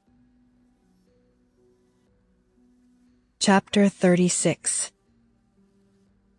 Kaz followed Gallo through a tall metal gate, a chilly wind causing goosebumps to rise on his arms. Fort Victoria cast a shadow over the lawn, and Kaz raised his head to look at it. He hadn't been to the fortress in years. It already felt oppressive, and he wasn't even inside yet. Lera soldiers and guards swarmed all over the lawn, and every head turned to watch him. A chill raced down his spine. They all took orders from him. They were all expecting him to have the answers. He forced a smile as a familiar guard's face lit up at the sight of him. Gallo pulled open the thick wooden doors, stepping back to let Kaz go first. The guard to his right straightened as Kaz stepped into the building. There were no windows, so it was dark and cool. The entryway was small and cramped. Kaz went through a second door and found himself in a large, mostly empty room. Lanterns hung from the walls, casting a soft glow onto the stone floors. The stairway to his left led up to most of the rooms, if he remembered correctly, and also allowed access to the two towers. Several guards stood nearby, one positioned at each wall. "Where are my mother and Jovita?" he asked. "Upstairs in the East Tower," a guard said. "And the prisoners? Is anyone besides Olivia down there?" "No, Your Majesty. Just Olivia Flores." Kaz leaned closer to Gallo, lowering his voice. "Will you go down there and relieve any guards? Tell them they're needed out front. I'll meet you there in a minute." Gallo gave Kaz a questioning look, but he nodded and headed out of the room. Kaz walked to the stairs, jogging up them and into the East Tower. His mother and Jovita stood by the window in the small room. They both turned when he walked in. "Tell me what's going on." He moved to the window, nudging Jovita aside. The sun was setting, and a soldier was lighting the torches around the building. It was quiet, the air thick with fear and tension. "We've spotted some movement in the woods," his mother said. "We think they'll be attacking tonight. They were probably waiting for us to get here." "We're their target," he said. "It might have been safer for you to stay hidden in the jungle," Jovita added. "Safer, maybe, but not a very brave choice considering we're at war." He cracked a knuckle as he said the word war. "Why do you have a warrior's sword?" Jovita asked, eyeing the blade at his waist. "I took it from one after I killed him." "Did you come all this way by yourself?" Suspicion crept into her voice. "Does everyone have orders?" he asked, ignoring the question. He gestured at the soldiers outside. "Do they know what to do?" He knew nothing about leading an army into battle, and the question sounded stupid as it left his mouth. "Colonel Demas is the highest-ranking officer here," the Queen said. "I'd hoped General Amara would make it in time, but she hasn't arrived." She paused. "Or she's dead." "There are already plans in place to defend Fort Victoria in case of an attack," Jovita said. "You should know that, Kaz." He vaguely remembered those plans, and he rubbed his fingers against his head. "Forgive me if I can't remember everything clearly right now, Jovita. I didn't have guards to escort me through the jungle. I've barely slept since we were attacked." "Your Majesty?" Kaz turned to the source of the voice to find a short guard standing in the doorway. He looked at Kaz nervously. I'm sorry to interrupt, Your Majesty, but I'm not sure who I'm supposed to be reporting to right now. It's fine, Kaz said. We were just told to leave the dungeons, me and the other guards, and I just wanted you to know that we don't usually leave Olivia with less than 3 guards, and— Is she dangerous? Kaz interrupted. Well, no, not anymore, but— Then we need you fighting. The guard nodded and scurried away, mumbling an apology as he went. The Queen and Jovita regarded him with matching suspicion. He tried to keep a neutral expression on his face. His mother touched his arm. Kaz, let's get you something to eat and hide you in one of the rooms. Jovita and I can handle any problems that arise. Kaz's gaze flickered to Jovita, an uneasy feeling unfolding in his chest.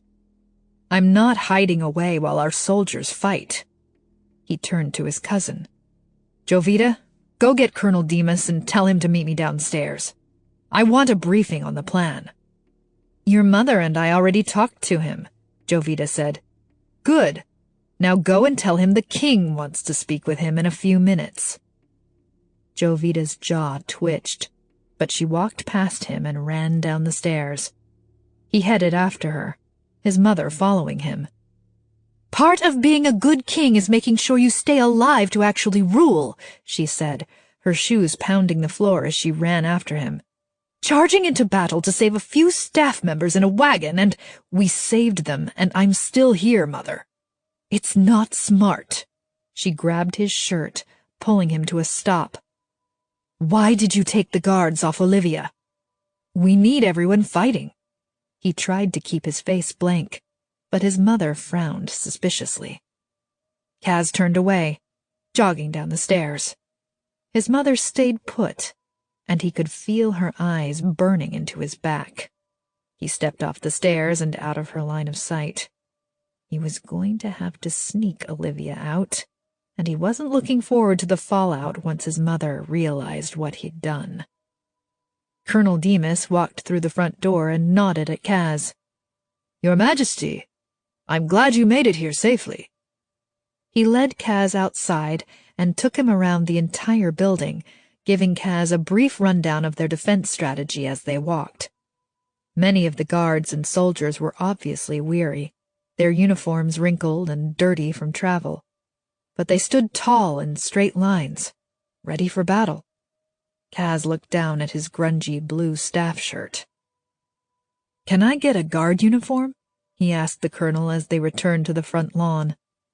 It'll be easier to fight if I blend in. Will you be joining us, Your Majesty? Yes. I'll have someone find one. Kaz thanked him and turned on his heel, shaking his head when a guard made a move to follow him. I'll be back in a minute. He walked through the front doors and across the large room. There were 2 arches on the back wall leading to the rear rooms, and he glanced over his shoulder before ducking through the left one. The guards watched him, but none made a move to follow. He headed across the parlor, sidestepping the table and cluster of chairs in the center of the room. If he remembered correctly, the doorway at the back left corner of the room led to the dungeons. He pulled open the door and quickly descended the stairs. A heavy wooden door was at the bottom, and he pushed it open to reveal a long hallway with cells on either side. Gallo stood in front of one of the last cells, and he looked up at the sound of the door opening. "This is Olivia?" Gallo asked, pointing to the cell in front of him. His face was pulled tight with worry, and Kaz quickly walked toward him. All the cells he passed were empty. Oddly, it smelled strongly of flowers or perfume the farther he went into the cells. "Is she all right?" Kaz asked. The last cell was the only one occupied. It held a teenage girl. She was chained to the bed, facing the wall instead of out at the bars. A blindfold covered her eyes. She wore loose pants and a white shirt, both smudged with dirt and grime. Her dark hair was wild. She had more ruined marks than Damien. The pale lines covered her arms and crept up her neck into her hair. "I think that's her," Kaz said quietly. "Have they had her chained to that bed the whole time?" Kaz ran a hand down his face with a long sigh. "I don't know." What had he expected? That she had several rooms and a nice bed? That she was allowed to bathe regularly and given enough to eat? Neither had happened, given the state of her. He held his hand out. "Do you have the keys?" Gallo handed them over. "They're labeled. It's the green one." He held the green key up to the lock.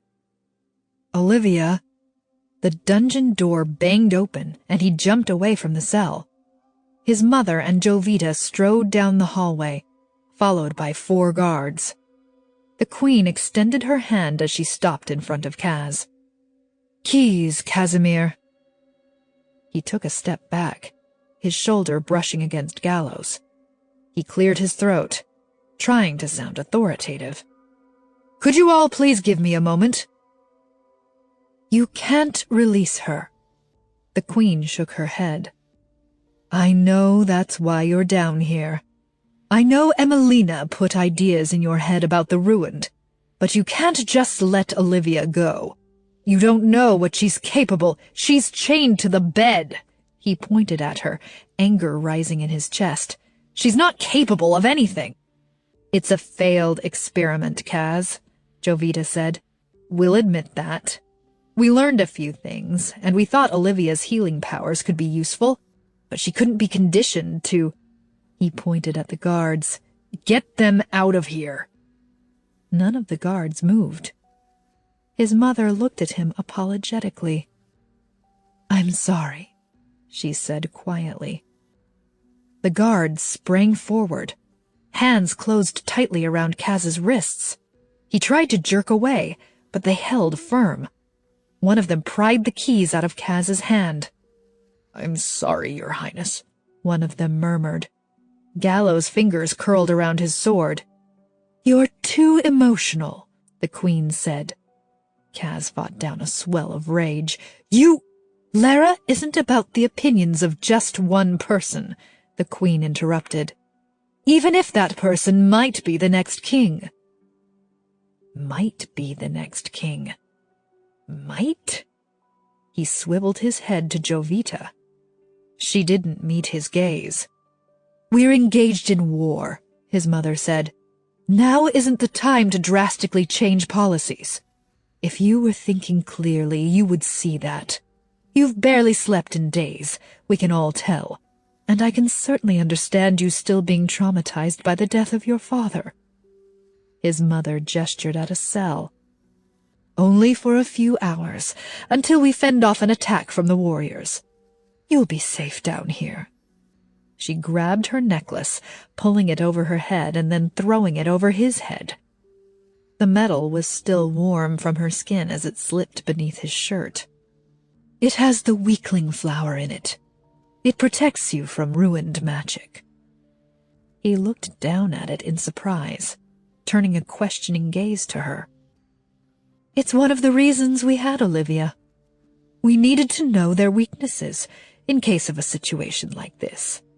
You should have it if you're going to be down here with her."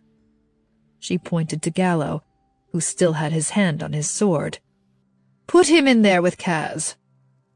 Kaz twisted against the hands holding him. He couldn't get free. "You need all the guards fighting." His mother just shook her head in reply. He shot her a furious look as a guard took Gallo's sword. The guards gave Kaz a gentle push to the cell.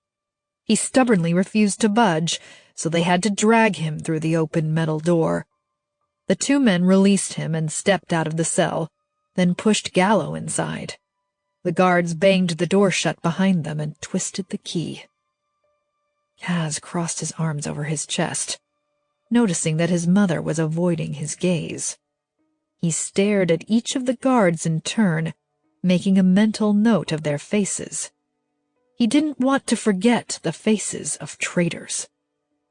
"Let's go," the Queen said. "One of you stay at the post outside the door. No one in or out." "I'll stay," a guard offered. The Queen nodded, gesturing at Jovita to follow her. They disappeared through the door, the guard who'd elected to stay shutting it behind him as he followed. Kaz looked from Gallo to Olivia, in the cell across from them. Was Em going to think he'd betrayed her? Would she attack with the rest of the warriors now? Dread curled at the bottom of his stomach. He let out a long sigh, pushing a hand through his hair. He turned to Gallo. "I need to tell you what happened in the jungle." Chapter 37. Em lay flat on her stomach at the top of a hill. Aaron stretched out beside her.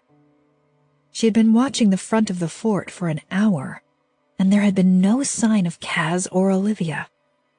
The Lera soldiers had disappeared inside the fortress, and the front lawn was deserted.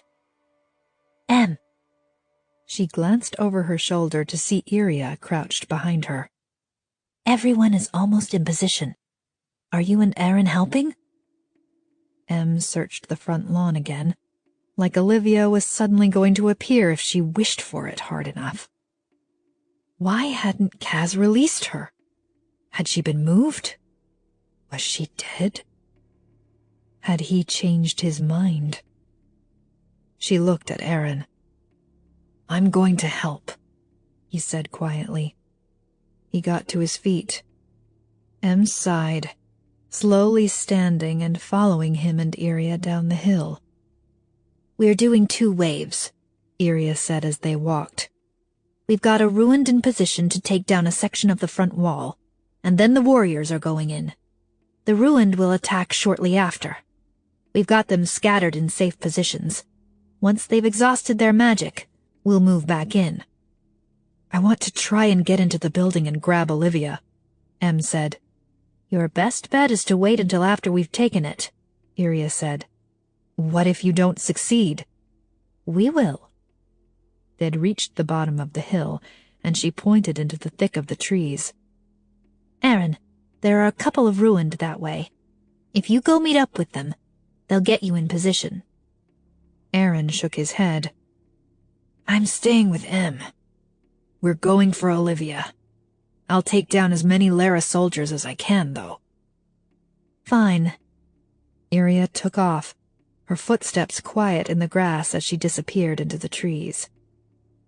"Do you want to go in the front with everyone else?" Aaron asked Em. She shook her head. "All the attention will be there. Let's be sneakier."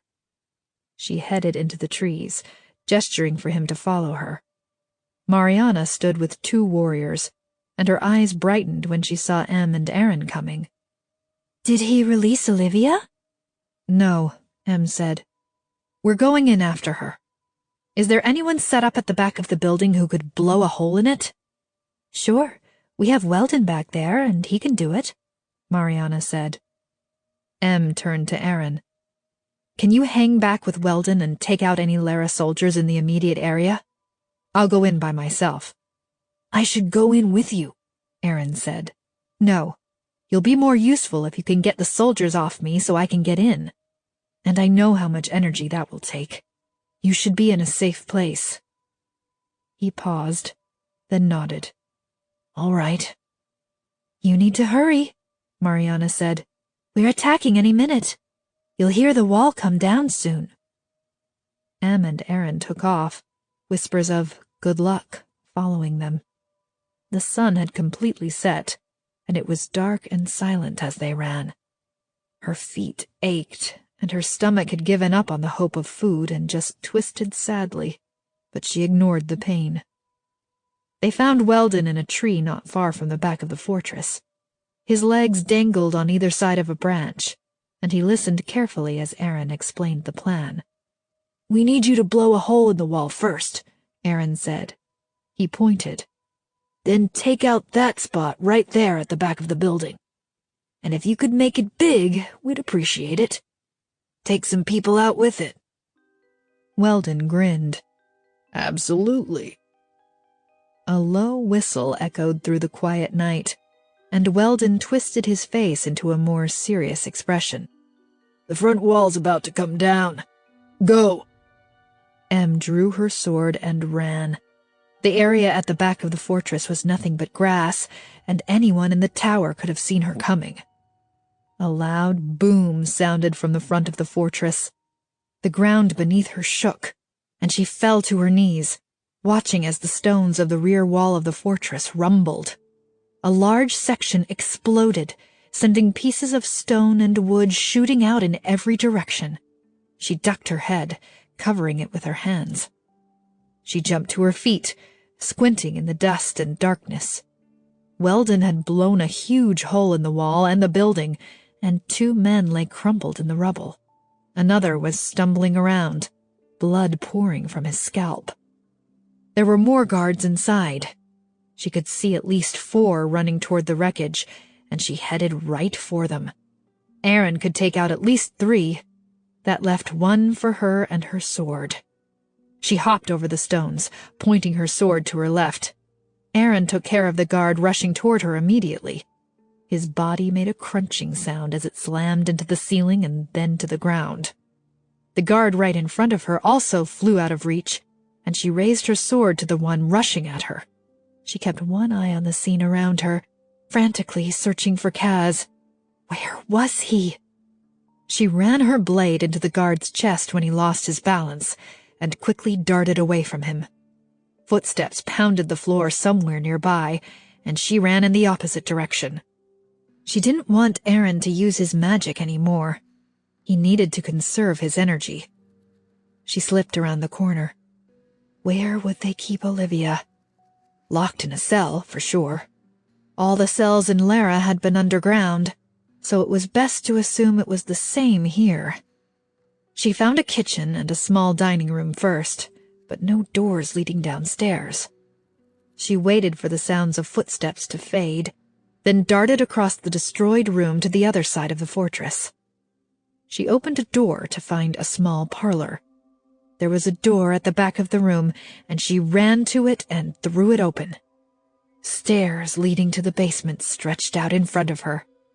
A guard stood at the bottom, protecting a closed door, and his head popped up. He drew his sword. She flew down the steps, and the guard charged at her with a yell. She blocked his sword, raising her boot and slamming it into his chest. He fell backward, crashing into the door. She seized the handle, pushing it open. The guard fell backward and scrambled to find his footing. She drove her sword into his chest. "Em!" She pulled her blade out of the guard, looking up at the sound of the familiar voice. A hallway of cells stretched out in front of her, and she stepped forward toward the sound of the voice. Kaz stood in a cell, his fingers wrapped around the bars. Gallo was behind him, an utterly baffled expression on his face. "What are you doing in—" Her voice trailed off as she noticed the dark-haired girl in the cell across from them. Olivia. "I'm sorry," Kaz said. "I tried to free her, and my mother and Jovita stuck me in here." She rushed forward, gripping the bars of her sister's cell. "Olivia! Are you all right?" Her sister's head popped up, and she turned her blindfolded eyes toward Em. She was too thin, her hair a crazy mess. Olivia was nearly 16, but she was so tiny it was almost as if she'd aged backwards since Em had last seen her. Her ruined marks had almost doubled, covering more skin than Em had ever seen. She had even more than their mother. "Where are the keys?" She whirled around, and Kaz pointed at the guard. She ran over and snatched them off his belt. "The green one," Gallo said. Then softer, to Kaz, "Is she going to let us out too?" "Of course I am," Em said, running back to Olivia's cell. She stuck the key in the lock, and the door swung open. She darted inside and yanked the blindfold off her sister's face. Olivia blinked several times, her gaze resting on Em. Her lips twitched, the chains around her wrists rustling as she reached for Em. But she didn't say a word. She just stared. "Which one unlocks these?" she asked, reaching for the chains. The iron cuffs were locked at the wrist, and the long chain attached to them went all the way to the wall. "I don't know," Gallo replied. "Maybe one of the smaller keys?" She sorted through the keys, trying 2 small ones before one clicked in the lock. She tore the cuffs off, taking Olivia's hands and pulling her to her feet. "Can you walk?" she asked. She put her hands on her sister's cheeks. "Say something. You're scaring me." Olivia scrunched up her face, glancing over her shoulder at Kaz and Gallo's cell. She turned back to Em, lowering her voice to a whisper. "Did you really marry him?" Em laughed, but the sound died as screams sounded from upstairs. Footsteps pounded the floor above them. Olivia lifted her chin, her head cocking in interest at the noise. "Em, if the warriors corner us down here—" Kaz looked at her pleadingly. "It's the red key." She rushed to Kaz's cell and unlocked it. Kaz stepped out, his fingers wrapping around hers. "I'm so sorry they did this to her," he said quietly. Em shook her head. "It's not your fault." "It's absolutely his fault," Olivia said from behind her. Em turned away from Kaz and faced Olivia. "I'll explain later. The Ulso warriors are attacking, and we need to get out of here." Olivia's eyes lit up. "They are?" Em jumped over the dead guard, running up the stairs with Kaz and Gallo close behind. Olivia took in a deep breath as they stepped into the parlor. "That is so much better," she said with a sigh. "Did you smell the weakling flower down there? They lined the cells with it. I've barely been able to breathe for a year." The sounds of yelling and swords crashing together echoed through the fort, and Kaz began running toward the front door. "Gallo, can you help get them out safely?" he called over his shoulder. He disappeared around the corner. "Unnecessary." Olivia held out her hand, and Gallo's feet left the ground. He hit the wall with a loud thud and crumpled to the floor with a grunt. Em quickly grabbed Olivia's hand, pulling it down. "Don't! He's a friend." "And that's why I didn't pull his spine out through his throat." Olivia made a waving motion with her hand as Gallo got to his feet with a wince. "Run, human, before I change my mind." Em cast an apologetic look at Gallo. "Go, Gallo. We'll be fine." Fear crossed his face, and he took off after Kaz without a word. "Are there really warriors outside?" Olivia asked, darting across the parlor. Em caught her arm, pulling her back before she ducked through the archway. "Wait!" She pressed her back to the wall, peering around the corner. A guard walked past the front door, his sword drawn. "Who let him out?" Jovita's voice rumbled through the fortress, accompanied by the pounding of footsteps. She ran down the stairs, jabbing a finger at the guard. "Who let Prince Casimir out? Why did I just see him run into battle?" Em put her arm out, telling Olivia to stay put for a moment. "I don't know," the guard said. "He ran by me before I could stop him." Jovita turned her back to them, and Em gestured for Olivia to follow her. Em carefully snuck around the corner, taking a quick glance at the mess she'd left a few minutes earlier. The only guards in the room were dead, lying beneath piles of rubble. Olivia yelped suddenly, and Em whirled around to see her pulling a rock off the bottom of her bare foot. "Hey!" Jovita yelled, running around the corner. "Who's—" Her eyes widened as they landed on Em, and she whipped her sword out. Olivia focused on the guard behind Jovita, sending him flying across the room. Em raised her sword.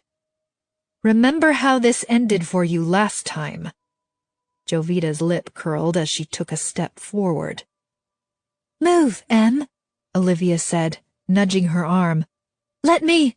The Ruined are attacking!" The yell came from outside, and Jovita's head whipped around. Em lunged, her sword grazing Jovita's cheek. Jovita gasped, stumbling back as she pressed a hand to her cheek.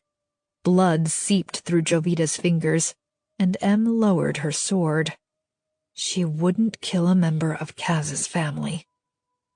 Em grabbed Olivia's hand, but her sister stayed put, pointing at Jovita. "No, I want to see her spine come out of her—" "Olivia, no," Em said sharply, tugging her sister away. They broke into a sprint, leaping over the rubble. As soon as they ran outside, Aaron was in front of them. "Aaron!" Olivia rushed forward, throwing her arms around his neck. Aaron's face broke into a grin as he embraced her briefly. 2 Lera guards were headed their way, and Em took off first, pulling Olivia with her. Her sister wasn't wearing any shoes, but she ran fast, keeping pace with Aaron and Em. The Lera guards weren't chasing them. Em frowned, turning to look at the fortress in confusion. Why weren't they chasing them? "Let's get out of here," Aaron said. "The Ruined are going to take the fort down at any minute." "The guards aren't chasing us," Em said quietly. She swallowed uneasily. "Once the fort is down, we can kill so many," Olivia said, ignoring Em's comment. She grinned at Aaron. "I can't wait to show you what I've learned. Our powers are so much stronger than we realize. We can—" Pop, pop, pop. Olivia stopped at the sounds, turning her head to the sky. Em followed her gaze. Tiny little particles of something floated through the air, barely visible in the light from the torches. "Don't breathe!" Olivia screamed. She clapped her hands over her mouth and nose, and Aaron and Em immediately followed suit. Olivia jumped like she'd been stung by something, and Em watched as the little particles hit her skin.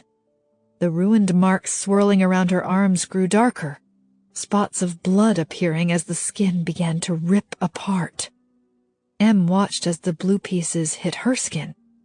Nothing. She lowered her hands from her mouth and took in a breath. She knew that smell. Weakling.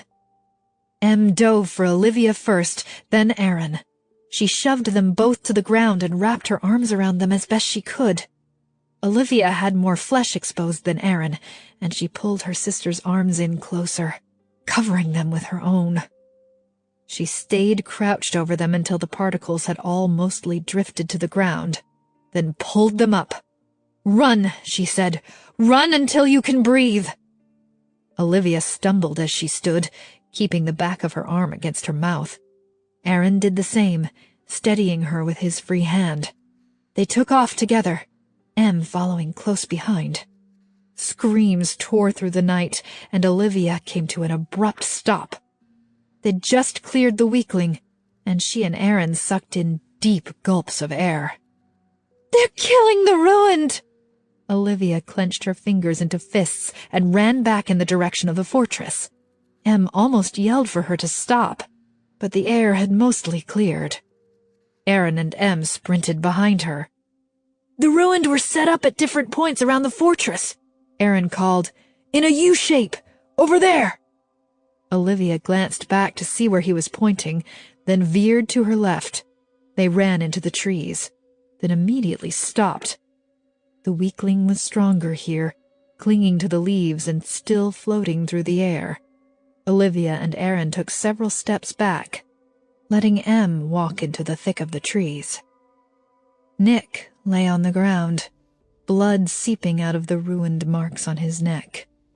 His lips had turned blue, and he was wheezing loudly, his red-rimmed eyes fixed on the sky. Em bent down, grabbing Nick by the shoulders. Maybe if she pulled him away from here, he stood a chance. Maybe Olivia could heal him. Nick gasped. Then his chest stilled, his head rolling to one side. Em swallowed, dropping his shoulders. She looked at Aaron and Olivia, standing several paces away. Olivia was breathing heavily, fury dripping from every pore. Yells sounded from the fortress, and Em stepped out of the trees to see the warriors charging at the Lera soldiers. It was a bad move, considering they'd probably just lost most of the ruin they'd put into place. Olivia stormed toward the fort, her arms outstretched. "You think you can hurt me?" she screamed. "Try again, cowards! Try again!" 4 Lera soldiers were in the air suddenly, their bones shifting and contorting in ways that made Em's stomach rise into her throat. They hit the ground, dead. Killing 4 people with ruined magic should have immediately exhausted Olivia, but she didn't even slow down. She charged forward, yelling at Aaron to help her. He ran after her. Em darted into the battle and drew her sword, her heart thudding in her chest as a warrior raced past her. A few more steps, and she would be in the thick of the fight. Swords clashed, and yells sliced through the night, sending the hairs on the back of her neck into full alert. The warriors and the Lera soldiers were hard to tell apart in the night, and all she could see was a huge swell of bodies, tangled together and crashing into one another. Was Kaz in there? Was he fighting alongside the Lera soldiers? Had he known they were going to release Weakling right after Olivia escaped? No, of course he hadn't. He'd been with her the last few days, and then locked up in a cage as soon as he arrived. A man was in front of her suddenly, and she didn't have time to worry about Kaz. He launched his sword straight at her chest, and she quickly blocked the attack. His face was vaguely familiar from her time at the castle. Emelina! His shout died as she drove her sword through his chest. She whirled around, finding Iria fending off an attack from 2 Lera soldiers. Em jumped to her side. She blocked a sword just before it connected with Iria's arm. The Lera soldier blinked in surprise as Em appeared, and she took advantage of the second of weakness. She slid her sword into his stomach, then used her foot to knock him over. "Thank you," Iria said, breathing heavily as she extracted her own sword from the other soldier's chest. Em surveyed the scene in front of them. Dead warriors dotted the ground, far outnumbering the Lera soldiers. She desperately searched the crowd for Olivia and Aaron, but they were nowhere to be seen. Panic seized her chest as another soldier came at her. For several minutes, everything became a haze of blood, bodies, and swords as she fended off attack after attack and tried to glimpse her sister in the brief moments between. She pushed a bleeding Lera soldier away from her, kicking his sword out of his hand as he sank to his knees. She took a step back and hit something solid. She whirled around. Kaz! He lowered his sword, shaking his hair out of his eyes. "Go," he said, wrapping his fingers around her wrist. "Tell the ruin to retreat now, or they're going to die." "I think most of them are already dead," she said, fighting back tears. His face crumpled, regret filling every feature. "I'm sorry. I didn't know." "I know." He squeezed her wrist, then let it go. "Please, Em, get out of here." He turned away, jumping over a dead warrior as he ran toward the fortress. Iria stood not far away, watching as he went. She looked from him to Em, as if deciding whether she wanted to follow. "Retreat!" Em yelled as loud as she could. "Warriors! Ruined! Retreat!" Iria echoed her, and the warriors began running. There were so few of them left that Em could count them as they ran down the hill. 7, 12, 18. No more than 30 were left, as far as she could tell. They must have started with at least 100. She spotted Olivia, Aaron leaning heavily on her as they staggered down the hill. Em ran for them, sheathing her sword. She took Aaron's other arm, swinging it around her shoulders. Olivia was splattered with blood. Her clothes, her arms, her face. It was everywhere. "Are you all right?" Em asked. Olivia nodded, her eyes flashing. She turned to Aaron.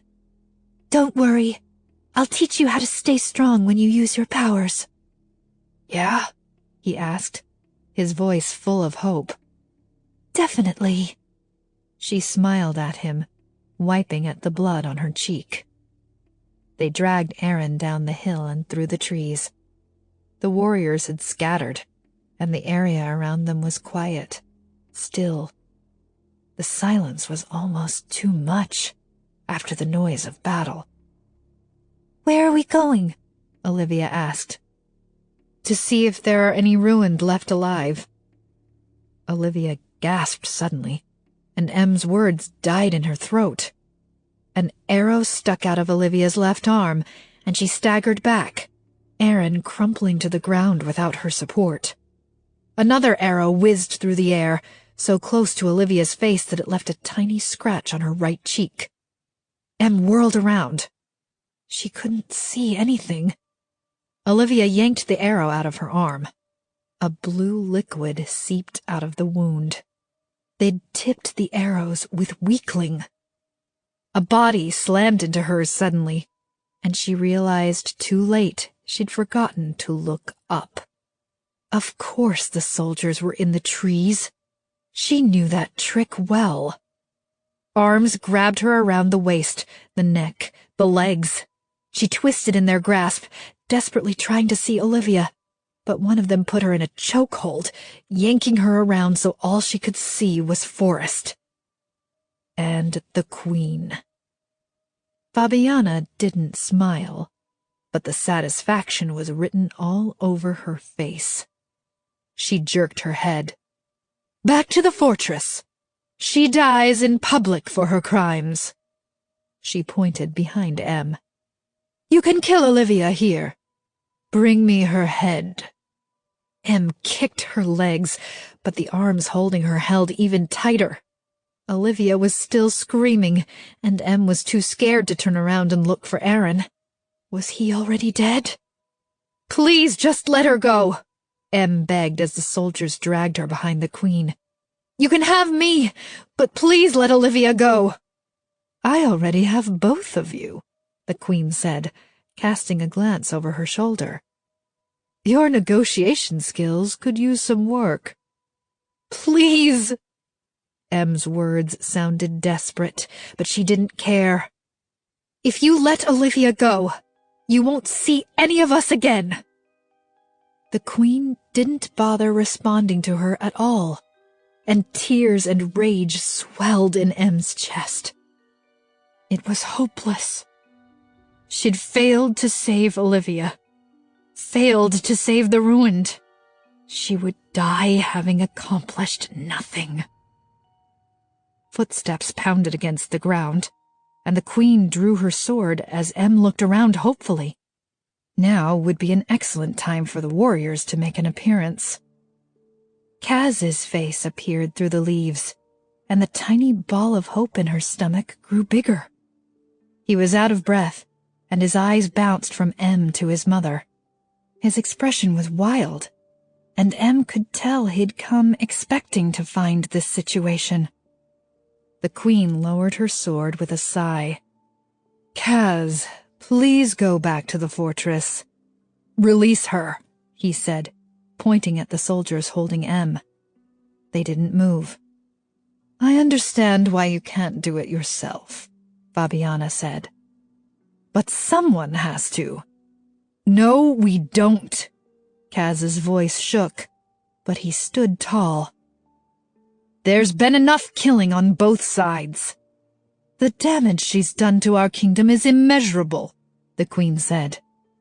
"If you just let her go, you will lose control of your people. I promise you that. They will see you as weak." Kaz shook his head. I think you and I have different definitions of weak. I'm not going to be that kind of king. I won't order her execution. I know you won't, the Queen said quietly. Em caught the glint of hope from Kaz, the way he barely lifted his eyebrows at his mother, as if asking whether she was going to back down. For a moment, he looked utterly optimistic. The Queen swung around, so suddenly one of the soldiers jumped. She sank her blade into Em's stomach. The world turned black, then red, and black again. Em's knees hit the ground, but she didn't remember falling. Someone yelled, "No!" It was either echoing through her ears or he was saying it over and over. She started to sway and hit a warm body. "Please, no!" Kaz said in a choked voice, and she realized she was on the ground, against his chest. She looked down and saw blood on his hands. Was he hurt? No. That was her blood. "I'm sorry," he said against her hair. "I'm so sorry." She shook her head, because she didn't want him to be sorry. He didn't need to be sorry. She couldn't speak, but she managed to find his hand on her stomach and squeeze it. I could think of worse ways to go. Kaz's words from yesterday floated through her brain, and she almost laughed. Maybe she did. Then there was screaming. Horrible, terrified screaming. And a man's head was rolling, rolling, rolling across the ground. Kaz's arms gripped Em tighter, and she blinked a few times, trying to make her vision work again. There was blood all over the ground. There were no more guards or soldiers, just pieces of them scattered about. Olivia stepped into the middle of the mess, stretched her arm out. The Queen's chest swelled outward, an inhuman sound escaping her mouth. Her chest opened with a crack that made Kaz's entire body jerk. Something flew through the air, landing in Olivia's hand. Blood dripped down her arm as she slowly unfurled her fingers one by one, letting the Queen's heart drop to the ground with a plop. Olivia turned. Her eyes narrowed at Kaz. "Move!" He didn't obey right away, but Olivia yelled it again as she came closer to Em. His warmth was gone suddenly. Her head laid gently on the ground. "You're all right," Olivia said, the anger absent from her voice. She put her hands on Em's stomach. Em sucked air into her chest, the world suddenly coming back into sharp focus. "Go," Olivia said, glancing over her shoulder. Em rolled her head to one side to see Kaz standing a few paces away from his dead mother. His face was a frozen mask of fear and horror. "Go. She's going to be fine," Olivia said through clenched teeth. Kaz stared at Em, as if waiting for confirmation. She barely nodded. Her body was weak, but she could feel Olivia's magic working, stitching her back together. His entire body shook as he hesitated another moment, his gaze locked on hers. Tears filled his eyes when she nodded again. He took off running. Em returned her attention to her sister. Olivia's eyes were wide and wild, her mouth stretched into a bizarre grimace. The expression was a crazy blend of happiness and rage. "You're going to be fine, sister," Olivia said softly. You and I, we've barely started. When we're done, they'll all be on their knees, begging for forgiveness." Em fought back tears, though she wasn't sure what she was crying for. It was exhaustion, or defeat, or the look on Kaz's face as he stood next to his mother. Whatever it was, the tears leaked out and slid down her cheeks. Olivia moved her hands from Em's stomach, reaching up to smooth a piece of Em's hair back. She smiled. "Don't cry, Em. They will fear us soon enough." End of Book 1.